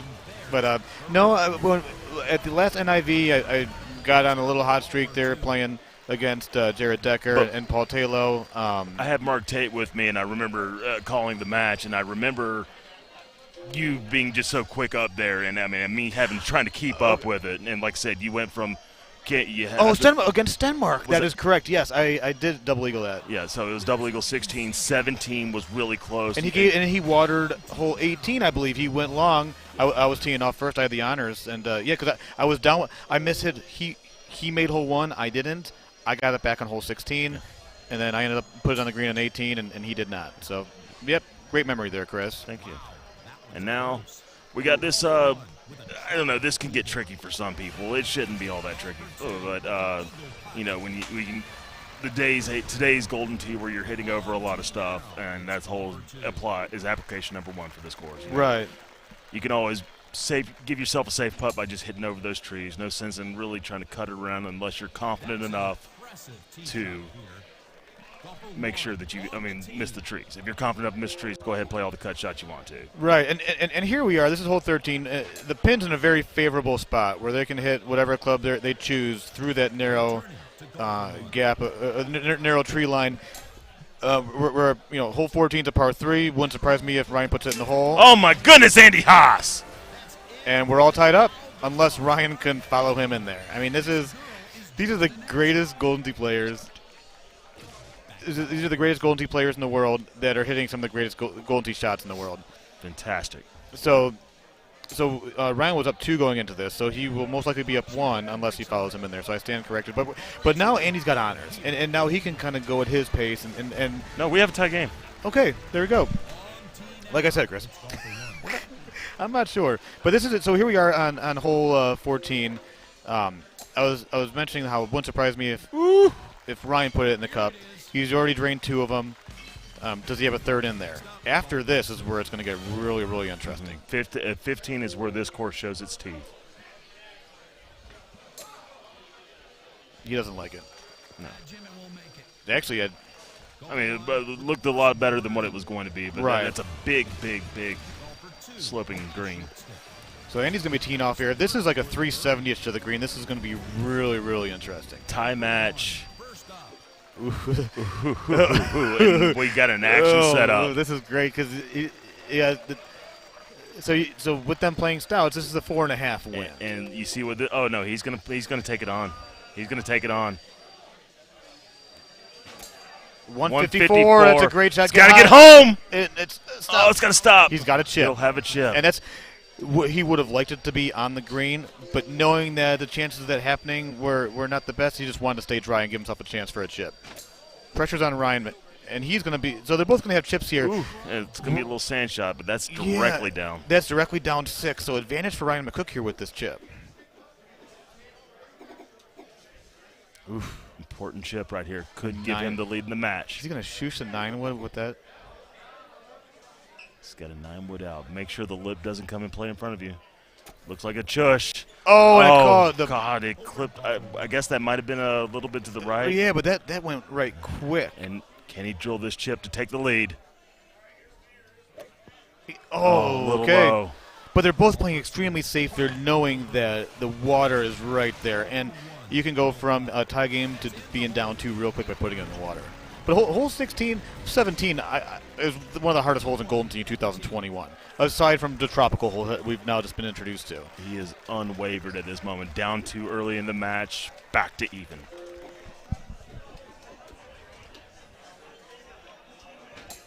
Click 2 left, hit it full, and will leave himself a chip. Should be a straight up, maybe a left 1 there. Yeah. But that play's kind of weird, so it's. Although he's one of the best chippers in the game, it's no gimme chip, especially at this point. Now, he might take a little directionally here, different direction. No, he's going the same route. You want to hit that area. Ooh, close to it's the going to be right. Going to hole, get in the hole. Oh, my goodness. And that's what you want to do, like I was saying. You want to catch that little rough area there so it kind of skips up on the green. This is for the match right now. I mean, you don't want to be down 1 going to 17. But he nails it. Wow. In such a great rhythm Andy Haas is right now.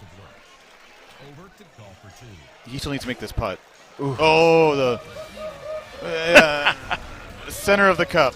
Got fortunate. Got the wife in the background. You see her clapping. Well, this is you got a lot of wind going on there. I know it's only 8 for. Oh, this guy get up there. It's short, but that goes straight. Yeah, he can putt that. Yeah, he can putt that. Yeah. And he knows that. He knows he's not out of it. Yeah. I think maybe at the last second he tried to be a little bit more safe with this shot. And that's gonna go in the hole, isn't it? Oh. I think that's what Andy was trying to do, obviously. Yeah. It's a right 2. Right 2. And he missed it high, and now he's got a chip. Oh, and then this is low. The thumbs up, he knows. I see that look, too. Cat on the ground. Earbuds are going to come out here shortly. Somebody's going to have to get involved with the money game in him tonight, and they're not going to be happy about it. Yeah, he's going to be. I don't want to meet that poor person. No. Not it. No, the only thing that changes this is if while going for this shot, he gets a little cute and catches a leaf on the way down there, as far as Ryan McCook's shot. Yeah, I mean, there's still water all around, but right now, Andy. If Andy puts this in the hole, that would be. Oh, my goodness. Yeah. And just hits a really good shot. Now, he's. Odds are nothing changes the outcome of this match, but there still is that potential. And look at that. A simple shot. 2 putts to win the match. And Ryan McCook, his first Florida Open since his Florida Open win of 2010. Andy Haas, a 3rd place finish.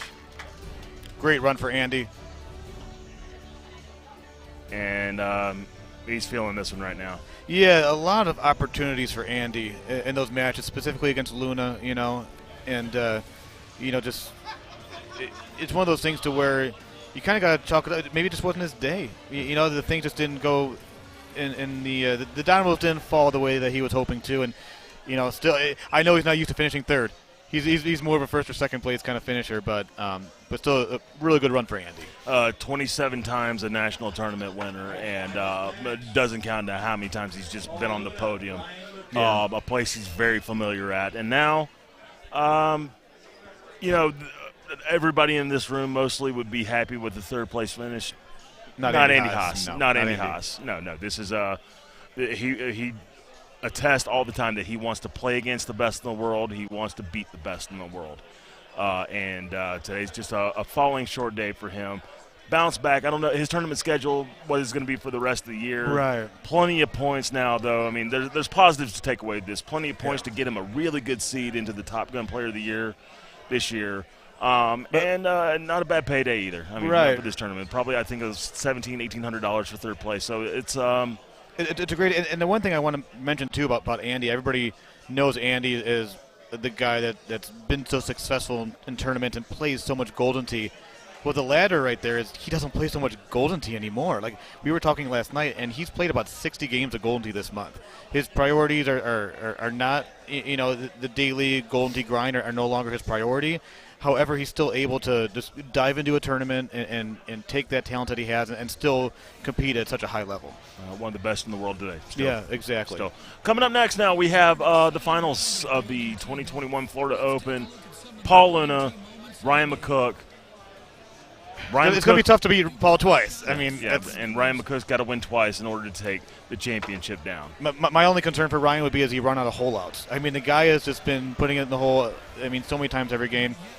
If he's able to keep on doing that once or twice, he might have a chance of double dipping Paul Luna, but it's a very tough task.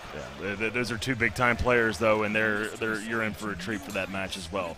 Paul Luna has been the best player in this bar this weekend. Yeah, hands down. And so he's got the only, but none of it will matter. None of it will matter unless he wins this match right now. Yeah, and when I was in Wisconsin, I remember looking over at his first-round match, and he was 4 better on Hidden Temple and buzzed the cup on hole 18 for 33, and it was just watching him play and watching him dissect that trackball and do so well. A lot of the guys here are able to do similar things, but there's just something about the way that Paul plays. It's really hard to compete with. You're absolutely right.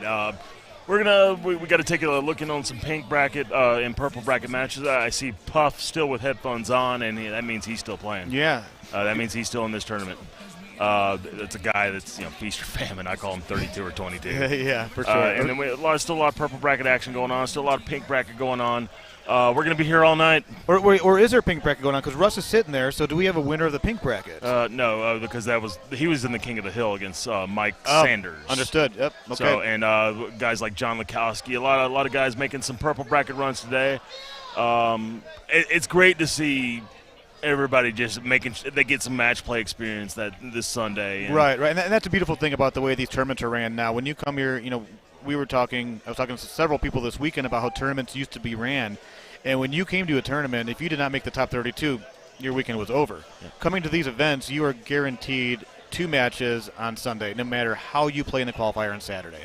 So it's really, that's one of the nice things to keep in mind. If you do choose to come to an event and you've never been to one, you're going to get that experience. You're going to play 5 qualifying courses. It'll seed you depending on how you do.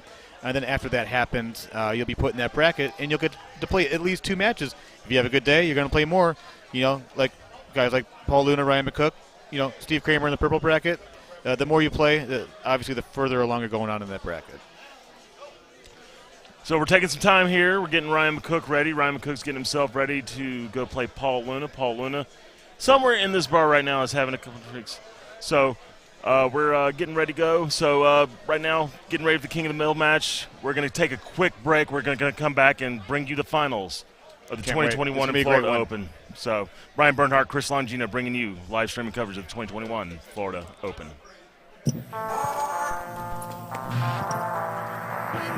For 32 years, we have been building towards this moment. Golfer 1 on 10. Golfer 1 has the honor. Golf genius right here. The game is about to change forever. This is Golden Tee PGA Tour.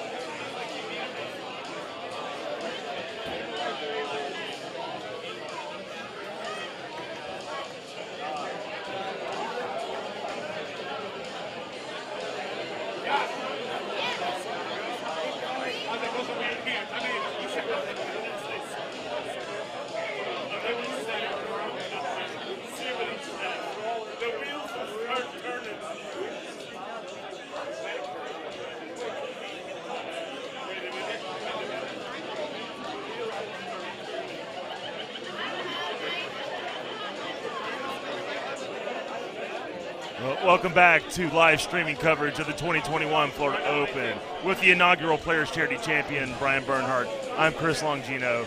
We're getting ready to bring you the finals of the 2021 Florida Open. Ryan McCook, Paul Luna. We couldn't have asked for a better match, and that's what I mentioned real quick. I took a quick break, and then when I came back, I had the opportunity to talk with Andy briefly. I gave him a pat in the back. I said, good run. head down, shaking his head, and he looked at me and said, I could have used a double win on that. and the double win meaning because he plays stouts, and it cut the win in half, and inside joke with me, and he has a double win at 15. He's on the green, but there's give and take. I mean, you can't have a cake and eat it too, but he's obviously a little down and out for those that were watching the previous matches. He was really just one or two little shots away, a couple tips didn't go his way, and his tournament run is over. But we've got the undefeated Paul Luna facing Ryan McCook. I don't know. This is gonna be great.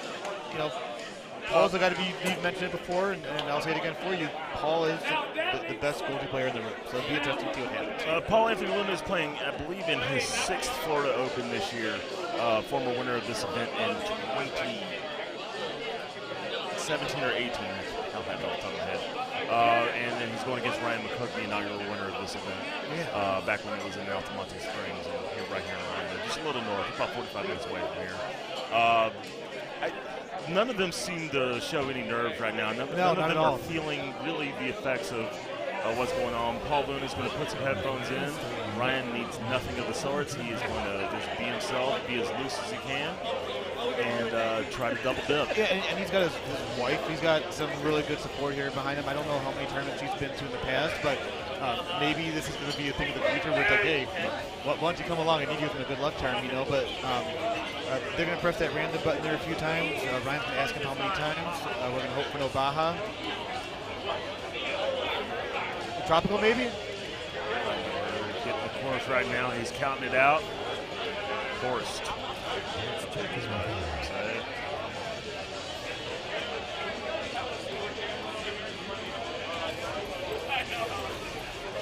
And so for those that have been watching the stream over the months, and actually, obviously we had that break due to COVID, but over the years, you might be looking back there and seeing a lot of faces that you've never seen before, and that really is the case. There's a lot of people that are coming to tournaments that haven't been before. A lot of new names. Yeah, I mean, just while you look at the screen, you got Paul Same in the orange shirt there, Arthur DeVries behind him.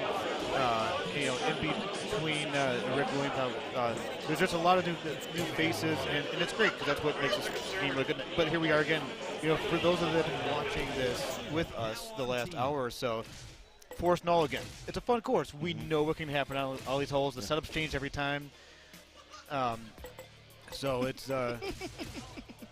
Luna's buying some tees to support. Buying tees. He says he's supporting the stream. Oh yeah, we forgot. Those are the Muse Brothers machines. Steve's over here.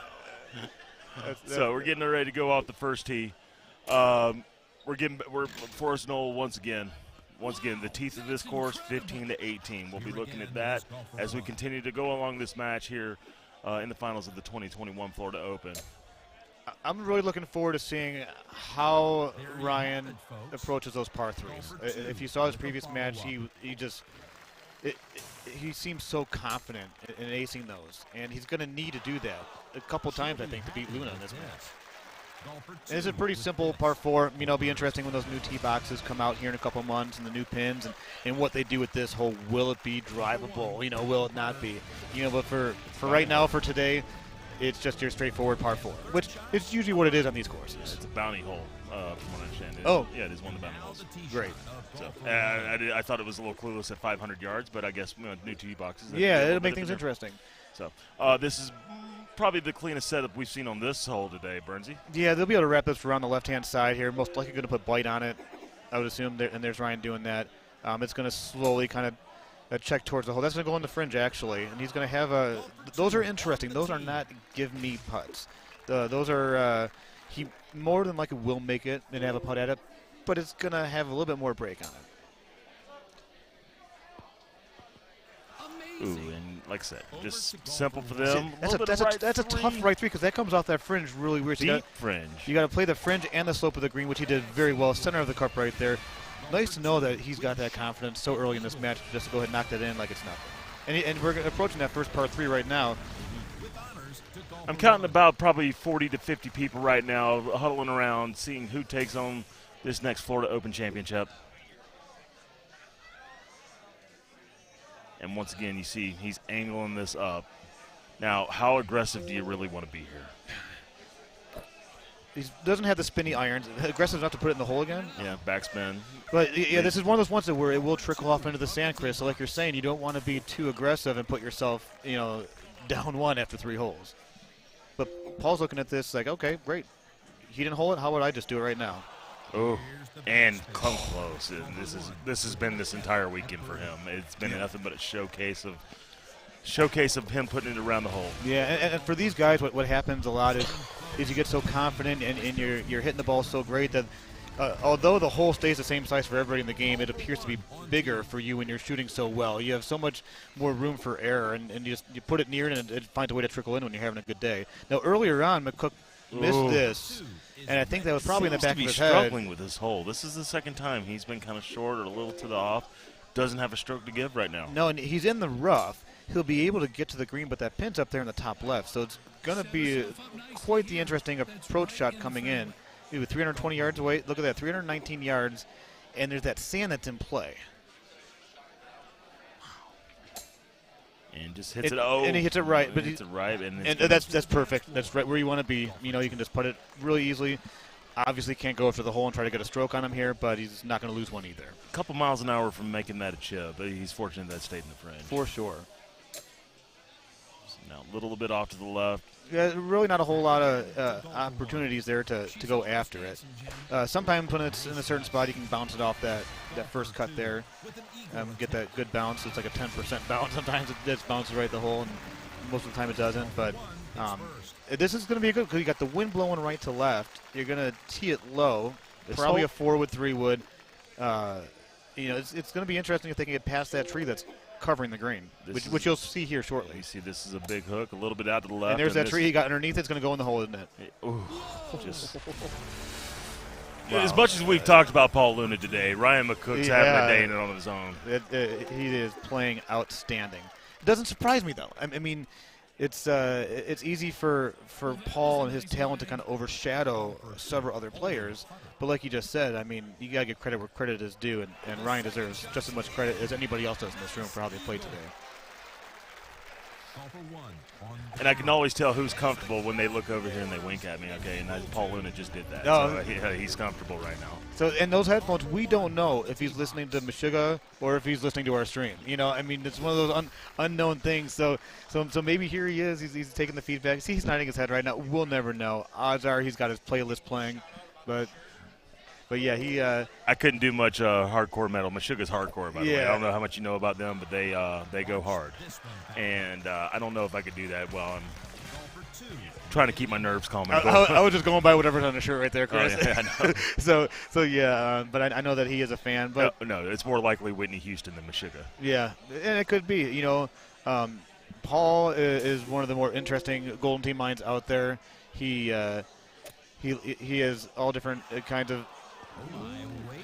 His music interest, I'm sure, is very diverse, to say the least. He's a fun social media follow if you ever get Yeah.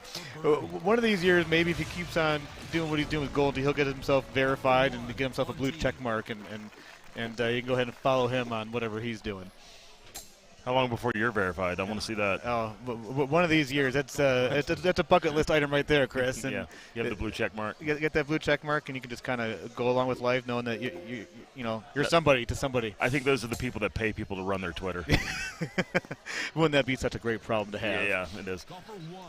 So you see two different schools of thought. McCook, remember he was short to the left side last time. He decided to go the long route over here. I don't know what he is doing with his looking off to the side when he's already dialed in on his shot. I'm not going to think about it anymore. I'm real curious what the rhyme or reason is behind him looking the other way before he thumbs a shot. That is committing to the shot, not thinking too much about it. Yeah. Yeah, guys like Luna right there, like he's looking down at the ball and looking up, but. So, yeah, it's really interesting. And here's hole 8 to that par 4 to dogleg to the left. Pretty decent wind here, and that pin's tucked on the bottom left. I've seen some people, actually a guy I played with in the qualifier had a 2-iron he hit through the trees. He's going high 9-wood. He hit the high 9. And that's because he knows exactly where it's going to land. Yeah, that's great. It's called playing that shot before, Bernsey.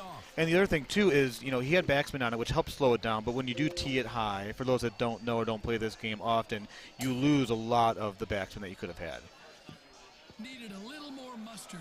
But both are on the green. Both will make eagle putts. I'm hoping for a tucked pin on hole 13, like a 165 tucked pin on the front left. And we get the total opposite. Couldn't have asked for it. And this is something that McCook was probably hoping for. Yeah, something he could kind of go after. This is something he wants. Paul's either watching the stream or changing the song on his playlist.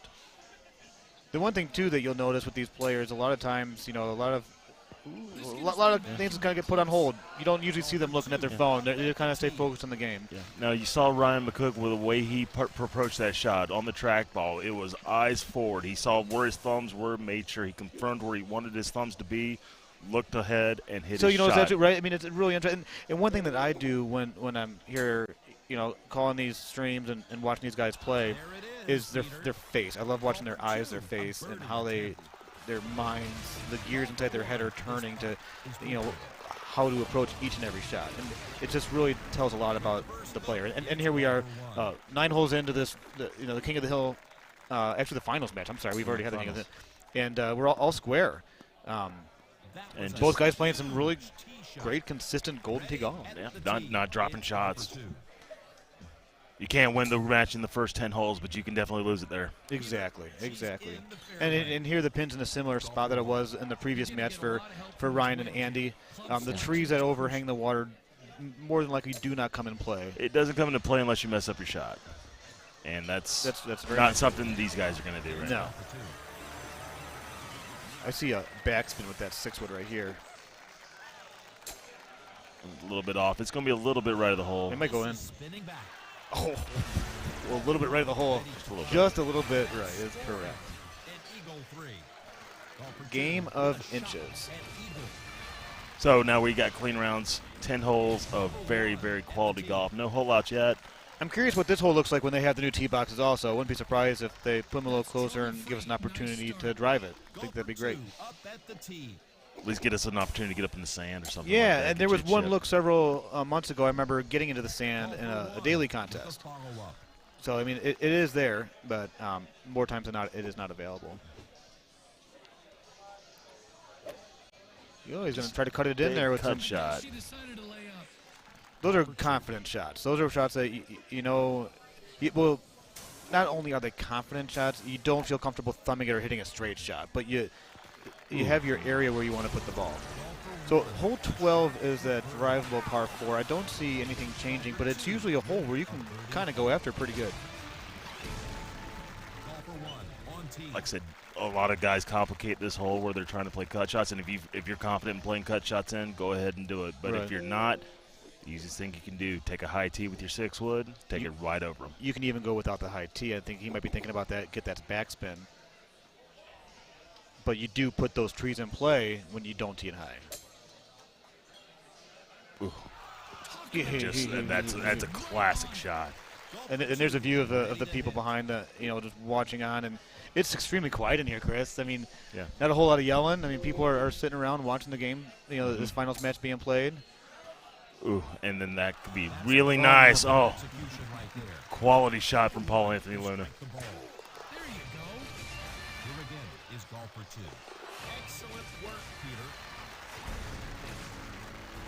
13th hole, Burnsy, par 5. This can get real interesting depending where they put their drive, because there is that tree line that they have to go through. You're usually moving it a little bit left to right when you cut it. Although he looks like he's got it cleared there, he's got to move it to the left and bring it back in because those trees kind of hang over a little bit. And with that pin tucked in the top right, you got to be weary of that.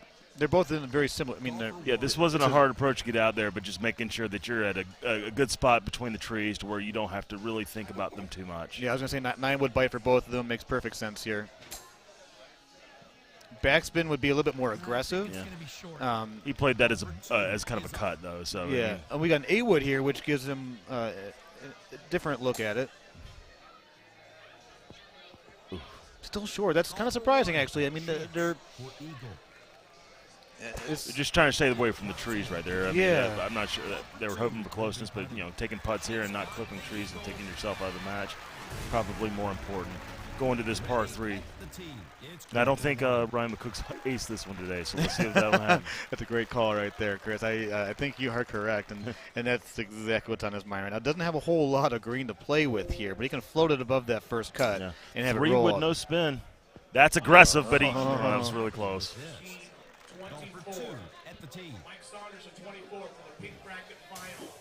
Pink bracket finals getting ready to get started. Mike Sanders. And somebody else. Russ Layton versus Mike Sanders in the pink bracket. I got to look back to see if Russ Layton has a purple bracket championship. I'm not sure.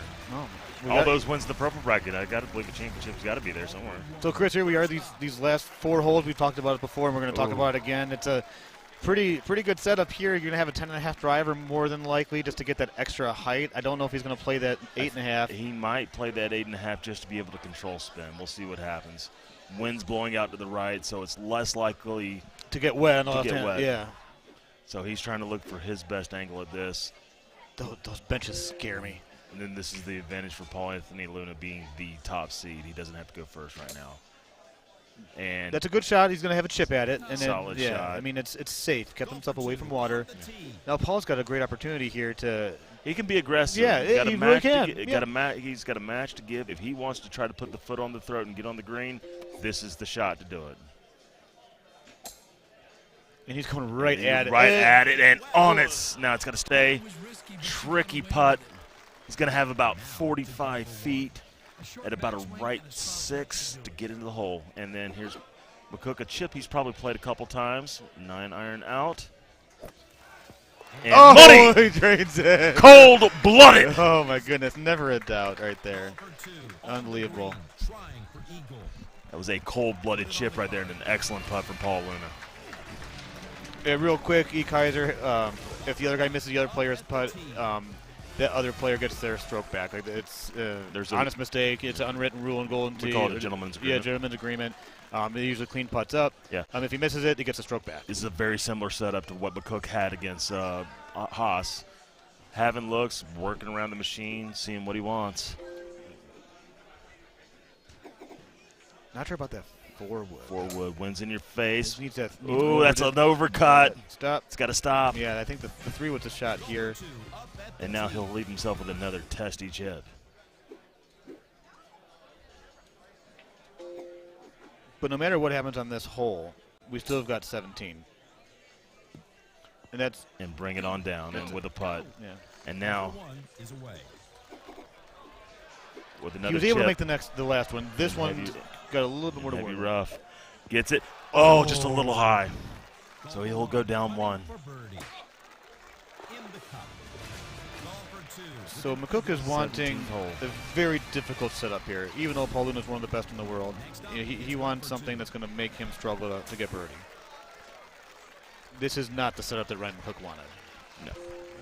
But this is also a setup where if he wants to, he can. Ooh, comes down to the hole. Oh, my Nails goodness. a hole-in-one. The best player in the world holing out in the finals of the 2021. Grabs a hole-in-one with 1 hole remaining. Oh, my goodness. Must bank now for Ryan McCook. I got to keep it down. I'm sorry I'm saying too loud.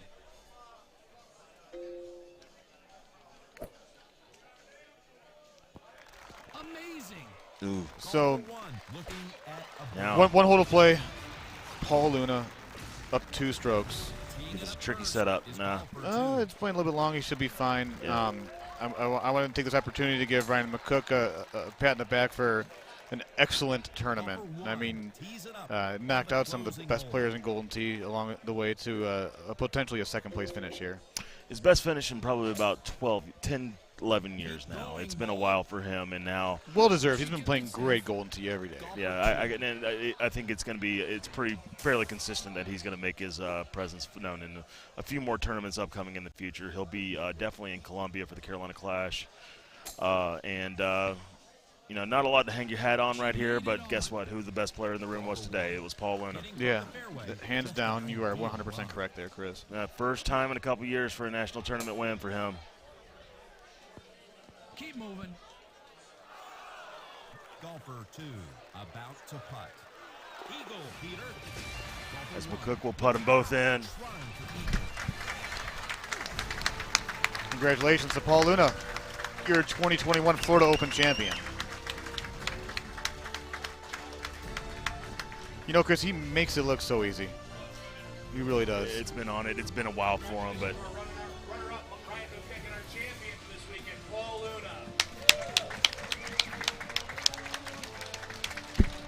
Matt Van Hoosier giving the shout. It's and it's great. been allowed. It's great that Ryan McCook's wife was able to be here and celebrate this moment with him. You know, so here I am, Brian Bernhardt, with Chris Longino. We've been here for a couple hours, so if you've been listening, thanks for sticking with us and listening on, and hopefully you enjoyed it. You got to see some great video golf. You know, what are some of your thoughts from today? I mean, we all kind of thought this might be the outcome. You know, but you still have to play the game. You show one of these moments where you can tell where the cream of this room really rose to the top. This was a lot of top heavy players, and they definitely showed out. And Paul's he's extremely emotional right now. Yeah, he's really happy. Yeah. It's been a while for him, and I'm excited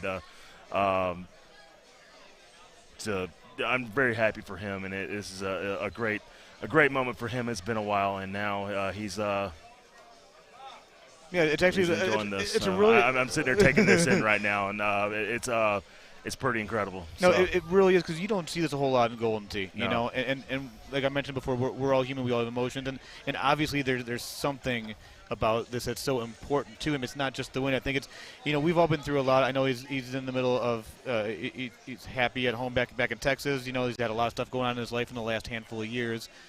He's back home, and he's extremely. Yeah, and then there's McCook's wife giving some condolences, and just you can tell he's really happy right now. So. Yeah. So wow. What a moment! What a moment this is.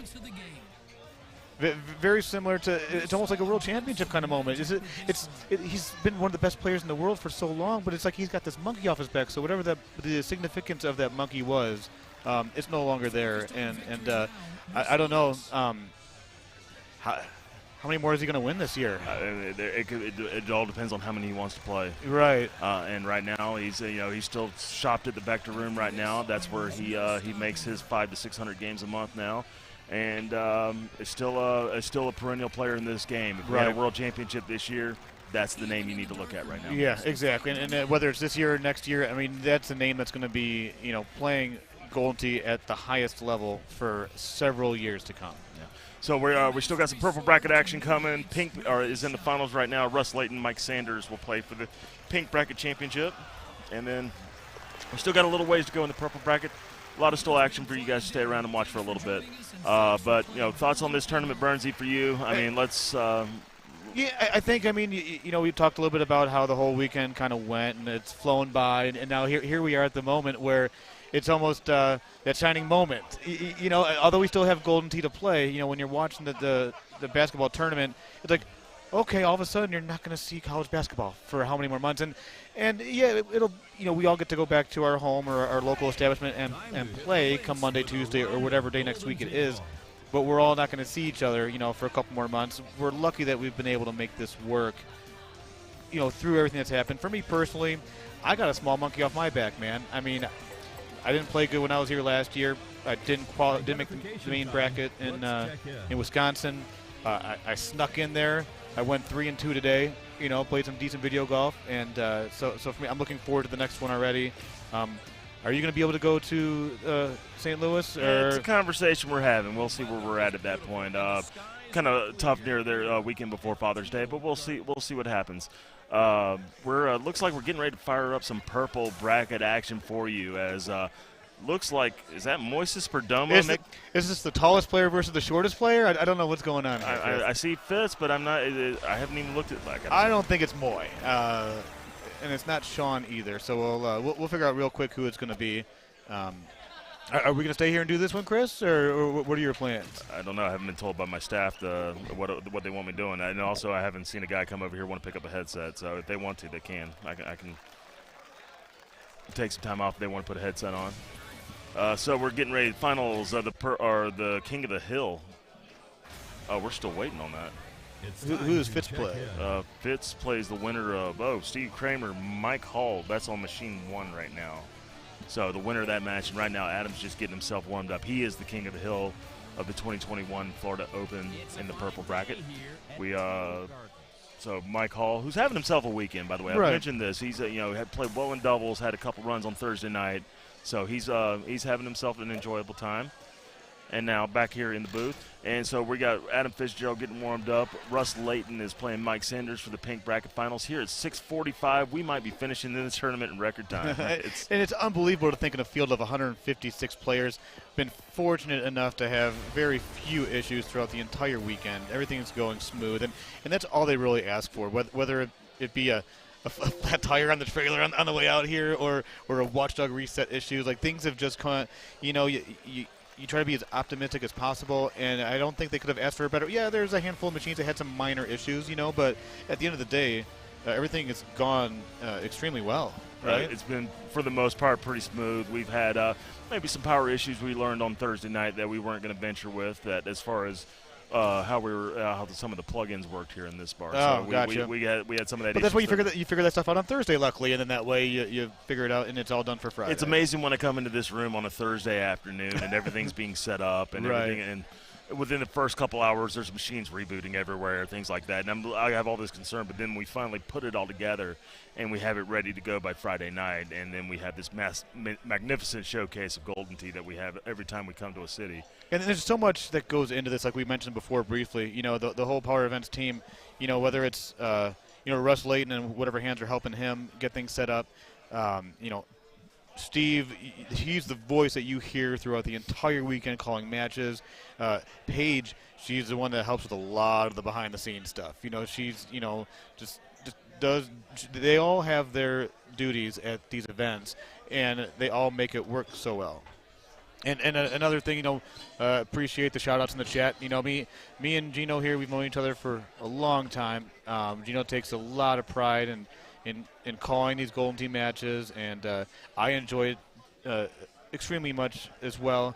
It's a lot of fun. I like the part of being able to share my knowledge of the game. I know for you, it's fun to tell stories, and kind of reminisce a little bit. And I think we between the both of us, we're able to share some really good thoughts during matches. And part of it is also take the profession of commentating a little bit more seriously than others. It's a profession I respect more than. I'm a guy that knows. Not only do I know the football players, but I know who announce in the game. I know what they sound like. You can put them up, and I can tell you who that. I'm a big fan of the profession of announcing, and that's why when I come to this, and I get to live maybe a little vicariously in a life that I don't normally live at home. Right. It's this is it's always cool to come get to do this, and I always enjoy getting to do this with you. Yeah, and same here, Chris. Like for me, I'm still that guy looking for a real job. So if anybody out there listening has something to offer, text my people. But in all seriousness, my main thing is just these weekends you had asked about like my thoughts on this tournament. It's just wrapping up, and we will have some more video golf for you to watch. Yeah. It's just seeing friends of ours that we've gotten that chance to meet over the last 15 to 20 years, and everybody, everybody's lives are different, whether they have families at home now or they're moving on or jobs get in the way, whatever it is. We don't get the opportunity to see so many of our loved ones being this whole community, and so that's kind of the bittersweet part of this tournament, about this time of the day where we realize, and we know Sunday Fun Day is up ahead. We're going to have a good time tonight because that's what we do. And then Monday afternoon, I'll be helping load machines up.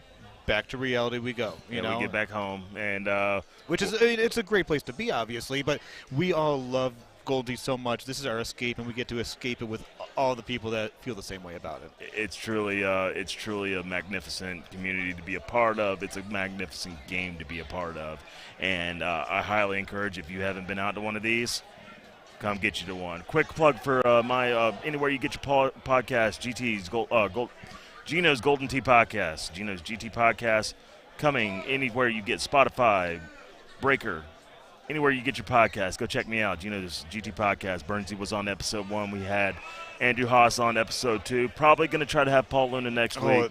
I think that'd be great. And that's something to kind of keep your eyes on. Make sure you find that podcast. Yeah, make sure I can get Paul to a point where he can make sure he can do this as far as I do with and I think at some point this evening would be a good chance to just kind of get some real quick emotional thoughts from him. We'll get some thoughts, but we're also gonna hear him when I assume he'll buy shots. And he'll say something. He's a man of a few words. But I see. I'm looking over there. I see the liquor getting teed up right now. The fireballs, I believe. Yeah, and he's seems like a really happy guy right now, and he's getting ready to put on. He's about to call somebody. So yeah, it's been a good day for him. Talk about the top four a little bit right now before we Ryan. Let's start with the fourth place finisher, Martin McClevich. It seems like so long ago that he played his match, but yeah, fourth place finish. Go ahead. He's just a guy who doesn't model really in consistency, but does model in great play. And this one is one of those times where he just came to play really good Golden Tee. Kept his shenanigans a little bit to a minimum for the last couple nights. I'm thinking that's going out the window tonight. But I think tonight would be a great telling of that, and I really hope that we're able to continue the way things have been going this entire weekend. Part of some of the issues that happened at the last tournament is that he went 0-2, and then a switch flip somewhere, whatever. So I think just by finishing where he finished today, and he seemed to be in pretty good spirits, no issues happened, and just hopeful that we can just assume that we're headed in the right direction as far as that goes. And then it feels weird saying this, but Andy Haas in third place, right? I mean, if he's at a tournament, he's going to be in the top four. It's usually not a third or fourth place, so I don't know what your thoughts are on that. Very rare occasions you don't see him somewhere around the top four. And those days when that does happen, he takes losing really, really hard. Yeah. And so, which is quite evident, while we're here. I mean, it's he's still down a little bit. I'm not sure where he's at right now, but yeah, you're exactly right. Yeah, and then the runner-up finish for Ryan McCook, coming to. I think that might be the highlight. I mean, yeah, just seeing. No, I think that was the highlight up until seeing how emotional Paul got, and I think that really kind of changed things a little bit. I'd give them a tie for the highlight of the weekend, just as far as Ryan McCook's play. Proving that he is such a great Golden Tee player. And how Paul handled winning that, how emotional he got, and just showing all of us how much it means to him to win again, and it's funny because we don't see that, we're used to, it's like, oh, just another win, it's like a robot, he's the best in the world, but it means so much to him, and it's wonderful to see. Just a little moment on the 5-6 guys, C.J. Wengler, and Clint Grover. Just a little thought on the 5-6 guys there a little bit. CJ is now, he's putting another 5-6 in his back pocket, but he has my attention for being a top four guy in the future.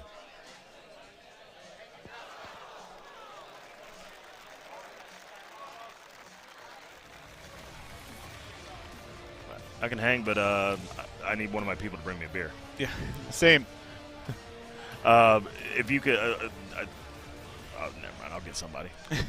Yeah, and same for me. But the 5-6 guys, the Clint Grover thing is, I'm not sure what will ever pan out of that with the accidental club change or whatnot. Who knows what would have happened? But anyways, McCook was able to was able to go on, and but CJ, young player. He's very successful for his age, and as long as he keeps on this track and makes all those good decisions that he's made up until this point, as far as what decisions to do with his life to make himself as successful as he's become, he's going to be playing this game for 15 or 20 more years. He's not even close to the peak of his potential at this game. As long as he still continues to have a drive to continue to be a really good player, which right now it doesn't seem like it's going away. He's very interactive with the Golden Tee community, which I find to be important. It's now we're going to get over here. We're going to show the replay. Now watch this, guys. This was earlier in the 5-6 match. Watch this. Go ahead, Bernsey. So he clicked the backspin button. It changed his club. So here he's walking up here right now, and you'll watch his right hand. He's looking up there. He already knows what he wants to do. Changes to the 4-wood. He's going to click, or he's on the 5-wood right now, and the blue button lights up, 4-wood. And I believe he pressed it. See right there? and it changed. His hand made contact with the button. It changed it to a 3-wood, looks down, hits his shot, looks up, sees that it's going 10 yards further, and then realizes that, what? I had a 3-wood? And you see he took the earphones out. Yeah, and then that's a look of a man that just got jobbed. So it's unfortunate that happened. I'm not sure, it's one of those things that maybe down the road it'll be written in a rule somewhere in case if there's a malfunction like that. But it happens so rarely that there's just really and I don't know. I don't know what you do with that. Do you give that person birdie? For me, and it's easier for me to say because I'm sitting here, but a lot of the people that are listening right now and watching, and those that are here right now, that if they go back and listen to this and watch it, I'm that guy that I give it to him. I don't. I say you're probably gonna. I mean, I'm not gonna give you the whole one, obviously, but you get your birdie. We're just gonna move on to the next hole. If you finish this hole out, get your birdie. Let's move on. It shouldn't have happened. And things like that have happened in the past. I remember there was an issue with. I'm not going to mention names, but it was on hole 10 of one of the. It was at a Texas tournament somewhere, and someone went to go putt their shot, but it was actually the wedge, and it went wet. It was like a 6-yard putt. Mm-hmm. The opponent said sorry, it was all accidental. Unfortunately, those things do happen, and you hope for the best outcome, but that's not always the case. So. Hopefully Clint. It's just a tough way to go down. Yeah, it's a tough way to lose, but I'm pretty sure. I don't know how long he'll hold on to that. I mean, he's a pretty laid back. If there's anybody for that to happen to, he'll be one of the first people that would probably say, "Hey, you know what? It sucks that it happened. On to the next tournament. I'm going to be back there again." And so I'm just kind of keeping my eye on this Mike Hall match because it looks like they're on the second hole, and that means they are in extras. Now, Mark, are you saying that hitting the button wouldn't have changed the club? There is all these micro switches underneath the control panel. They're all attached with all these wires, and there is a chance that, whether it's electromagnetic, electricity, it could have caused it to change. The only way the club changes is by moving the trackball left or right. It was obvious that didn't happen, so something happened there with the button being grazed or and that just happens when you've got I/O boards and cabinet IDs electronics. and electronics. Those things do happen. Right now, my man PJ over here is trying to get us to look a little bit over in the direction of the Mike Hall, Steve Kramer match. They're playing over there in Machine 1 next to the tours table. As we're winding down this Florida Open, a lot of guys still here though. A lot of guys here on a Saturday afternoon in a Golden Tee tournament. And right now the shots are getting lined up as we get ready to toast our champion. Yeah, that's great. We'll be able to. I don't know. Do they usually put that on the stream, the toast? I think it'd be a great thing to have the speech of the of Paul, because he's a man of a few words, but I think this is a really important time to kind of hear what those few words might be.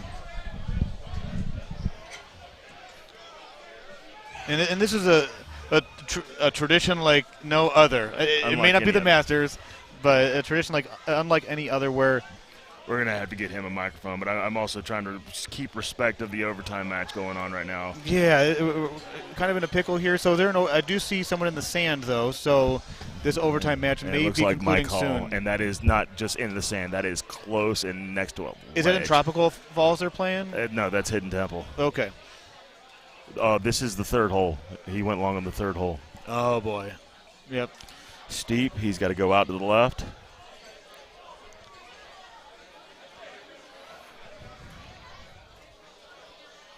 Just hits himself a shot, and now it looks like Mr. Steven Kramer will go play for another Purple Bracket Championship. Steve Kramer, like you mentioned before, he's either 22 or 32, solid player, and he usually, if he makes a mistake, he lets it run off his shoulder pretty quickly. He moves on, pretty quick as far as any bad shots. But we're going to turn off our speech for a second. We're going to listen to Matt Van Hoosier for a second. He's going to get our champion over here, and we're going to toast this tournament.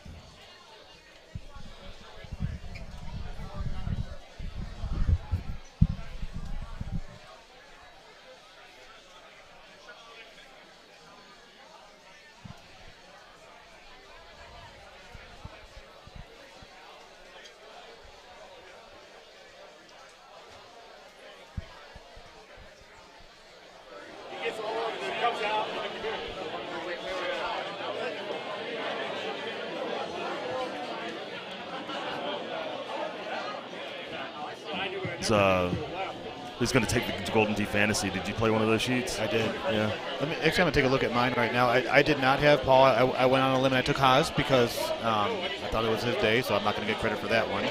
I did have I had Haas, and I had me, and I had Gary Sheldon, and I had Mark Gomez. I am not winning that, so I'm not sure. How did you end up doing? Who did you pick to win it? I got to go look at my sheet. I couldn't tell you right now. I thought I had a good feel on things, but Tom Morelli and Mike Muse were kind of the two de facto Group 8 guys, and if you pick Squeaky Bob Washburn, that means you in that Group 7. That means you've done great out of that group. Yeah, definitely.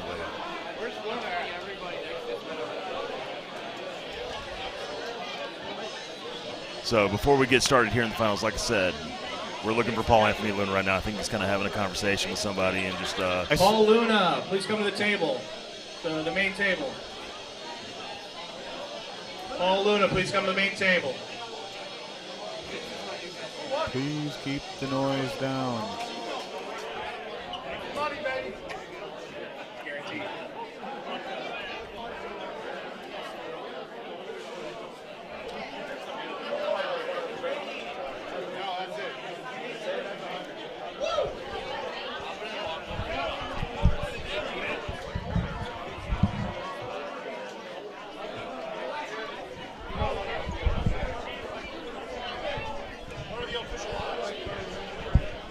Right now, you are a minus 145. Paul Luna.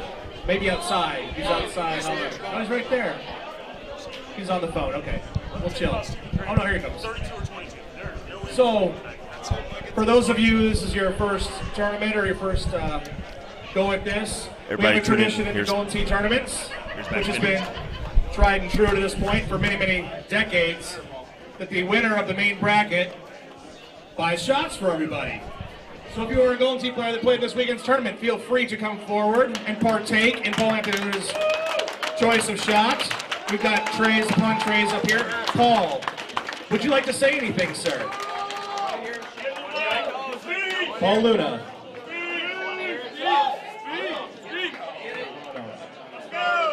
He doesn't want to say anything, so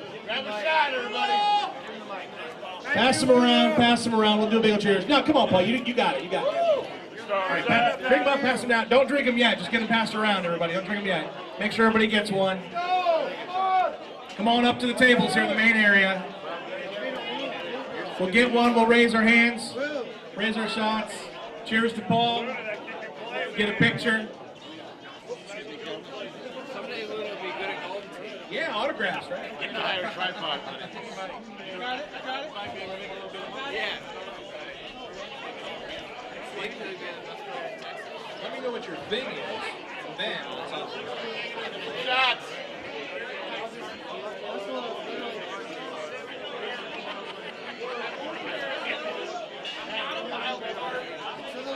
We need more people. We got lots of shots sitting here. More people. More Golden Tee players. Take 5 seconds from your Golden Tee day to come drink a shot with Paul Anthony Luna. Boy, get a shot. Paul Anthony Luna. Yeah, you betcha. He's your pal. We got at least, 15 or 20 left up here. You're not taking the last one. Come on up, everybody. Steve Mantooth, you need to come get a shot. Come on, Steve. Andy Coleman, you need a shot. You worked hard. Clint Grover needs a shot. Come on up. Sean Tickner needs a drink. There you go, cool. You stole my bucket of beer. RCH, you got one? Yeah? Come on up, guys. Get it, Paul. Raise them up, guys. Cheers to Paul.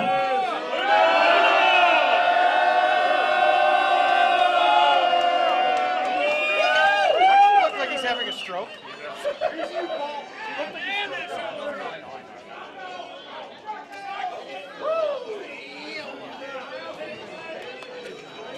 Congratulations, Paul. Coming up as it right now. I know. Yeah, really.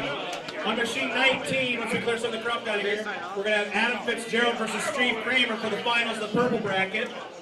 Fitz is on, he's on the King of the Hillside, so he needs to win once. Puff would need to win twice. On machine 24, looks like he must have finished up the pink bracket. I'm not sure what happened there. They were in extras. Mike Saunders. Who won? What?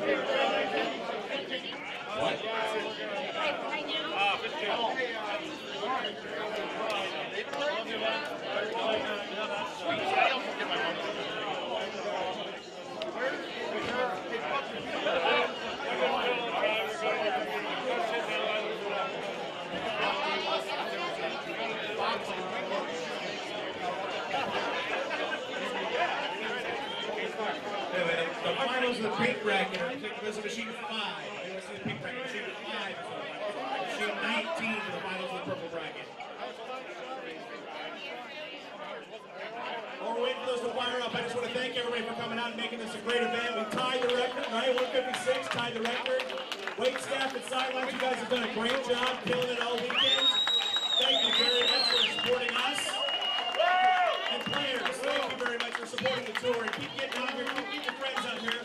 We're crossing the river on the Goulburn, right? So we can get out of that and come out and have a good old time. So thank you guys, everybody. Thank you for coming out.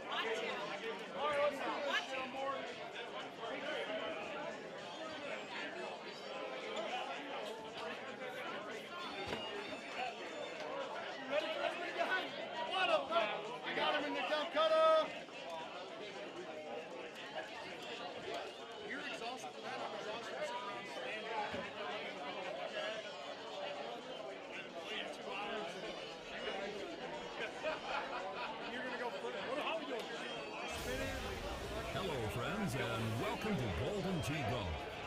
Purple flag.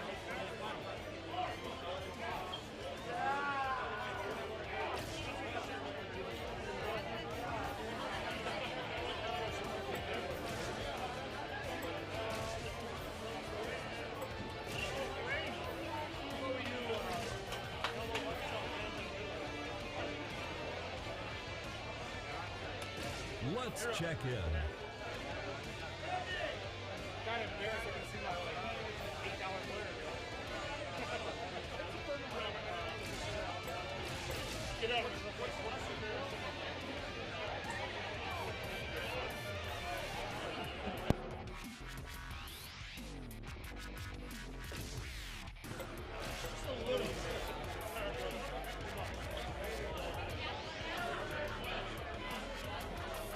Here's Golden Tee announcer Jim Nance at Monte Zabayo. Joining me today in the tower is the Golden Tee original, Mr. Peter Jacobson. Ready to tee it up. PJ, I'm on. All right, we're getting ready to bring you the purple finals here. Bring it on.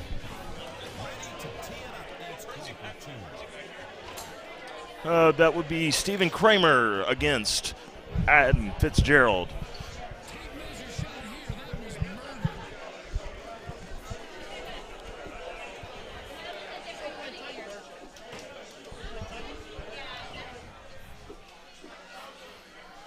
So we've drawn Monte Ceballo. I got Bernsey coming back over here. He's going to put a headset on with you for a quick minute while I go use the restroom. Been over here for a while. We're going to do a 3 for 2 here. Two people. So, yeah, we're gonna switch it out here a little bit. I'm going to let him have it.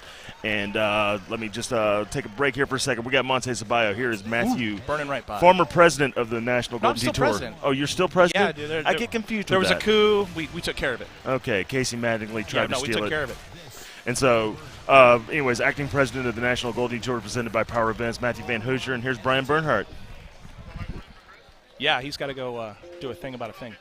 So here we go, hole number 2, drivable look. Going to get a big old C3 in there, see if we can get that bounce down the rocks, which he is going to by a ton. Get a good bounce. Yup. Safely on the green. I know Puff is playing stout.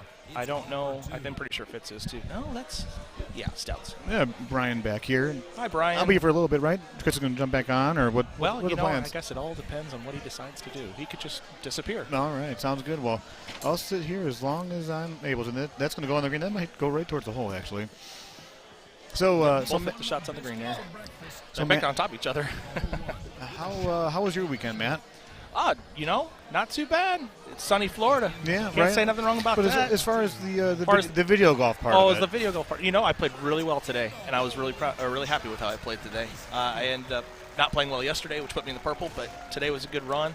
Played some really good players. Where'd you end up at? I ended up 7-8. I hit 2 shots that did kind of cost me there. Gotcha. But hey, that's what happens sometimes. Yeah, but it sounds to me like you kind of know what you did, and then the weekend, everybody's dealt a certain hand of cards for the weekend, and you got to roll with what you got. I do need to send out a public apology to Gerard Montigny. I played him in the second round. Hold out 3 times on Ceballos without stouts. No. Laid up on 15, watered 18, shot 30. So. But what balls does he play? He was a stouter. Yeah. Okay, well then don't apologize. Oh right, sorry, my bad. Back to the match here. We've got Fitz.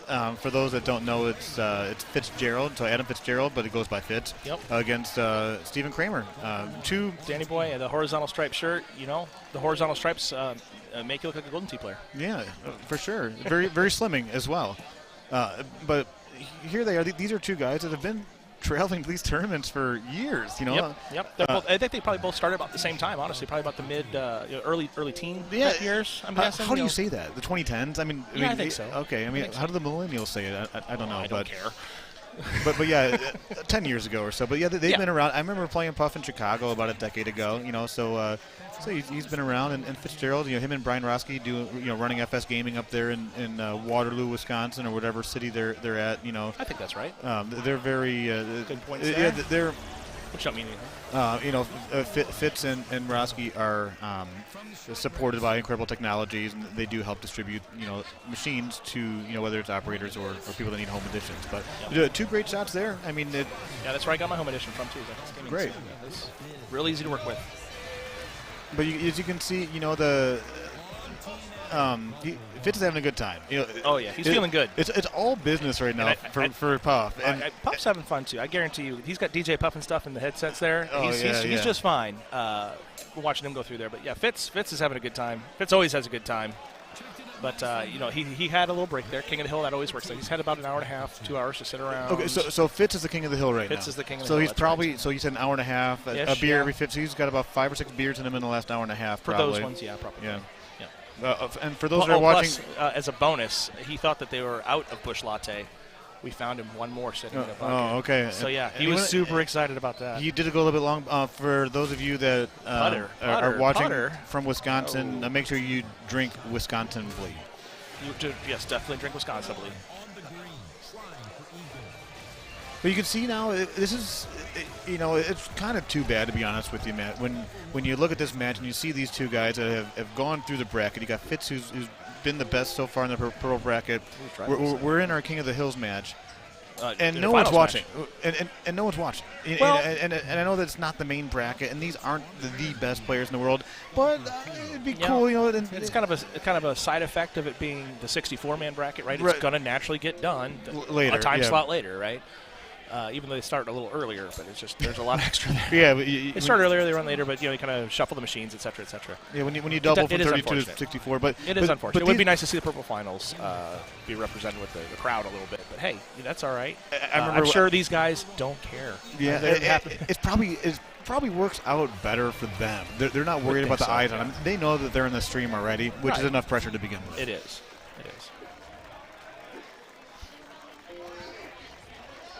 So go ahead. No, you go ahead. I was going to say, you see Puff. This is a technique I saw some guys from Ohio, Sano Kotri, and those guys developed a long while ago. But he's the pullback with his thumbs technique, which is not widely used by any means. But if you can get it down, it seems to get a very accurate line on your pullback, which is just don't see it happen all that often, but you'll see him use it all the time. Right. And it kind of gives you that more. I don't know, like you said, the accurate part of it, when you're pulling it back with your palm, you're kind of, that you're pulling it back in a certain area. You know, when you do that thumbs, you're narrowing down that area that you're pulling it back. Obviously, with the thumbs, you can see what you're doing, right? Your hands Right, out of the way, exactly. so it helps a lot. And the important part about, for those that are watching and listening to us, talk about this, the important part about the pullback of the trackball, that pullback of the trackball is the first variable. Yep. Your forward swing is your second variable. So you have two variables, and these variables that you're putting together in this what ends up being, it's a great chip. What ends up being every single shot that you take, there's thousands of different ways the ball can move and go based on how you pull it back and go straight forward. Right. That was a really good chip out of that heavy rough back there. That stuff can really grab your ball. And you have a little bit, you have to go up just a little bit over, yep. So you can't quite hit the heavier club like you might want to just get it going out of that stuff. Yeah, for sure. Puff looked over at me. He realizes he's on the stream. Austin Day, you're absolutely right. Purple bracket matches, I've been a part of them all day, right? They've been tight, they've been competitive, and it hasn't been this isn't your 23 to 22 matches, right? You're still needing to shoot par rounds to win these purple matches. These are not slouch players by any stretch of the imagination. No, not at all. These are guys that, and especially getting this late in the bracket, a shot here, a shot there yesterday, and they're playing Maine. So they've definitely got the skills. And these are two guys right here that they can play in the main bracket, though, too. Oh, absolutely. And they have here. Both of them have here before. It's going to bounce Watch back. That back. It's a pretty friendly bounce. That could have been really bad for him right there. No, this is a really long setup. This is probably about as far back as I've seen it. But another one thing, too, so you got a far back box and a far pin. So the 335 makes it seem extremely far. Luckily, so it's probably, you got the 282 that you got to get around there. So yeah, 315-ish to get to the front side, yeah. But still, you have to execute good shots, and both these guys did just that. Just because they're not in the main bracket doesn't mean they're not two of the best Golden Tee players in the world. The players that are playing in these events that are getting far in brackets, most of them are top 1%ers, right? That is absolutely right. Well, 1 or 2% for sure. Yeah, you look on IT's website, the world rankings every month, right? Yeah. You see how far down 1 and 2% goes. It's a ways, right? So, and they're here.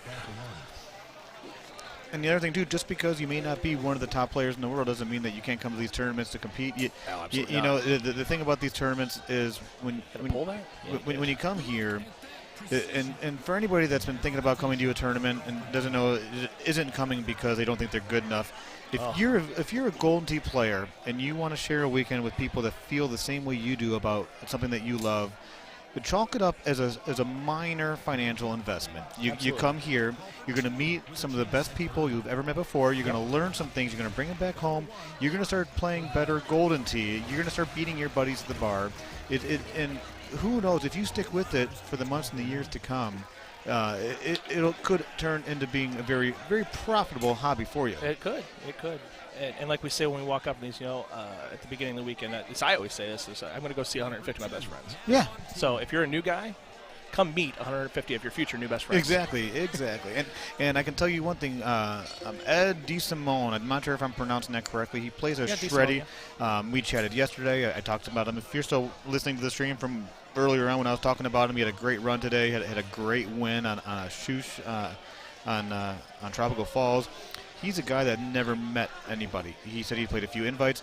I'm watching him here, and he has met at least 15 to 20 new friends that I've just seen him having conversations with. And it's almost like they've known each other for a few years. It's just watching the guy. Right. He's done it. They get the stroke back with a double eagle. Double eagle on 7. Nice shot, Adam. Must have been the extra bush latte they had in the cooler for him. It must have been. That one extra gets you going. And so the tables turn real quick, and that's why you got to watch this. That's a very difficult double eagle right there. There's so much variability going on there. It helped they had the straight-ish wind, right? And then the pin was not super tucked back in any of the corners. But, yeah, that was a really, really good shot to judge. But, hey, you know what? Puff's going to try to get him back. He's going to come in from the other side. It's a little bit to the right. I don't think he's going to come in short and release is what he's trying to do here. Ooh. Get it. Oh, that bounced high instead of straight. But those are two great shots. That is extremely difficult. Shots inside of 40 feet on this hole. Yeah, are really good. And the reason being is because of the elevation change. Yep. So if most of the people that know this game understand that hole has a huge elevation change. But when that ball is hit, then you've got that wind pushing the ball. It stays in the air longer, and then the longer it stays in the air, the more the wind pushes it, and then it hits the green and the slope of the green. Not the shot he wanted, but nothing hurt there. This is so now we're getting a crowd there. So we got Tim Boyer in the background. We got Painter Jim in the background. Well, we got Mike Hall in the background, who finished third in the purple bracket. He just lost an extras to Puff just a little bit ago. And the Wisconsin crew was burning cups the entire time. That's a great shot there. Yep, come on over. All right. I want extra holes. Yeah, absolutely. Sudden Death Golden Tee is so much fun to watch. So Monte being one of my, not one of my favorite. Now I've talked on here before about how I think it's one of the best design courses. I don't play it as much just because of its design. Style balls have the advantage on this course. I don't play it as much. I had to play this twice, and I'd play it same, yeah. One time against Gervais and one time against MJ, and I was down 2 after 2 against both of them, and I ended up winning. And it's just one of those things. The reason I'm bringing that up is, whether so they just hold both of them. No, in both matches they both hold 1, and then in MJ's match I watered 2, excuse me, and he birdied it. Oh, okay, you got that. And then I ended up double eagling 18, and he did, and I won by 1. Oh, nice. And then get up there. Oh, good run, Buff. And then with Gervais, I was actually up 3 at one point, and then he watered that last hole that they played. I eagled it, and then I aced that hole, and then we were tied going into 18, and he had to chip on 18 for a double eagle, and I didn't, and I ended up winning. But you never count anybody out, especially on a course like this. Yep. Yeah, absolutely. There's plenty of swing holes, especially coming down the stretch. We talked about this a little bit yesterday on the stream of the handicap matches. The course is backloaded with strokes for sure. Once you get past, honestly, this hole's 2 strokes. Next hole's an eagle, 2 strokes. Then you've got a par 3. Then you've got another drive, par 4 for eagle, and then you got the double eagle. So you got tons of strokes coming down the stretch here. What is that? The last 5 holes? Yeah, exactly. 10 strokes. So, patience is a very large virtue on this course. I don't think I've ever heard of being a very large virtue. I've known it as a virtue all this time, but thanks for. In this some case, virtues it's are larger than others. Yes, yeah. And You're so, not wrong. One thing that's funny you say that though, because me and I think me and Gino they might go long. Slow down. Sit. Oh boy, no. Mike Muse or Billy Muse in the background. Yeah. So just to kind of recap here real quick, we're in the finals. There it is. Fitzgerald is the king of the hill, correct? Yep. So if he wins this, it's done. If not, Puff has a chance to beat him again and to claim the crown. Okay, so that's really interesting because were they tied going into this hole? They were. So if this is a very important make this chip. to stay down 1 is what he needs here. Yes. Because the double eagle that he had 2 holes ago, 3 holes ago, that was to tie it up. Because he had lost one earlier. Yep. Correct. So here we are, Puff up 1, 4 to go. This is this is tough. This is tough, especially that little hair right wind there. That plays with your ball more than you think it's going to, and it tends to want you to just keep it out towards that water. So you kind of got to overcut it, which is exactly what Puff has done there. Yeah. To the safe part of the green. And now, you and I both being non-stout players, it is kind of hard at times to look at this the same way that the players are looking at it. So as we're seeing that 14, our first instinct is it's 14. When they're looking at their first instinct is that it's 7. Yeah. Now here he is hitting it. No. But see, he's got 1 game to lose. So that's right. He has 1, and he's kind of what he doesn't want to do here is collapse and get in his head for the second. Right. Exactly. You're exactly right. I'm not saying he needs to cash this one in. Right. He's going to go down 2 here, 2 strokes, assuming he just gets up and down. That's fine. You can get those ones back. You can still win, but you really, really, really got to just not start to slop the ball around and get yourself in your head that you're not playing very well. All of a sudden, right before you go play the true finals match, that'll happen if Puff wins this one. You can't do it. You can't get that in your head. Exactly. And the thing with a lot of these guys here, we talk about the top 1 percenters and your so whatever talent you have at playing video golf.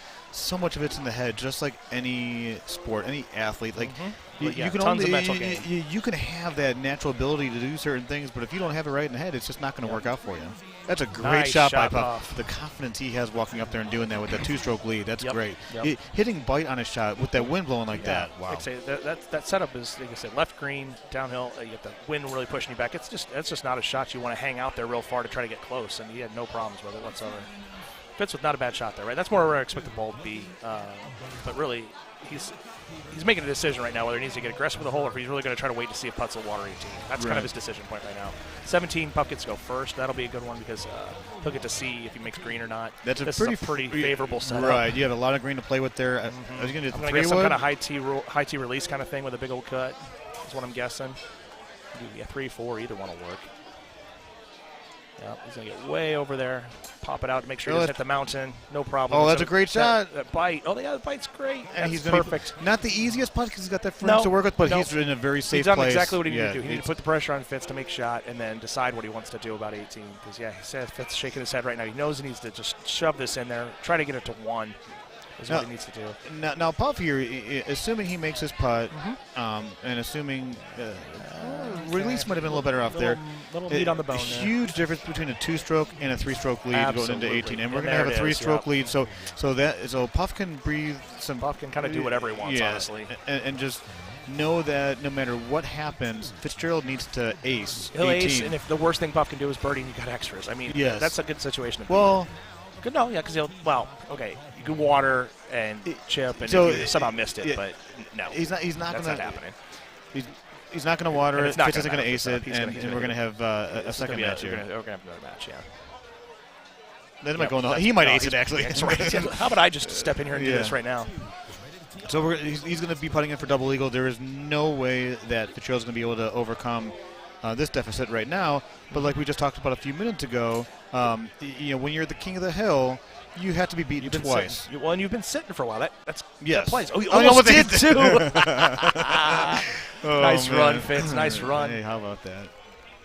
That's great. So Putts with the 31, or Puff with the 31. Yeah. Nice round, Puff. Yeah. Nice round. Again, what did we just talk about, right? It's not 22s and 23s playing in purple, right? You got to come with your A game. Right. And even Adam that had a was a par round there. He had the hole out, and he played well. Just made a couple of small mistakes that cost him that round. Like, as we say in the chat here, right? He had that low tee on 15 there, and we're not real sure he meant to hit that low tee. I don't think that was probably what he meant to do. So here we go. One more for all the marbles in the purple bracket. Puff's fine. Puff's feeling good. He's got his Airbnb mates cheering him on. He's nervous. He's so nervous right now, man. No, he's on bucket number 3. He's fine. He just spun the ball really hard all the way to two clicks over for Ansei. And this is great, though, because I have yet to call an Ansei match. I've done a lot of forest.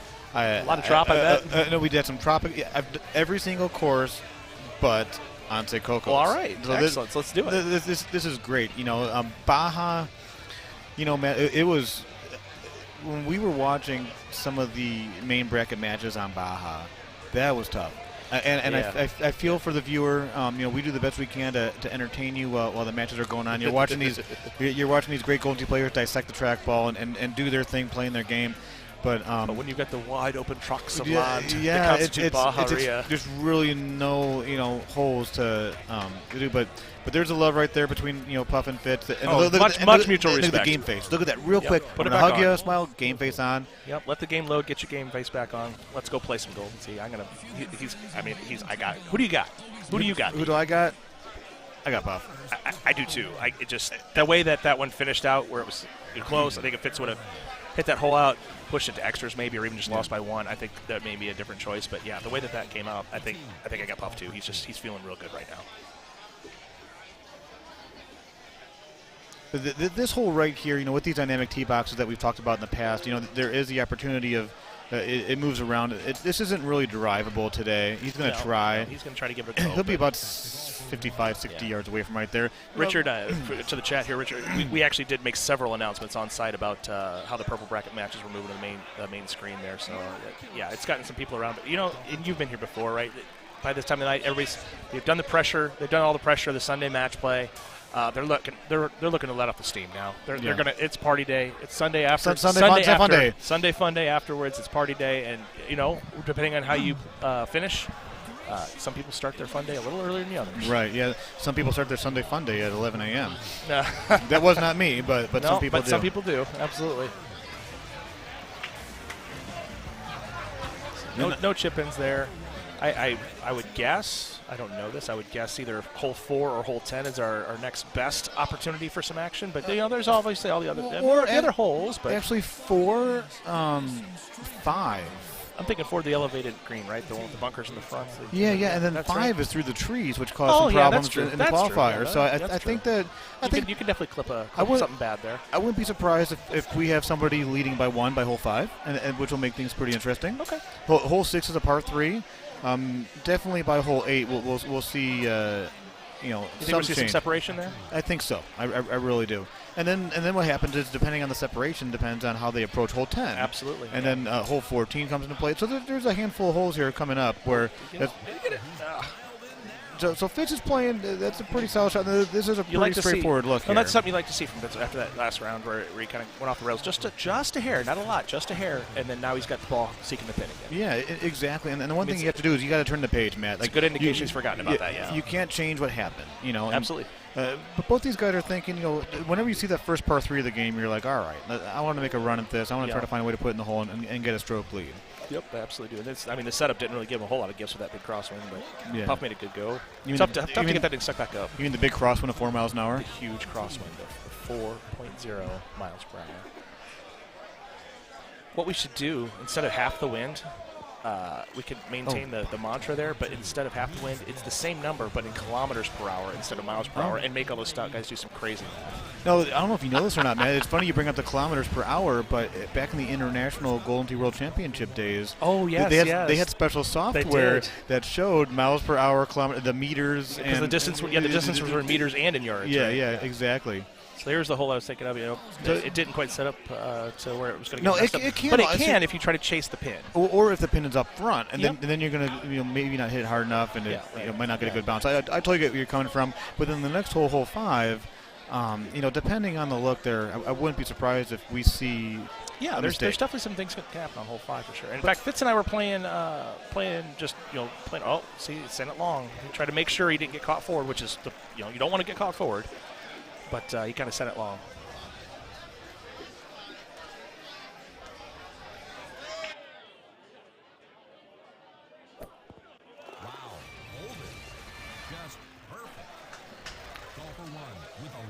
Okay.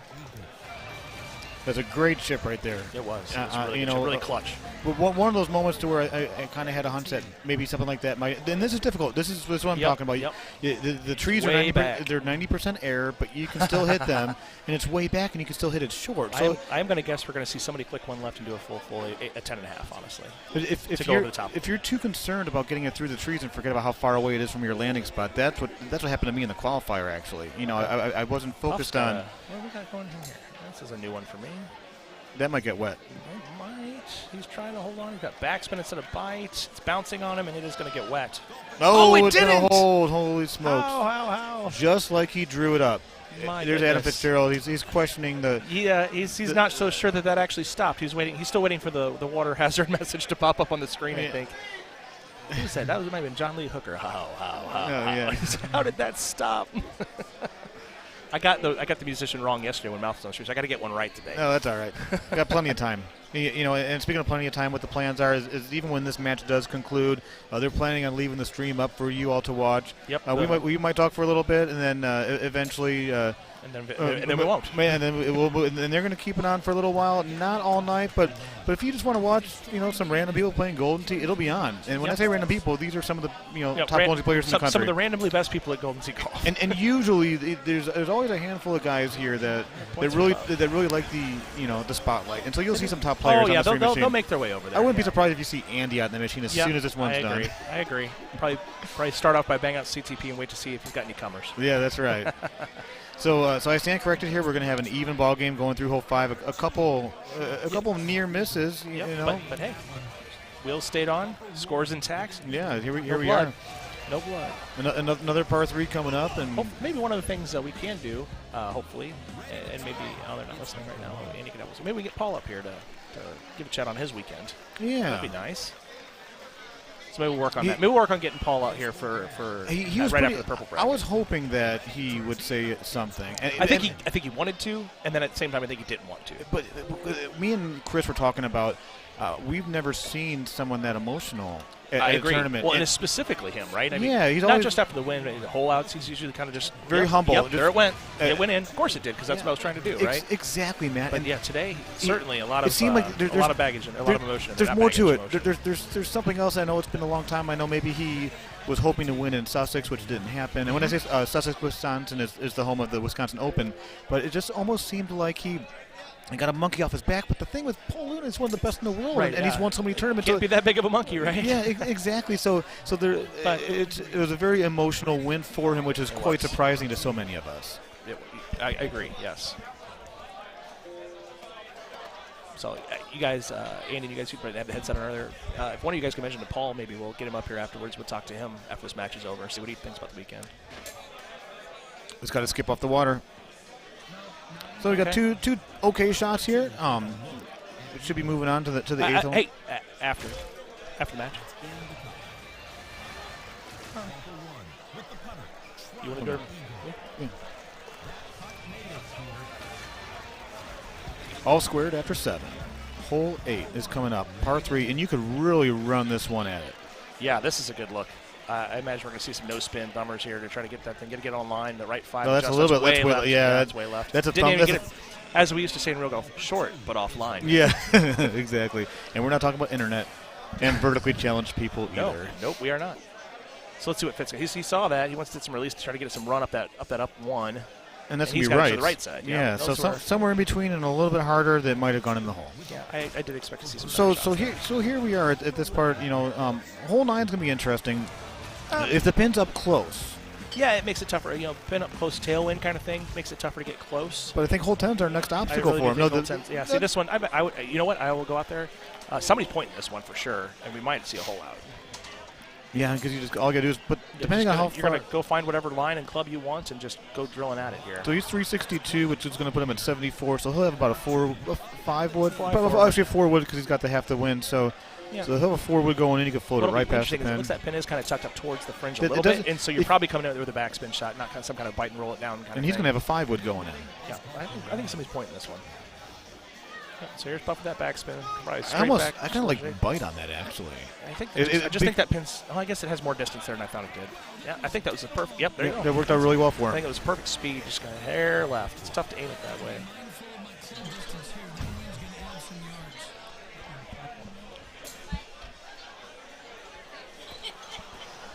Pretty conservative shot there for Adam Fitzgerald. So we're going to be all square here after 9 holes, going to the 10th hole. Now, Matt, how do you approach this? We're going to see the setup here, and there's like 3 different ways to go. You can go around, you can go through, and you can go through, or you can just kind of lay it up. And we're going to have an interesting look. I think this is an around. So I'll tell you right now, my preference is around every time. Yeah, if I can hit around, I'm going around. Tee this low, correct? Absolutely. Tee it low. You don't even have to hit it that hard. And you can overcut this almost in that wind with that. And you want to kind of catch so the. He's going to try to go. You want to hit the rough. He's going to try to go rough and maybe back hill here. That's going to be wide right, and it's going to. Back hill. Okay, that worked out really well. Give yourself a putt. You got a long putt, unfortunately. And if you're going first and you're tied, that's exactly what you want. Give yourself a putt. Make your opponent make a shot that's better than what you just did. Fitz is going to look up and down. He's going to see there's nothing there. And then he's going to figure out what he wants to draw around. Yeah, I tee this low and I try to hit it off that rough there with backspin and get it close to the hole. I think it's that low 5, like you're saying. One bounce in the rough, and then it's going to just sneak right on up there. But both these guys want to hit 4. They know Stout's better than we do. Well, that is precisely. Maybe it's a low 5 Titan shot, right? But he's going to end up in the same spot. I would have thought one. I think they were playing. Maybe they're not sure that 5 goes under. Yeah, maybe, and maybe they just want to be on the green dancing. Sure. But this is a 75-footer, man. Wow. He drilled it. Wow, what a great putt! And he's so happy. Yeah, that's a great putt. He knew exactly what he got himself in there for. Puff. Nope. Oh wow, he yanked it. Yeah, he knows it too. Yep. Yeah, be careful with those tap-ins though, Puff. You know what? I've seen him do that about 7,000 times, and never have I seen him miss one. Okay. He's whatever that little slappy tapping that he does. He's got it figured out.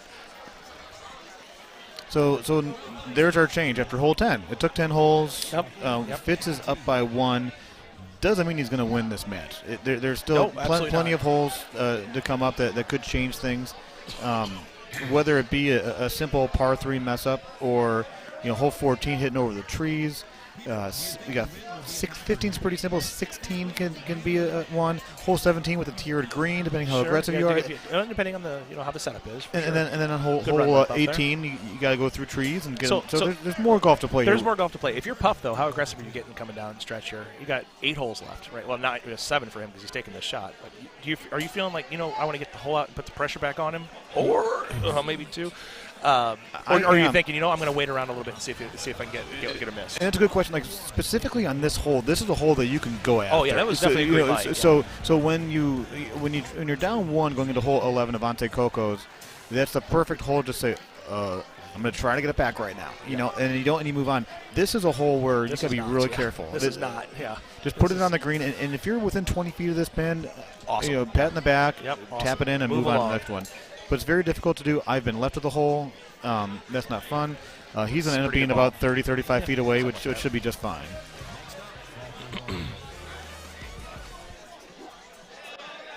Hole 13 is the par 5, which is pretty straightforward par 5. Trying to put this a little left. He did. That's a great shot. Yes, it is. With release, too. So yeah, the release shows being a little more aggressive. That gives you something to Puck's mindset, right? He's not dialing it back. He's gonna try to go get one. Yeah, for sure. And there he was, 34 feet away. And we saw Adam towards the end of last game with some of those swinging putts on 17 there, right? Yeah. Weren't there? You know, he left himself some distance. There's some rust in there. So you've got a chance to pick one up here for sure coming down. It's just a matter of how aggressive he's going to get. And there's certainly plenty of holes you can get aggressive with. Oh, yeah. Red Rover. Go fuck yourself, Rover.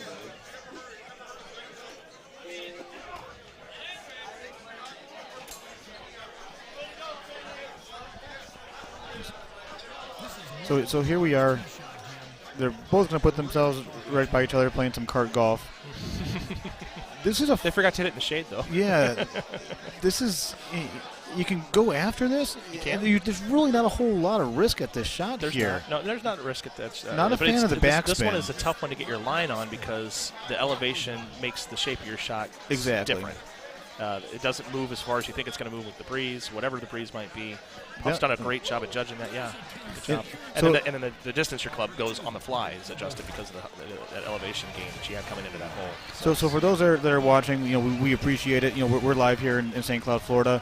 We're going to be able to get Paul Luna on. I'm going to get an opportunity to chat with him a little bit about how the weekend went. Why he made some decisions during his gameplay, and why he's so emotional. So I'm looking forward to getting that opportunity. So make sure you stick around, you know, after this match. Not sure when that's going to happen, but I'm hoping to get an opportunity to chat with him for a little bit. And hopefully we'll see extras of golf in this match. Yeah, exactly.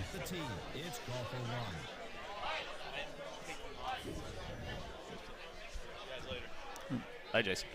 Jason Vidari heading on out. Yeah. And that happens this time of night, whether they have a late flight out on a Sunday or an early flight out on a Monday. I think there's a lot of early flights tomorrow, especially coming out of Orlando where everybody leaves on Monday. And it's 3 hours. You got to get there. That place is a zoo on Mondays.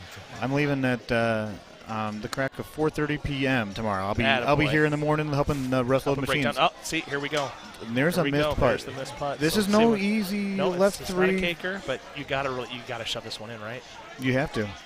He missed it. No, he did come back. Oh, whoa, that was a slow roller. See what happened there? Did you see what happened? When he pulled it back, he cut it off to the side. It was almost a C putt. So it took all that speed off and really came back. Yep. Now, why he did that? I saw him doing it in a couple earlier matches. I have no idea why he's cutting all of his putts to C. Because you're doing. But he is. Like all of them. All of them.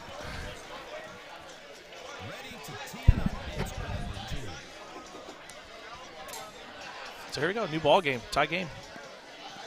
Tie game. Probably see some release shots here. Try to keep that thing up on the top half of that green. Land it pin high-ish. No release. All right, fine. It's my Titan brain again.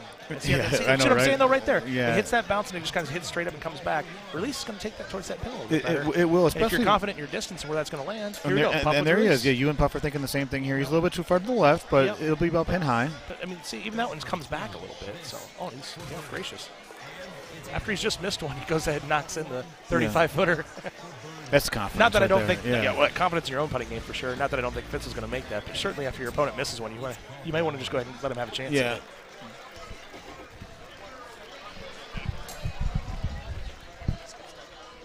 We'll do it right now.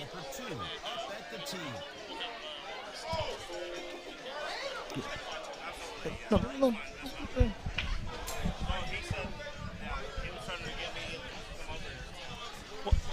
They're on 16. Absolutely.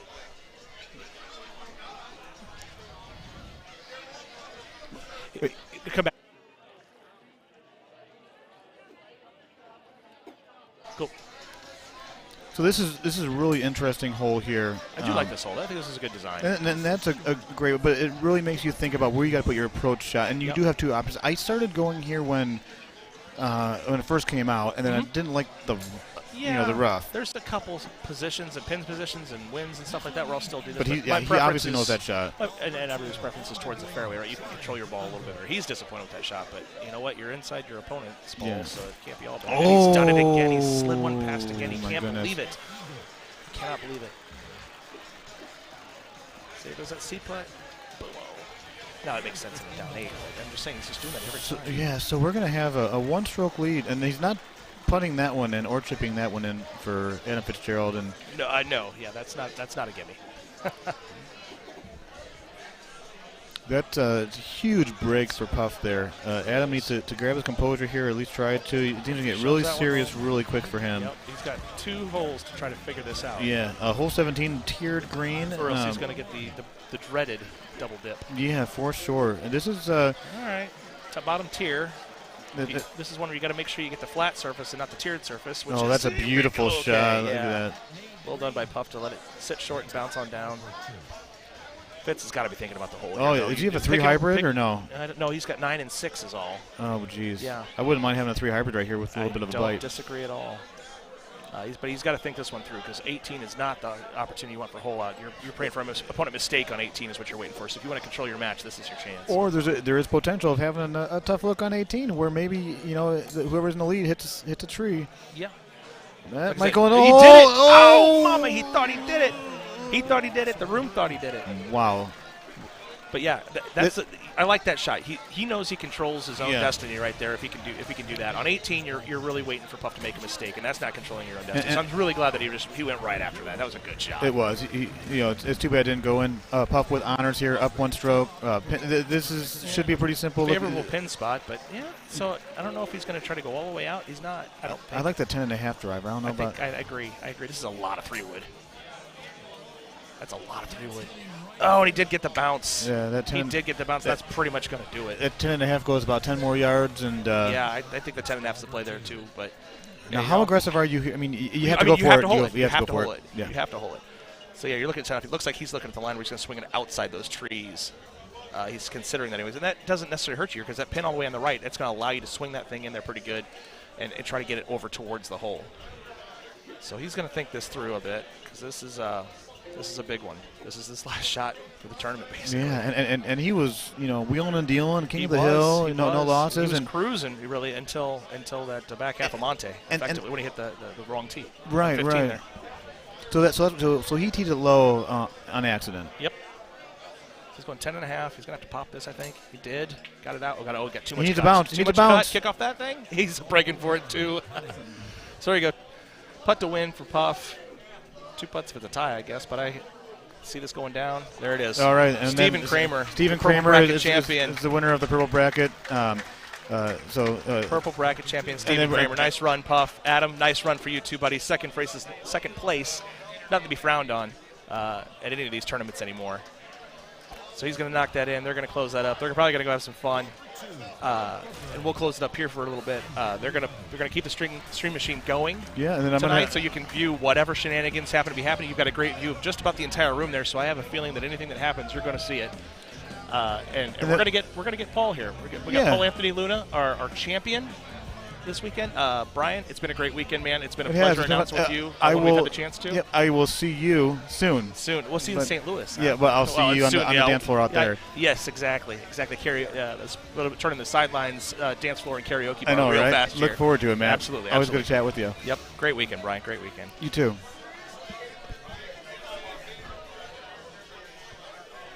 I don't know what he's saying.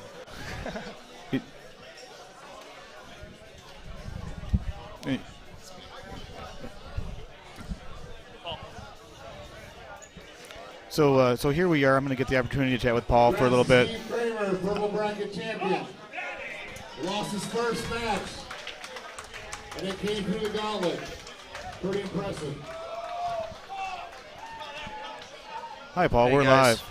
Yeah. Here we are with the 2021 Florida Open champion, Paul Anthony Luna. So I don't know how often they do this. We saw all your matches. You're king of the hill. A couple things kind of went your way. Your match against Andy Haas. A couple things I wanted to kind of chat with you about was how your matches went. You get to Haas, you get to McCook. Everything was just kind of going your way. And then also, before we're done here in a few minutes, like, we've never seen you so emotional after a win, and so it's so.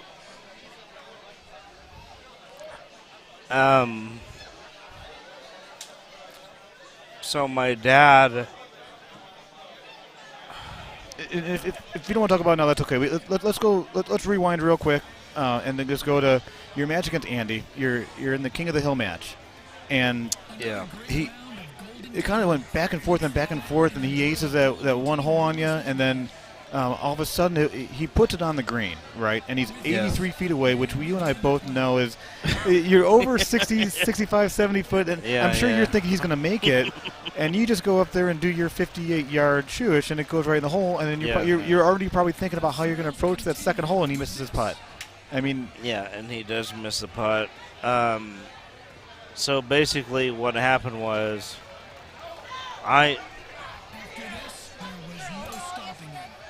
What is that? Oh, yes. Thank you, Paige. I'm sorry. No, so when Andy missed, his putt, so there you are going into extras. He puts it on the green. You hit your shot. You already know what you're doing. You're planning on doing that shoe shot. Yeah. You make it, and you're already thinking about what you're going to do on the second hole. And then all of a sudden, you turn around and you see that he missed the putt, and now you're just king of the hill. Like what's going through your mind there? Because you were probably planning on a long road ahead of you against him, and then all of a sudden it's like, oh, okay, I just won king of the hill. Yeah. Well, when that happened, I was very happy because he. You knew that he was one of the guys to beat here, Yeah. I did not want to play him on extra holes. Yeah, he's one of those guys that's tough to beat. Andy is, as you know, he is one of the greatest players of all time. Yeah. But yes, we did end up in. Sorry, go ahead. Cool. Well, that's great. You played really well. And congratulations on the win. Whatever you got going on, it just feels like you just you feel relieved, and keep that to you. Keep being you. Congratulations, and you know what? Keep playing the way that you're playing, man. Because you're talking about Andy Haas being one of the greatest players of all time.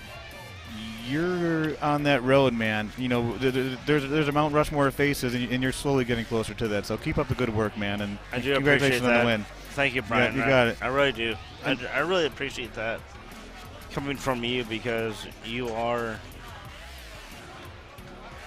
I mean, if you can, you can ask anyone, and they will all say that Brian is he's one of the greatest players of all time. Might not have the accolades as some of you do, but some of but that doesn't really matter. I mean, who cares about that? I appreciate that, Paul. But what they're going to end up doing here is they're going to throw the stream on. They're going to have some players playing on the game, and we just wanted to kind of show your face on here and get some feedback from you, and it's your night, man. Much. I mean, you're the 2020 Florida Open champion, and there's a lot of tournaments yet to come, So thanks for everybody for watching, and we're going to go to a commercial.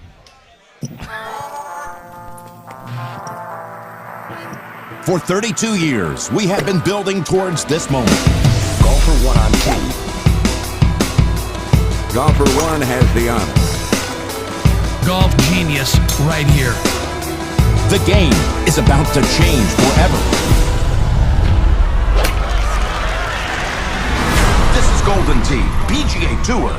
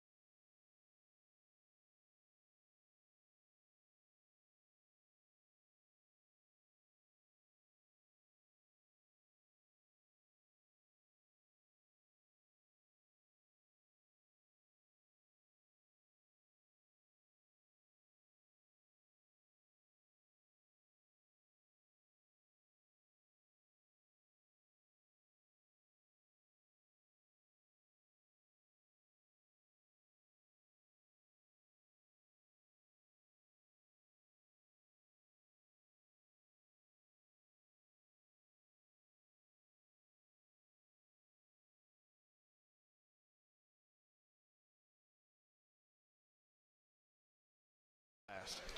I got actually lucky with the handicap tournament.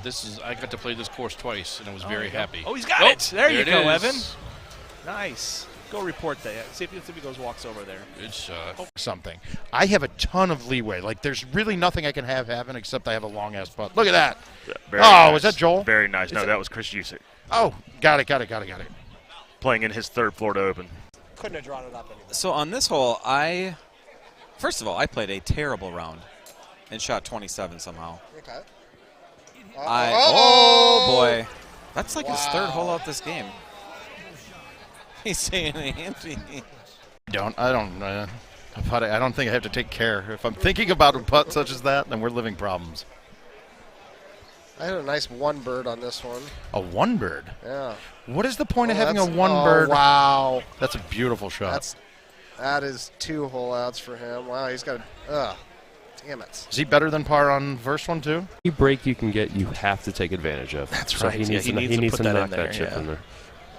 He's going to play basically the same shot as Shane, but, it's Andy Haas, so he does it just a little bit better. That boy good. That boy good.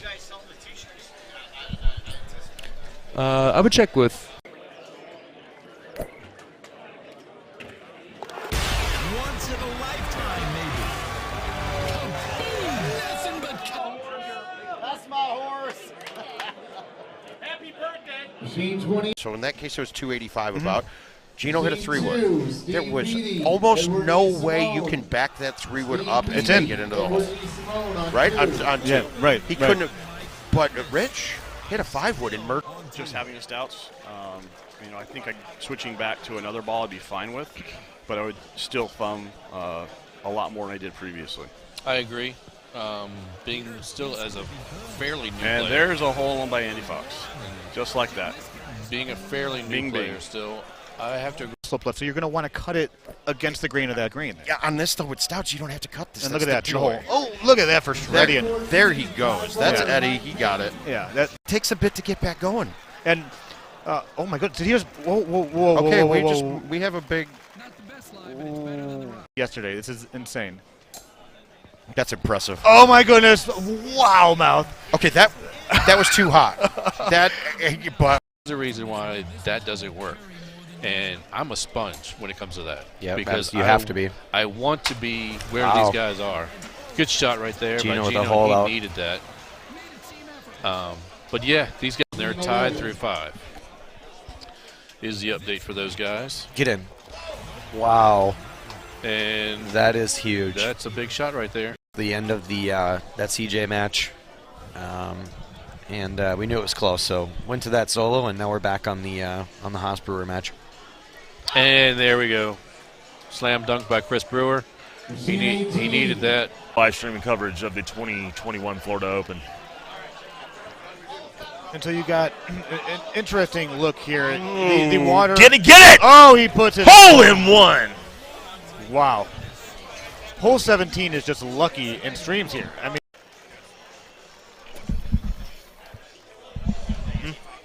Yeah. Oh, so Andy Fox nails it! So get in about a half an hour, the tournament might be over. I mean, we're still all going to be here having a good time, for Sunday Fun Day. That might go. Oh, and it's in a hole. This is. Oh my goodness. And you can see, Andy just rolling his eyes a little bit, knowing that because it's important just how you play the game. I mean, compared to what your club setup is. Is it going to go in? Oh my goodness! He did it again. Another one. Oh my goodness. There's 2 of them.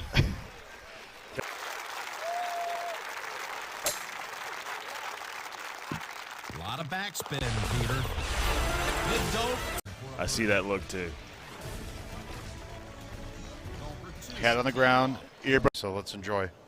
Just stay up and watch. Oh! He does not shush, folks. He shoots 58 yards out. Misses his putt. Want something that's going to make him struggle to get birdie. This is not the setup that Ryan Cook wanted. No.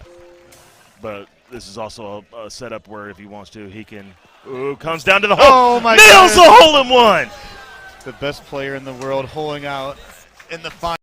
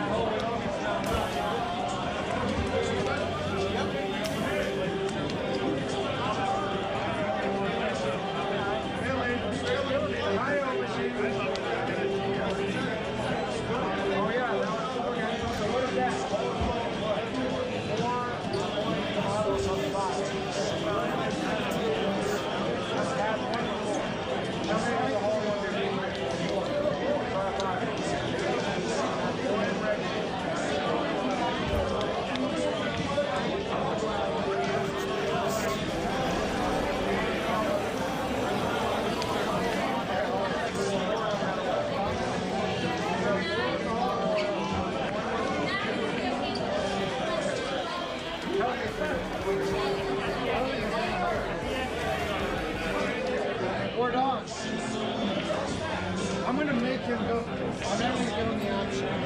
Yeah! Yeah! There's 50 cents in it. We're going cash. Well, he's got 3. No, we're going cash. We're going cash. I got a free look.